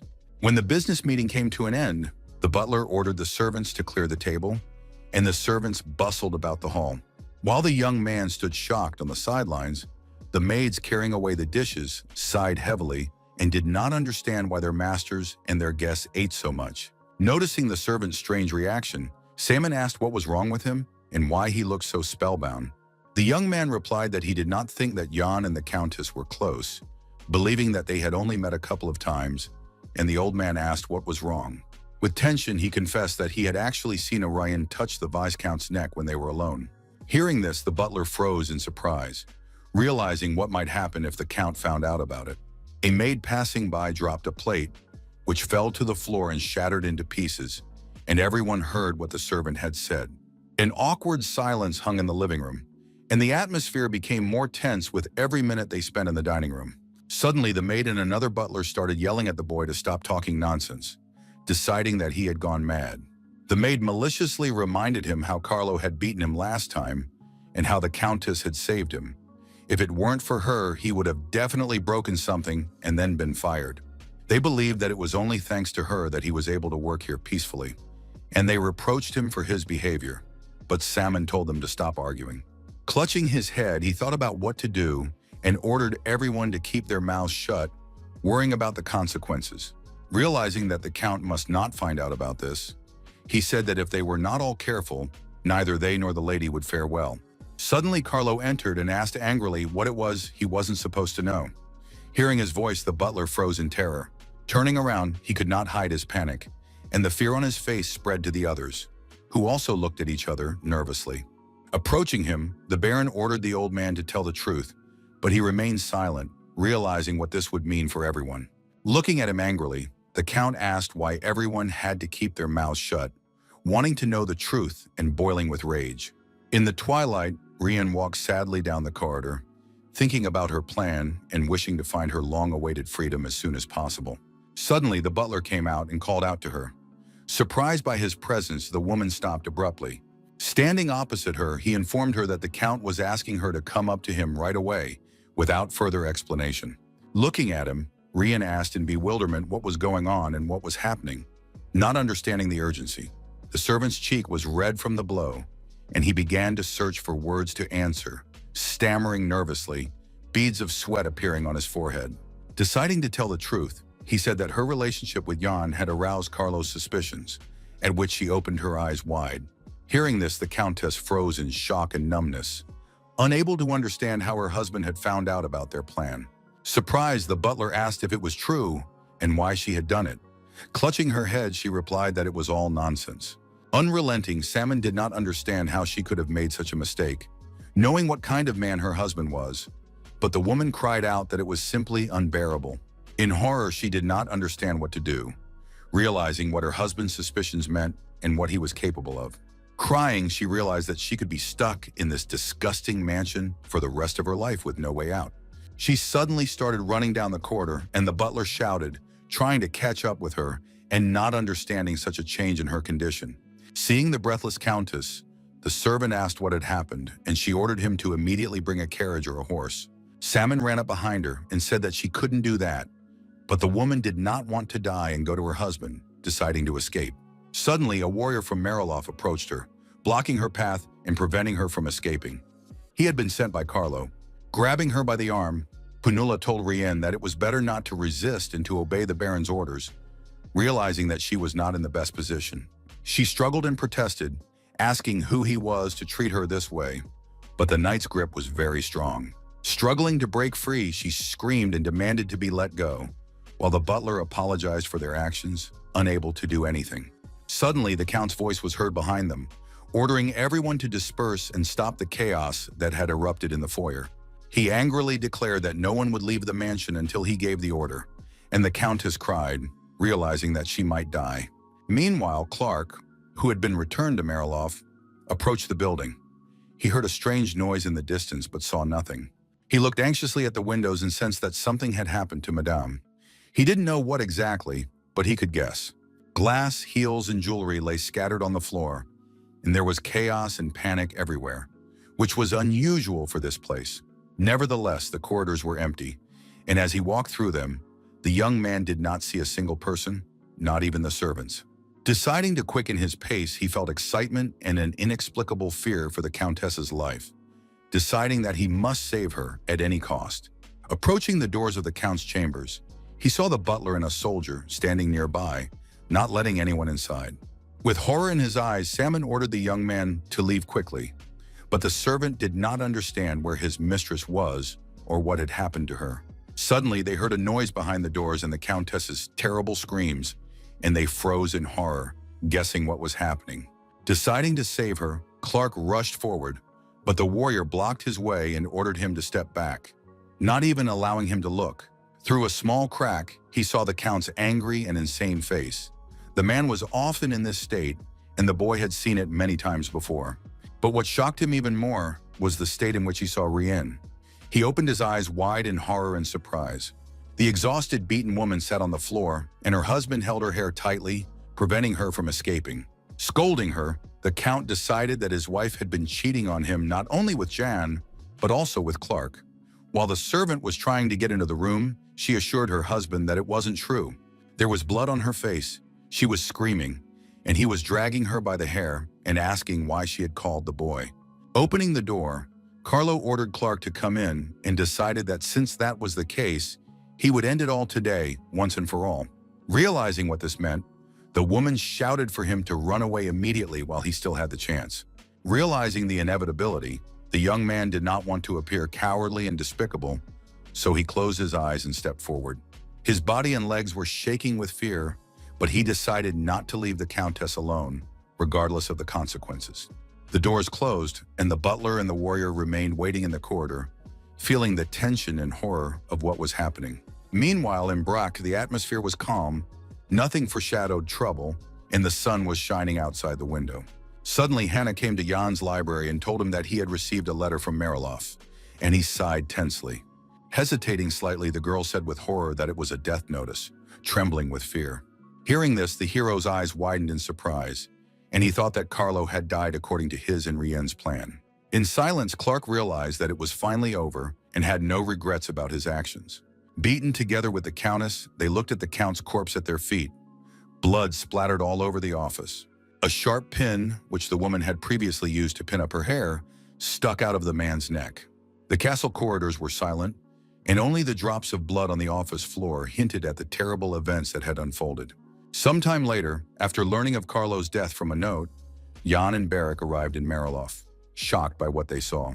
A woman sat on a chair crying, and the butler stood next to her with the soldiers, trying to comfort her in any way they could.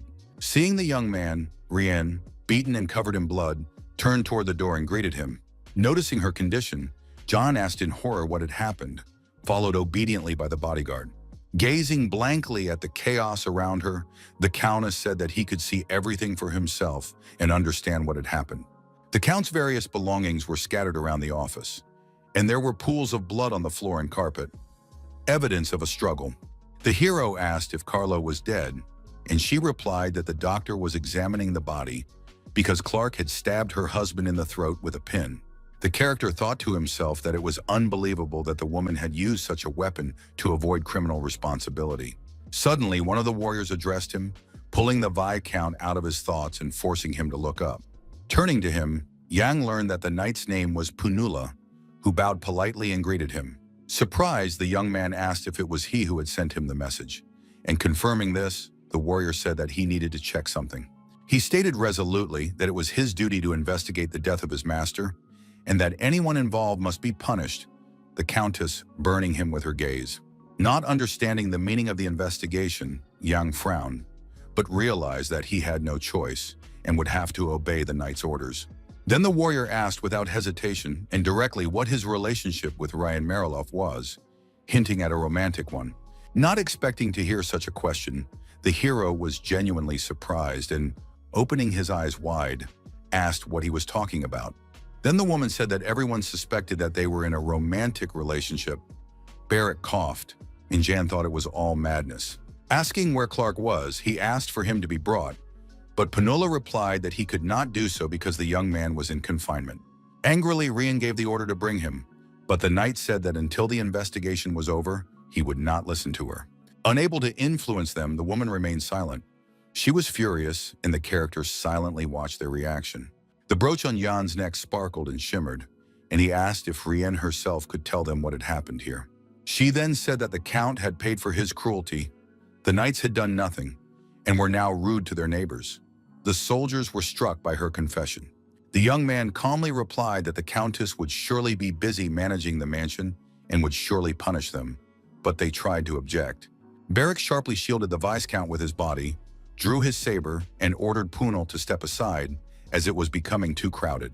The young man thought to himself that there would be a lot of trouble if they ousted Riam and put the Count's younger brother in his place, The knight stared at him in bewilderment, but took no action, simply standing there. Whispering in his bodyguard's ear, John ordered him to clean up the mess, and the bodyguard asked if he should get rid of the soldiers. But the hero told him not to talk nonsense and to bring Ramandro here. The orphan obediently obeyed and went to fetch the expert. Turning to Punal, Rian ordered them to leave as well, wanting to be alone with the Viscount to discuss further plans. She ordered the soldiers to escort the expert to them and to do what they had to do and not get on her nerves. They looked at her reproachfully but left. She ordered the butler to bring tea since they had guests and needed to receive them properly, despite what had happened. Deciding to obey her, they all left the office one by one, the sound of their boots echoing off the tiles on the floor. As a result, Barak Jan and the Countess were left completely alone, which was an excellent opportunity to talk and develop a plan of action. Clutching her head, she said she was going crazy, and the young man asked her to calm down, saying they first needed to make sure she had the right to own the territory. Looking at the drops of blood on the floor, he asked if the Count's younger brother had been notified of his death, to which the woman replied that he had not yet.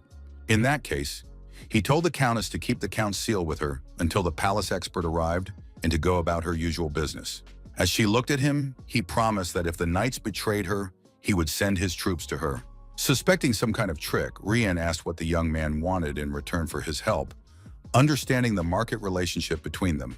Folding his arms, the hero said that he did not yet know what he wanted for his services and began to think, considering it a chance to ask for something good. Then he asked if the Countess could make a donation, since nothing else came to mind, and she agreed, rising from her chair. As she left, she noted that it would be better if the young man asked for something other than money, as her knights could do that. Opening a box with her jewelry, she replied that she could not give Jan much at the moment, but she still had to fulfill her promise.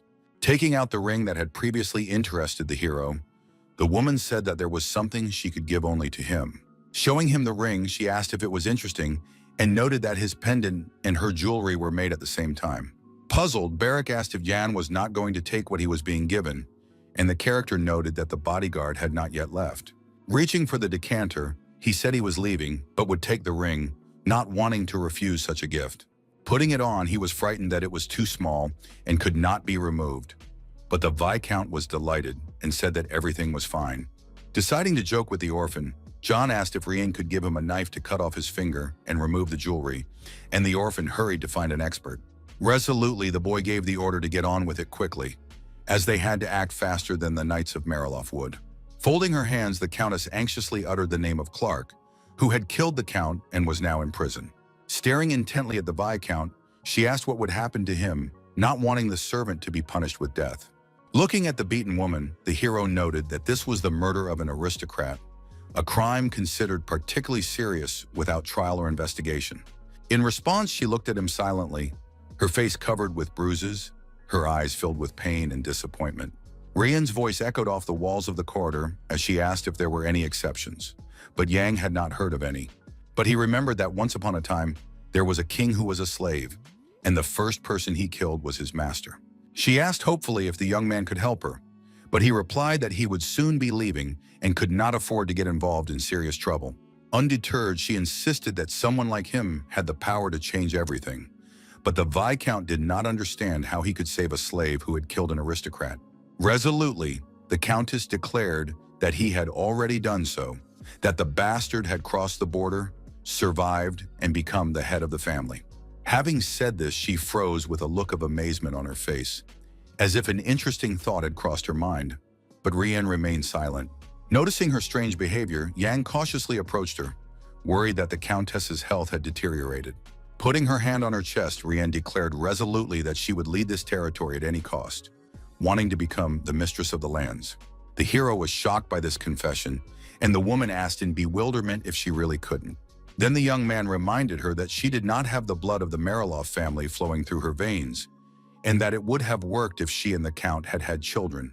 Now that Carlo was dead, she was just a stranger, and the legitimate heir, his younger brother, would oppose her inheritance. Therefore, in order to rule the territory, the only option was to change the law in the territory, but that was practically impossible. Weak Rian, her face and dress covered in blood, looked at him resolutely, more determined than ever. She understood perfectly well that if she did not become the mistress, she would never be free as she wanted to be. Looking out the window at the street, she felt like a bird locked in a cage, longing for freedom more than anything else. Looking at her, Yang did not understand her feelings, but it was in his interest for her to lead the territory, rather than his younger brother Carlo. It was impossible to predict what would happen if this man became the leader of Mariloff, or any of the warriors for that matter. For him, Rian was the best candidate. But as long as the key to succession was in the hands of his younger brother, hasty actions could aggravate the situation, and the young man decided to think everything through carefully. The idea of seizing Mariloff himself came to mind, but then it would give Gale another opportunity to intervene, but it would also prove his worth to Marav. To begin with, he decided it would be a good idea to meet his younger brother Carlo to get to know him better. Then he told the Countess that he would inform her relative of the death. The only thing he knew was that the man lived on the outskirts, and he asked what his name was. As if remembering his name, Rian said that his name was Dave, that he was a devout recluse who prayed constantly at the altar. He often wore a black cloak, loved solitude, and was a cruel man, like his older brother Carlo. After a while, John and Salmon arrived at the castle of the Count's younger brother, which looked a little scary. Entering the corridor, they looked around nervously, as there were no signs of life around. Noticing the old man, the servant was very surprised and asked who he had come with. The man introduced the new lord of the neighboring territory. The butler asked with interest if Dave was home, and asked to call him to tell him the sad news. But they were asked to wait while the man prayed. Hearing this, Yang was shocked, not believing that such a cruel man, according to the stories, could be a believer. Looking at the books on the table, the hero wondered what Carlo's younger brother was like, since he knew nothing about him before. In fact, Salmon had seen him several times, but he knew from Carlo that Dave had a great thirst for knowledge. At first, the Count called this desire a blessing, but later considered it a curse, and the hero asked in surprise why. Then the butler confessed that his brother had read a forbidden book, but Jan did not understand what he was talking about. With fear and tension, the man confessed that they said it was about the god of the underworld. A strange shadow fell on the wall from the hero standing nearby. He was shocked by the old man's confession. He had never heard anything like this before, and asked again in surprise, trying to understand what exactly they were talking about. Slowly climbing the stairs to the second floor and then descending, Dave, dressed in a robe and holding a cross in his hands, told the guests that he had received an answer from God. Seeing him, the butler announced that they had sad news, not knowing how to choose the right words in this situation. After a short pause, the Count suggested that someone must have died, judging by the anxious look on the faces of the guests. The shocked old man did not understand how Dave knew about it, and the hero thought that this was exactly what the sad news meant. When the man began to tell him about the misfortune that had happened the night before, the Count made a strange sound, like laughter. Cupping his hands together, he placed them on his head as if in prayer. Watching his actions, the young man remained silent. Turning around, the Count asked who had come with Simon, and Jan introduced himself as a Viscount, explaining that he did not yet have a surname. Remembering all the scandals and commotion from the neighboring county, the man realized that this was the guy from Bracha. Now there was an imperial expert among his people, and Countess Rayan herself had asked for help, but Dave did not understand what service he could render. Then Jan explained that the woman wanted to meet with him and was currently in a very anxious state, and there was an oppressive atmosphere in the castle. The Count asked with displeasure why his sister-in-law had distanced herself from all members of the family and invited a stranger. He stated decisively that they would return to the mansion and that he would get ready now. The young man remained silent, but such behavior annoyed him. Staring intently after him, the young man understood why there were various rumors about this man, both good and very bad. Looking at his desk, he couldn't understand how it was possible to work in such a mess, thinking that it would be impossible to find anything. A few hours later, the carriage with Carlo's younger brother, the butler, and the young man arrived at the mansion in Mariloff. Seeing Romandro in the courtyard, John immediately introduced him and Baraka to the Count's younger brother, Dave, who was standing nearby. Surprised, the man asked if this was the same expert from the Imperial Palace, and he expressed his condolences. Putting his hand on his heart, he declared that since this was a family matter, he would go first, and the others should follow him without haste. With these words, the Count headed for the carriage, while the inspector was indignant that he was already behaving like the master of the estate. Looking at the horse-drawn carriage, he said that he had already been told about Carlo's murder and asked if it was really Clark who had killed him, and the hero confirmed this. The young man was also concerned about the soldiers, who seemed to want to take advantage of the opportunity to take control of the mansion. When the young man said that Dave believed in the god of the underworld, Romandro shouted indignantly, asking what kind of mess was going on. Beric asked with interest what this meant, and Jan explained that it was a new religion that had emerged among the common people abroad. Previously, it had been considered heresy, but over time the sect had grown and become much more influential than before. It even led to a religious war outside Barrio, resulting in many casualties and terrible deaths. Romandro asked apprehensively if it was not the most aggressive and repulsive sect, and the young man admitted that it only complicated matters. It seemed to him that it would be better if Madame Rian became the new lord of the territory, then he could benefit. If power were given to Dave, it was unclear what the future held for Brock. It would be better if Mariloff were ruled by someone willing to negotiate. Sighing heavily and realizing how much had been piled on him, the expert agreed with him, while Yang insisted that they needed to intervene. Looking at him, Romandro asked if the guy really knew how to do it, and the hero replied that there were many possibilities, but they would be leaving soon. Listening to the conversation, Beric was full of determination and courage and prepared to fight, keeping his hand on his weapon. Taking his saber, he smiled and said that he had found a solution and suggested simply killing everyone, and the Viscount said ironically that the warrior was good at it. Standing near the building, he explained that they had no right to do so and that the Countess must take the lead to begin with. Although it would be difficult, they had to do everything quickly, and he asked if his bodyguard understood, wanting to be sure of the plan. In Count Carlo's chambers, the sobs and cries of his younger brother could be heard behind the doors, and it all seemed very staged. Romandro entered another room, where Rian was still sitting motionless, staring at one spot as if spellbound. She asked anxiously where Jan was, and the expert replied that the young man would be there soon, as he had some business to attend to. Approaching her, the man whispered and asked if Mr. Dave was inside, and the Countess replied that yes, he was pretending to weep with grief. He said just as quietly that the hero had asked him to give her something, but he was afraid that someone might hear them and spoke in a low voice. It was necessary for Ryan to keep her husband's seal, and then Mariloff would definitely become hers, she wondered. First, the expert had to send a report to the capital about the appointment of the new lord, and depending on the monarch's decision, someone from the palace would be sent. With a wary look, the woman asked if she would still need to keep the seal with her. Receiving an affirmative answer, she began to turn it in her hands, realizing the power that this seemingly simple symbol possessed. While the Countess was studying it, the expert added that she simply had no other choice. Otherwise, she could be expelled. After that, she would have to dismiss the knights, and Rian asked about the three who were standing behind the doors, but could not hear them. He insisted that order was very important.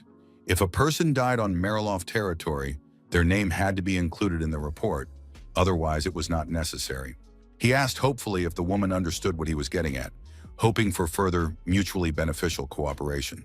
Rain replied decisively that she would take everything into account and try to spare her and Jan unnecessary trouble by taking responsibility herself. She also asked what to do with Dave, but Romandro replied that the hero would deal with him and told her to rely on him completely. She also had to promise to pay the mandatory fee of 5,000 gold coins, as required by law in such cases. She had to make sure that the number of soldiers did not exceed half of the current number, so that there would be enough funds for everyone. The expert clarified that the Countess had the right to refuse, but Jan retained the right to vote. However, if she agreed, they would sign a contract with her in the future. In desperation, Rena admitted that she had no other options, so she agreed to all the conditions put forward by the Viscount. Suddenly, she heard that there was something else concerning Clark and froze in anticipation of terrible news. Folding her hands hopefully, the woman asked if there was anything that could be done to save the young man from death. Romandro replied that there was, but he did not have time to finish, as their conversation was suddenly interrupted. Wiping away tears, Dave entered the office and expressed his condolences to his sister-in-law on the death of her husband and his brother. Angrily, the Countess said that he had ignored her all day, and now only paid attention to her because the palace expert was nearby. Making excuses, the man replied that he was simply shocked by his brother's death and went straight to his chambers. Wanting to keep the peace, Romandro told the Count to sit down, as there was much to discuss, and Dave bowed and agreed.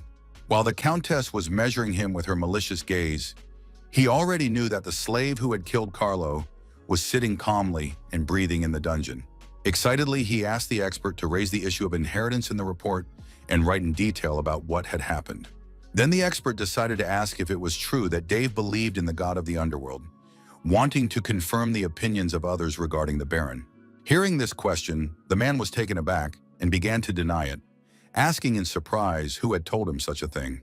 Clutching a cross in his hands and bowing his head, he said that he did not believe in him, and that in the Empire this was considered heresy.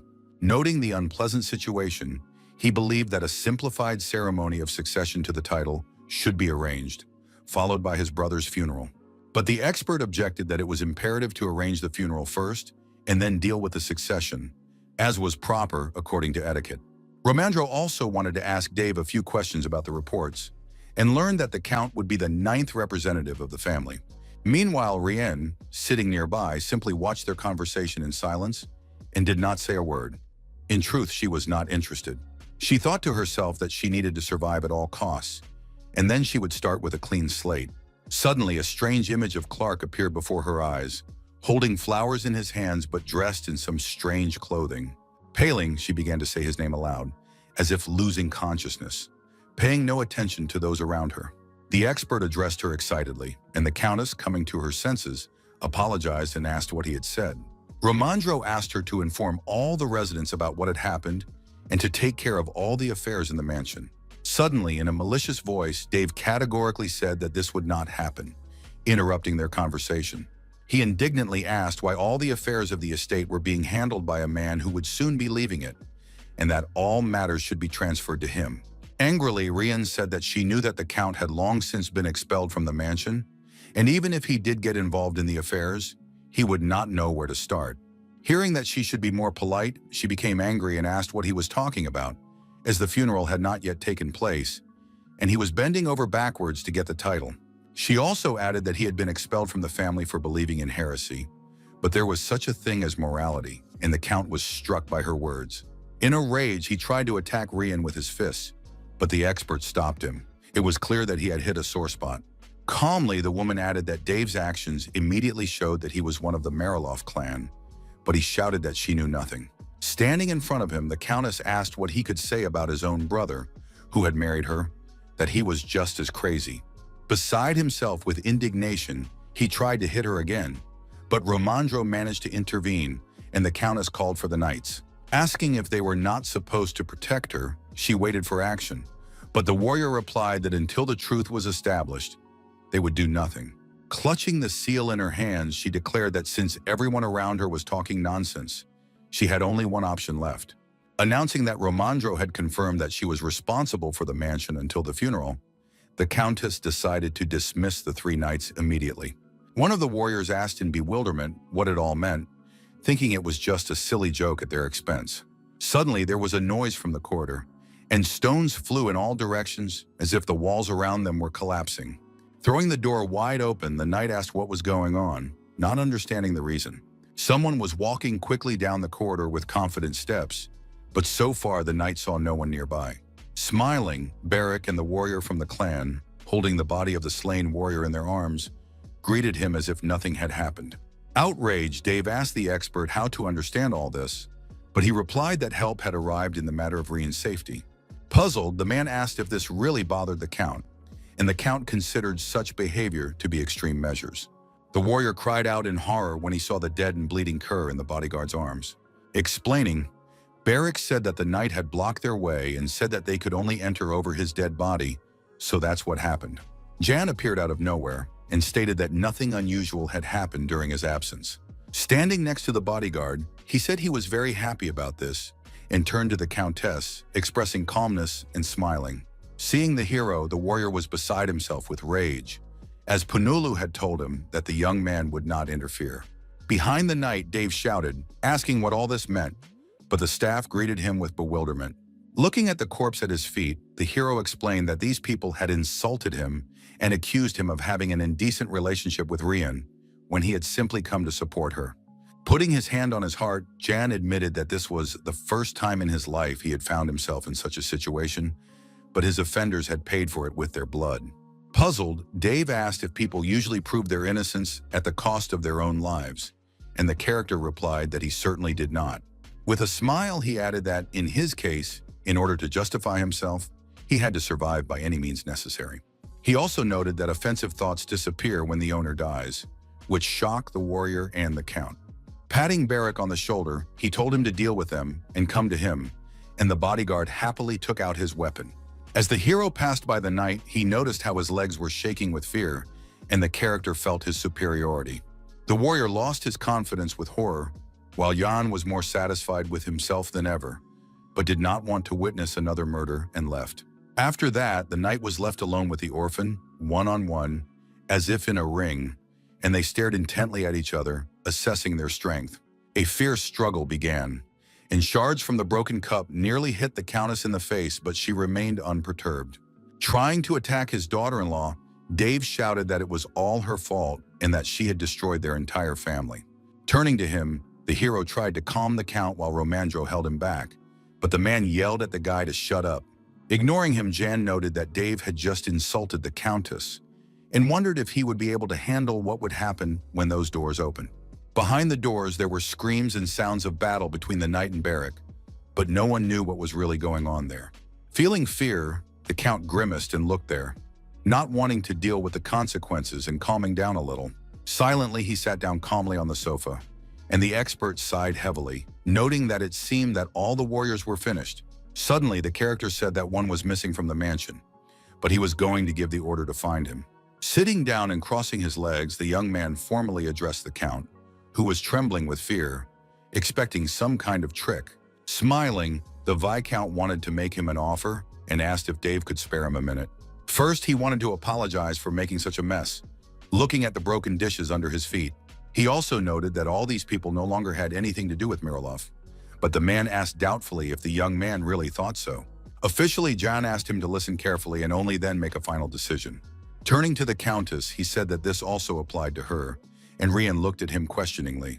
Deciding to speak bluntly, the Viscount asked if Dave and the lady really did not want to live together, and the woman replied firmly that she did not. In that case, the hero believed that one of them had to give up in favor of the other, or better yet, leave the mansion. Jan hoped that Mr. Dave would do so, shocking the Count with his unexpected statement. Jumping up, he began to shout and ask what kind of manipulation this was, and how the Viscount dared to say such a thing to him. Looking at the doors, he asked if there was really no one behind them, and if he had been foolishly deceived like a child.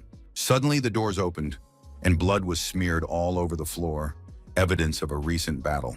Peering inside, a warrior from the Heavenly Clan asked if Yang had called him. His face was covered in drops of blood and looked terrifying. The Count looked at the young man in horror, and the Viscount gave the order to leave and clean up after himself. The boy obeyed but remained alert. Continuing, he said that it would actually be better if no one with the surname Mariloff remained, but then the Countess might have problems. Looking at the papers, the hero announced that an expert would come and check everything, and then grant the woman a title, which was a difficult process that could take a long time. Therefore, it would be ideal if Dave stayed away from this area. The man was furious when he heard this. Asking if the belief in the god of the underworld really did not come from Tulun, he suggested going there. Reen asked anxiously what would happen if the Count returned after his departure or reported everything to the Emperor, but the young man assured her that she need not worry. Dave would be under the supervision of escorts from Havana, which required a lot of money, but it was safer that way. With a smile, the hero noted that the most important thing now was what decision the Count would make and whether he would interfere. The man looked at the Viscount with frightened eyes, not expecting such a turn of events, losing faith in his success. Folding his hands in prayer, he began to pray to the god of the underworld, not wanting to get involved in political games. In the evening, the young man returned to Brack Castle and worked in his library with a lit lamp on the table and books lying around.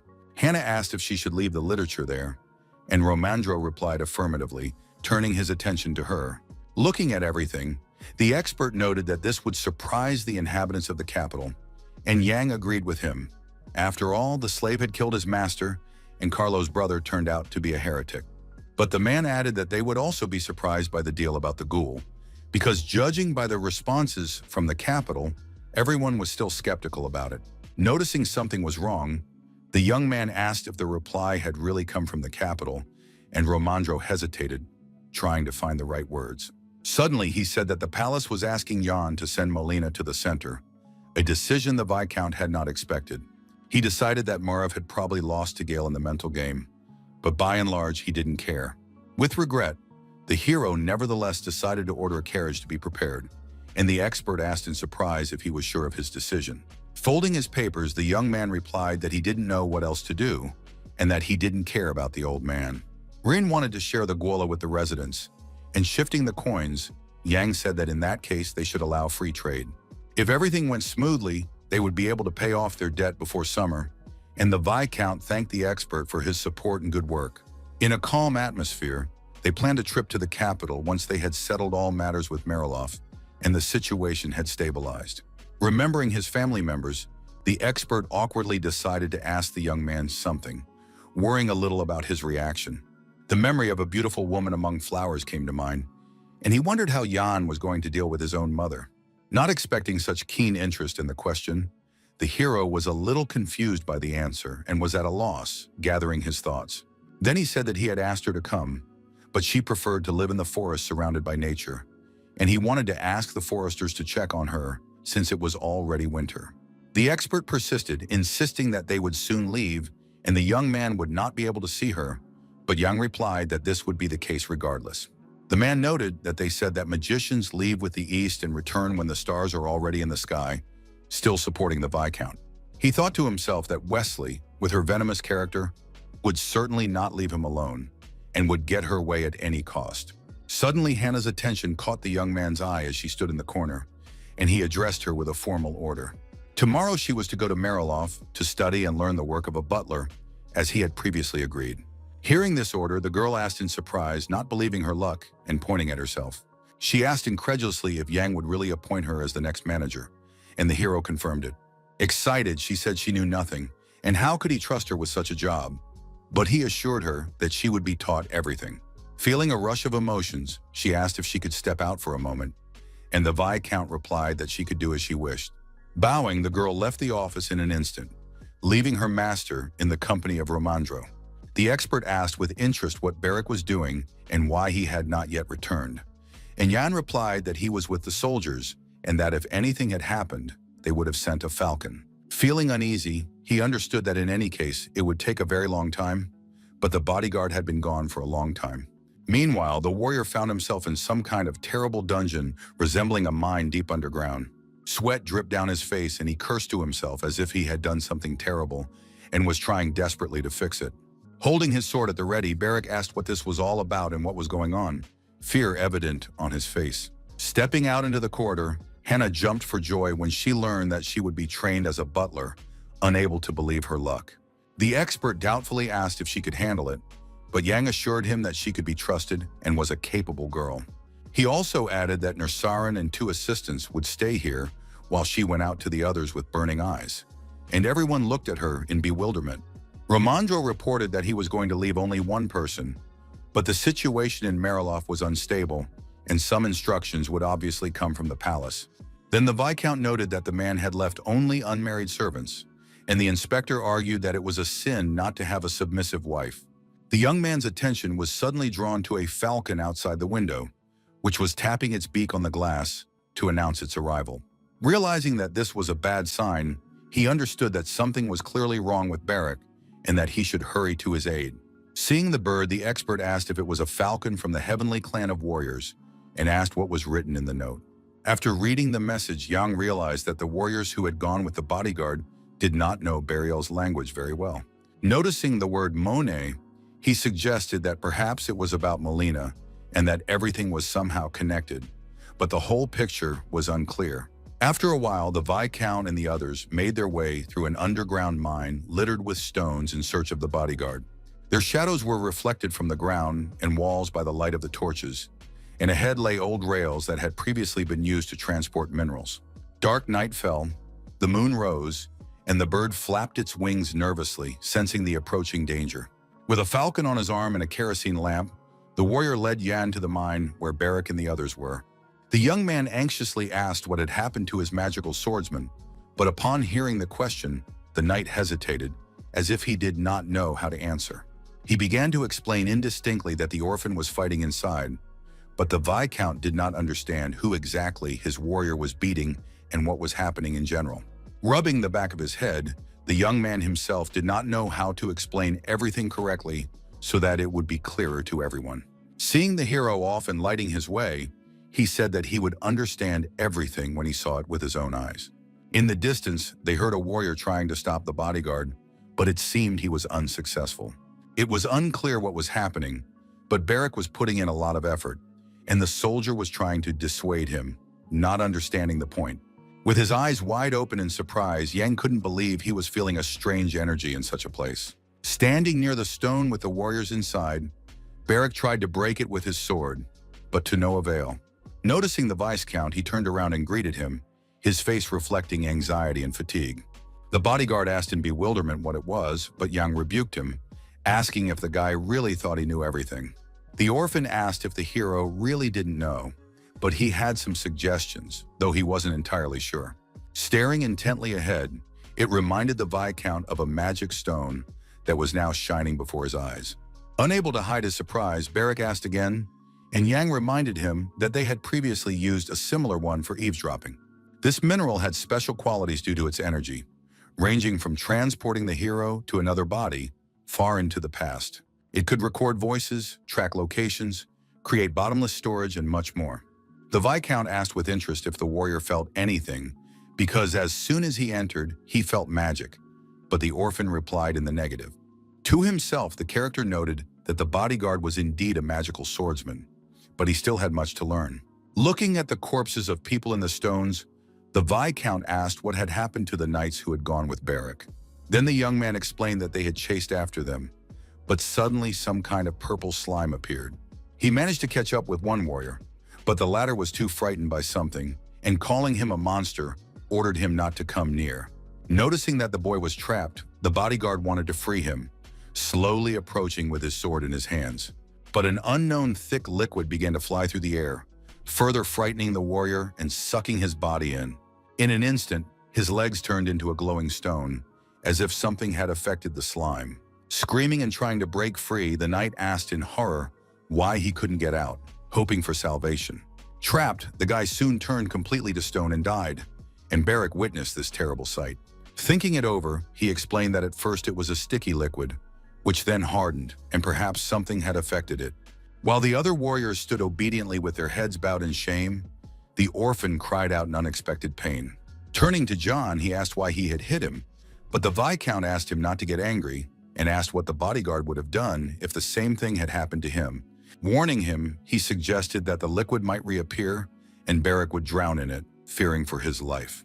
Turning to the others, he stated that stupidity and courage were their traits, shaming the irresponsible knights. Pointing his finger at the members of the Heavenly Clan, he gave the order to pass all this on to Nursarin, but one of them objected that they had tried to stop the young man. Looking at the stone, the bodyguard suggested that if it was magical, it must be very expensive, but the Viscount replied that it was priceless. As if spellbound, he decided to study the mineral in more detail, remembering what he had heard about it before. Lost in deep thought, he did not notice the frightened swordsman addressing him, not understanding what was wrong with his master. There was a lot of this mineral in the mine. It sparkled and shimmered with different colors and appeared as if out of nowhere. Having come up with a plan of action, Yang decided that everything he had thought of was possible, but he just needed to act. As he left, he ordered everyone to return to the mansion immediately and close off access to the mine, while Barrack asked what to do with the body. Responding that there was nothing that could be done about it now, he insisted that everyone leave, considering his plan to be more important at the moment. Shrugging their shoulders, the warriors looked at each other in confusion, not understanding the young man's reaction or what he had in mind. Stepping forward, the hero realized that in order to study the deposits of magic stones, he needed the help of the Ministry of Magic. Only they could determine whether there were veins underground and their size, value, and many other things that the hero did not know. One of Gale's supporters was Wesley, the Minister of Magic, and the character knew this and hoped for their help. Realizing what was going on, the young man understood why. Of all the border territories, all the officials had latched onto Brock. Even if Gale was not entirely sure of his assumptions, he still saw potential in the county and aimed for it. They trained troops to repel the barbarians and created a situation that required the intervention of the palace to resolve. After the scandal with tax evasion and the discovery of a mine with magic stones, everything worked out perfectly for Gale and the other mages. On his way out, he ordered the mine to be closed, but someone had to stay behind to notify the miners. The hero understood that upon returning to the mansion, he must immediately check everything to confirm his suspicions. Was the arrival of Milton and his men a coincidence, or were they deliberately attacking Brack to gain access to the underground tunnel? Descending into the dungeon, he walked down a long corridor lined with cells, dimly lit by torches on the walls. Determined, John wanted to look his enemies in the face and find out their true intentions regarding the territory of Brack.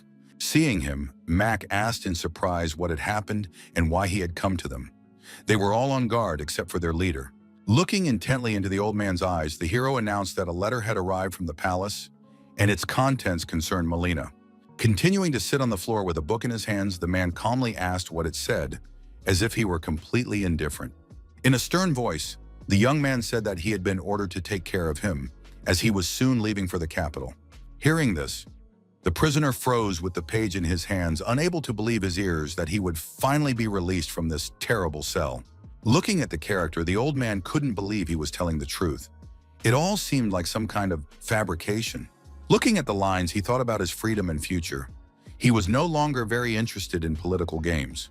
Observing Melina's reaction, the young man thought that this was why he had put so much effort into it. But why had he given up so easily now?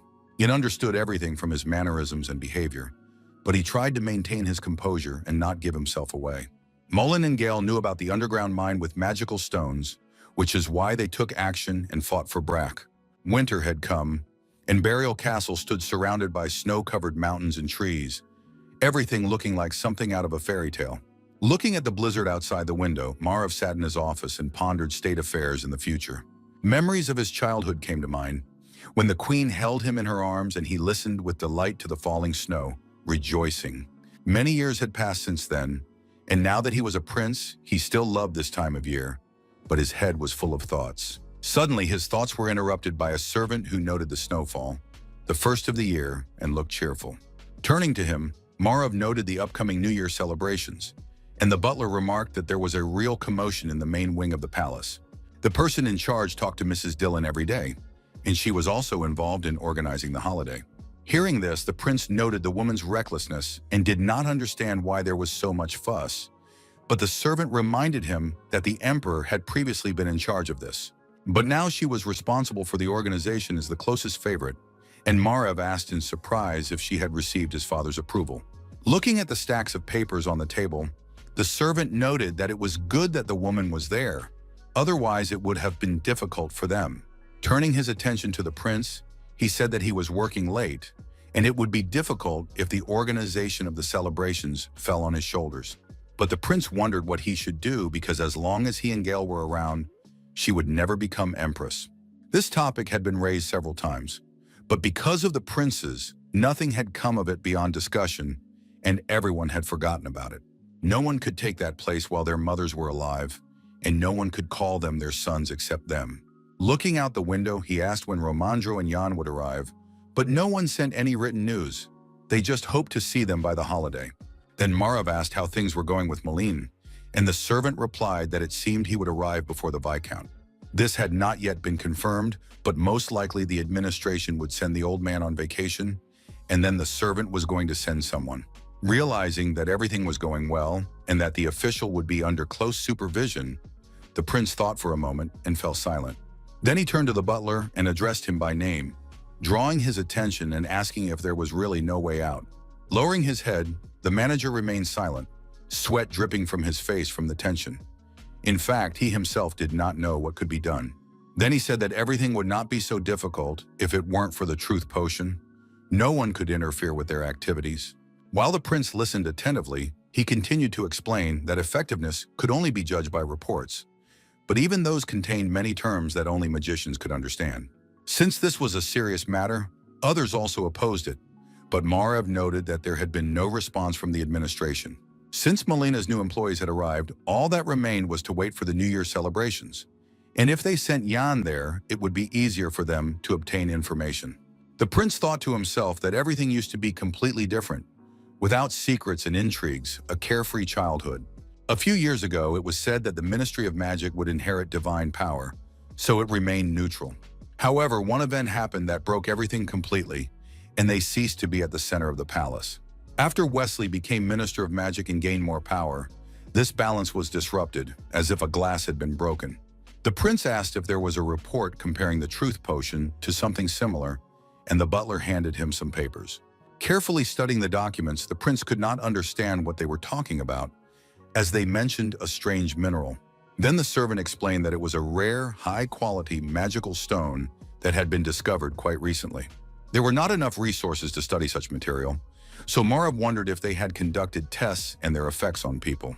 The servant noted that they did not seem to have any problems with this, as it was said that the ministry had received 15 kilograms. But the prince said that this was too little and asked if other magic stones were not mined by the hundreds. The butler reported that the Ruran was different from them, having been discovered only last year, and the prince noted that in that case, it was a very valuable resource. The location of the deposit was unknown. They were rarely found near the sites where ordinary magic stones were mined. But there was something unusual about it. It was said to be a liquid mineral that turned solid under the influence of external magic. If a person touched it, something bad could happen. But the manager said that no such deposits had been found yet. The more bubbles in the stone, the more susceptible it was to magic. But he did not know what the magicians did with it or what they wanted to achieve, as the solid Ruran was impossible to scratch. Hearing this, the prince asked how the stone was processed, and the steward suggested that it was probably done with magic. After hearing all this, Marav caught himself thinking that they could be used to determine a mage's level of power. Meanwhile, Yang was in the mine, examining the magic stones with a lantern, trying to understand their properties. Observing their quantity and brilliance, Romandro was delighted and slightly shocked, his eyes wide with surprise. Overjoyed, he shouted that in his past life, the Viscount must have been the emperor of a peaceful country, while Barrack irritably asked the expert to pull himself together. While the bodyguard brought the man to his senses, the hero and the mine manager examined the material. The director noted that he knew nothing about them, and the miners who passed through this tunnel 5 or 6 times a day did not seem to notice them. Reassuring him, the hero noted that it seemed like very little time had passed since their arrival, and he was not going to shift the responsibility onto the workers. The manager asked if he really didn't know what this vein was, but the young man replied that he had some ideas. Looking at the pile of stones, he was sure that there were a lot of them, and that the branch was located deep in the mine. Romandro, who had come to his senses, asked if the Viscount knew what kind of stones they were, but Yang did not know what type they belonged to. He had only seen them in processed form before, so it was difficult for him to say anything at first glance. Looking at the young man, the expert noted that he could not contact the Ministry of Magic, but suddenly a thought occurred to him, and he was surprised. Could this be why Prince Gale and the other ministers were so eager to take over this territory? For now, it was just speculation. He noted with horror that if they found out about this, the situation with the capture of Brack would worsen, and the hero agreed with him. But the guy noted that at least the good news was that no one but them knew about this vein, so they could keep it a secret. Suddenly, their attention was drawn to the manager with a lantern in his hands, and they thought he might betray them. Bowing low to the ground, the man assured them that he would remain silent at all costs, and the Viscount thanked him for his trust. Continuing to examine the stones, Romandro tried to understand what they really were and how they appeared in this place. Suddenly, the manager asked permission to examine them himself, asking them to make way for him. Agreeing, they stepped aside, and he took a small hammer from his bosom with which he wanted to obtain information. Sitting down next to the stone, he tried to chip off a small piece to get a better look inside. Behind him, Barrack noticed that it wasn't working. He had previously struck them with his sword, but there wasn't a scratch left. However, the manager wanted to break the stone. Finding the joint, he began to tap it, and small fragments flew in different directions, the noise echoing everywhere. Inserting a pickaxe, he noticed a purple liquid that glued the stones together and seemed to come from underground. Seeing this, Barrack rushed over and shouted that this was exactly what they had seen with the soldiers. But suddenly, the substance began to harden, and he froze in shock. Noticing the commotion, Yang asked what was going on, and the man confirmed that liquid had definitely come out of the ground. But as soon as the bodyguard approached it, it became solid when touched with a finger, the manager stated. Hearing the accusations against him, the orphan cried out that he had done nothing. Everyone looked at him with suspicion, but he insisted on his innocence. He swore by the stolen treats. The Viscount did not know about the theft, but asked him to stand next to him and not move. The hero asked if the liquid was still the same when the bodyguard left, and the man replied that it was still hard. Turning to them, the expert asked if anyone had any guesses about the properties of these stones. Then the character noted that magic stones always react to magic, and Romandro asked in surprise. Their principle of operation was to react to an external magical force that could come from a person with abilities.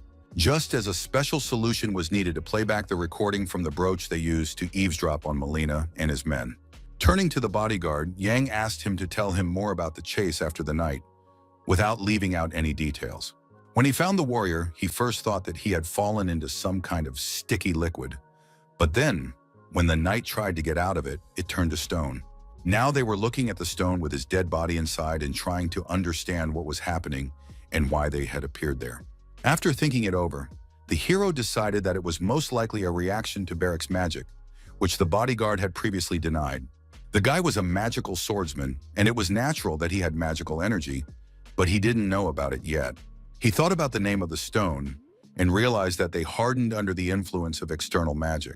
Suddenly, he ordered everyone to move away from him, but no one understood why this was necessary or what the Viscount was going to do. Then the hero explained that he would try to split the stone, and Barrick decided that the Viscount had gone mad, intending to do it with his bare hands. While John touched the stone with his hands, Barrick insisted that he would only succeed if he surrounded it with boxes of explosives. Suddenly, a bright magical yellow light shone under the hero's palms, illuminating the entire space around him. Frozen in shock, Romandro and the orphan did not understand what this reaction was and what the young man was doing. The Viscount himself did not expect this either, and opened his eyes wide in surprise, continuing to watch the process. Gradually, the stone began to melt, and small pieces flew off in all directions as it split apart under his hands. Surprised, the expert stepped aside and covered his head with his hands. The mine manager also fell to the floor, and only a small piece remained of the huge boulder. Barrick asked anxiously how Jan was feeling, but the young man replied that everything was fine, and there was no need to worry. The hero couldn't believe that he had been able to get so close to the slain warrior and remove the magical barrier that had engulfed his body. While the expert cried in fear, the manager's heart nearly stopped, and the bodyguard asked to be warned about such things. Looking at his hands, the character found it strange that he had directed a very weak stream of magic just to see what would happen. The reaction was too strong and unexpected even for him. He couldn't believe he had such abilities. He couldn't understand how the magic stones had become so susceptible to such an effect. Standing nearby, Barrick noticed that no matter how hard he tried, nothing like that happened. But the magic worked well. Noticing how the expert was collecting the fragments, the bodyguard asked what he was doing, and the man replied that even a small stone would be worth 1 gold coin. Hearing about such large rewards and opportunities, the orphan was shocked, and his eyes widened in surprise. Waving his arms, he began to shout, asking if anyone outside had a broom, and Yang informed the manager that he would soon be leaving the mansion. The man replied that he knew about the trip, and that while the Viscount was away, he would do everything to ensure that the extraction continued. Thanking him, Yang noted that the mine would have to be closed for the time being, shocking the manager with this statement. Trying to calm him down, the hero said that he would pay him the same salary, and he just had to settle the issue of paying the miners, as the stones were lying on the ground. In a serious tone, he again asked the manager to keep everything he had seen today a secret. Otherwise, there would be irreversible consequences. Looking tensely at the Viscount, the man replied that he understood everything and would remain silent at all costs, fearing punishment. Soon a sign appeared near the entrance to the Monet mine, indicating that unauthorized persons were prohibited from entering. The precious stones were loaded into wooden boxes and loaded onto carriages standing at the gates of the mansion. Near the estate, the servants carrying them shouted for everyone to move away, as they were much heavier than they appeared at first glance. The young man was surprised that they were heavier than any other mineral, and there were only 5 boxes, but the maid said that about 10 carriages had arrived. Looking at the papers, the hero asked Barrick about the mine. He replied that it was managed by the manager, who was asking what to do with the stone chips. The character gave the order to separate it from the earth, as it might contain magic that they would need in the future. Suddenly, the Viscount said that today the bodyguard would go to the forest, and he asked if this concerned his mother. It was necessary to tell the woman that he was leaving soon, and if she wanted to come to the city, she should go with Barrack. The young man seriously noted that this could well be their last meeting, as there was very little chance of returning from the capital. The bodyguard asked with interest whether the Viscount would be going there himself, to which the young man replied that Romandro and his men would be there. Those who remained here would see Madame Brienne often, and looking at the documents, he hoped that everyone would be able to find common ground. Suddenly, several sheets of paper fell from the huge stack onto the floor, raising dust around them. There were too many of them. His nose itched badly, and the hero covered it with his hands, grimacing from the unpleasant sensation, as if he were about to sneeze. Realizing that he couldn't get away from this mountain of documents, he decided to sort them out so that everything would run smoothly even in his absence. Silently observing his master's actions, Barrack watched him from the side and thought about his future assignment. Suddenly, a servant shouted from outside the door that the carriage was ready, and Jan looked at them and replied that he would be right down.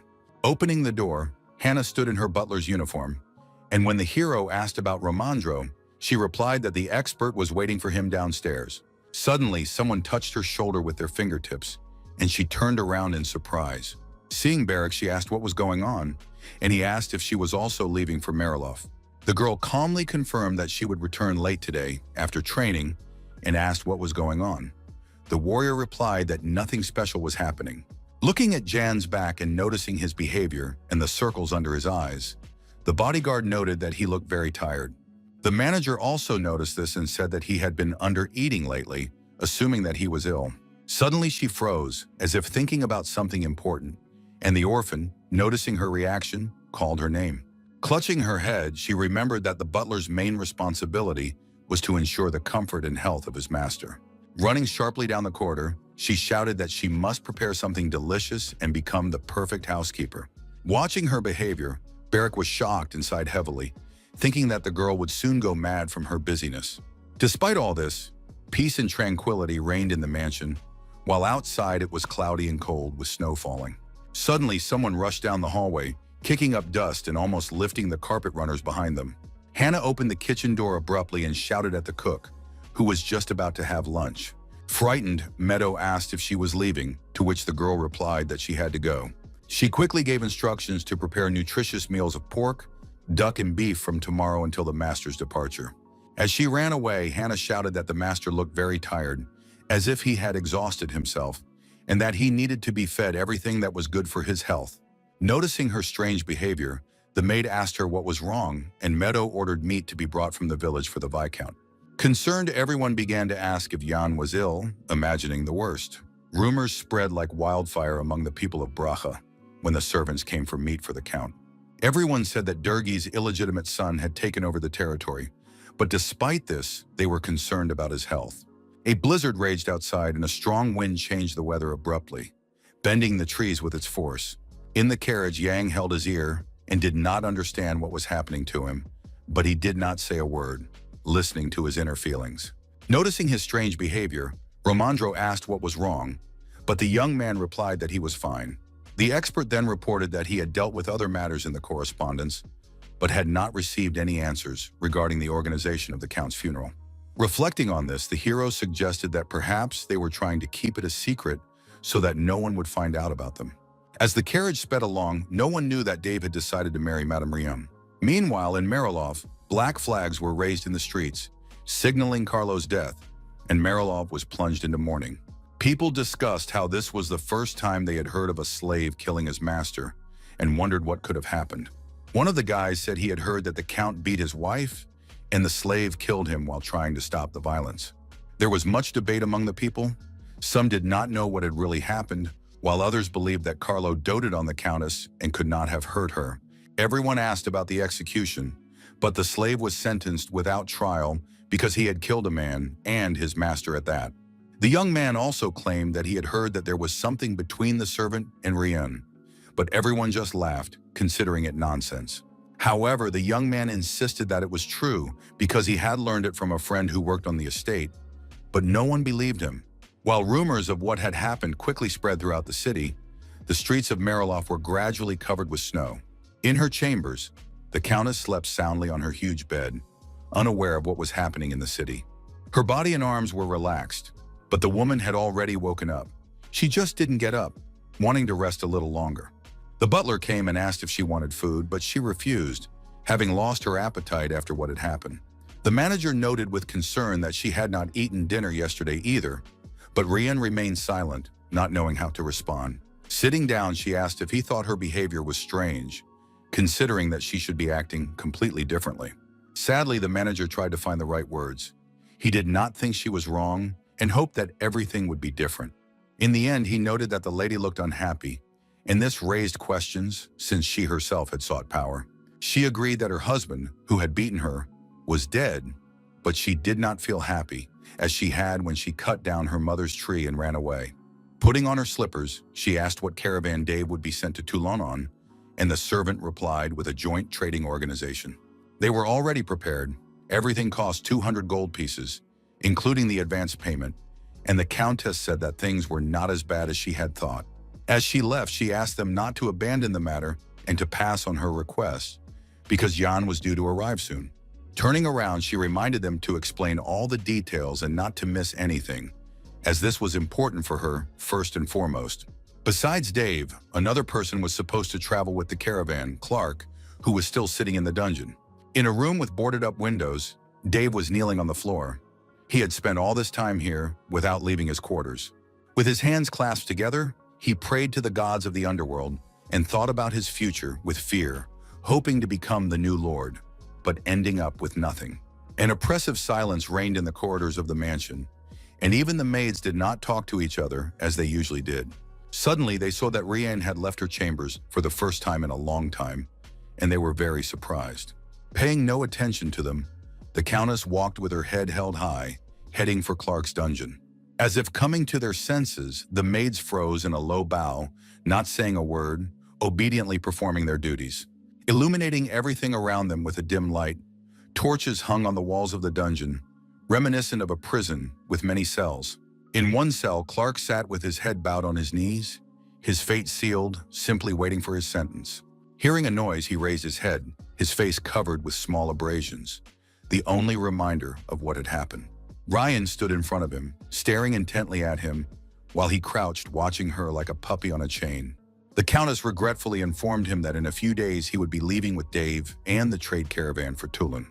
She also added that the route would pass through the kingdom of Haven, and the prisoner could not believe that he would escape punishment.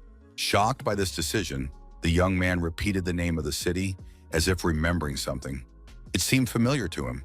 Then the woman asked if he knew where it was, and kneeling at the bars, Clark admitted that he did. The prisoner noted with regret that it was very far from here, and Rian was also in despair, as she secretly wanted to be with him. Biting her lip, the woman tried to find the right words but couldn't. She simply thought it was the right decision. Holding on to the bars, she said that the palace investigation needed proof that Dave had arrived and asked him to accompany her, but he withdrew his hand. Managing to grab his hands, she cried out resolutely that he must come back, her voice full of hope. At first, Clark was shocked, but then he felt happy that Rian cared so much about them because he himself wanted to be with her. Holding her hand, he felt something more than just a servant-mistress relationship. There were feelings between them. He loved her and obediently accepted any instructions, bowing his head, but without letting go of her hand, the woman remained silent. The situation in Mariloff finally settled down, and the long-awaited peace reigned, with things gradually returning to normal. Everything in the living room was ready for the arrival of guests. There were 2 blue sofas, and everything was in a strict and refined style at the same time. With a broad smile and a curtsy, the Countess joyfully greeted Jan, whom she had been waiting for to discuss business.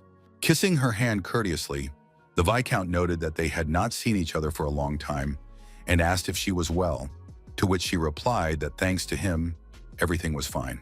Inviting the young man to sit down, she turned to Romandro, asking how he was, and the man replied courteously. Everything was ready for tea on the table, with a beautiful set and a fragrant drink, the aroma spreading around.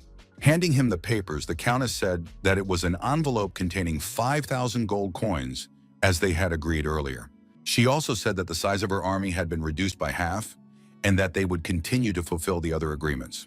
Then the hero asked if he could look at the estimate, and she replied that this information was on the back of the document. Studying the papers, Yang smiled, pleased with the mutually beneficial cooperation, and asked if her assistants had not told her anything. Puzzled, she asked if they were going to scold her for selling the territory, which shocked the workers.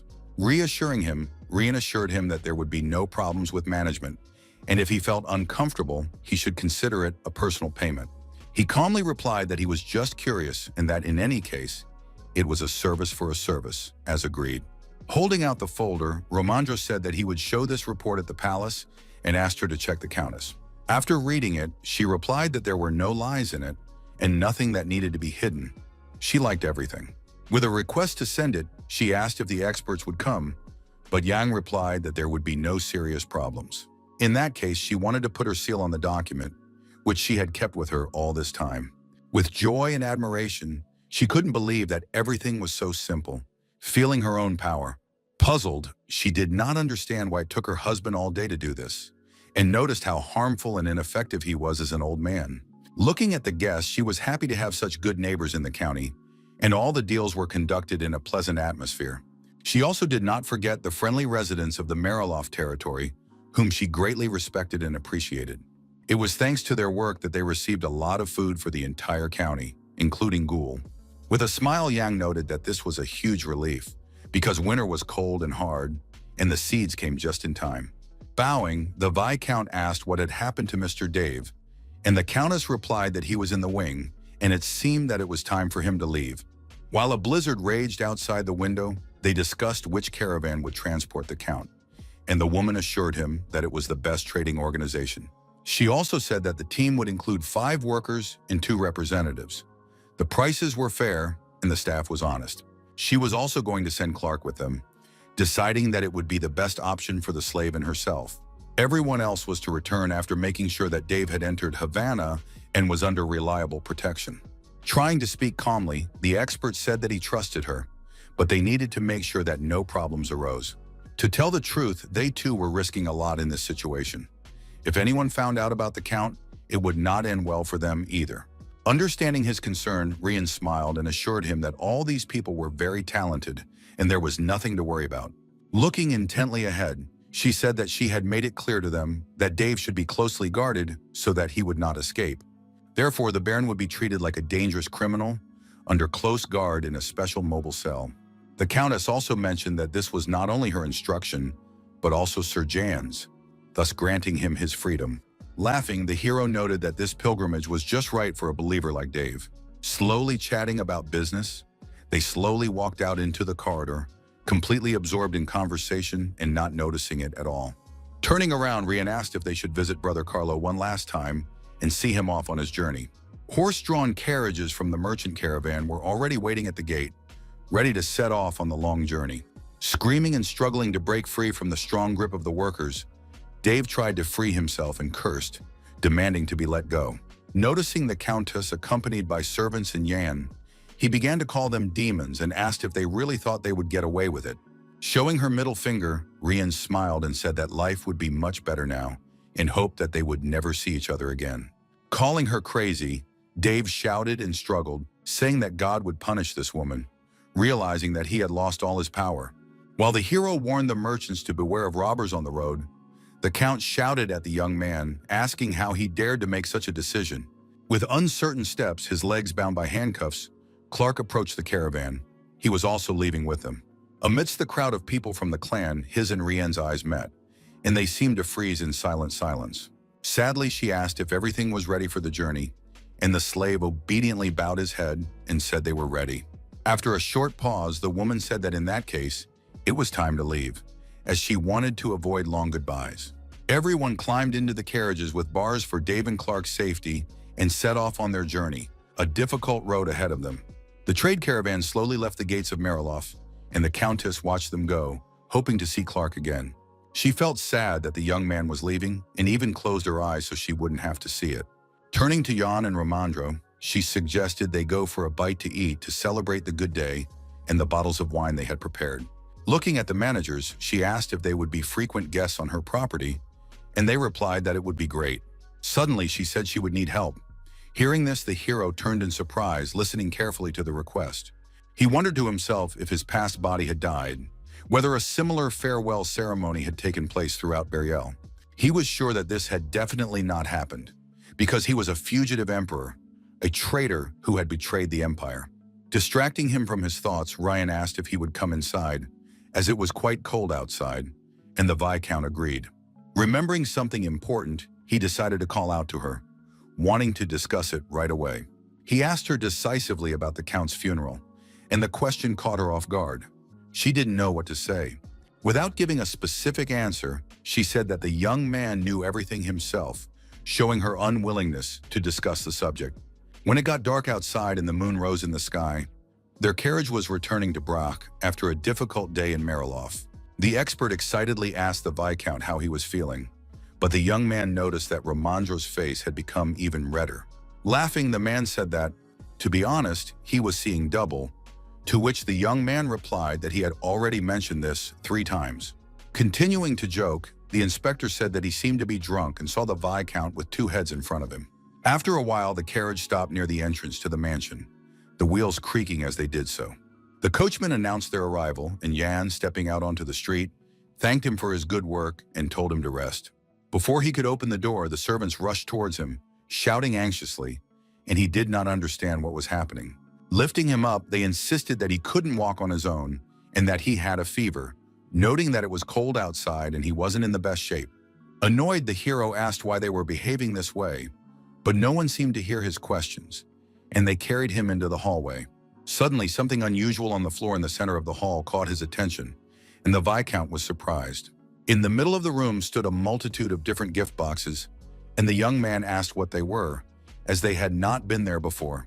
Coughing, the maid replied that the residents of the area had learned of his illness and sent gifts. Yang was shocked by this information. Looking at the gifts, he thought that nothing would come of it, since it was winter and hard times for ordinary people. Looking through the boxes, he realized that people had managed to find something for him after all, and he was incredibly pleased. The Viscount then gave orders to stack them up and take them to his bedroom, and to tell everyone that he was healthy. Suddenly, a servant announced that a guest had arrived for the Count, and he asked in surprise who it was. Suddenly, Jan called out to him from the balcony, and the maid did not have time to finish her sentence, interrupting herself mid-word. Waving his arms joyfully, the bodyguard said that the young man's mother, who had been living in the forest for a long time, had arrived. The shocked woman stood nearby, looking at her son with respect. She had waited a long time for their meeting. Quickly running down the stairs, she hugged him tightly. He felt awkward and embarrassed, but he was also happy. With tears in her eyes, she replied that she had missed him very much, and Yang asked how she had been living, suggesting that it must have been difficult for her because of the cold weather. She objected, saying that she should be the one worrying about him, but he did not understand what he had done to deserve her attention. Taking his hands, his mother said that Barak had told her everything and asked in surprise if he had really saved the entire nation with the help of the gully. She had also heard that he had become the head of the territory and that the people loved and trusted him, judging by the number of gifts he had received. Wiping away her tears, she was very proud of her son, and the Viscount once again realized what a scumbag Durga was. Ramandro whispered, asking who this woman was, and turning around, the hero saw the palace expert, having completely forgotten about him earlier. Extending his hands courteously, he said that she was his mother and wanted to introduce them, as the man had heard about her before. The hero also said that she lived in the mountains and had come here because of the onset of winter, realizing that she had always gathered the ghoul, and the expert noted her tremendous work. Embarrassed, the woman did not understand why they were addressing her formally, considering herself too young for that, but Ramandro could not afford to be rude to her. Extending his hands, the man wanted to introduce himself and said with a smile that he was the new palace expert. Gradually, tears of pride for her son welled up in the woman's eyes. She couldn't believe that everything had turned out so well. Although she couldn't do anything for him, slowly shaking hands, she was very proud of John, not hiding her emotions. Suddenly, crunching with snow-covered boots on the mansion floor, a warrior of the unearthly clan, who remained in charge, entered the hall. In the office, Nursarin asked in surprise if the Viscount had already arrived from Mariloff, expecting him to stay longer. To which the hero asked if the fighter had returned from the observation deck, to which Bellamy replied in the affirmative. Turning his gaze to his mother, the young man noted that the Viscount had not previously mentioned that he had a sister, praising the lady's beauty. Smiling mysteriously, the hero replied that she was his mother, very proud of her in her physical form. Hearing this, everyone in the hall froze, unable to believe what was happening. For Nursarin, it was a complete shock. Understanding this reaction, Yang remembered that the otherworldly clan of warriors had previously thought his mother was dead, since he himself had not spoken of her. Now he was curious to see how they would react when they found out that she was from the lower classes of society. Philia was a little scared. With defiance and incomprehension, Nursarin stared at him, waiting for some kind of explanation. Shocked by this statement, the warrior froze, his eyes wide with surprise. He couldn't believe that such a young girl was the mother of a Viscount. Yan and Philia felt fear and awkwardness. Trying to find the right words, the situation was extremely tense. Explaining that he had a reason to hide her existence, the hero asked him to give him a chance to tell him everything in detail. Stepping forward abruptly, the woman shouted that she had told her son not to say anything about her, as if she was afraid he would be beaten. With trembling hands, she asked not to blame the boy, and he was shocked by his mother's actions and her reaction. Discouraged, Nursarin remained silent, but the expression on his face spoke for itself. He was not going to do anything wrong. Suddenly, he said that he knew about it, stunning the Viscount and Philia with his confession. They did not understand where he had gotten this information, as it had been kept secret. Puzzled, Yang asked again, and the warrior explained that he had been talking to the locals every day, and that they had told him everything. There were rumors that the Count's illegitimate son had returned from the desert with an otherworldly clan, and that his mother had disappeared before the peace treaty signing ceremony. At first, he thought it was part of the preparation, because the guy had planned everything in advance before leaving for the Great Desert. Then the hero asked if Kakanir knew everything, and the warrior replied that there was nothing he knew that his chief did not know. In fact, he had hoped to see the Viscount's mother before his departure, but he could not have imagined that it was Philia, who looked quite young. Rushing towards him, the woman began to thank Nursarin for trusting her son and for keeping everything a secret. She sincerely said that she hoped he would continue to cooperate with him, which embarrassed Nursarin a little. After a short pause, he remarked that the lady had no reason to be so polite to him, and such excessive kindness seemed strange to him. Waving his arms, Yang invited the warrior to come in and rest, as he wanted to talk to his mother alone, but the fighter stopped him. Unexpectedly, he asked if he could give the hero some advice, which made him freeze in amazement as he listened attentively. Nursarin said that recently the movement of the stars had become unusual, and many of them had fallen to the ground. Considering this a bad sign, he asked the young man to be careful on his way to the capital, as he was a firm believer in astronomy. He explained that the stars symbolized people who illuminated the world, comparing them to Yan, thus showing his importance. As he left, the Viscount thanked the warrior for his advice and told him not to worry about his life, confident in his own safety. Turning around with a sly smile, he declared that he was going to become the sun, not a star that was destined to fade away.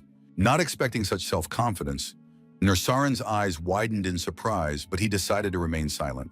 Bowing, he decided that the young man would become an important person in the Great Desert and wished him luck and a safe journey. The moon was shining in the sky, and bright stars were shining. It was a deep, frosty winter night, the last one Yang would spend in Brach. Going into the kitchen, the hero told his mother to ask the servants to rest, but she wanted to do everything herself and suggested they have dinner together. She cheerfully asked if he wanted to eat his favorite barley porridge, which he often ate as a child, and the young man agreed. Hannah kindly showed him which dishes to use and where the grains and spices were kept, and Philia thanked her for her care. She asked in surprise if it was the girl who had given her the message from her son, and the manager was amazed that the woman remembered her. Putting her hand on her chest, she sincerely thanked Hannah for carrying out all of her son's orders. While the grains were cooking, the mother asked how Yang had been doing all this time while she was in the forest hut. The character calmly assured her that he was fine and asked Philia about her affairs, whether she had been bored in the deserted grove. Now that there was plenty of food and Durgi was gone, he offered to let her move in and live there, or he could find her a house. Tucking her hair behind her ear, the woman replied that she needed to think about it, because she was no longer alone after meeting the warriors. She asked with interest who the dark-haired man was, whom they had just met in the hall. The hero then explained that he was the younger brother of the leader of the otherworldly clan of warriors, Nursarin, a brave fighter with a falcon on his shoulder. He was supposed to help manage the territory in his absence, and Philia replied with a smile that she understood everything.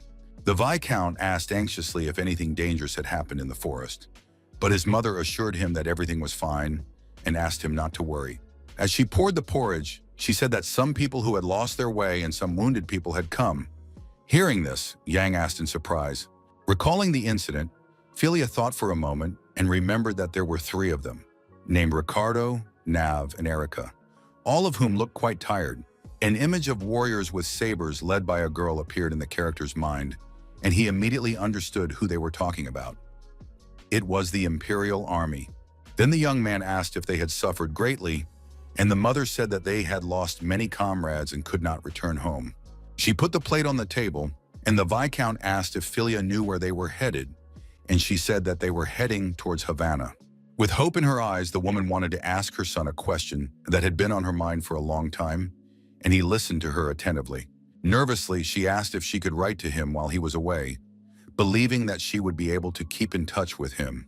Taking his hand, she explained that this would calm her mind, as she was very worried about him and rarely saw him. After thinking for a moment, Yang happily agreed, realizing that they might never see each other again and how important this was to his mother.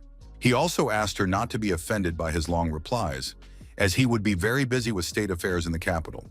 Hugging him tightly, Philia understood everything and said that she would always wait for him here in Brac, for such was her destiny. The city was sinking into night, and she wished him a safe journey. Despite the cold, some plants remained green. The next day, Jan drove to the mine to collect some magic stones to show the emperor, and there was a lot of hustle and bustle around him. Hannah held out her hands and gave the gentleman the brooch he had asked her to make from precious stones. Thanking the manager, he ordered her and the other servants to return to the mansion, as it was very cold outside. He added that he hoped they would have a good winter under Hannah's leadership, and the girl felt proud. She assured him that she would take care of the mansion and fulfill the task at any cost, but the hero told her not to overdo it. Romandro anxiously asked if they had taken everything they needed for the journey, and Yang replied that everything was in order, and Barrack agreed with him. Approaching Nersaran, the Viscount said goodbye, and the warrior, shaking his hand, wished him luck, knowing that such a long journey awaited them. The firm handshake expressed the strength of their cooperation and trust, and the warrior called the young man the Great Shah of Bracha. On that note, the Viscount, along with Romandro and Barrack, got into the carriage and looked out the window one last time at those who had come to see them off. Looking at his mother and the warrior beside her, he told Philia to live freely, as she deserved it after enduring so much suffering. The gates slowly opened, and the hero told everyone to set off, as the road promised to be very interesting. In the center of the city, people also said goodbye to him, waving their hands and asking him to secure a new name for the territory. The servants, his mother, and Nersaran hoped for his speedy return and hid their tears. It was hard for them to say goodbye. Smiling, the young man and his bodyguard felt calm and sad at the same time. They themselves did not know if they would ever be able to come back here again. Indignant, the orphan asked why no one was shouting after him, only after the Viscount, as the carriage moved forward. After a while, the caravan with the hero found itself on a snowy forest path, with a real blizzard raging outside. In the carriage, Barrack was bored. He was not used to traveling such long distances, having spent most of his life in slavery. Slumped on his knees next to Jan, he complained of pain in his body, so Romandro offered to switch places with the coachman. Without ceasing to complain, the warrior asked how much further they had to go, and the expert reminded him that they had been on the road for 4 days, which meant they still had 10 days to go. Reassuring the young man, Jan asked him to be patient and informed him that they would be stopping for the night in a village today. The orphan could not believe his luck. He added that there would be no mansions or luxurious inns there, and asked him not to expect too much. The bodyguard sighed heavily. Listening to them, the inspector noted that they should soon arrive in Karana, and Barrack said in surprise that he had never heard of this place. Then the man said that it was a very ordinary small town, and the Viscount asked if he was talking about Longin, Zakov, and Karenu. Earlier in a letter, Count Mariloff reported that robbers had appeared in these lands, attacking and plundering people. Hearing this, Barrack was surprised because he thought Carlo was lying. But the Viscount replied that official documents were usually difficult to forge. Fearing the worst, the orphan began to stutter, trying to find the right words, and a tense sweat appeared on his face. Suddenly, he cried out with joy and suggested that they might be attacked. Surprised, Jan asked if he had never seen bandits before. The orphan persisted, asking if these areas were not nearby and that they could run into them anyway. And the character realized that he was right. The Viscount noted with excitement that they had a lot of luggage and few nights, so they should move more quietly and quickly. The horses did not slow down and rushed forward along the snow-covered path, despite the long road, but it was noticeable that they were tired. Suddenly, the coachman asked if there were any villages nearby, and the hero said to wait a moment for the answer, as he needed to check the route. Then he asked Mr. Romandro to look at the map again, and the expert kindly agreed to help. Suddenly, Beric's gaze was drawn to what was happening outside the window, and he told everyone to look, as they had already arrived at their destination. After crossing a small bridge, their caravan entered a small village nestled among snow-capped mountain peaks. Looking at the map, Romandro noted something strange, because the settlement was not marked on it, and Yang asked when it had been drawn up. The expert replied with concern that it had been made last year, and he himself had used it on his way to Brack, and was confident in its accuracy. Beric was happy to note that they didn't care where they spent the night and suggested looking around, but the Viscount asked him not to be so reckless. He understood that if this village was not on the palace map, then the Empire did not know of the settlement's existence. Realizing that it could be a den of robbers, he immediately ordered the coachman to turn the carriages around and return to their previous route. Obeying, everyone began to shout to each other, turning carefully, not wanting to get caught in a snow trap. But there was not enough space, and the coachman said that they would have to unhitch the horses and turn the carriages separately. Yang agreed. Bored, Beric decided that since they were stuck here, he should take advantage of the situation and go for a walk. While the hero and the coachman were talking near the carriage, the orphan gradually moved away toward the forest, stretching his legs. He slowly descended a small slope among the snow-covered trees, surrounded by a winter wonderland. Suddenly, an unfamiliar noise caught his attention, and he instantly grabbed his weapon, preparing to attack. Noticing the bushes moving, he resolutely told his opponent to come out and not hide, wanting to fight face to face. There was silence in response. No one came out, and the foliage stopped moving, as if no one had been there a few minutes ago. Suddenly, a strange shadow resembling an animal jumped out from there, but it was unclear who it was. Drawing his sword, Beric was about to pounce on the enemy, taking a fighting stance and swinging with all his might. Suddenly, a small white puppy appeared in front of him, looking at him with surprise and fear. Widening his eyes, the warrior was disconcerted, as he had expected to see some kind of bandit, but clearly not a cute, fluffy creature. But there, covered in snow, stood a cute little dog with its tongue hanging out, looking funny. Stroking the puppy, he assumed that it had run away from the village, when suddenly the animal spoke to him in a human voice. Frightened, Beric froze, and everything around him seemed to cease to exist for a moment, but the dog remained silent. Breathing a sigh of relief, the warrior decided that he had simply imagined it, but the puppy called him rude for trying to pet him on the head. Hearing its voice, the boy was frightened and quickly withdrew his hands, covering his face with them, deciding that he was slowly going mad. Meanwhile, the coachman informed Jan that they were almost ready to leave the village, and all the carriages had turned around. He also suggested checking the wheels because the roads were very slippery, but the Viscount replied that the journey would not take long.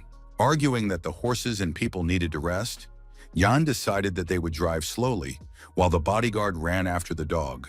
Hearing the cries, the hero turned around and called Beric, and the warrior, carrying the puppy in his arms, told his master to look at his find. Showing the frightened and frozen animal, the guy enthusiastically told him that the animal could talk. Thinking that the bodyguard had lost his mind, the Viscount looked on in bewilderment, while the expert asked him not to pay any attention. Annoyed, the hero asked the soldier not to talk nonsense, and the soldier asked indignantly if talking dogs really did not exist. Not backing down, he said that he himself had heard the puppy speak to him, while Yang stared intently into the animal's eyes. Bringing his face closer, he asked the dog to say something, but it remained silent, staring at him with a crazy look as if it did not understand him. Everyone froze in awkward silence, waiting for a miracle, but nothing happened, and the puppy only barked a few times. Unable to bear such a spectacle, Romandro asked one of the servants for a cigar, while Yang remained irritably silent.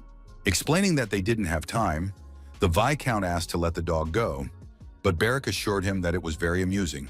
When the orphan suggested eating it, the puppy grabbed his hand and bit him hard, not wanting to become food. In pain, the bodyguard let go of the dog, and it quickly ran back into the forest, no one even managing to catch up with it. Turning around, the animal called everyone rude, even though they looked like pious and decent gentlemen. Hearing human speech from the animal, everyone froze in shock, their eyes wide open, as if in a dream. A few moments later, the puppy disappeared into the bushes at the speed of light, leaving no trace. Barrick began to shout excitedly and ask if everyone had heard what the beast had said, and the expert wondered if it was really true. Hearing their conversation, the coachman just laughed, calling Romandro a joker, and said it was time to move on. With interest, Yang asked how it had happened, and the bodyguard replied irritably that he didn't know himself, as the dog had bitten him badly. The hero thought to himself that it was some kind of creature, a deity or a demon, although it was too small an animal for that. Suddenly, the Viscount's attention was drawn to a strange energy nearby, and he began to look around, but saw nothing. Noticing the character's strange behavior, Barrick asked what was wrong, and Yan asked if he sensed a foreign presence. Puzzled, looking around, the warrior wondered if the puppy had not yet left, but the hero told him to get into the carriage. Anxiety and a strange premonition did not leave him, although he tried to drive the strange thoughts from his mind. Meanwhile, nearby, in the snow-covered forest, someone was watching them intently from behind the wide tree trunks. When the sun began to set, they reached the village of Karina, which was also located near the mountain hills. Romandro's people slowly began to unload their belongings from the carts, afraid to leave anything valuable on the street, each going about their business. Approaching the warrior, the expert asked how he was feeling, and the bodyguard, realizing that he was referring to his arm, replied that everything was fine. Angry, Yang began to reproach him for his irresponsibility, not understanding how one could grab someone else's dog like that. But the orphan reminded him that it was a talking puppy. After arguing, they suggested that perhaps it was the influence of some strange magic that made the animal talk. Even with their combined abilities, the hero still did not understand where a magician could have come from in such a small settlement. Suddenly, a woman approached them and greeted them in the courtyard called the Quick Pig. Concerned, the Viscount said that they had a lot of luggage and asked if there was room, but the hostess replied that there were few guests at the moment. Upon entering, the hero assumed that the lack of guests was due to winter, but the woman admitted that business was no better in the summer. The interior of the living room was quite simple and concise, with wooden tables and stools in the hallway. Standing behind the reception desk, the hostess kindly asked if the guests had come for just one day, and the Viscount confirmed this. Counting the number of horses, carriages, luggage, and people, she counted only one gold coin, including the bathhouse and food.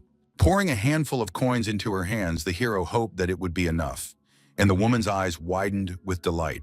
Bowing, she assured him that she would do her best for them and asked if she should heat the water for bathing. Yang agreed and ordered more firewood to be brought. Suddenly, Barrick started shouting and demanding food. He was very hungry. She asked him to wait a little and showed them to their rooms. Once inside, the hostess asked them to make themselves at home and told them that this was their best room, and the bodyguard immediately jumped onto the large bed. Presenting a tray with soup, the woman kindly offered a snack before the main dinner, realizing that the guests were hungry. But Yang wanted to ask something, so before she left, he decided to speak up and get the manager's attention. He then told her that on the way, they had seen a village that was not on the map and asked if she knew anything about it. Hearing this, the hostess assumed that the young man was talking about Daniel, and the hero repeated the name in surprise. She then explained that it would not be on the maps because several years ago, all the inhabitants had died and the village had been abandoned. Demolition was expensive, so everything had been left as it was. Yang asked with interest why the inhabitants had died, and the woman noted that it was all very strange. Barrick began to eat the snacks. She recounted with horror that the corpses lay in neat rows, and no one had ever seen such a nightmare before. An investigator was sent from the imperial palace, but he said that everyone had been poisoned. Upon hearing this, the bodyguard dismissed it as nonsense. But the woman believed the palace's testimony, and since the agent was from the Ministry of Magic, she was sure his words were true. Hearing this, the hero was very surprised and wondered what could have happened in this place several years ago. Probably because the whole village had been destroyed, a magician was sent there, and he personally conducted the investigation. Admiring his abilities, the woman enthusiastically assured him that they could even summon a storm, and her eyes shone with amazement. Realizing that Yang possessed abilities, Barrick just laughed and remained silent, because such people had much more power. Since then, Everyone had been careful about hygiene, and she said that guests needn't worry about it as the case had long been closed. The character pondered the oddities to himself because the ministry was short-staffed. So why would they send an investigator to a small village? Usually special cases were under the jurisdiction of the investigation team headed by Erica, and investigations were not part of the magician's responsibilities. Bowing, the woman left and said she would let them know when dinner was ready. Yang thanked her for the soup as an appetizer. Left alone, Barrack asked if the dog really lived there alone, and the Viscount agreed with his assumption. The bodyguard then continued that perhaps it had eaten all the dead people, but the character remained silent. Holding a crust of bread in his hands, the warrior thought that his master was looking at him and offered him some food, but Yang refused. He was annoyed that the war was disturbing the animal, but it replied that it was simply interested in his unusual abilities. Angry, he reminded him that the mud had bitten him and threatened to kill it the next time they met. But Yang didn't believe him.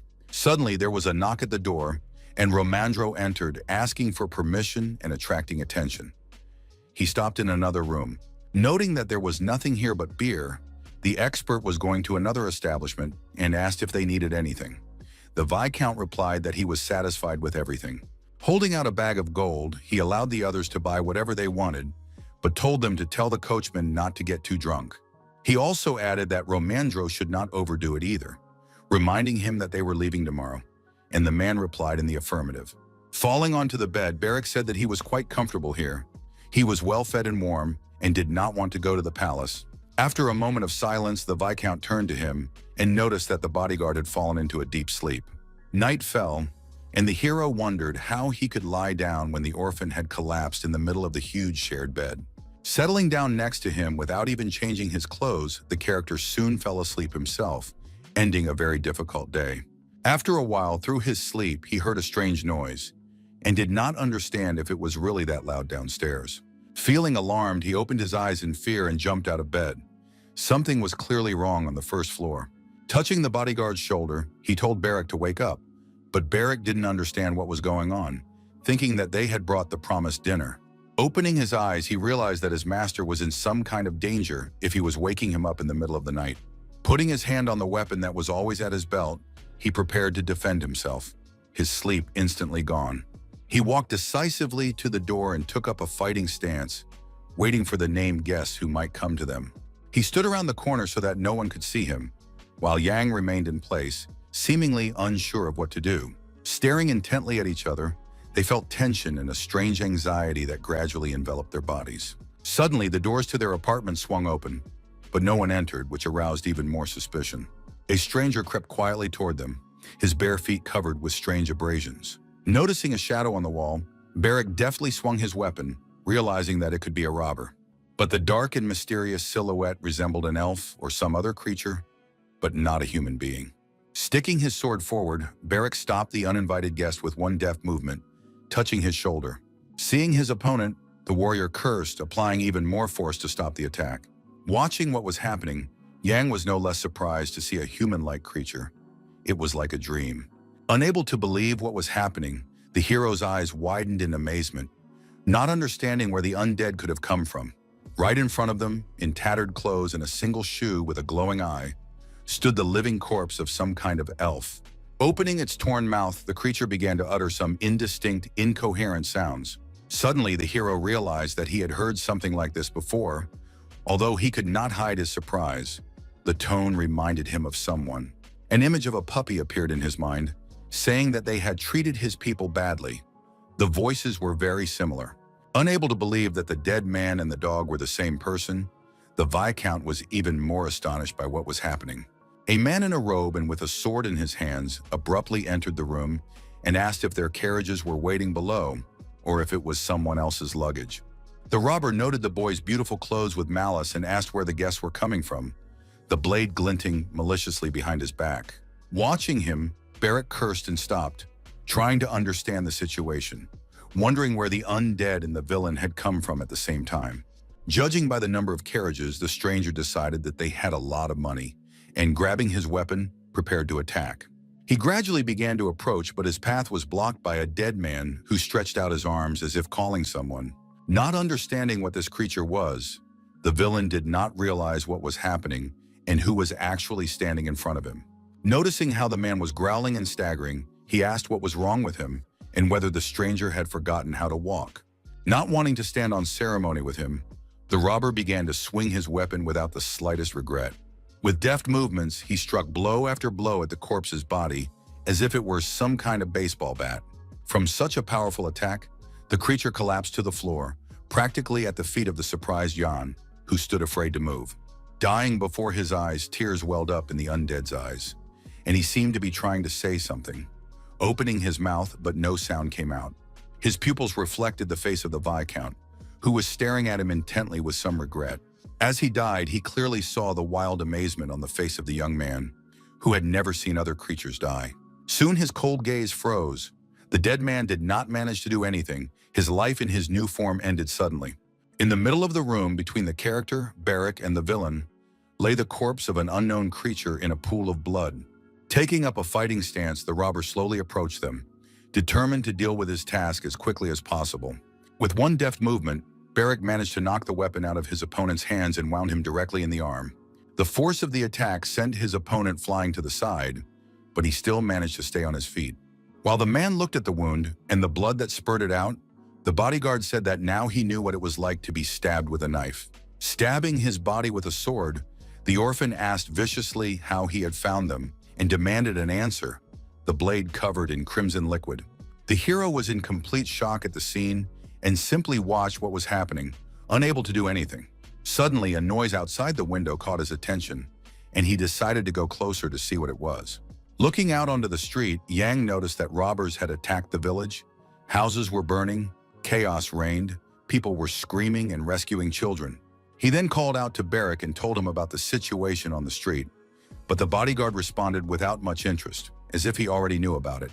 With their faces hidden behind masks, bags of loot, and daggers in their hands, the villains roamed the streets. Now the Viscount realized that when he sensed he was being followed, it was the robbers, and declared that they had led them here. Stretching out his hands in his black gloves, the warrior was preparing a plan that he had long since devised in his mind. With malice, he said that the time had come to drink the blood of the sword, which was already covered in it. Without hiding his emotions, the character looked at his partner without saying a word, struck by Barrack's cruelty. Taking his hand in his, they sealed an unspoken agreement to cooperate. Yang said he had many questions for them and asked them to leave a couple behind. In the hotel lobby, wooden chairs flew apart with a loud crash as the bandits destroyed everything without remorse. Having reached this place, the villains attacked the guests, who begged for mercy, but it was all in vain. The bandits carried out their plan. The hostess was also robbed. She tried to defend herself and screamed, but none of them paid any attention to the ordinary residents. Noticing that someone was on the second floor, one of them demanded that the guest come down immediately. The blade of the sword struck him sharply in the knee, piercing his leg through and through. Blood poured out. He did not have time to defend himself. Screaming in pain, the villain collapsed down the stairs, and his partner, seeing the protruding weapon, did not understand what was happening. While everyone stood there in surprise with daggers in their hands, Barrack jumped down from above onto the wounded man like a wild deer. He landed right on his opponent's face, trampling his head into the floor with his boot without any remorse. Without loosening his grip, he decided to smash the robber's face and then deal with the others who were standing nearby. His shocked companions gaped in amazement, not understanding what was happening around them or who this warrior was. Having dealt with one, Barrack prepared for new attacks from the others, who rushed straight at him. With a deft movement, he pulled the blade of his sword straight out of the villain's wound, his weapon covered in the enemy's scarlet blood. With burning eyes and a blood-stained face and sword, the bodyguard entered into a new battle, the pleasure evident on his face. At this time, Yang was curiously examining the body of the slain undead, remaining in his room until the warrior cleared the way. Looking at the undead, he realized that this was the second time in his life that he had seen such a creature with his own eyes. Necromancy had come here from the east, and in burial it was rare, only found in places where wars often occurred. Puzzled, Yang did not understand why the inhabitants of the city did not know about the existence of such a monster. Had they not been robbed before? The voice also seemed very familiar to him, and the Viscount tried to draw parallels between the events taking place. In the end, he was certain that it was the same dog, but he did not yet know how the two could be connected. Stepping over the corpse, the young man strode decisively into the corridor, realizing that he had to find out. As he descended the stairs, he heard the loud sounds of the slaughter taking place below and was slightly horrified. Watching the bodyguard, he noted that Barrack was a good fighter and wondered if the guy had forgotten to leave a few bandits alive. The servant who entered, seeing the carnage, screamed in horror for the Viscount to flee, fearing for his life, while he himself trembled with fear. Having finished the massacre, they stood among the corpses, and the servant asked what had happened, but the hero assured him that everything was fine. But the servant began to shout that the problem was not that, but that their carriage and the remaining luggage had disappeared. Hearing this, the character in The Orphan asked in surprise, unable to believe what had happened. There was a fire in the street, and the flames were spreading quickly between the neighboring houses, engulfing everything around them. Opening the door to the stable with the horses, the Viscount and the warrior rushed in, hoping that the transport was still there and that it was a mistake. But in an instant, the faith in the young man's eyes disappeared. He realized that they were trapped and his fears had been justified. Everything was very bad. Under his feet, he saw only a few pieces of hay and his own shadow. Everything was gone. Clutching his head, the orphan cursed, realizing that all their luggage and gifts for the emperor were in the carriage. These were not just things, but magic stones, documents, and gold. And now there was only emptiness. Then Yang gave the order to find Mr. Romandro, while he himself wanted to gather everyone else, worried about their lives. Not understanding, Barrack asked what he should do, but just as his master was about to give an order, they were interrupted. Realizing that the guards had arrived, the robbers prepared to retreat, but the noise attracted the attention of the hero and the others. The Viscount resolutely ordered the fugitives to be captured, and even allowed the young man to kill them without mercy. He wanted revenge. Receiving Jan's approval, the orphan's eyes lit up with a thirst for battle, which was the foundation of any swordsman. Like a wild deer, he leaped high above the ground, leaving electric circles and raising dust around him. With long strides, he rapidly approached his enemies who, calling him names, did not understand who he was or where he came from. While one of the villains tried to stop the warrior, he began to swing his weapon in all directions, inflicting damage on his enemies. Then the bodyguard said that if anyone ran away, he would kill them all, and now they had met again, and he had decided to finish them off. Like a butcher, he struck blow after blow, and the blood of his opponents spattered everywhere as the swordsman fulfilled the promise he had made to himself. Angry, one of the villains, calling the guy crazy, rushed at him without hesitation, confident of his own victory. But before he could reach him, the warrior deftly grabbed him by his shirt, preventing him from resisting. Swinging his arm, Barrack threw him aside with all his might, and the man flew to the floor, smashing the table to smithereens. Breathing heavily, he tried to recover, while the Viscount watched from the sidelines, realizing that the robber would soon die. Suddenly, something else caught his attention, and the servant screamed in horror, shaking with fear. Yang turned away to look. Turning around, he saw another undead slowly approaching them, making very eerie sounds and growls. The dead man's face was one solid hole, only his eyes glowed red, and most of his body had decomposed. The servant asked in disgust what it was, and Yang replied by asking if he had never seen an undead creature before. Hearing this, the man stammered, unable to believe the truth, while the monster slowly approached them. Stretching out his hands, Yang used his magical powers to stop it, and the dead man began to make strange sounds as he gasped for breath. Tears welled up in the enemy's eyes at the unexpected power of his opponent, and he tried to say something, but couldn't. His face became one solid ball of fire, but the Viscount did not weaken his grip, instead increasing his power. Soon, pieces of burnt flesh began to fly off the body, and the undead collapsed to the ground, dead. The servant asked anxiously if everything was all right with his master, and the character, answering in the affirmative, asked him to find Romandro. Deciding not to waste a minute, the boy rushed off, shouting that he would be back soon. The hero watched him go. Left alone, Yang thought about how no one had noticed the undead, but that was not surprising. Even magicians were viewed with suspicion, let alone necromancers, and it was difficult to notice anything strange in such a transition. Suddenly, he caught himself thinking that this could be a clue to something previously unknown. Suddenly, the young man's gaze fell on a purse at the waist of one of the defeated robbers lying nearby. Approaching, he decided to look inside, trying to find the key to unraveling the events and connecting everything together. Something strange was sticking out of the bag, and the Viscount, not believing his eyes, decided to check his own guesses. When his suspicions were confirmed, his eyes widened in surprise and he became alert, unable to believe what he was seeing. Inside lay a small strand of light hair, but he did not know to whom it belonged, perhaps to a person who had become undead. Looking at the corpse of the evil creature, Yang wondered if it belonged to him, but then why was it in the robber's bag? Meanwhile, in the village, the fire began to die down little by little, and people came out into the streets, looking at the ruins that remained in place of their homes. There were many wounded, children were crying and calling for their parents, and Yang and Barrack found their horses and the remains of their belongings. Touching his tongue, the bodyguard, covered in abrasions, complained that people had no conscience and that a dog had bitten him. The Viscount asked him to hurry up because the expert and the people sent to search were still not back, and the warrior asked what to do if Ramandro was dead. He angrily asked him to repeat the same thing in front of the man, and the orphan said to ignore his words. Suddenly, a knight shouted at them, asking if they were locals or travelers and attracting their attention. Calmly, the young man confirmed that they were passing through and asked if the man was the captain of the guard. The warrior wondered why such a youngster was talking to him informally, and if he weren't a strong mercenary, he would have killed him long ago. Then he introduced himself as Captain Karena and thanked them for their help, but according to protocol, he had to check their documents. Showing his ID, the hero introduced himself in return and explained that they were traveling with their bodyguard to the capital to celebrate the new year. Now they were looking for an expert from the Imperial Palace. When he saw the documents, Ulan was horrified and felt extremely awkward. Bowing low, he apologized for his rudeness, realizing how important the people standing before him were and how foolish his question had been.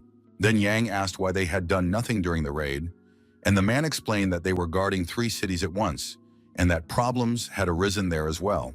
The Viscount asked maliciously if they had opened an inn here. Didn't that mean they had to guard it? Because thanks to them, his carriage had been stolen. Annoyed, he asked where the mayor was, but the knight began to search for words to explain himself. Unexpectedly, Ramandro appeared before them, shouting about his arrival. Despite the horror of what was happening, he was quite cheerful. Yan asked anxiously how the expert was feeling, and he replied that there had been a wild party, after which he had nearly passed away. Smiling, the bodyguard noted that it seemed he had escaped unscathed, but the expert shouted that he had nearly died. Indignant, the man said that he knew about the theft and did not understand how it could get any worse, but the Viscount decided that they had been attacked from the forest at the same time as the raid. He also asked if the others were okay, and Ramandro said that everything was fine, except that he didn't know what had happened to the coachman. Then he ordered Clan to collect the bodies of the robbers and asked the mayor to receive him briefly, deciding to clarify some issues. Mounting his horse, the hero said he would quickly ride to Danil and return, and the expert asked where that was. John explained that the abandoned village they had seen yesterday afternoon appeared to be a bandit hideout, but Ramandro did not understand what he intended to do there. The character stated decisively that he was going to find the dog that had recently been seen and had bitten Barrack. Finally, he shouted for the expert to deal with the consequences, and the latter watched them go. Shouting and crying with all his might, he begged the Viscount to find their missing carriage, not knowing how to continue this difficult journey to the palace. Without looking back, the character and the warrior urged their horses forward to solve one of the mysteries. When they reached the abandoned village, the moon rose in the sky, and the first stars appeared, and it was freezing cold. Shivering from the cold, Barrack complained that when he caught the robbers, it would be the end of them, and that it would have been better if they had traveled by carriage. Stretching out his palm, on which a magical light appeared, the hero noted that if it hadn't been stolen, they wouldn't have been doing this at all. Noticing the light, the bodyguard opened his mouth in surprise, but Yang turned around and asked what he was looking at and asked him to stay close so he wouldn't trip. He asked how to create such a light, but the Viscount explained that it was the simplest thing to do. You just need to concentrate your energy and hold it. Then the guy asked why they had been using a lantern all this time, and the character replied that it was because he had brought it himself. Passing between the houses, the young man remembered that the cause of death was poisoning, which was probably why there were no traces of battle or raid. But even so, it was too well preserved for an abandoned place, which surprised Jan and raised new questions.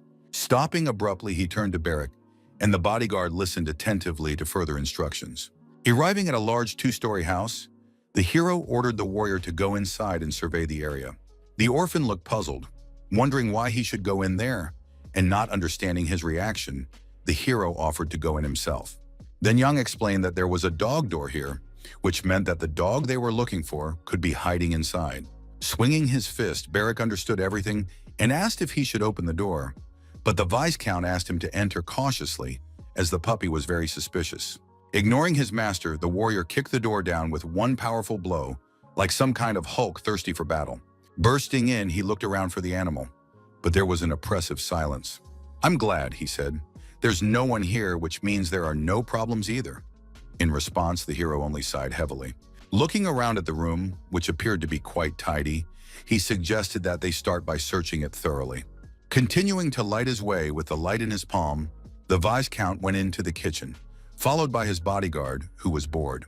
Suddenly, his gaze was drawn to a frame with photographs, and he suggested that Yan take a look at it. Showing it to the hero, he suggested that these people had lived here, and the dog they were looking for had been with them too. The blue hair and pointed ears of the guy in the photo seemed familiar to the character. It looked like it was the same undead creature. Suddenly, someone called out to them, and they turned around in fright, not expecting to see anyone else here, finding themselves in an awkward situation. Behind them stood a dog, who asked how they dared to enter someone else's house and, calling them rude, rushed to attack. Barrack sarcastically asked if she could stomp louder, and the puppy noted how long the arrogant criminal's tongue was. Yang politely apologized for the intrusion and for everything that had happened earlier, and the warrior was outraged by these changes.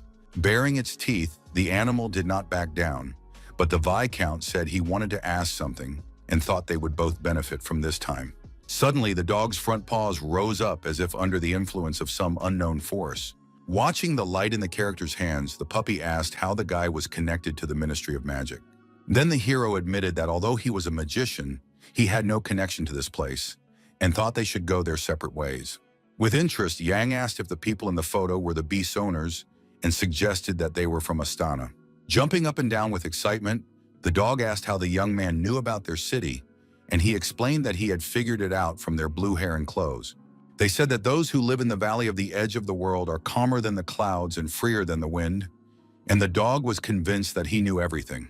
Realizing that the animal trusted him and was calmer, the hero picked it up in his strong hands.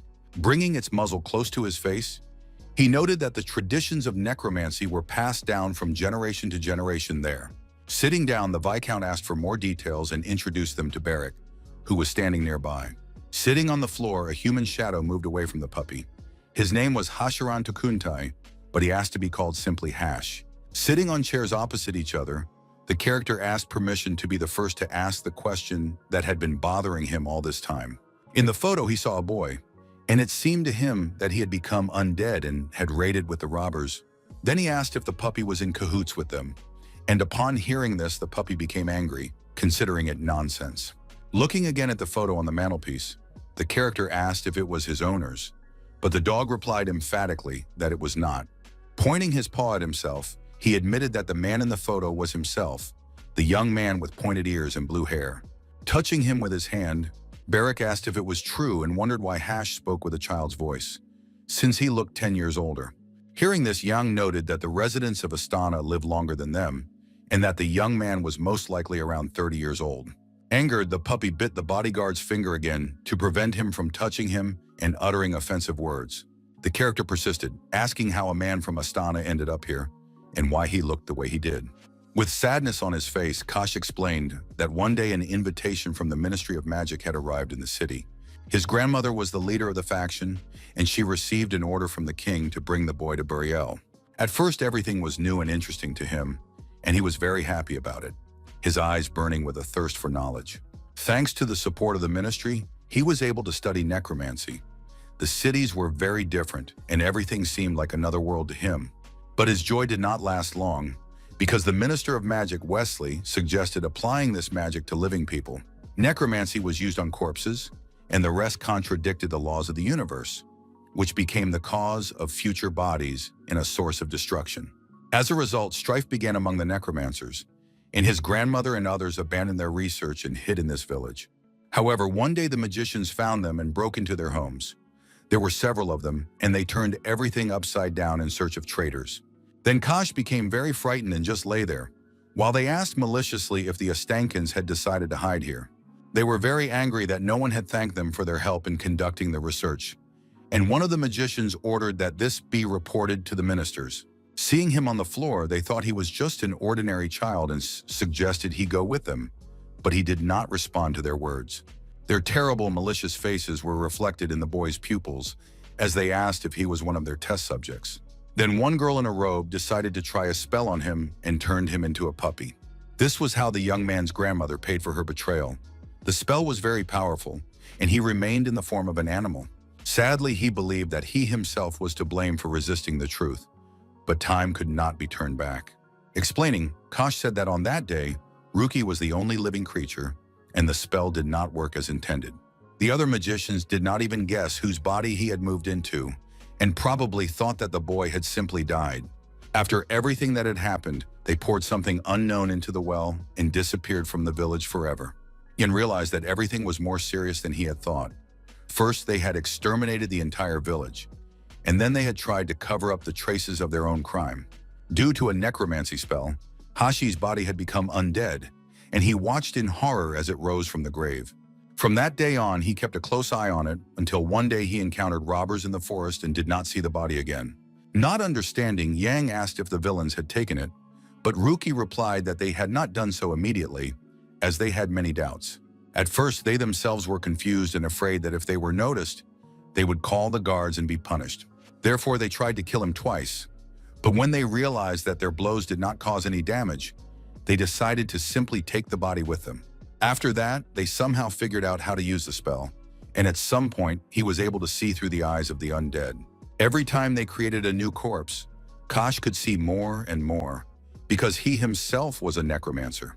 Therefore, he also saw everything that had happened recently at the inn and remembered Yan very well. Admitting his past, he lowered his head guiltily, as if he were ashamed to talk about it. Still, he decided to ask the Viscount and the bodyguard for help. He needed someone to take care of his body. Of course, the hero felt very sorry for this guy, but he already had enough problems of his own, so he thought about it. With pity, Barak took a crust of bread from his pocket to feed the animal, thinking that the dog was hungry. Holding out the food to him, he suggested that he eat and regain his strength, but the puppy grabbed his hand with all his might. Angry and screaming in pain, the warrior said that they would have to sweat for Hash, considering him ungrateful and shaking his hand. Be that as it may, Yang understood that their interests coincided, so it was worth working together. The puppy would find its body, and they would find the carriage. Then he asked if the dog knew where the robbers were now, interrupting him from fighting with the bodyguard. He happily answered in the affirmative, and noted that he now had a dog's sense of smell, so he could find them even by their scent. Following the path indicated by Ruki, they raced forward on horseback through the mountains and forests in the darkness of the night. When they reached the hill, they saw a whole tent camp below, set up by the robbers, and noted that the puppy really did have an excellent sense of smell. Yan decided to check them out, and then go to Kren for reinforcements. Barak asked how long it would take and how many people would be needed. But the Viscount could not determine how strong they were, so the bodyguard declared that he would kill them all himself, as he was worried about the documents. He asked furiously if the character didn't feel sorry for Ramandro and his work, and the warrior replied that he didn't care. Turning to the dog in his arms, he asked if Kosh could check whether the villains had taken his body this time. Sniffing, the beast reported that it sensed magical energy in the central tent, so perhaps that was where it was. Right in the middle of the clearing was a huge tent surrounded by a crowd of villains standing guard. Waving his sword, the orphan shouted that they were going to the carriage, and the expert, who had recently married and was expecting a child, would be dismissed. Yang asked him to calm down. Descending the hill, the warrior was ready to kill everyone, but the Viscount told him not to let the leader escape and to make sure everything went smoothly.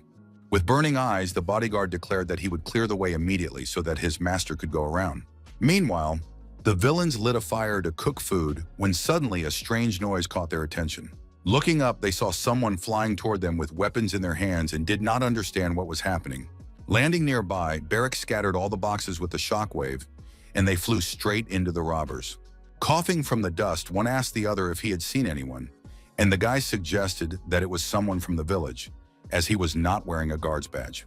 Before the other could say anything, he received a lightning-fast fatal blow to the neck, and his eyes widened in pain. Blood spurted in all directions, and the rest of the robbers froze in complete shock at what they had seen and did not know what to do. Screaming with all his might, the villain collapsed to the ground, and the warrior knelt down as the gang asked what he was doing. Not wanting to waste a minute, another guy decisively rushed to attack the orphan with a large, sharp axe. Getting up, Barrack did not even see the danger threatening him, as if nothing had happened and it was just a normal walk. When he looked up, the blade was almost at his face, but he managed to react in time thanks to his speed. Swinging his sword from side to side, the bodyguard managed to stop the attack and knock his opponent aside. Feeling the extraordinary energy and strength of his opponent, the villain did not understand what was happening, why the warrior had not been damaged. Moving at lightning speed, Barrack found himself on the other side, and the enemy couldn't keep up with him, only dust rising into the air.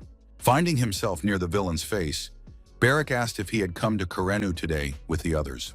As if asking himself if he had missed someone, the warrior swung for another blow, his eyes reflecting anger. Shouting that everyone was infuriating him, the bodyguard delivered a fatal blow to another bandit who had no time to react. The rest rushed to attack, and the orphan asked if there was anyone else, telling everyone to come out of the tents. With his bloodied sword, he reminded them maliciously that he had told them then that if they decided to run away, he would kill them all. Terrified, the bandits screamed and begged for help. It was a real massacre.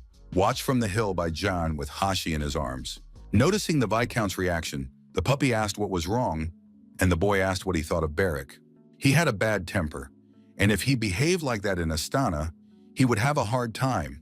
But the hero said that in Burial too, and they had to go to him. Even for a magical swordsman, the orphan was too cruel.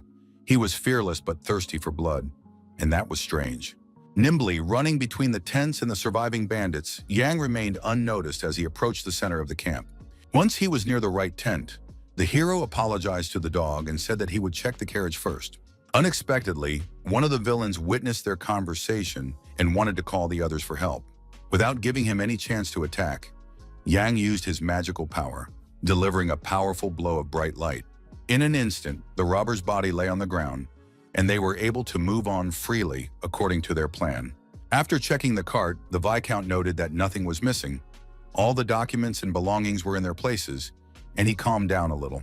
Wanting to get into the central tent as soon as possible, the puppy ran ahead without waiting for the young man to catch up with him. Suddenly, a huge shadow blocked his path and asked angrily what all the noise was about. It was the leader of the villains. Standing before him was a huge bearded bandit who did not understand the cause of the commotion and was very annoyed. Looking down, the man asked what else was going on when he saw the frightened dog at his feet. Grabbing it by the scruff of its neck, he asked how it got there. Kosh was very frightened and remained silent, not knowing what to do. Staring intently at the animal, the warrior assumed that the guards were so drunk that they hadn't even noticed the puppy. Suddenly, his gaze fell on Yan, standing behind him near the cart, and he asked who the young man was. Barrack abruptly addressed the robber, drawing his attention, and he froze in surprise when he saw another stranger. With a decisive step, a bloody sword in his hands, the orphan asked if he was the leader of all the robbers.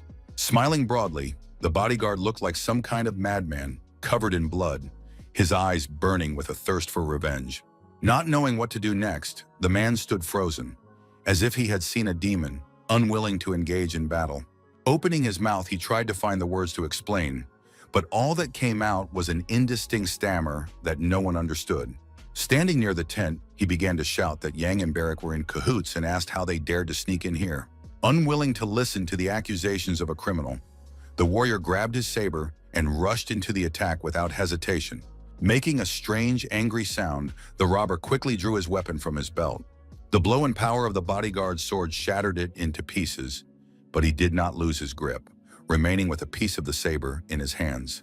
Glaring at each other viciously and gnashing their teeth, they searched for weak spots to re-enter the battle. Touching the ground with his hand, the orphan began to swing the remaining broken weapon, while the villain cursed at him and tried to fight back. Suddenly, he dropped his saber and bent down to pick up the remaining piece with the hilt and continue the fight. Realizing that his opponent might strike, he used a technique and kicked the robber right in the jaw.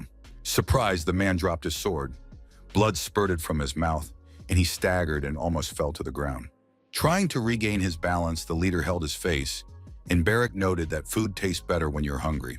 Wiping the blood from his face with his hand, the man was shocked by this statement, and a few tears welled up in his eyes from the pain.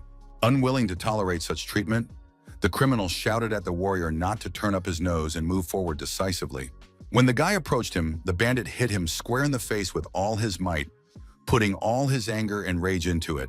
Without showing any emotion, Barrick smiled and licked the blood from his lips, as if enjoying the beating. Deciding to seize the moment, he managed to grab the villain firmly by his cloak and was about to use several techniques. His eyes burned with a thirst for revenge. Holding his opponent, he swung his saber to strike. Realizing that the end was near, the leader opened his eyes wide, noticing how close the hilt of the saber was. As soon as he caught himself thinking that Barrick had gone mad, blood spurted from his mouth from the powerful blow. Off to the side, near the tent, stood the unperturbed Jan, silently watching what was happening, trying to maintain a calm appearance. Noticing the ferocity with which the bodyguard was striking, he shouted at the young man not to kill the man, as he had several questions for him. Suddenly, he noticed that the puppy had disappeared somewhere and began to look around carefully in search of him. When the Viscount called him, there was no response, and the hero wondered where Hacha, who had run ahead, could be. Deciding to look inside the hut near which he was standing, he froze at the entrance, watching an interesting scene. An unconscious, undead creature sat on a chair resembling a throne, and in front of it sat a dog, paying no attention to the hero who had entered.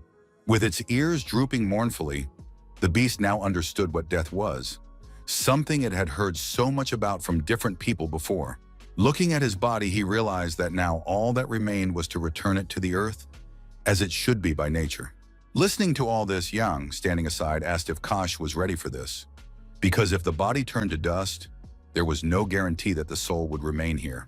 Then the beast explained that he did not know how control of his body had passed to humans, and therefore the undead had to be destroyed. Silently, the character pondered the best course of action in this case, especially considering all the risks of the future. A magic ball appeared in his palm again, and he said that he respected the puppy's decision, using his abilities to destroy it. With his abilities, he created an energy flow that destroyed the beast's human form. After a while, pieces of flesh began to fall to Hashi's paws, and the Viscount watched the result of his actions with amazement. For a moment, he saw the world through his own eyes again. His soul seemed to separate from his body, and tears welled up in his eyes. Looking at the decapitated corpse of the undead, he understood that there was no turning back. He was dead but not dead. That was what he had become. It was getting dark outside and the camp was lit by torches. Meanwhile, Barrick dragged the leader by his feet straight to the tent. Suddenly, an interesting thought flashed through his mind, and he glanced to the side, distracted from the task at hand. Noticing the robber's sword sticking out of the ground, the orphan decided why not take it, since his saber was broken. Walking over to the weapon, he deftly grabbed the hilt and began to pull it out as if spellbound. Lifting it up, he stared intently at the shiny blade and admired the saber, having never seen anything like it before. It radiated a special energy, and the warrior decided that it had some hidden power that could only be known in battle. The bodyguard noted with admiration that this was the first time he had seen a blade comparable to darkness, and turned to John, but he replied irritably that he was not an encyclopedia. Then he suggested that perhaps this was the blacksmith's style, or perhaps the weapon was decorative or made of magical stones. Examining it, Barrick noted that the sword was light and maneuverable, very comfortable and fit perfectly in his hand. He enthusiastically exclaimed that he wanted to take it, which surprised the Viscount, but the bodyguard insisted that his weapon was broken. Agreeing, the hero went ahead and said he would make sure the warrior paid for it when they returned to the village. Passing by the carts, Barrick was surprised because the sword had been stolen, but the character replied that they would return everything to the residents of Karen, or it would all go to the city treasury.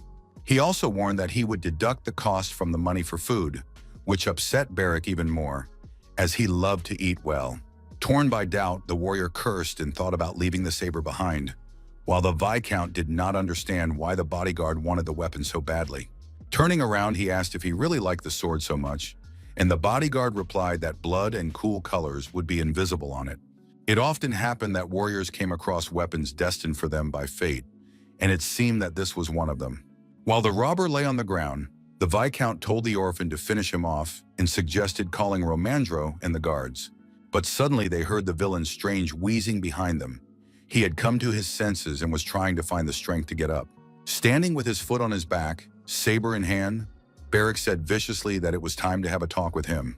Trying to break free, the villain screamed and called him crazy, but the orphan told him not to waste his energy. Putting the blade to his throat, the warrior asked if the man really didn't want to talk to them honestly and tell the truth.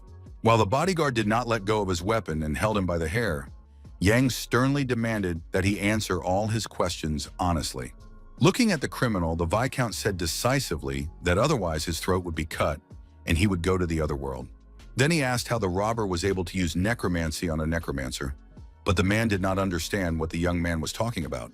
Deciding that the man was evading the question, the orphan tightened his grip, and the leader begged for mercy and said that the undead had come after him themselves.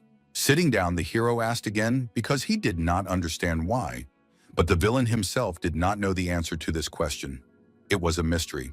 At first, he thought it was just a thing, a creature that didn't even die from blows to the heart. So he took the corpse with him to sell to a slave trader later. Hearing this confession, Yang asked if they had been helping the robbers, and he confirmed that they had been collaborating. Then he said that the merchants had told him that if the body was used correctly, many more such undead could be created. They needed a lot of corpses, and for them, killing was their job, which is why they raided and burned the village. Frowning, Yang summed up that it turned out they had made a deal. The slave traders taught them the spell, and they did everything and sold the creatures. Struggling to break free, the bandit shouted that he knew nothing, that he thought they would be paid easy money, which was why he agreed. The hero asked with interest what the name of this trading organization was, and the man replied that it was Packins. Swiftly turning his sword in his hands, Barrack struck the villain directly in the face with the hilt, and the man screamed in unbearable pain. Then he asked if the leader had dared to be rude to his master, and the man explained that it was the name of the company. Smiling, the bodyguard looked at Yan and thought that he had already earned his living by having such responsible security nearby. Then the hero asked how he had used the ritual, and the leader said that to make one normal person, you needed 10 corpses, and they had to have hair. Listening to all this, the hair on Hashi's body stood on end, as he realized that they were talking about his human body. Approaching the robber, he said viciously that he had used the right spell, that everyone had their own technique, and he had hair. Turning to the beast, the Viscount asked if it wanted to hear more, and the dog agreed, for it was the master of the flesh. Without backing down, Yang ordered the criminal to describe the ritual in detail, without omitting any details. After thinking for a moment, the villain said that he could show him if he was given a body, and since the undead was becoming uncontrollable, he tied it up. The remains of the flesh burned on the pyre, and the villain continued, saying that after purification, flowers must be picked and incense applied. With his head bowed, the puppy silently watched what was happening. The body that had once been his burning without a trace, just like his past life. Afterwards, he confirmed that this was indeed his ritual, which he had performed many times on his own, without any doubts. Then the hero realized that they had learned enough for today, and it was time to end it all. The sun slowly rose above the camp in the thicket of the forest, and it was time to return to the village. Meanwhile, in Karen, people were already discussing how soldiers had attacked the bandits' camp and completely destroyed them. One of the residents told the others that some stranger had single-handedly killed all the villains. Turning around, the people saw that there was a stranger in their village, and this aroused suspicion. Trying not to attract unnecessary attention, Yang and Barrack slowly made their way through the crowd, wiping the blood from their faces with a rag. Suddenly, someone from the crowd called out to them, blocking their path, and they stopped in surprise, not understanding what was wanted of them. Smiling, the girl enthusiastically recounted what she had heard and asked how they could pay them for their feat, and the woman also admired their actions. Approaching the bodyguard, they showered him with gratitude and sincerely wanted to repay him, but the Viscount simply remained silent. Deciding not to miss his moment of glory, the orphan boasted that he was much stronger than the gentleman, and the people were even more surprised. Rushing to the character, everyone began to thank him, but he admitted that he did not do it to get something in return. The warrior indignantly shouted that he had done it all, but Yang, moving forward, told him to hurry up, not wanting to argue. Shouting in the middle of the inn, the bodyguard asked why the young man had stopped praising him and celebrating his successes. Seeing the boys, the expert was very happy and broke into a broad smile, as he had been very worried about them. Hugging Barrack, he could not hide his admiration for his work and the fact that all the documents and belongings were now in place. Saluting, the captain of the guard thanked them for helping to deal with the robbers, drawing the character's attention. While the warrior was breaking free from Ramandro's embrace, Yang resolutely refused the pleasantries and wanted to get straight to business. Then the man said that he had brought the mayor and asked if the young man wanted to meet him right now, catching him off guard. Turning to the bodyguard, he told him to go eat first and replied that they should wait a little, as they were very tired and wanted to rest. Afterwards, smiling broadly and folding his arms, they were greeted by a dignified, heavy-set man who was the mayor of Karina. Sitting at the table, Yang asked if they had to introduce themselves, but Onyx replied that he knew he was an aristocrat who was traveling to celebrate the new year. The hero asked maliciously what the mayor had been doing when his city was being destroyed, and the mayor, embarrassed, apologized and said that problems had arisen elsewhere at that time. The character asked the man to come closer so he could look into his shameless eyes and confirm his suspicion of lying. Deciding not to argue and to avoid unnecessary problems, Onyx, trembling with fear, took a few steps forward.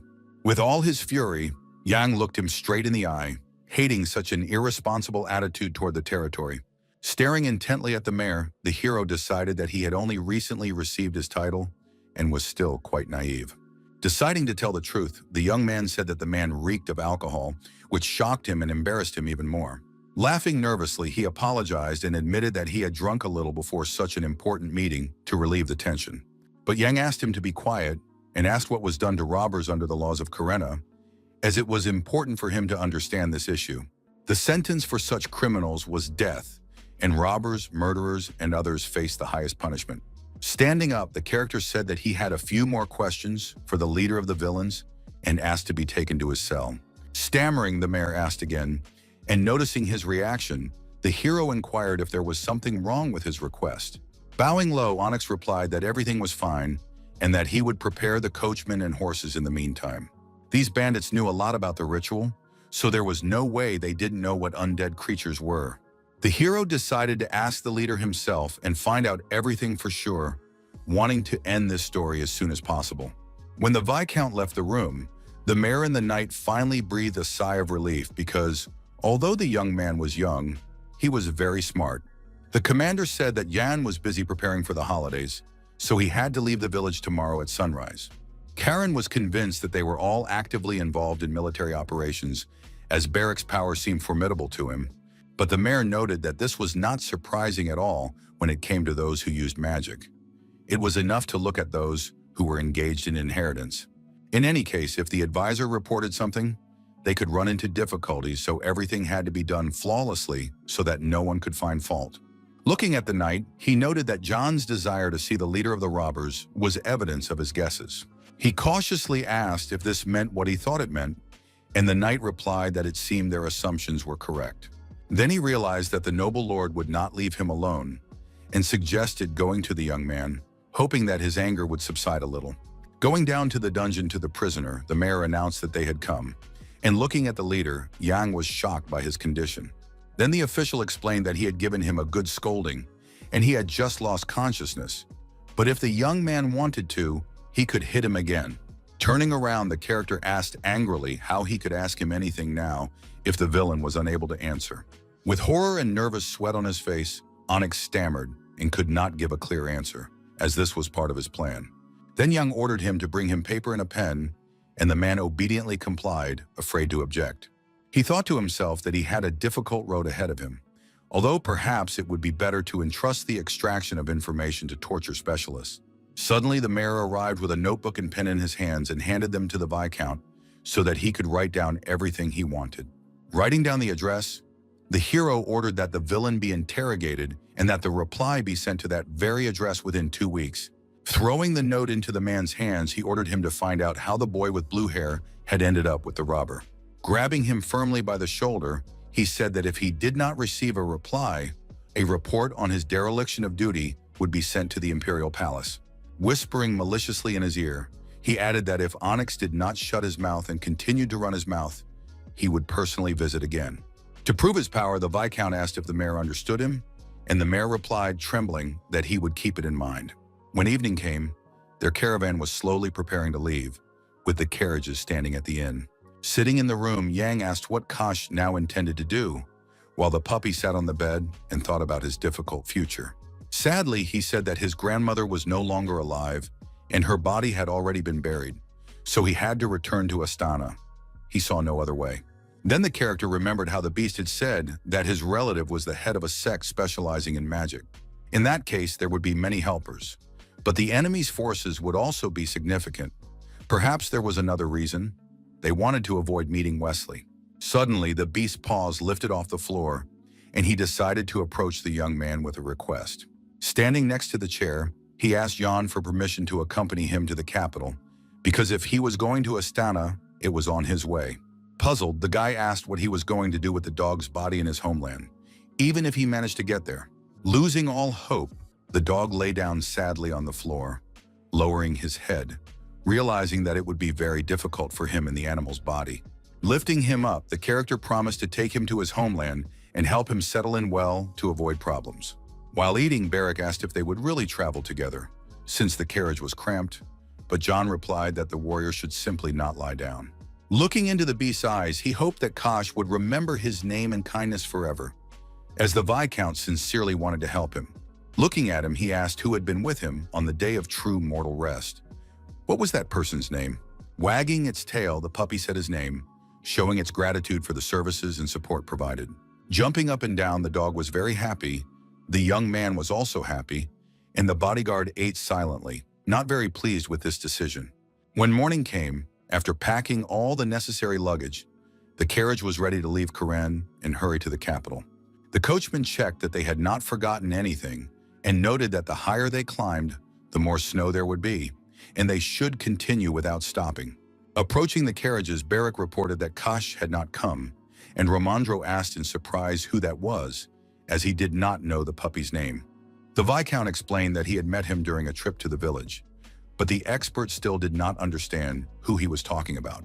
Holding his own photo in human form in his teeth, a small dog ran swiftly toward them. He nimbly jumped into the carriage, and Yang noted that now everyone was assembled and gave the coachman the command to move forward. The carriages slowly moved in a column between the houses, while the delighted residents watched them from the streets. They enthusiastically wished the gentleman a safe journey and hoped that he would return to them someday. Looking out the window, the hero caught the mayor's sardonic gaze. It was clear that the man was glad that the hated guest was leaving his territory. Turning around, he saw a frightened Romandro and asked if he was afraid of animals. The expert replied in the negative and hid in the corner. Smiling, the puppy said he was pleased to meet him, and pointing to himself with his paw, said his name was Kashara Tukunte. The disconcerted man's eyes widened in amazement at the talking animal, having never met anyone like it before. Coughing, he apologized and said that he had previously thought that stories about magic were complete nonsense, but now he had changed his mind. Taking the dog by the paw, he replied that he was pleased to meet him and introduced himself as Romandro, an advisor to the imperial palace. He asked with interest what had happened while the boys were in the abandoned village and where Kosh had come from. As the carriage slowly rolled forward on its wooden wheels, the expert repeated in surprise, "Are you really talking about necromancy?" But when he thought about it, the Ministry of Magic had been gathering such people for several years, and Yang wondered if it was an official decision. The expert then explained that the General Assembly had approved such a policy, so he saw no point in quibbling over the name. Of course, there were moral debates, but an army of undead could be very useful in war, and the hero and his bodyguard listened attentively. There were different political positions, but Wesley had been a mage long before she became a politician. Therefore, she knew better than anyone how dangerous it was to break taboos. Glaring at the expert, Yang wondered why they were doing all this. The sun was shining brightly outside the window, the weather was beautiful, and the trees were beginning to turn green, even though the new year was approaching. The Minister of Magic sat in her office with her feet up on the table, thinking about her upcoming meeting with the new Viscount. Turning to the butler, she ordered him to remove the report from her sight, not wanting to delve into state affairs. Barreto asked in amazement if she was not looking forward to it, unable to understand such indifference. Waving the papers in front of her face, he talked about the results of the necromancy research, thinking through his own plan of action. With interest, the woman took them in her hands and began to carefully study the contents, delving deeper into the essence. The servant considered necromancers amusing. In their home countries, they were ready to tear each other apart, but when they got together, their results steadily improved. She replied that this was the power of the Burial Empire. It seemed they had realized that if they made a fuss, they could bring trouble upon themselves. Hadn't they sold their souls for academic interests? It seemed like they had fun getting together. Barreto noted the strengths and weaknesses of each race and asked whether it was worth giving an official report to the General Assembly. After putting her seal on the papers, Wesley noted that the elders were beginning to show curiosity about the matter and agreed. The butler also held another folder in his hands and said that it contained additional materials on the study of living beings. Hearing this, the minister was shocked and wanted to review all the records immediately, without delay. Taking the file, she silently began to study it, turning page after page without distraction. Throwing them aside, she asked why it said the same thing as 10 years ago, and the servant bowed his head and apologized. He pointed out the difference between the dead and the living. The spell was distorted, and she shouted furiously about the money invested to stabilize it. Asking her to listen to him, Barreto suggested practicing mind control magic, because even Gale had not received the full blessing of the imperial palace. Continuing, he reminded her that the prince was the child of a concubine, not the first wife, which made the woman even angrier. Slamming her fist on the table with all her might, she demanded that the butler shut up immediately, not wanting to listen to nonsense. Jumping up abruptly, she rose above the table, and all the papers flew in different directions, her appearance very menacing. Gritting her teeth, Wesley said she understood what the servant was trying to tell her, but she didn't want to admit her mistake. Falling silent, he bowed his head and apologized for his words, not wanting to get into trouble. The blessing of the imperial palace is an unknown force that originated with the founding of Burial. All information about it is written in the founding myth, and it was a blessing whose effectiveness has been proven. All those who inherited this ability were immune to mind control through magic. Emphasizing this point, she said that there are many interpretations, but it was generally believed to be a member of the imperial family. It was obvious that this description did not fit not only Gale, but also Marav, as they were completely different people. Even the elderly emperor, who proudly wore a brooch on his chest and had ruled for many years, did not fit this role. She seriously asked if the butler knew the second prince, who had created a shield in his bedroom to avoid mind control magic. That was why she studied the art of necromancy, to find a way to bypass all this and gain greater power. She also knew perfectly well that her love for Gale was rather unfair, because he never loved her the way she loved him. She constantly wondered when he would ascend the throne, whether he would truly bind himself to her in marriage, or if it was just an illusion. All her life, she wondered if she would ever become empress, or if she would remain at the same level. She never shook the feeling that she was completely under the prince's control, who held her hands, denying her freedom. Closing her eyes, she wondered when her time would come, but all she could do was wait and hope for the best. Then she told the servant not to talk nonsense and to continue dealing with the necromancers, as the uprising was just around the corner and there had been no progress. As if remembering something important, Wesley called out to the servant again, getting his attention and wanting to know the important details.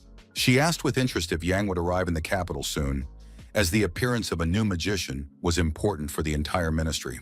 Various patterns adorned the ceiling, and the butler suggested that if he had been told about the New Year's banquet, then he should arrive soon. Barreto also suggested that if the Viscount was traveling from Braca, he would surely stop in Karen, where the fugitive Astana clan was hiding. Remembering this, Wesley noted that they were a real thorn in the side of the experiment and was glad that the story had not been made public. Their king was also very pathetic, as he believed the tales of a secret escape, and the servant reminded him that there had been a strong earthquake at that time. They had to be careful that Gale didn't notice anything, because if the information reached him, he would definitely suspect something. Looking at the documents again, she asked if there was a department working on getting January, but the butler said that no one was particularly enthusiastic about it, which was not surprising to her, since everyone was on Marav's side. Not wanting to think about the future, she nevertheless suggested that Barreto begin preparations for the upcoming magical ritual. Smiling slyly, she suggested that, who knows, maybe they would have a newcomer soon. Meanwhile, the hero, along with Hash and his bodyguard, fell fast asleep on the road, unaware of anything. The carriage slowly approached Burial, its wheels creaking under the weight of the load and the long and difficult journey through the mountains. When he woke up, Yang still did not understand what was happening around him and slowly came out of his sleep, looking around. To see better, he rubbed his eyes and was very surprised when he looked out the window at the street. Everything had changed dramatically while they slept. Then he began to wake the sleeping warrior, who, yawning, did not understand why there was such urgency and why his sleep was being interrupted. Then the young man announced that they had finally reached the capital, the huge city of Burial stretching out before them. Gradually, the carriage entered the arched entrance, surrounded by many buildings, with a tall chapel standing proudly in the center. Pressed against the window, Barrick looked around in awe, while the expert laughed and remarked that someone's jaw was about to drop. Deciding to remind him, he asked if the orphan remembered their agreement to be mindful of his actions upon arrival in the capital, and he agreed. Angered, the man grabbed him by the cheeks and demanded to know if the orphan remembered the basics of etiquette that he had taught him. On the way, they continued to argue about the rules of behavior when visiting and at the table, and Romandro realized that his concerns were not unfounded. Yang asked with interest whether the expert would first visit his mansion and then go to the palace. Pigeons flew in the air, and the man said that he would like to take a bath and rest after the long journey. But Yang noted that the most important thing was to meet his wife, and embarrassed, Romandro assured him that this was not why he was in such a hurry to get home. After a while, the caravan stopped in the courtyard of the expert's estate, a white building with several floors and many rooms. Looking out the window, the maid noticed that someone had arrived, and then gasped in surprise when she saw the carriages and the master. She ran as fast as she could and shouted to her mistress that her husband had finally returned after a long absence. With tears in her eyes, the pregnant woman rushed to meet her beloved. She had waited a very long time for their reunion. Unable to hide his joy, he threw himself into the arms of his wife, whom he had missed so much all this time and often thought of in Brach. She anxiously asked how he had survived all this and whether it had been difficult for him, and the expert honestly replied that it had been very difficult. But burning with desire to see his beloved, he endured everything and now held her tightly, very happy to be home. Moved by this touching scene, Yang watched from the sidelines, holding Hashu in his arms, while the bodyguard continued to unload the luggage, not wanting to watch. Smiling, the expert introduced his wife Vivian to the Viscount and the warrior, and the woman greeted the guests. She sincerely admitted that she had read a lot about them in her husband's letters and that he owed them a lot. But Yang objected that Romandro had also helped him a lot. Pointing to Hash in his arms, the hero announced that his friend had joined them on the journey, and the dog greeted them.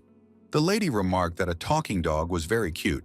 Noticing her reaction, the staff asked if she was not surprised at all, and the woman replied that she had seen a lot even before the wedding. She then invited them inside, because when she heard about their arrival, she had ordered the guest rooms to be prepared. She asked in surprise if they were going to the palace right away, and her husband confirmed that it would be worth stopping by, but not like this. Sensing the unpleasant smell coming from the men after their long journey, Vivian covered her nose and sighed heavily. Then she called Minnie to prepare a bath for them and invited them into the mansion to rest. Turning to the coachman and the servant, the expert thanked them for their work and told them to go home. Yawning, Romandro thought about his plans, but first he needed to take a shower and eat something, which would take several hours before noon. The carriage remained standing at the gate. Everything was calm, but he had a strange feeling that he had forgotten something. The living room in the man's mansion was decorated in subdued tones, with black curtains hanging on the windows and white walls. Sitting on the sofa, Barrick noted that the bath was just right, and Romandro completely agreed with him, enjoying a cup of warm tea. Approaching them, the woman emphasized that they should get some rest, but it was almost noon and they had to go to the palace. Closing his eyes, the expert asked his wife to wait at least 5 minutes, and she was surprised by his irresponsibility. Laughing, Vivian noted that their child would inherit his husband's bad qualities. Jumping up, he shouted that it wouldn't work that way, while the dog was indignant and the warrior was dozing. Suddenly, Yang ordered Hash and Barrick to stay in the mansion and find out how to get to Astana, and the guy asked if he could really rest. Puzzled, the hero asked if he really wanted to go with him. Scratching his head, the orphan smiled and refused. On the way, they recorded the dog's story about the magic stones, and they had to buy special water to read the inscription on the brooch. While getting dressed, the Viscount agreed and said that while they were here, he also needed to buy some things and suggested stopping by the shopping district for a bit. Surprised, the expert asked where the young man had learned this, but he did not understand what the man meant. Romandro then explained that this was how officials in the capital usually referred to it, and even aristocrats called this place the center of the city. Realizing that it was not so important, he got ready and asked Minnie how things were going with the carriage, and the maid reported that the transport was ready. Kissing his wife, Romandro promised to return soon, and she asked him to be careful, feeling anxious again. Various buildings were located everywhere, A calm atmosphere reigned in the streets, and everyone was gradually preparing for the holiday. Looking out the window, Yang surveyed familiar places and noted that the Heyman Bank was located there. But it seemed that something new had been built quite recently. Inside, he still couldn't believe that he had managed to return to the capital, albeit in a different body and role. The servants opened the gates leading directly to the various buildings of the palace where the hero himself had once ruled. Yang asked with interest if they would visit the Ministry of Magic, and the expert agreed, since even from the outside it was possible to assess the situation. Pulling back the curtain, he began to explain that the first palace housed the imperial family and the offices of government officials, while the departments were located in the second.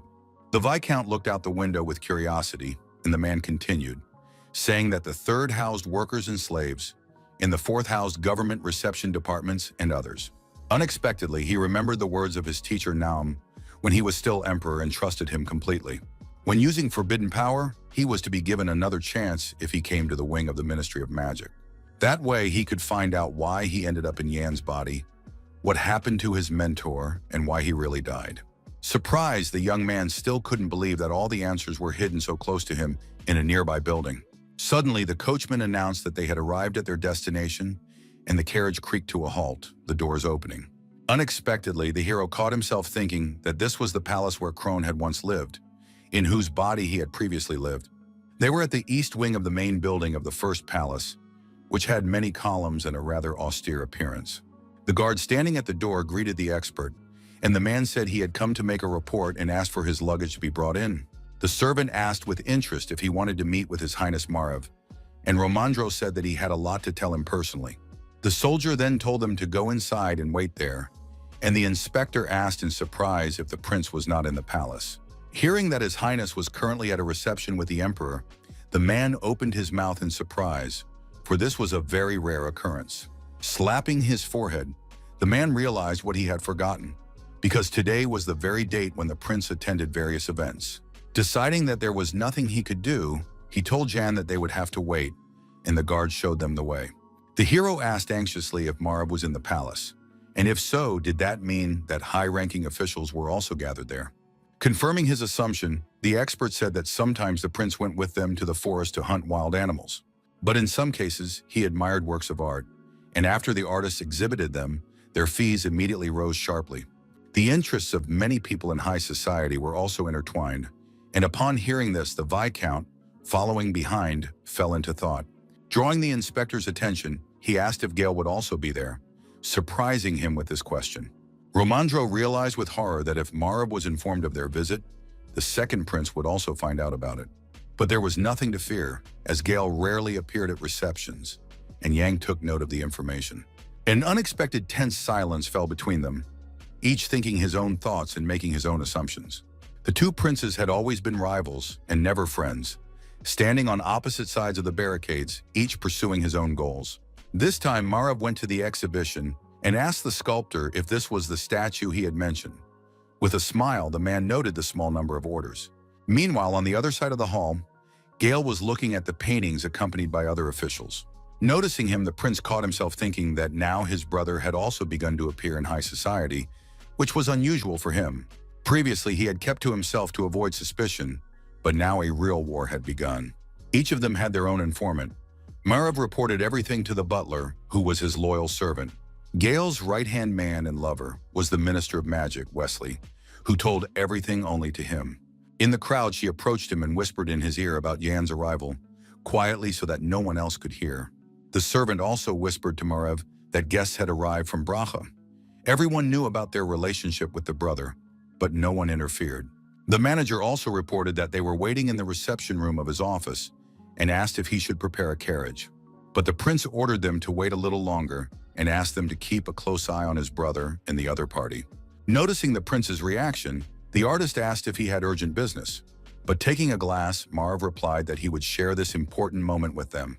Waving his arms, he asked him to tell him about the painting, and the master explained that he had mixed crushed magic stone to create it. But Marav was not listening to him. He was much more interested in the bastard prince who had subjugated a great territory than in these old men. However, he did not need to leave the reception to meet him. He decided to behave the same way he had at the meeting. As he drank his wine, He realized that it was a bad trick that had not worked on either his brother or Wesley, but it was a good opportunity to test Yan. Besides, he knew perfectly well that if he made the first move, the others would keep score against him. He himself was curious to see what Gale and the minister would do if he simply waited without taking any action. Too much time had passed and the sun was slowly setting over the castle, bathing everything in orange light. The last bright rays illuminated the reception hall, where the hero and the expert were already bored from the long wait. Complaining of back pain, Romandro wanted to lie down and asked how the Viscount was feeling, but he replied that everything was fine. Looking at the tea on the table, as they had expected, the princes were together, perhaps deciding to stay for fear that the other would guess their plan. But the character decided that in any case he would not deviate from his intended goal and would wait for the prince to arrive so they could meet. The furniture and decorations reflected the culture of neighboring states, probably to make foreign guests feel at home. All the books on display demonstrated the image and political views, but judging by the condition of the spines, they had been read. There were also flowers which were ideal for such sunny corners of the office and attracted the character's attention. But the hero did not understand why the plants were placed so far away. Did the prince have allergies, or did he simply not like plants very much? Otherwise, it meant that Marav was a very cold-blooded and pedantic person who kept everyone at a distance. Knocking on the door, the butler announced that His Highness Prince Marav had arrived and the guests should prepare themselves. As if coming to his senses after a tedious wait, Romandro adjusted his tuxedo, feeling very excited. Entering the office, the prince smiled and noted that he had not seen the expert for a long time and was very happy to see him. He also added that it must have been difficult for the man to leave his family, and the latter, shaking his hand, replied that it was a great honor for him to be in the spotlight of his glory. After finishing his pleasantries with the expert, Marav turned his attention to his companion, the new count of the border territory of Bracha. Silently, he began to stare intently at the bastard, about whom there were many rumors in the palace and beyond. Placing his hand on his heart, Jan greeted His Highness cordially, smiling sweetly and expressing deep respect. Thoughtfully, the prince suggested that the inspector had taught the young man palace etiquette well before their meeting. But the man replied that the Viscount was so well educated that there was nothing to teach him, so Marav invited them to sit down.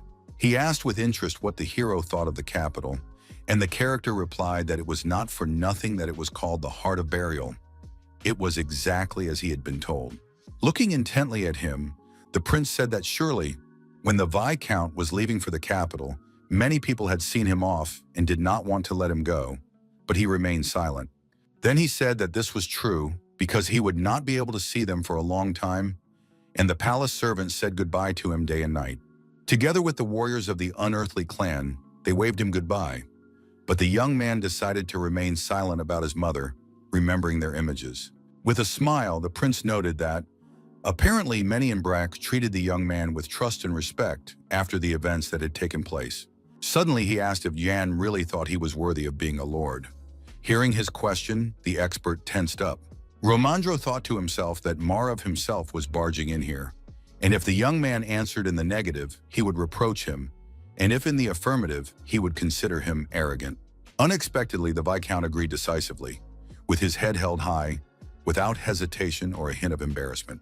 He also clarified that the prince himself had made this decision, and who in that case would dare to disagree with him. Personally, he believed that he had one duty, to do everything in perfect accordance with the prince's will. Hearing this, Marav was amazed. He noted to himself that the young man not only possessed magical abilities, but also excellent wit and the ability to read the situation. At the same time, Yang understood that the prince's questions were too obvious, because he considered him a man of low birth.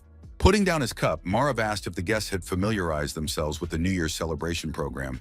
Apologizing, the Viscount said that they had only just arrived and had not heard anything about it, and the prince said that he would ask his mercenary to familiarize them with it. Deciding to tell them in advance, he noted that the imperial celebration had always been grand, and this year it would be even more special. There would be a ceremony to grant Jan the title, followed by an event where they could assess his abilities as a magician. At the end, there would be a transition to the ministry, and he asked if the Viscount had collected the necessary amount, to which he replied that he had not, surprising Romandro. He did not understand what the young man was thinking because they had gold and magic stones. So why did he lie to the prince? But the hero decided that it was not yet time to reveal all his cards, gradually moving towards his goal. After thinking for a moment, Marev replied that it was a pity, and in that case, he wanted to give him some valuable advice for the future. Then he asked if the young man had heard of magic stones, which made the expert cough while drinking his tea. The butler came up to him and suggested going outside for some fresh air. Apologizing, the man agreed. Thus, Yang and the prince were left alone in the office and stared intently at each other. The prince continued, explaining that when the Ministry of Magic decided which department to transfer him to, they would most likely ask for his opinion. The Magical Stone Management Service lacked working magicians. They did not conduct research but focused on training and spiritual practices. Judging by the Viscount, Marev noted that he had a talent for research and believed that this was where he belonged. Putting his hands on the papers, he said that if the hero was sent there, he would help him with the first payment. After hearing the prince's position, the character was stunned and remained silent, in a state of shock, not expecting such an act. Apparently, the prince wanted to help not only with raising money, but also with overturning the decision of the meeting for his own benefit. He knew perfectly well how much Gale wanted to get the stone for himself, and that was natural because he was only concerned with the Ministry of Magic. But judging by the fact that Marev, who was far removed from all this, decided to intervene, he did not simply want to stop his brother, but had more serious political intentions. This complicated matters because one of the deposits was located in Braca, and the mine and the stones that had been brought there could disappear at any moment. Taking the papers, John thanked the prince for his words and promised to make every effort to get his help. As they parted, the prince said that he did not have to wait for the expert. He could leave the palace immediately, and he would receive all further instructions through his assistant. Finally, the young man said that it had been a great honor for him to meet Marev and hear his position. The prince calmly noted that he also enjoyed their constructive conversation and new acquaintance. After that, Yang left the office and went out into the hallway, thinking about what had happened and trying to come to some kind of decision. Seeing Romandro trembling with fear, he announced that everything was over and they could leave without saying goodbye. Breathing a sigh of relief, the expert noted that it had been difficult for him, as he had not met with the ruler for a long time. But Yang noted that the man had held up well. He asked with interest about the strange report, but the young man remarked that he, of all people, knew that even portraits in the palace had ears. As he was leaving, he reminded him that he needed to stop by the Ministry of Magic, and the inspector told him to hurry because the guards were reinforced after dark. Suddenly, Yang asked who the crown prince was, and the man paused, surprised by the question. It was difficult to determine unequivocally, and he himself did not know the exact answer, even though he was at court and closer to politics. No one except Marev and Gale had any significant influence. The third prince had died several years ago in an attack, and the others were still too young. If nothing happened, everything would become clear at the celebration, and Romandro asked why Jan needed to know, to which he replied that he was just curious.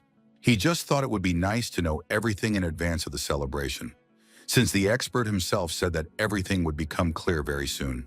Marev Voroshin was a blue-eyed blonde in the imperial family, and these were the most common facial features. Concentrating on his thoughts, the hero tried to remember if his portrait was among the rulers of that era. His memories were very vague, but for some reason he was sure that neither Marev nor Gale, who had lost during the coup, would become emperor. It would be someone completely different and younger, who had been in the shadows all this time, being very young and inexperienced. The younger princes were born to Madame Delane, the only favorite who remains close to the emperor to this day. On the way, Romandro said that she was the one in charge of organizing the New Year's celebration. Coughing, he noted that Prince Marev ignored her, although Yang suggested that he probably just hated her. Every day, he habitually walked down the palace corridor where the emperor's portrait hung, but it took a strong push to bring back his memories. Suddenly, the carriage stopped, as if on someone's command, but the coachman remained silent, saying nothing about the reason for the delay. Looking out the window, the hero suggested getting out right there, as if some unknown magical force was beckoning him. Puzzled, the expert noted that the ministry was still very far away and did not understand the Viscount's unexpected desire. Responding that it was nothing serious, the character said that he would just get out for a moment to stretch his legs and breathe some fresh air. The expert cautiously said that he could not go with him, otherwise he might be seen, but if anything happened, he asked him to run as fast as he could. Outside, he felt a strange energy that seemed to beckon him to quickly unravel all the mysteries of the past. He hoped that if he went to that wing, he would be able to find traces of Nam's magic and return to his own time and body. With sadness, he caught himself thinking that he should have said goodbye to Barrack properly before coming here. Standing near the carriage, he decided to address the expert, attracting his attention but not turning his face to hide his sadness. Expressing his gratitude, he asked him to look after the bodyguard, but Romandro did not understand what he meant. Laughing, the man noted that if they were late, the warrior would cause another scandal, so they should hurry home. But the hero just smiled silently, the light illuminating the space ahead, and he moved forward into the unknown. He slowly approached one of the ministry buildings, completely ignoring what was happening around him. Then he started running, hoping to return to the past world from whence he came and correct all his mistakes. The building flashed before his eyes, and he was consumed by his desire to return to the Emperor's body and gain power. With hope, he followed his dreams. He did not want to be in this body and seek power by participating in political games. Naum was his teacher and best friend, and he always remembered him with trepidation and hoped to see him again. Suddenly, he stopped near some trees with strange wooden stands on the ground, with dark pieces of cloth tied to them. He realized with horror that the wing he needed was not there, and all his hopes collapsed in an instant. Lighting his way with the ball in his palm, he realized that even magic could not be felt here. Suddenly, someone asked from the darkness if he was the very Yang that had been talked about throughout the empire. Admitting that he was very pleased to meet him, the traveler attracted the young man's attention, but remained in the shadows. Opening his eyes in surprise, the hero's pupils reflected the silhouette of the second prince, about whom he still knew nothing. Holding a large lantern in his hands, the dark-haired prince introduced himself with a broad smile, calling himself Gale. Blocking his path, the prince stared intently at the Viscount, whom he had been waiting for all this time. Unable to believe it, the character wondered if he had been waiting for him since the moment they met at the event. Without showing any emotion, he bowed submissively and said that it was a great honor for him to meet the prince, who was very surprised that the young man knew him. He also suggested that Yang was lost, because the exit from the palace was on the other side of this place. Staring intently at the young man, he asked if it was Marav who had told him that he was here, and that was why the Viscount had come to him. Looking at the character, he understood how much his own brother annoyed him. A small obstacle that stood in his way, a ripple that could no longer be stopped. Bowing, the hero apologized, deciding to lie, saying that it was his first time in the palace, so he was unfamiliar with the roads. But the prince noted sarcastically that for someone visiting for the first time, the guy walked very confidently, as if he had been here before. Noting that this was not so important, he asked the hero to answer one question, drawing his attention and making him tense up. Laughing, he asked the young man what he thought of the palace from here, as he was considering cutting down a few more trees and building another wing. But Marav claimed that fairies lived in the forest, so he forbade touching it, which greatly upset Gale. But the character remained silent, looking ahead, immersed in his thoughts and struck by such news. He understood that the Prince brothers were at odds over the construction of another wing of the Ministry of Magic. Then he decided to act differently and, pretending to be stupid, replied that he did not understand what the prince was talking about. Bowing, he noted that only the emperor could be his master, discouraging Gale with this statement. But the young man emphasized that if cutting down trees would lead to a bright future, then he agreed, and the prince smiled. Taking him by the shoulder, he said that he thought the young man was an ordinary peasant, but he knew how to behave like an aristocrat. Looking him in the eyes, he admitted that he had high hopes for the young man, because before becoming a lord, he was Jan, and before that, a magician. Whispering maliciously in his ear, he said that magic and ministry workers were insignificant, convinced that they should cooperate for the sake of progress. Clenching his fists angrily and trying to look calm, the young man said he would take the offer into consideration. Then he turned and walked back to the carriage, realizing that the second prince was starting to get on his nerves. Returning to the mansion, Romandro asked in surprise during dinner if the Viscount had really met Gale in the palace garden. The expert asked anxiously if the young man was all right and what else the prince had said, but the hero assured him that there was no need to worry. He calmly reported that the prince had talked more about the garden and asked if it was true that construction was underway there. Wiping his mouth, the man calmed down a little. Waving his hand, he said that the proposal had been made a long time ago and that this was one of many cases of rivalry between the princes. The hero thought that if he did not want to let Gale stage a coup, he should side with Marav. But in order for Naum's magic to appear, he had to support him. The expert himself did not understand why the Ministry of Magic was constantly expanding and believed that it would be better to use the money to build housing for employees. Suddenly, Barrack started shouting that Kosh was constantly stealing his food and asked Yan to do something about it, while Romandro was angry, demanding that everyone calm down.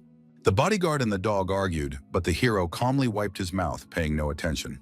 He apologized, saying that he had not had time to find his way to Astana, so the puppy would have to stay. The dog sighed and asked that something be done about the warrior. Vivian asked with interest if they had managed to get to the shopping street today, but the guy replied that they would go there tomorrow.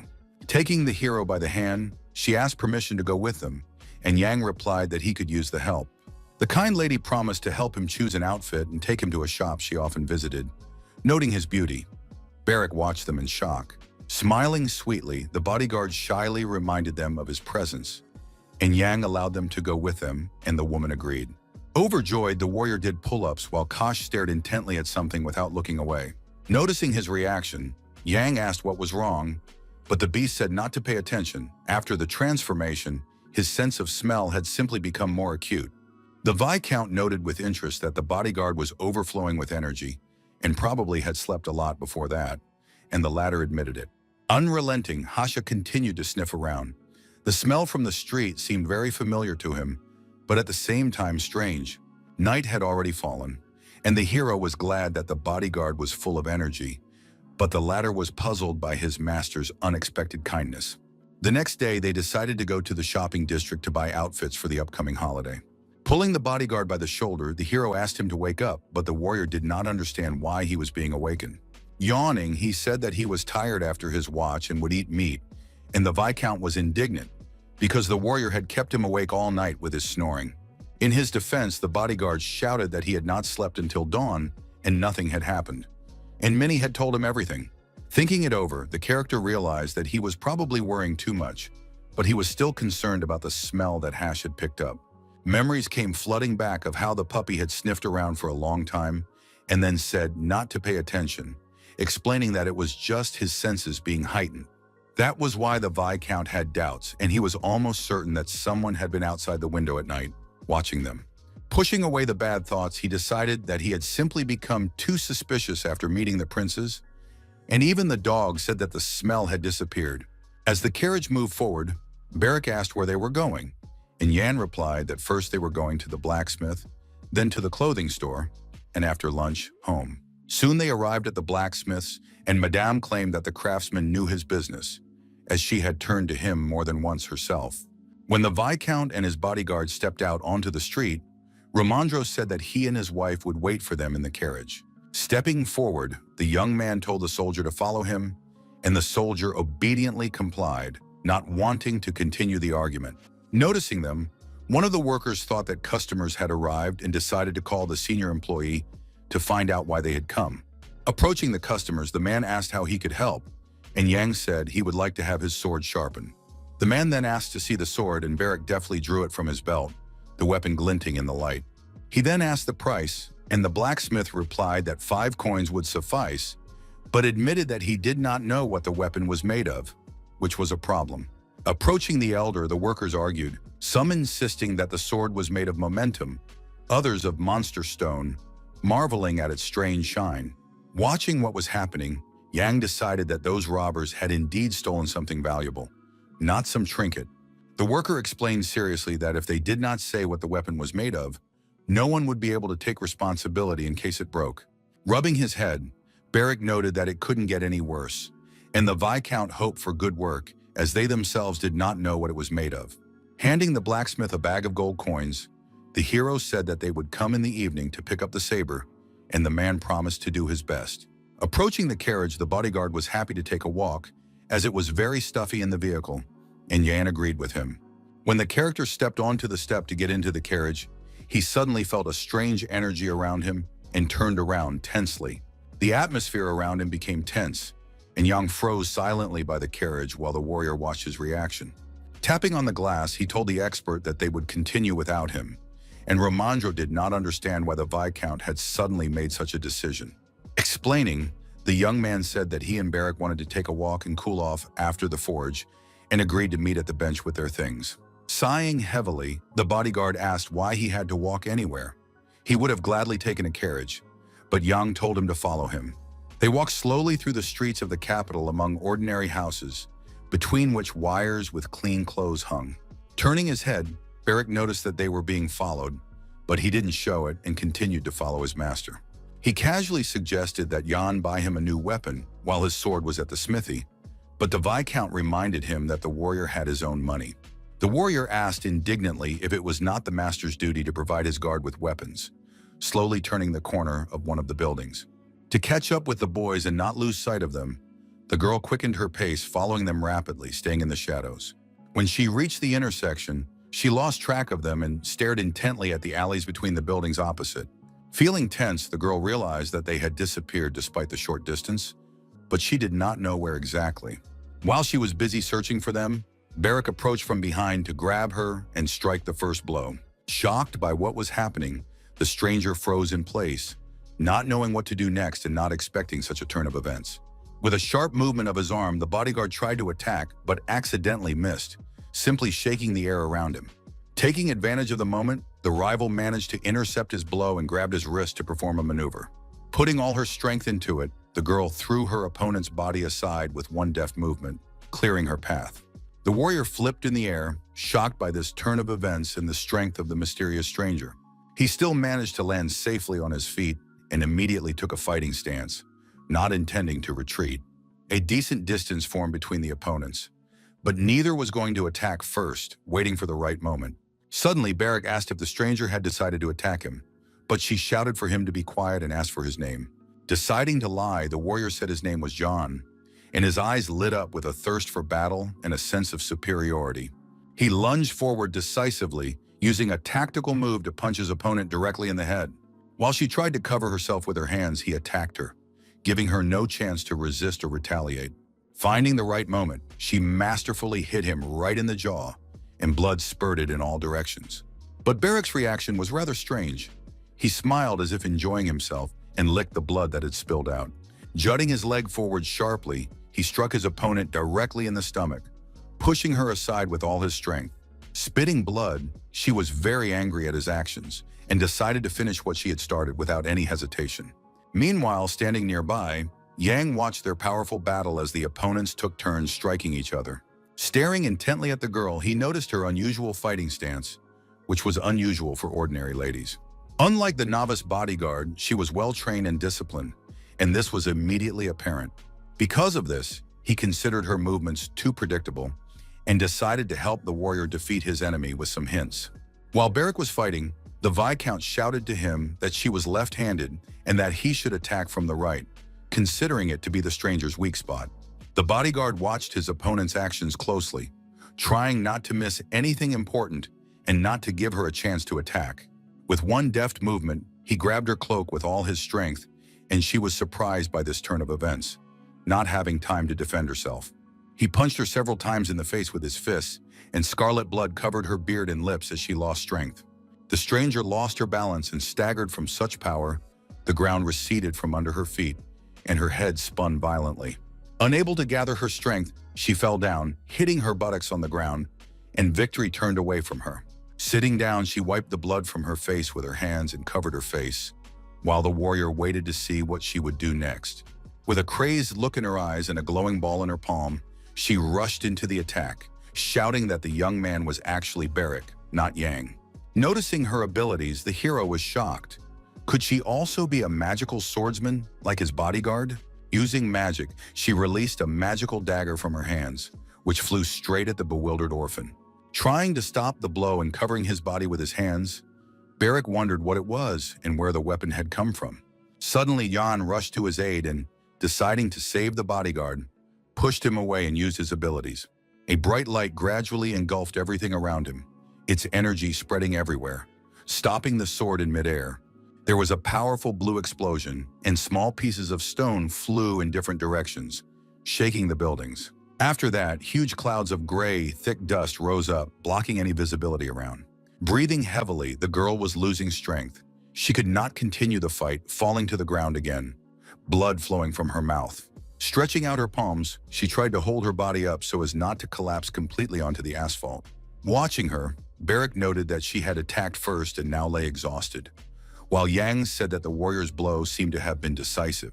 Approaching her, the orphan asked if she really wasn't going to pick up a weapon, and she replied that raising a sword against an unarmed person was shameful and extravagant. Rubbing his fists, the boy noted that the girl had backbone and offered to introduce themselves to each other, but she covered her mouth with her hand. Feeling something unpleasant in her mouth, she decided to spit it out to see what was preventing her from breathing freely. A whole tooth fell out onto the asphalt, knocked out by her opponent during the fight, and blood flowed, but she endured the pain. Then the stranger said that she was the daughter of Patreo, the great commander of the Imperial Guard. The girl's name was Bacheva Bruta, and she radiated an unusual blue energy. She was a magical swordswoman. Noticing her reaction, the warrior's eyes lit up, and he shouted for her to attack, wanting to settle the matter once and for all. As his opponent approached, he told her that he did not have orthodox parents and that he was simply Barrack. The girl shouted angrily that he was her father's enemy, so she had decided to avenge him and attack him in the alley. Laughing, the bodyguard decided that his opponent seemed to have made a mistake, not understanding her accusation. Then they clashed in a fierce hand-to-hand fight, punching each other in the face and pulling out tufts of hair. Another tooth fell out, and they lay exhausted on the asphalt after the fight, while Yang stood aside in shock at what was happening. Approaching the warrior, he asked anxiously if Barrack was all right, and Barrack began to scream in pain, but the Viscount noted that he was fine. Standing in front of the stranger, the hero asked if it was really her who was at the Romandro mansion yesterday, and Bacheva confirmed it. The character asked in amazement why the girl was crying, and she, angered, denied such behavior. Suddenly, she asked him to kill her. Otherwise, she would go back to fighting her father's enemy without any regrets. Then the hero asked if it was Romandro who told her that Barrack killed her parent, considering it complete nonsense.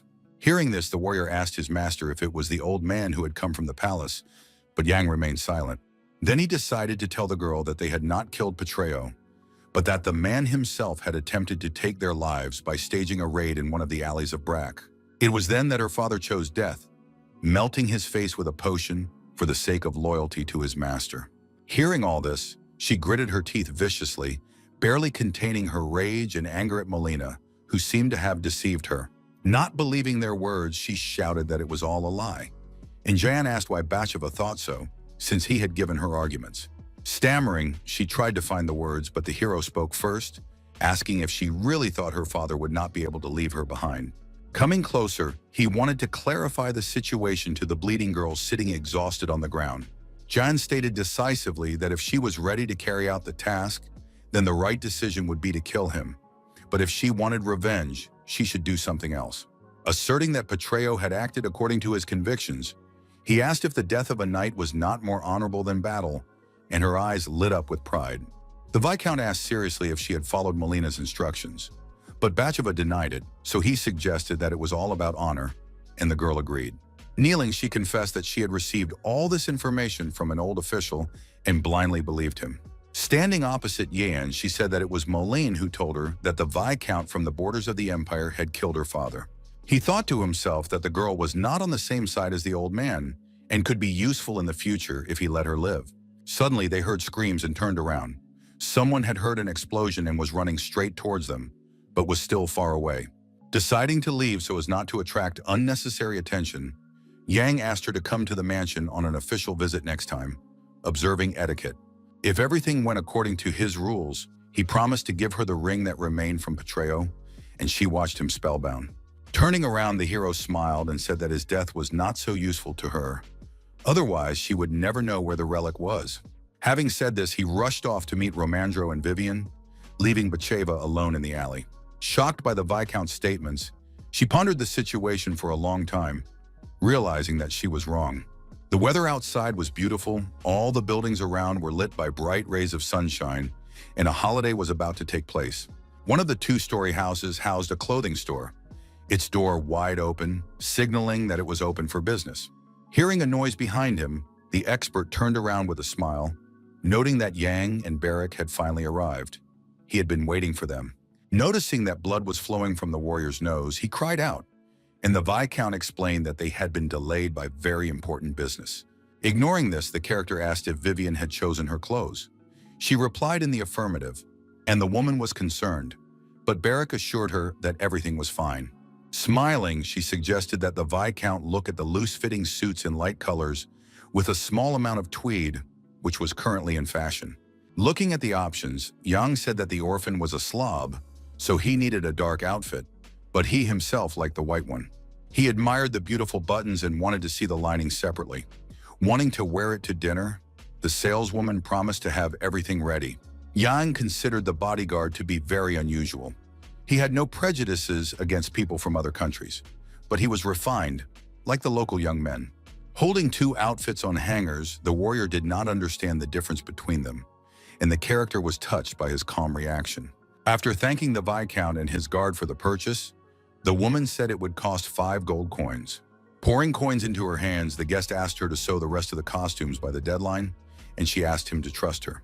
Watching him, Romandro said that it was through such craftsmen that rumors spread in high society, and that this was how one should create an impression of oneself. Suddenly, they saw a bright flash in the sky, resembling powerful fireworks and looking like some kind of crystal. Barrick asked in fear what it was, and Vivian laughed and asked him not to be afraid, because it was a good sign. This was how the palace signaled the start of New Year's celebrations, and a wonderful atmosphere reigned in the city. Opening his eyes in surprise, Yang remembered that he had never seen anything like this in his time as emperor. Considering it magic, he understood that after their numbers had dwindled, it would be impossible to arrange something like this. Looking out the window, the bodyguard saw another explosion and wondered what it was this time. The hero was also very surprised. In the distance, among the numerous houses, a thick black column of smoke was visible. Something had caught fire, and it was clearly not fireworks. Staring into the distance, Barrick asked if it was coming from the forge, as it seemed to be coming from there. They rushed there at full speed, then stopped abruptly, covering their faces with their hands and coughing from the thick smoke. In front of them, the workshop was in chaos. Everything was scattered, and the rest of the shocked workers sat in the middle of the smoke. The man addressed them excitedly, reproaching them for not warning them, but Yang asked them to calm down and explain what had happened. After recovering a little, the master explained that they had heated the weapon and started hitting it with a hammer, trying to sharpen it somehow. The metal was red hot, nothing foreshadowed trouble, and they calmly prepared to do their work. Quite a bit of time had passed, but they noticed something strange. The saber had not cooled down, and the blade was red hot. Puzzled by what was happening, they exchanged silent glances, but no one could find an explanation. Making a more appropriate decision, they decided to lower it into a barrel of water to cool it down a little for further work. But suddenly the water began to boil, and they were even more surprised, but still did not pull out the saber and continued to watch. It was at that moment that a powerful explosion occurred, creating chaos and scattering everything around. Admiring the saber, Barrick laughed and noted the sharpness of the blade and the power of the new weapon. The blacksmith shouted, unable to hide his indignation, that he had almost lost everything, and that they had to pay insurance and compensate him for moral damages. Not understanding how they could carry such a weapon with them, he assumed that they had stolen it, and Barrick wanted to tell him, but Romandro covered his mouth with his hand. Apologizing, Jan explained that he had secretly received it as a gift from his family, so he did not know about its properties, and asked about the amount of compensation. Pouring coins into the guest's hand, the Viscount thought that 1 coin was not enough for insurance because he had heard that they were the best in town. The master awkwardly thanked the young man for his words and noted that, fortunately, no one had broken anything or been seriously injured. Bowing, he asked that next time they be given ordinary swords to work on so that they could do their best work. When the bodyguard got into the carriage, the expert asked him to be careful with the weapon, and he promised to hold the saber tightly. With a certain disdain, the warrior said that the weapon would be fine as long as it was not heated, not understanding such concern. Yan seriously emphasized that the warrior should not release magical energy with his sword, and he agreed. This ability was comparable to heat, and if it was released through the weapon, another explosion could occur. Noticing the Viscount's intense gaze, the bodyguard asked what he was thinking, trying to find out his intentions. The hero replied that he was calculating how much meat could be bought with 2 gold coins, equal to the monthly income of an ordinary commoner. As the carriage headed for the mansion and the sun was setting, the expert and the warrior argued about who was to blame for the explosion in the smithy. Despite the late afternoon hour, the weather was quite good, and the soft rays of the sun illuminated the corridors of the mansion. The holiday season had arrived, and the hero and Vivian tried on new outfits. Admiring him, she said that he would shine in the hall, and the Viscount considered it flattery. Suddenly, Barrack called out to them, asking about his appearance, and she replied that he was also very handsome. Deciding that it was time to finish, they decided to hurry up and leave early, because the young man was the main character of the holiday, and he could be given a lot of instructions. Waving goodbye to them together with Hash, Vivian wished them a safe journey, hoping that everything would go well. Silently, Yang, Barrack, and Romandro smiled back at her. They were all excited and looking forward to the parade today.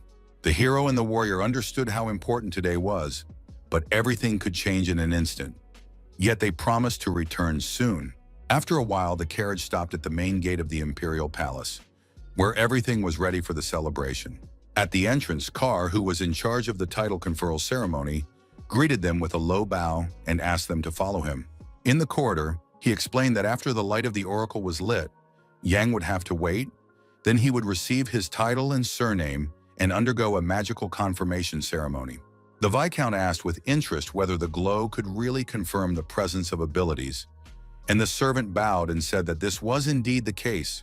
The title sounded majestic, but it was a magical illusion, reminiscent of a harp, created to enhance the status of the ministry. The hero thought to himself that it was just for show, and if anyone wanted to embarrass themselves, this was the perfect moment. He decided that it was possible to ensure that there would be no reaction to the magic at all, and he was curious to see what would happen in that case. Before entering the main hall, he instructed Barrack to follow Romandro at all times and not to stray from the expert.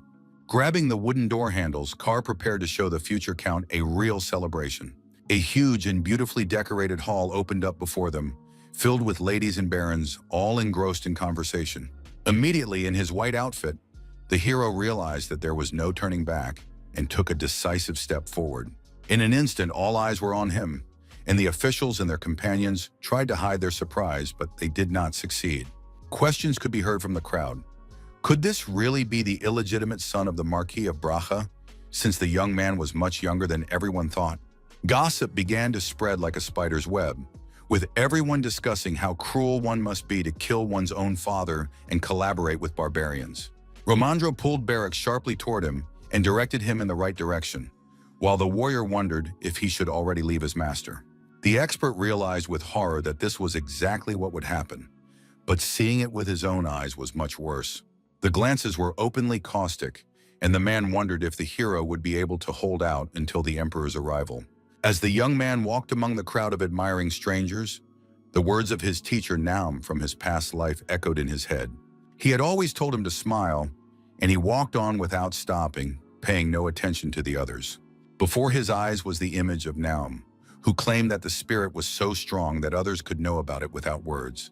Therefore, if he considered himself the center, then others would think the same and gravitate toward him, regardless of status. It was also always worth smiling, and if he did so, the whole world would do the same. But when he cried, then everyone would smile even wider. Immersed in thoughts about his past life and his mentor's teachings, Yang did not notice when he bumped into one of the aristocrats. Looking at the guy with interest, the hero asked if he was by any chance from the Serio family, about which he knew a lot. It was not the most influential family, but for a first opponent, it was not a bad option. And for someone who knew how to read the situation, a peer was more suitable. Smiling, the young man replied that this was correct, gave his name as Malinhov Serio, and asked the hero's name. Placing his hand on his heart, the Viscount gave his short name and apologetically explained that he would only receive his surname today. At that moment, the sister of the aristocrat Alinar arrived, and they immediately recognized the young man who was to be granted the title. Sharing rumors that everyone was talking about the character's magical abilities, she asked him to shake her hand for good luck, and Yang kindly agreed. Unexpectedly, more aristocrats arrived and asked Serio to introduce them to each other, wanting to meet the new Viscount. The hall was filled with a wonderful festive atmosphere. Pleasant music was playing, red carpets were laid out, and flowers were displayed. Craftsmen of lower ranks were also present at the celebration, which was a great honor for them. Suddenly, everyone was informed that His Majesty the Emperor had arrived, and the aristocrats froze in low bows. Stepping forward, Yang bowed his head submissively, waiting for the leader to appear. The tension was growing, but he tried to hold on. Deciding to raise his eyes slightly, he wanted to find out as soon as possible who was now on the throne. as he himself could not remember. After a while, the old king came out in front of all the nobles and looked at everyone intently. Out of his mind with anticipation, the hero still waited silently with his head bowed, as if accepting his fate. When he finally saw who had taken the main throne, he began to remember that it was the 13th emperor. Thoughts raced through his mind about how old he was, because the young man had read that the old man had lived a long life, but he did not look healthy enough. Could it be that after him, a man with silver hair, blue eyes, and a scar on his face would ascend the throne and rule? But none of the sons fit that description. Marv and Gale differed not only in their lack of disabilities, but also in their hair color and facial features. If the entire royal family had perished, it would have been necessary to turn to the ducal houses. But now the brothers were glaring at each other, thirsting for power. With anxiety, Yun tried to figure out who would be next to take the throne, but he couldn't remember the past, lost in his thoughts. The aristocrats standing nearby did not understand why the leader was looking at them like that, and tried to understand him, realizing that today there was clearly another hero of the celebration. Standing on the steps in the center of the hall, the emperor noted in an important voice that another year had passed in the great empire of Burial. Looking at everyone around him, he expressed his gratitude to all those who worked for the good of the territory, addressing the ordinary workers. The princes standing nearby listened as their father expressed his hope that next year the flowers would bloom even more profusely. The minister of magic stood on the balcony while the old man spoke of fields flooded with gold and the warm breeze that accompanied them. Romandro was in the distance with a bored barrack, and Jan was worried that the bodyguard would do something stupid. Suddenly, the king said that there had been an earthquake, and the rebellious family from the border, the Brach family, had been destroyed. If Burial's enemies want to know their future, let them look to the past. At these words, the character stood up proudly. Therefore, by his decree, the emperor wanted to erase this family from history forever and found a new city. Stretching out his hand, he addressed Jan, who was standing in the center of the hall, and all the numerous eyes instantly turned to the young man. Passing through the applauding crowd of aristocrats, the hero walked confidently down the red carpet straight to the leader. Looking at him, the old man expressed his joy, and the young man, kneeling, said that it was a great honor for him to be in the capital. Then the king stated that although the hero was descended from Durgi Braca, he had made a huge contribution to stopping the rebels. Taking out a brooch, he acknowledged that it was Jan's talent that the empire needed, and awarded the young man with the decoration, pinning it on his jacket. With interest and admiration, everyone tried to see what was depicted on it, and did not understand why white was chosen among the beautiful flowers. Hearing their conversations, Jan noticed that none of these people knew what a real guli flower looked like on his badge.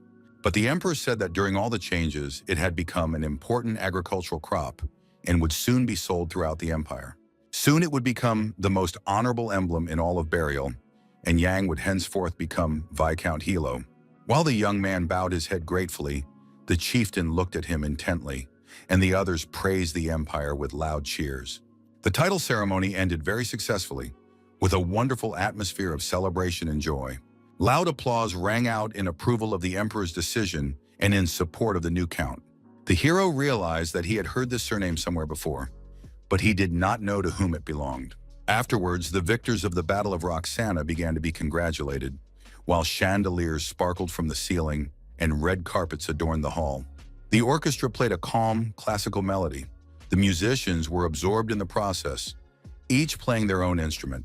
Gathering around the young man, everyone began to congratulate him on receiving the title, and the hero thanked them, surprised by such attention. Hearing that Yang knew his name, Hukman was surprised, but the character explained that he was acquainted with his son, who had helped him greatly. While the young man was getting acquainted with the other marquis, some silently cast judgmental glances at him. Suddenly a cry rang out from the crowd, and the expert waved his hand to get the character's attention. The warrior was delighted for his master, and Romandro also congratulated him. Finally, the first part of the ceremony was complete. Approaching them, the Viscount explained that testing their magical abilities would take some time, and they understood with relief that all they had to do was watch and wait. Looking up, Yang decided to ask the inspector if those ladies were really the emperor's favorites, surprising him greatly with this question. He confirmed the young man's assumption, but the character was not satisfied. He was curious about who the lady with silver hair was. Dressed all in red, it was Madame Delane, who managed some of the empire's internal affairs on behalf of the emperor, including the new year. Then Yang suggested that her sons had the same hair color, but Romandro did not understand such interest. Suddenly, the Viscount's gaze fell on the little prince, who was silently looking at him, with hair color matching the description of the future emperor. Standing next to his mother, the blue-eyed boy with ash-colored hair looked frightened and mesmerized at the same time. Watching them intently, the hero wanted to clarify, but the expert caught his thought and interrupted him mid-sentence, not allowing him to finish. Unable to believe his eyes, he opened them wide, unable to comprehend that he was looking at what might be the new emperor. Standing next to Countess Dylan were the twins, the fourth Prince Arsene and the fifth Prince John, the youngest members of the royal family. To get away from the hustle and bustle around them, they decided to get some fresh air on the balcony. Seeing the aristocrats kissing, Barrack started to shout, but Yang told him not to talk nonsense and called him back into the hall. Apologizing, the Viscount asked if this was the 13th emperor, but the man, gesturing for silence, asked him to watch his words. Whispering, the expert explained that this was the 14th ruler, since his father, who had died during the coup, had recently been recognized as the legitimate king. Turning around, the hero noted that everyone had different versions of the story, but this meant that the former leader could be stripped of his title or reinstated. Therefore, the current emperor was considered the 13th, but no one knew what would happen next in the flow of history. It was impossible to sense how strong the storm was. When he received the title, he could not remember the name of the leader, but it was impossible to determine who would be next, as the Empress had twins. All that remained was to live through all these events with only one memory, of the portrait of the previous ruler with his mysterious appearance. But he did not understand why the names were so different. The bodyguard noted that Arsene sounded cool, while Jin sounded ordinary, but Romandro asked him to watch his words. A little embarrassed, the expert decided to tell the story of their names after all, even though it might seem rather strange. When they were born, an oracle made a prediction many years ago, but despite this, he remembered it clearly. According to the prophecy, because of the child born later, the one born first would fall into great trouble, even to the point of death. Hearing this, Yang was in complete shock, as he had known nothing about it before, and this mystery had yet to be solved. But the man continued that this was why the boys could not sleep in the same bedroom. But when Marv and Gale grew up, the situation changed. That is why Gina was given a common name, apparently in the belief that this would ward off the influence of the evil spirit. But Romandro himself was filled with doubts because the oracle was not always right and could well have been mistaken. During the 10 years of observation, the twins cared deeply for each other, and at times it seemed as if they had switched roles as older and younger brothers. Perhaps that is why Arsene is energetic and lively, while Jin is calm and serious. Although their faces are identical, their personalities could be distinguished at first glance. Suddenly, their conversation was interrupted by the servant Kang, who attracted their attention, and the Viscount turned around in surprise, not expecting to see him there. Asking him to follow him, he explained that the Minister of Magic wanted to see him to tell him some important information before the verification ceremony. Agreeing to go, he ordered Barrack to follow him, and the warrior obediently complied without argument. When they entered the hall, each of the aristocrats was busy with their own affairs, some engaged in small talk, some dancing, some enjoying the buffet. Going behind the red screen, the hero greeted the girl, and the warrior cautiously followed, surprised by her appearance. Turning around, she haughtily said that they had a new aristocrat of low birth, the Count's bastard from the border. Staring intently at him, she asked if his name was now Viscount Yang Hielo. The other magicians in robes stood silently nearby and exchanged glances. Burning her with his gaze, the hero tried to restrain himself so as not to create conflict. Realizing that this was a common provocation, reaching out his hand, he said politely that he was very pleased to meet the Minister of Magic, deciding to change the tone of the conversation. He also asked if she could tell him her family name. Upon hearing this request, Wesley flew into a rage. She haughtily said that her position was equal to that of a Count Palatine and carried equal prestige and power, so she warned the young man to be careful. Smiling, the character casually apologized for his carelessness and for mentioning her surname while feeling his superiority. The girl maliciously said that because of his insolence, he could once again become a slave, as he had been when his father Durgi was still alive. In response, he only noted her concern and kindness, despite various rumors, hoping for prudence. Biting her lip, she thought that some boy who had received a title was now turning up his nose and behaving too arrogantly. Moving forward, she explained that if the verification ceremony confirmed that he possessed magic, the ministry would send him an official invitation. While the magicians behind them whispered about something, and Yang tried to listen, Wesley asked if there was a department he would like to join, but the character found their behavior strange and thought that they were plotting something and just waiting for the right moment. Stepping forward in her dark high-heeled shoes, the minister decided to emphasize the young man's low status once again. In her opinion, a country bumpkin who had come to the capital couldn't understand anything about such things, which meant that he needed someone nearby to explain everything to him. She also noted that the Ministry of Magic would not tolerate lazy people who wasted taxes, and that Yang would be assigned to a department appropriate to his level. With a smirk, the hero understood all the arrogance of the official, but tried to keep himself under control and not give in to provocation. Suddenly, one of the magicians announced that the oracle's light had shone and asked if Wesley could spare some time to check everything. As she left, she asked the Viscount to wait for her in the corridor and not to go anywhere, as she needed to settle some matters. In an instant, the atmosphere around them became oppressive. The red curtains were replaced by black ones, and the light around them dimmed. Barrack, walking behind, asked if his master had just laughed, and the hero was very surprised because he was silent. Moving forward, he saw a pictogram under his feet. It was a spell that made the oracle glow, but there was a slight difference. The bodyguard asked what would happen if it were erased, but the Viscount explained that it was not so simple. Perhaps it could be covered with something. Feeling a strange energy under his feet, he thought that perhaps the light of the oracle would help him return to the past or strengthen his abilities. Having chosen the right place, the hero assumed that it was somewhere here, but he did not know the exact location, and the warrior could not help him because he was not aware of the situation. Looking around, the warrior said he was afraid of Wesley, but the young man noted that she had already done something to reduce his power. He resolutely declared that to begin with, they would publicly disgrace the insolent minister and then do everything possible to have her relegated to the lowest department. But the bodyguard was puzzled as to why the character needed this. Did he really want to obey someone? But Yang explained that it would cause fury in high society. He certainly wasn't going to give up on the little things just because everyone considered him a second-class citizen, including Mayor Van Gale. Puzzled, Barrack asked what he was going to do, and the Viscount said that he had already set a trap. Holding the back of his head, the warrior noted his headache, but the hero said that he appreciated his concern, but he didn't have to do that because the answer was already there. It was difficult to see the other side of the coin. The prince wanted him to join the magical stones department, but the hero himself believed that he belonged in a more important department. To do this, he needed to declare himself and prove his abilities. Even though he was a bastard, he was worthy of the title and possessed a rare and outstanding gift. Unexpectedly, he asked Barrack to bite his finger, and Barrack, puzzled, obeyed and did so, without knowing why. Waving his arms, John asked him to draw lines on the pictogram with blood, and the warrior was even more puzzled by what was happening.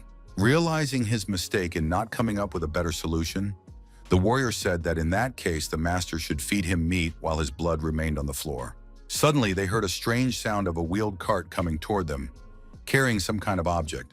Fearing that they might be noticed, Barrack stood up abruptly and turned with Jan toward the approaching noise. What he saw shocked the bodyguard. He couldn't believe his eyes, as if it were some kind of magical dream. Before them was a huge golden harp, or, as the magicians called it, the light of the oracle, which was used to test abilities. Gesturing with her hands, Wesley asked if the Viscount knew how the test worked, to which he honestly replied that he did not. She then explained that when this object appeared, he had to raise his hand and use magic, and depending on its power, the atmosphere in the hall would change. The young man understood that they wanted to fool him, but he did not understand why they were doing it so openly. Meanwhile, the other magicians gathered around, and she shouted for them to prepare to deliver their verdict to the young man. Approaching Barrack, they began to push him back, and the warrior tried to protest, but the hero calmed him down, saying that everything was fine. When Yang touched the harp, the pictogram under his feet suddenly lit up with a bright light, and the magicians sat down and touched it with their hands. Suddenly, someone called out to the Viscount, attracting his attention, and the character turned around in confusion, distracted from the instrument. Looking at the mage, he couldn't believe that this was the same person who had been awarded for his merits in the Battle of Roxana. Her name seemed to be Nakina, a girl with short hair and an unusual appearance for someone with abilities. Approaching him, she asked if Yang was right-handed, and the hero confirmed this, not understanding why she needed this information.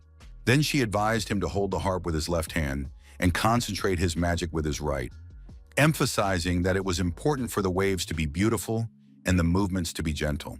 Suddenly, someone called out loudly for her to come to them immediately, and she obediently headed toward the others, a little frightened. Another mage maliciously reminded her that he had told her not to linger, clearly unhappy that she had been coaching the young man. Indignant, she tried to explain that there must be a limit to any lie, to which she was told that, as always, she was very fair. Turning to them, Yang listened attentively to the conversation. His fears that they wanted to frame him were justified, after which they left him. Remembering the battle at Roxane, he realized that it was Hale and Tommy, the most talented of the magicians, clearly obeying Wesley. Suddenly, the red screen began to open, illuminating everything around with bright light, and the long-awaited test of abilities began. Thus, he found himself in the center of the hall, on a kind of stage, and the aristocrats gathered nearby realized that it was time for the exam. The crowd assumed that it must be difficult to hold 2 races a day, while others believed that someone who had eaten crumbs would have no problems. Listening to all this, the expert was horrified by such an attitude, but did not say a word, hoping for the hero's success and composure. Stepping forward, Wesley stated that everyone knew how important magic was for the defense of the Burial Empire. As she explained that for many years they had to put up with the inability to find a talented magician, Gale listened attentively. But now standing here, she declared in front of everyone that they had received a blessing that could be considered a New Year's miracle. She also swore that the Viscount's power would serve them all well in the future. Marav also watched the proceedings closely. The Emperor and Empress, along with the younger princes, sat in one of the alcoves on the balcony and watched the scene with interest. Applauding eagerly, she gave Yan the opportunity to begin playing the harp, and the others also waited. Silence hung over both the crowd and those behind the screen, many of whom were very skeptical of the bastard's abilities. The hero, dressed in an elegant gold suit with an emerald brooch, settled comfortably by the column, ready to begin. His gaze was focused on the instrument, as he was doing this for the first time and felt slightly nervous. Touching the strings with his fingers, the character thought about how to do it correctly, trying to concentrate. Suddenly, the hall was illuminated by a bright glow. The air trembled from the flow of magical energy, and those present, amazed, looked up, not believing their eyes. With each movement, the melody grew louder and louder, and the Viscount continued to play, paying no attention to those around him. The Emperor and his entire family seated on the balcony were shocked, as they had never seen anything like this before. Marav, who did not expect such a level of skill from an ordinary young man, watched him with joy in the shining hall, surrounded by bright lights. Distracted from their own playing, the musicians, along with the conductor holding his baton, froze in amazement. With his mouth agape, the man gave the orchestra the signal to continue in order to support the Viscount's magical melody. Gale also watched the hero with tension, marveling at his abilities and proud that his hopes had not been in vain. Absorbed in the process, Yang played so that flowers seemed to bloom around him, and the power of his abilities only grew stronger. Surprised and shocked, the minister's eyes widened as she watched his hand movements. Frozen in amazement, Wesley couldn't believe that an ordinary bastard possessed such magical power. Watching Gale's reaction, Delane sighed heavily, wondering how a man could look at his beloved like that. Hearing the melody, she herself was shocked and listened, although she had not been particularly interested in magic before. Bringing the binoculars to the Emperor's eyes, she asked if he could see it, and the old man began to watch with interest. Approaching the Empress, Jean turned to his mother, explaining that Arsène couldn't see well from the sofa in the corner of the balcony. Turning her head, she noticed her son sitting in the distance, trying to see what was happening with a small pair of binoculars. Touched by the prince giving his binoculars to his younger brother, she noted his kindness and stroked his head. Turning back to the king, she asked if he thought the Viscount's game was divine, but the old man only chuckled mysteriously. Enthralled by the game, Jean looked in amazement at the new count. Absorbed in the atmosphere of magic and enchantment, feeling a strange power, he noted that Yang was truly an incredible person and wanted to get to know him. Continuing to touch the strings, the young man felt his strength gradually fading, and he needed to finish the game beautifully.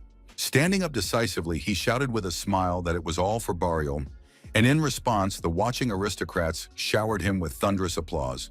Stopping the game, the character bowed, feeling proud that he had managed to outsmart all his enemies who wanted to stop him. Wesley stood behind him eagerly, waiting for his next move and not interfering in the process. Approaching her, the Viscount graciously kissed her hand and bowed before the minister, like a true gentleman. With a smile, she noted his incredible strength and said she would eagerly await his application to the Ministry of Magic. Having completed the examination, Yang decided to leave the hall, tired from a whole day of such intense attention and testing. But as soon as he stepped outside, the aristocrats surrounded him, bombarding him with questions about his choice of department and admiring his strength. Everyone advised him to join the Volunteer Magical Studies Department, and the Viscount himself did not know where to hide from everyone. Suddenly, someone called out to him, drawing attention and distracting him from the questions. Yang turned around, hoping for his salvation. It was Romandro, who explained that he had something important to tell him and asked him to come closer. Apologizing, Yang followed the man, promising to return soon, as everyone hoped to talk to him some more.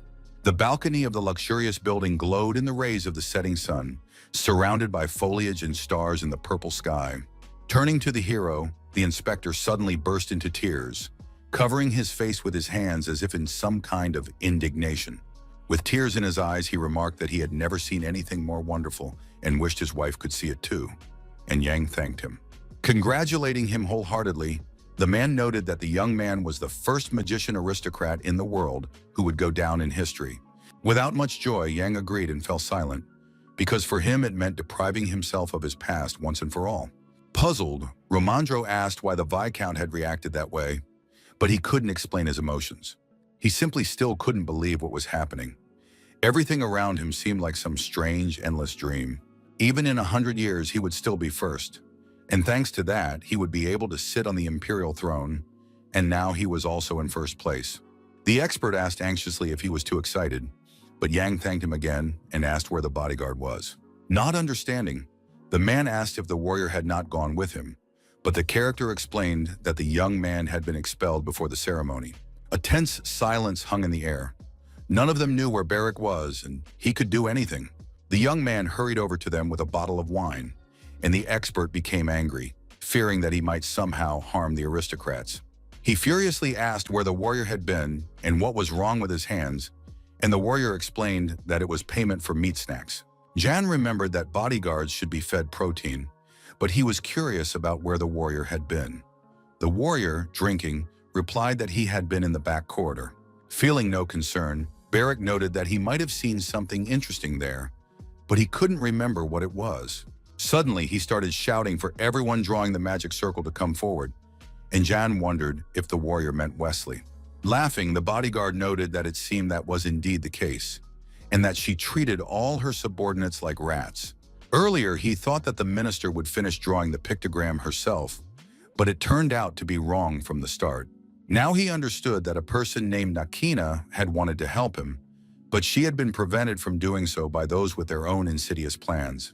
It turned out that there were factions within the Ministry of Magic, a department headed by the girl, and she was the one who assigned the work. Thinking that such groups existed everywhere, he realized that if it weren't for Nam, it would have been difficult for him to adapt here the first time around. Interrupting his thoughts, someone suddenly called out to the Viscount, drawing his attention and bringing him back to reality. Bowing submissively and apologizing for the disturbance, a young man asked him to give him a minute and asked him to come over. He then said that he would take him to a separate room on the second floor, where the entire imperial family had gathered at that time. Gradually, they approached the doors of the royal chambers, guarded by soldiers on all sides for security. Bowing, the man greeted the Viscount and introduced himself as Veals, the third captain of the Imperial Guard. He then asked permission to conduct a search, and Yang obediently spread his arms and agreed, noting his duty. While the hero was being searched, the rest of the soldiers obediently awaited further instructions from their captain. After completing the procedure, Veals thanked the character for his understanding and let him inside, deciding that the hero did not have any dangerous items. Opening the doors, he told the young man to go ahead without hesitation. His suit was completely white, suitable for the celebration. Upon entering, Yang noticed the pleasant atmosphere, with aristocrats sitting at tables and children running around, playing with each other. Noticing him, she couldn't believe that the Viscount had actually come, noting his striking appearance up close. The emperor abruptly called the character over to them, and the young man, not expecting his invitation, turned around in surprise. Confidently, the young man approached them with long strides without the slightest hesitation, paying no attention to the others. Standing in front of the old man, he bowed low and greeted His Majesty and his entire family. Looking around at everyone, he wondered if these people were the center of the empire or the key to its bright future. The countess and her twin sons looked at him with interest, the boys whispering something in surprise. Waging a secret war between themselves, Merv and Gale assessed the character, his abilities, and his usefulness. The old king also watched the new Viscount, wondering if the young man could become a worthy ruler of Bracha. Once again thanking Jan, the emperor noted that his words would serve as an example to high society, and Jan promised to follow all instructions. With undisguised interest, Deline, sitting nearby, asked which department he was going to join after all. Sizing each other up, Gale decided that wherever Jan wanted to go, he would not allow him to get there, while Merev simply remained silent. Placing his hand on his chest, the Viscount declared that his opinion meant nothing, and that he intended to follow Minister Wesley's instructions. In fact, he had no intention of joining the magical stones department that Merev had mentioned, because that would only separate him from the center of power. He understood that he needed to skillfully balance between the two sides, so it was worth accepting Gale's offer and misleading everyone. Grabbing the hero sharply by the sleeve, Arsène, who was watching him, asked him to show his magic again, as he had done in the hall. Explaining that he needed the light of the oracle to do so, Yang was met with the boy's persistent requests to demonstrate something else. The other boys and Jean rushed with determination and interest to watch the magic surrounding the hero. Watching the emperor, the countess noted his weak condition. The old man was barely holding on, and it was clear that he was unwell. Agreeing to show the children his power, Yang used his energy to create a fireball in his palm. Admiring his skills, the children wanted to touch the bright light, and the young man allowed them to do so without hesitation. Then the boy said that it was his first time at such an event, so it was incredible for him. Hearing this, the hero was very surprised, because it was strange that the prince, who lived practically next door to the Ministry of Magic, had never seen anything like this before. While Jin sat next to his mother, Arsène continued to watch the Viscount's abilities with admiration. Unable to bear it any longer, Dylan told her son to mind his manners, because Sir Ian was not a jester to be treated so rudely. Reassuring her, the character said that today was a very happy day for him, so he would like to give the prince some happy memories. Grabbing his leg, Arsène laughed and thanked him for saying that, and protecting him from his mother's anger. But the Viscount only remained silent in response, watching the boy's actions and admiring his interest in magic. Suddenly, the king coughed, drawing their attention, and the young prince's face showed fear for his father's life. Marv rushed to him with concern, asking if everything was all right, but the emperor was breathing heavily and wheezing strangely. Worried about the king, he asked a servant to take the old man to his chambers, and the servant obeyed, bowing submissively. As she left, Deline called Arsène to come with her and asked him not to bother Sir John with his silly questions about abilities. The boy and the hero watched them intently, not understanding such accusations, but decided to obey the woman. In tension, everyone except Jean and Gale left the office, accompanying the emperor to his room and not wanting to continue the celebration. The doors closed, and the prince, the boy, and the hero were left alone, and the long-awaited silence fell. With contempt, the prince breathed a sigh of relief, as if he had thrown off an incredible burden of unnecessary worries. Turning to Jin, he asked if he too should have left with his brother and the others, as the boy annoyed him. But the young prince, as if not noticing him, continued to sit silently, staring at one point, as if mesmerized by something. Suddenly, the Viscount addressed him, drawing his attention, and Jin looked at him in surprise. Sitting down, Yang asked permission to escort the young prince, as it was already very dark outside and he was worried about him. Puzzled, Jin looked at the hero, but he promised to do whatever the boy wanted without objection. Lighting the way with a flame in his hand, the character, along with him and the maid, headed for the chambers, while outside the window stood the dark night. Behind them, the servant reminded him that they had a lantern, but Yang replied that it was not necessary, as his light was brighter. But in reality, he realized that it would be easier for him to watch the twins from here, and noted that the second one also had no scars. Looking at Jean, as he had expected, It was difficult to tell the boys apart by their faces, but their personalities were clearly different. Perhaps there was some detail that could distinguish them, but it was definitely not external factors. Stopping, the prince turned to him, and Yang listened attentively to the boy, making no sudden movements.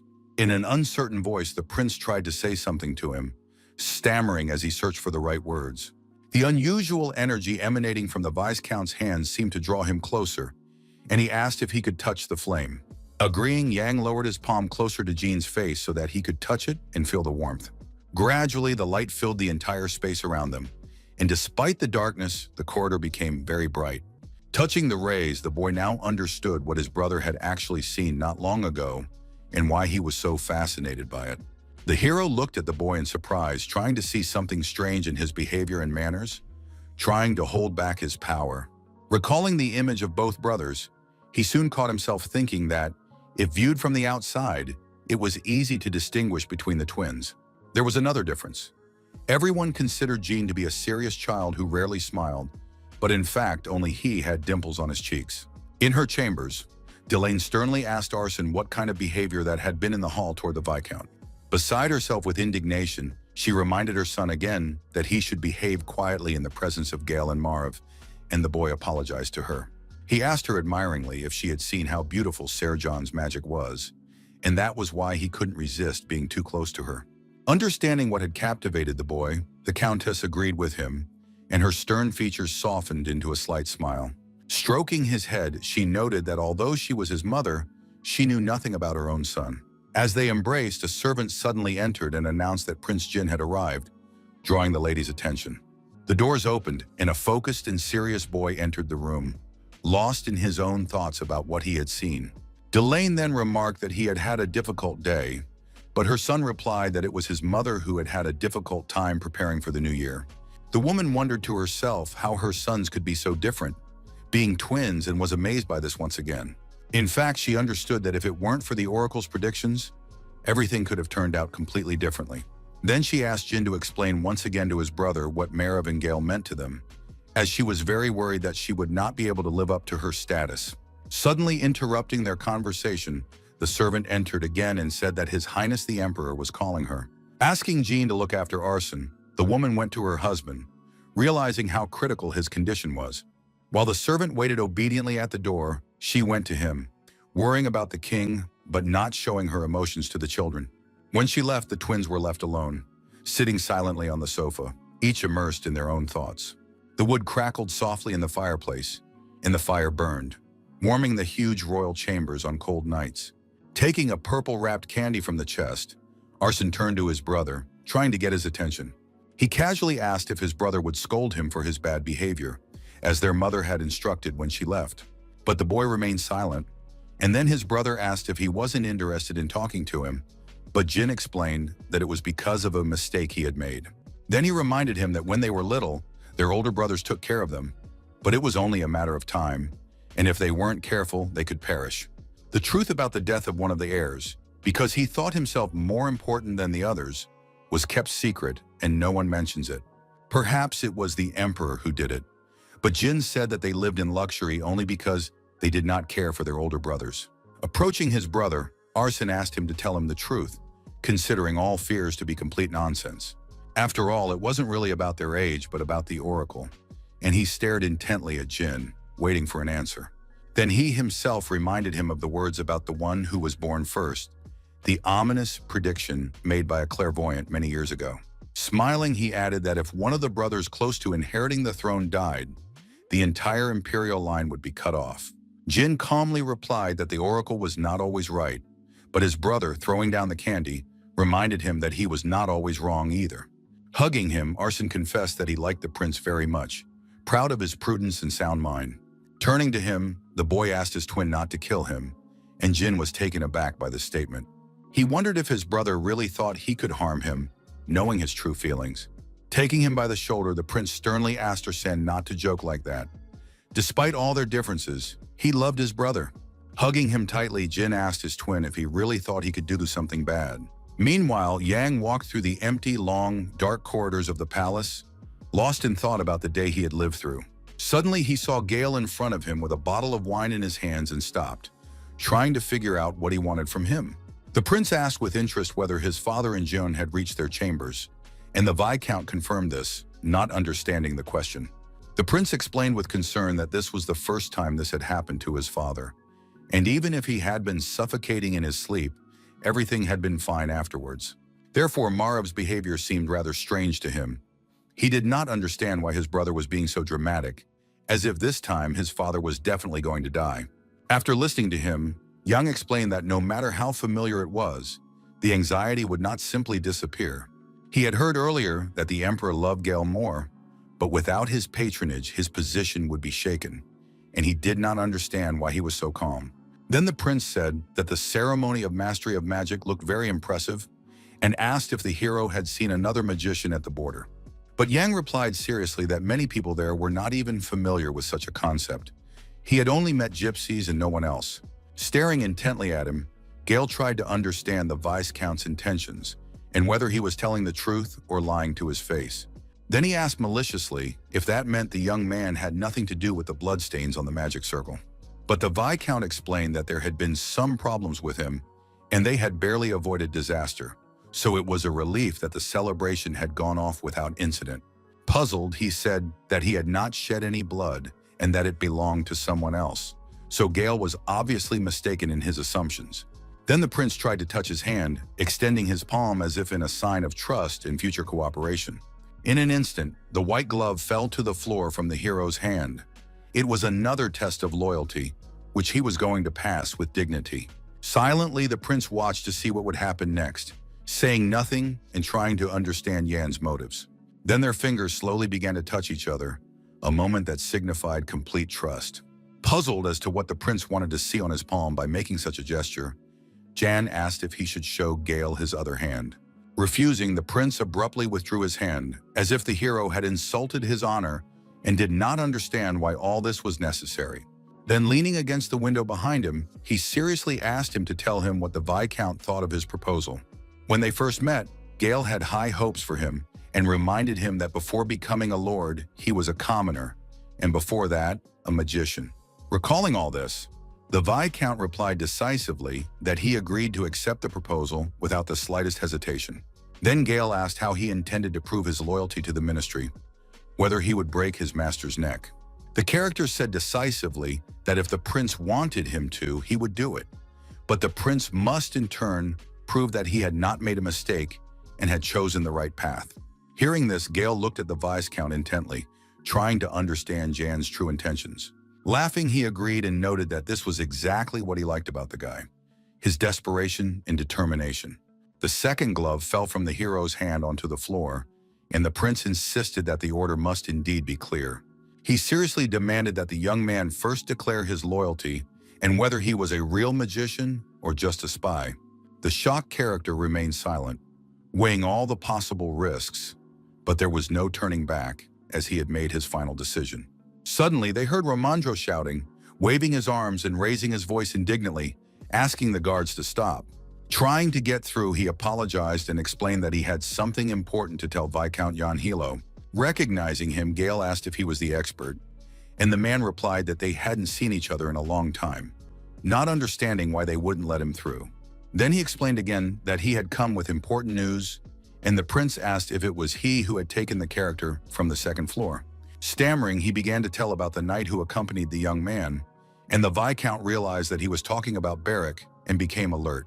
Bowing, he explained that his warrior was not used to such events, so he was worried that he might do something wrong and therefore had to leave. Drinking wine from a bottle, Gale allowed him to go about his business, realizing that he had figured out all the important points for himself. With a determined step, Jan headed toward the guard holding Romandro to help the young man. As he descended the stairs, he asked what had happened to Beric, and the expert asked him not to be afraid and explained that he had come simply to take him away from there. Showing him how to be quieter, the hero explained that everything he said would reach the prince, and the man, indignant, shouted that it was only half true. It was still the middle of the night outside, and only the windows of the castle were lit by the dim light of the lanterns inside. Beric lay asleep on the floor near the entrance to the hall, hugging bottles of various drinks, completely unconcerned. Looking at him, Romandro said that the young man was drunk and suggested that Jan quickly take him away so that no one would see him. When the hero lifted the warrior, he came to briefly, but the character said it was time to go home. Taking him by the hand, the Viscount realized that they should not relax, even considering that they were wearing gloves, because the prince knew how to apply pressure to conduct a check. Leading Beric out, they realized that in order to avoid falling into Gale's hands, they had to leave the castle as soon as possible. But the prince watched the scene perfectly from the window on the upper floor and gloated that the Viscount was in his hands. Walking through the dark corridors, they complained that the warrior was too heavy, generally outraged by his irresponsibility. Laying him on the bed, they assumed that it was all because he, like the knight, had a mountain of muscles and a lot of strength. Looking at the sleeping bodyguard, Yang said that he should be forbidden to drink, and Romandro noted that it was a good idea. Sitting down on the bed next to him, the expert reminded him that tomorrow a notification should arrive about the young man's admission to the Ministry of Magic. Suddenly, the man's gaze fell on the dark street outside the window, illuminated only by moonlight, and he smiled. Folding his hands nervously, he asked the hero to listen to him carefully as he tried to find the right words. Out of curiosity, he asked why Yang had kept quiet about the tribute collection during his audience with Marav and lied to him. Not expecting such a question, the character remained silent, discouraged, as if looking for an excuse for his actions. Without waiting for an answer, the expert noted that he was not in a position to comment on the Viscount's actions. He was simply curious. After that, he decided to think for a moment to explain his excessive insistence, as it might have seemed to the young man. Then he said that if Yang wanted to prioritize his abilities as a magician, he would try to help him, further discouraging the hero with his confession. Then the Viscount asked if the expert was not Prince Marav's man, to which Romandro replied that if he wrote a letter of resignation, he would no longer see him. Then he asked if he and the young man would really stop communicating, and if that was the fate of the magician and he had to work with someone else, he was ready to accept it. After listening to the expert, Yang wanted to explain something in more detail for clarity, avoiding unnecessary misunderstandings and ambiguities. He stated decisively that he had no intention of working for Prince Gale. Rubbing his head, the expert said that he had already managed to get excited. Continuing, Yang said that he was not going to let the prince in on his secrets, because there was nothing more dangerous than revealing his cards. If Marav suddenly started asking questions, he asked Romandro not to worry about him and to answer as he saw fit. Looking at the sleeping Kosh and Vivian, he asked if the most important thing for a man now was not his wife and the child who would soon be born. He continued to assure the expert that he could handle everything on his own, and the expert noted that the young man had already proven himself at the border. As dawn broke, he said he would find a place to hide the roll for long-term storage. Yang thanked him gratefully, and Romandro asked if he couldn't just help him, since they had spent so many days together.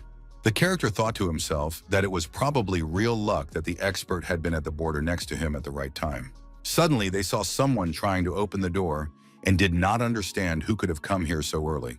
A maid entered and announced that a guest had arrived for the Viscount, and Yang asked who would be visiting at such an hour.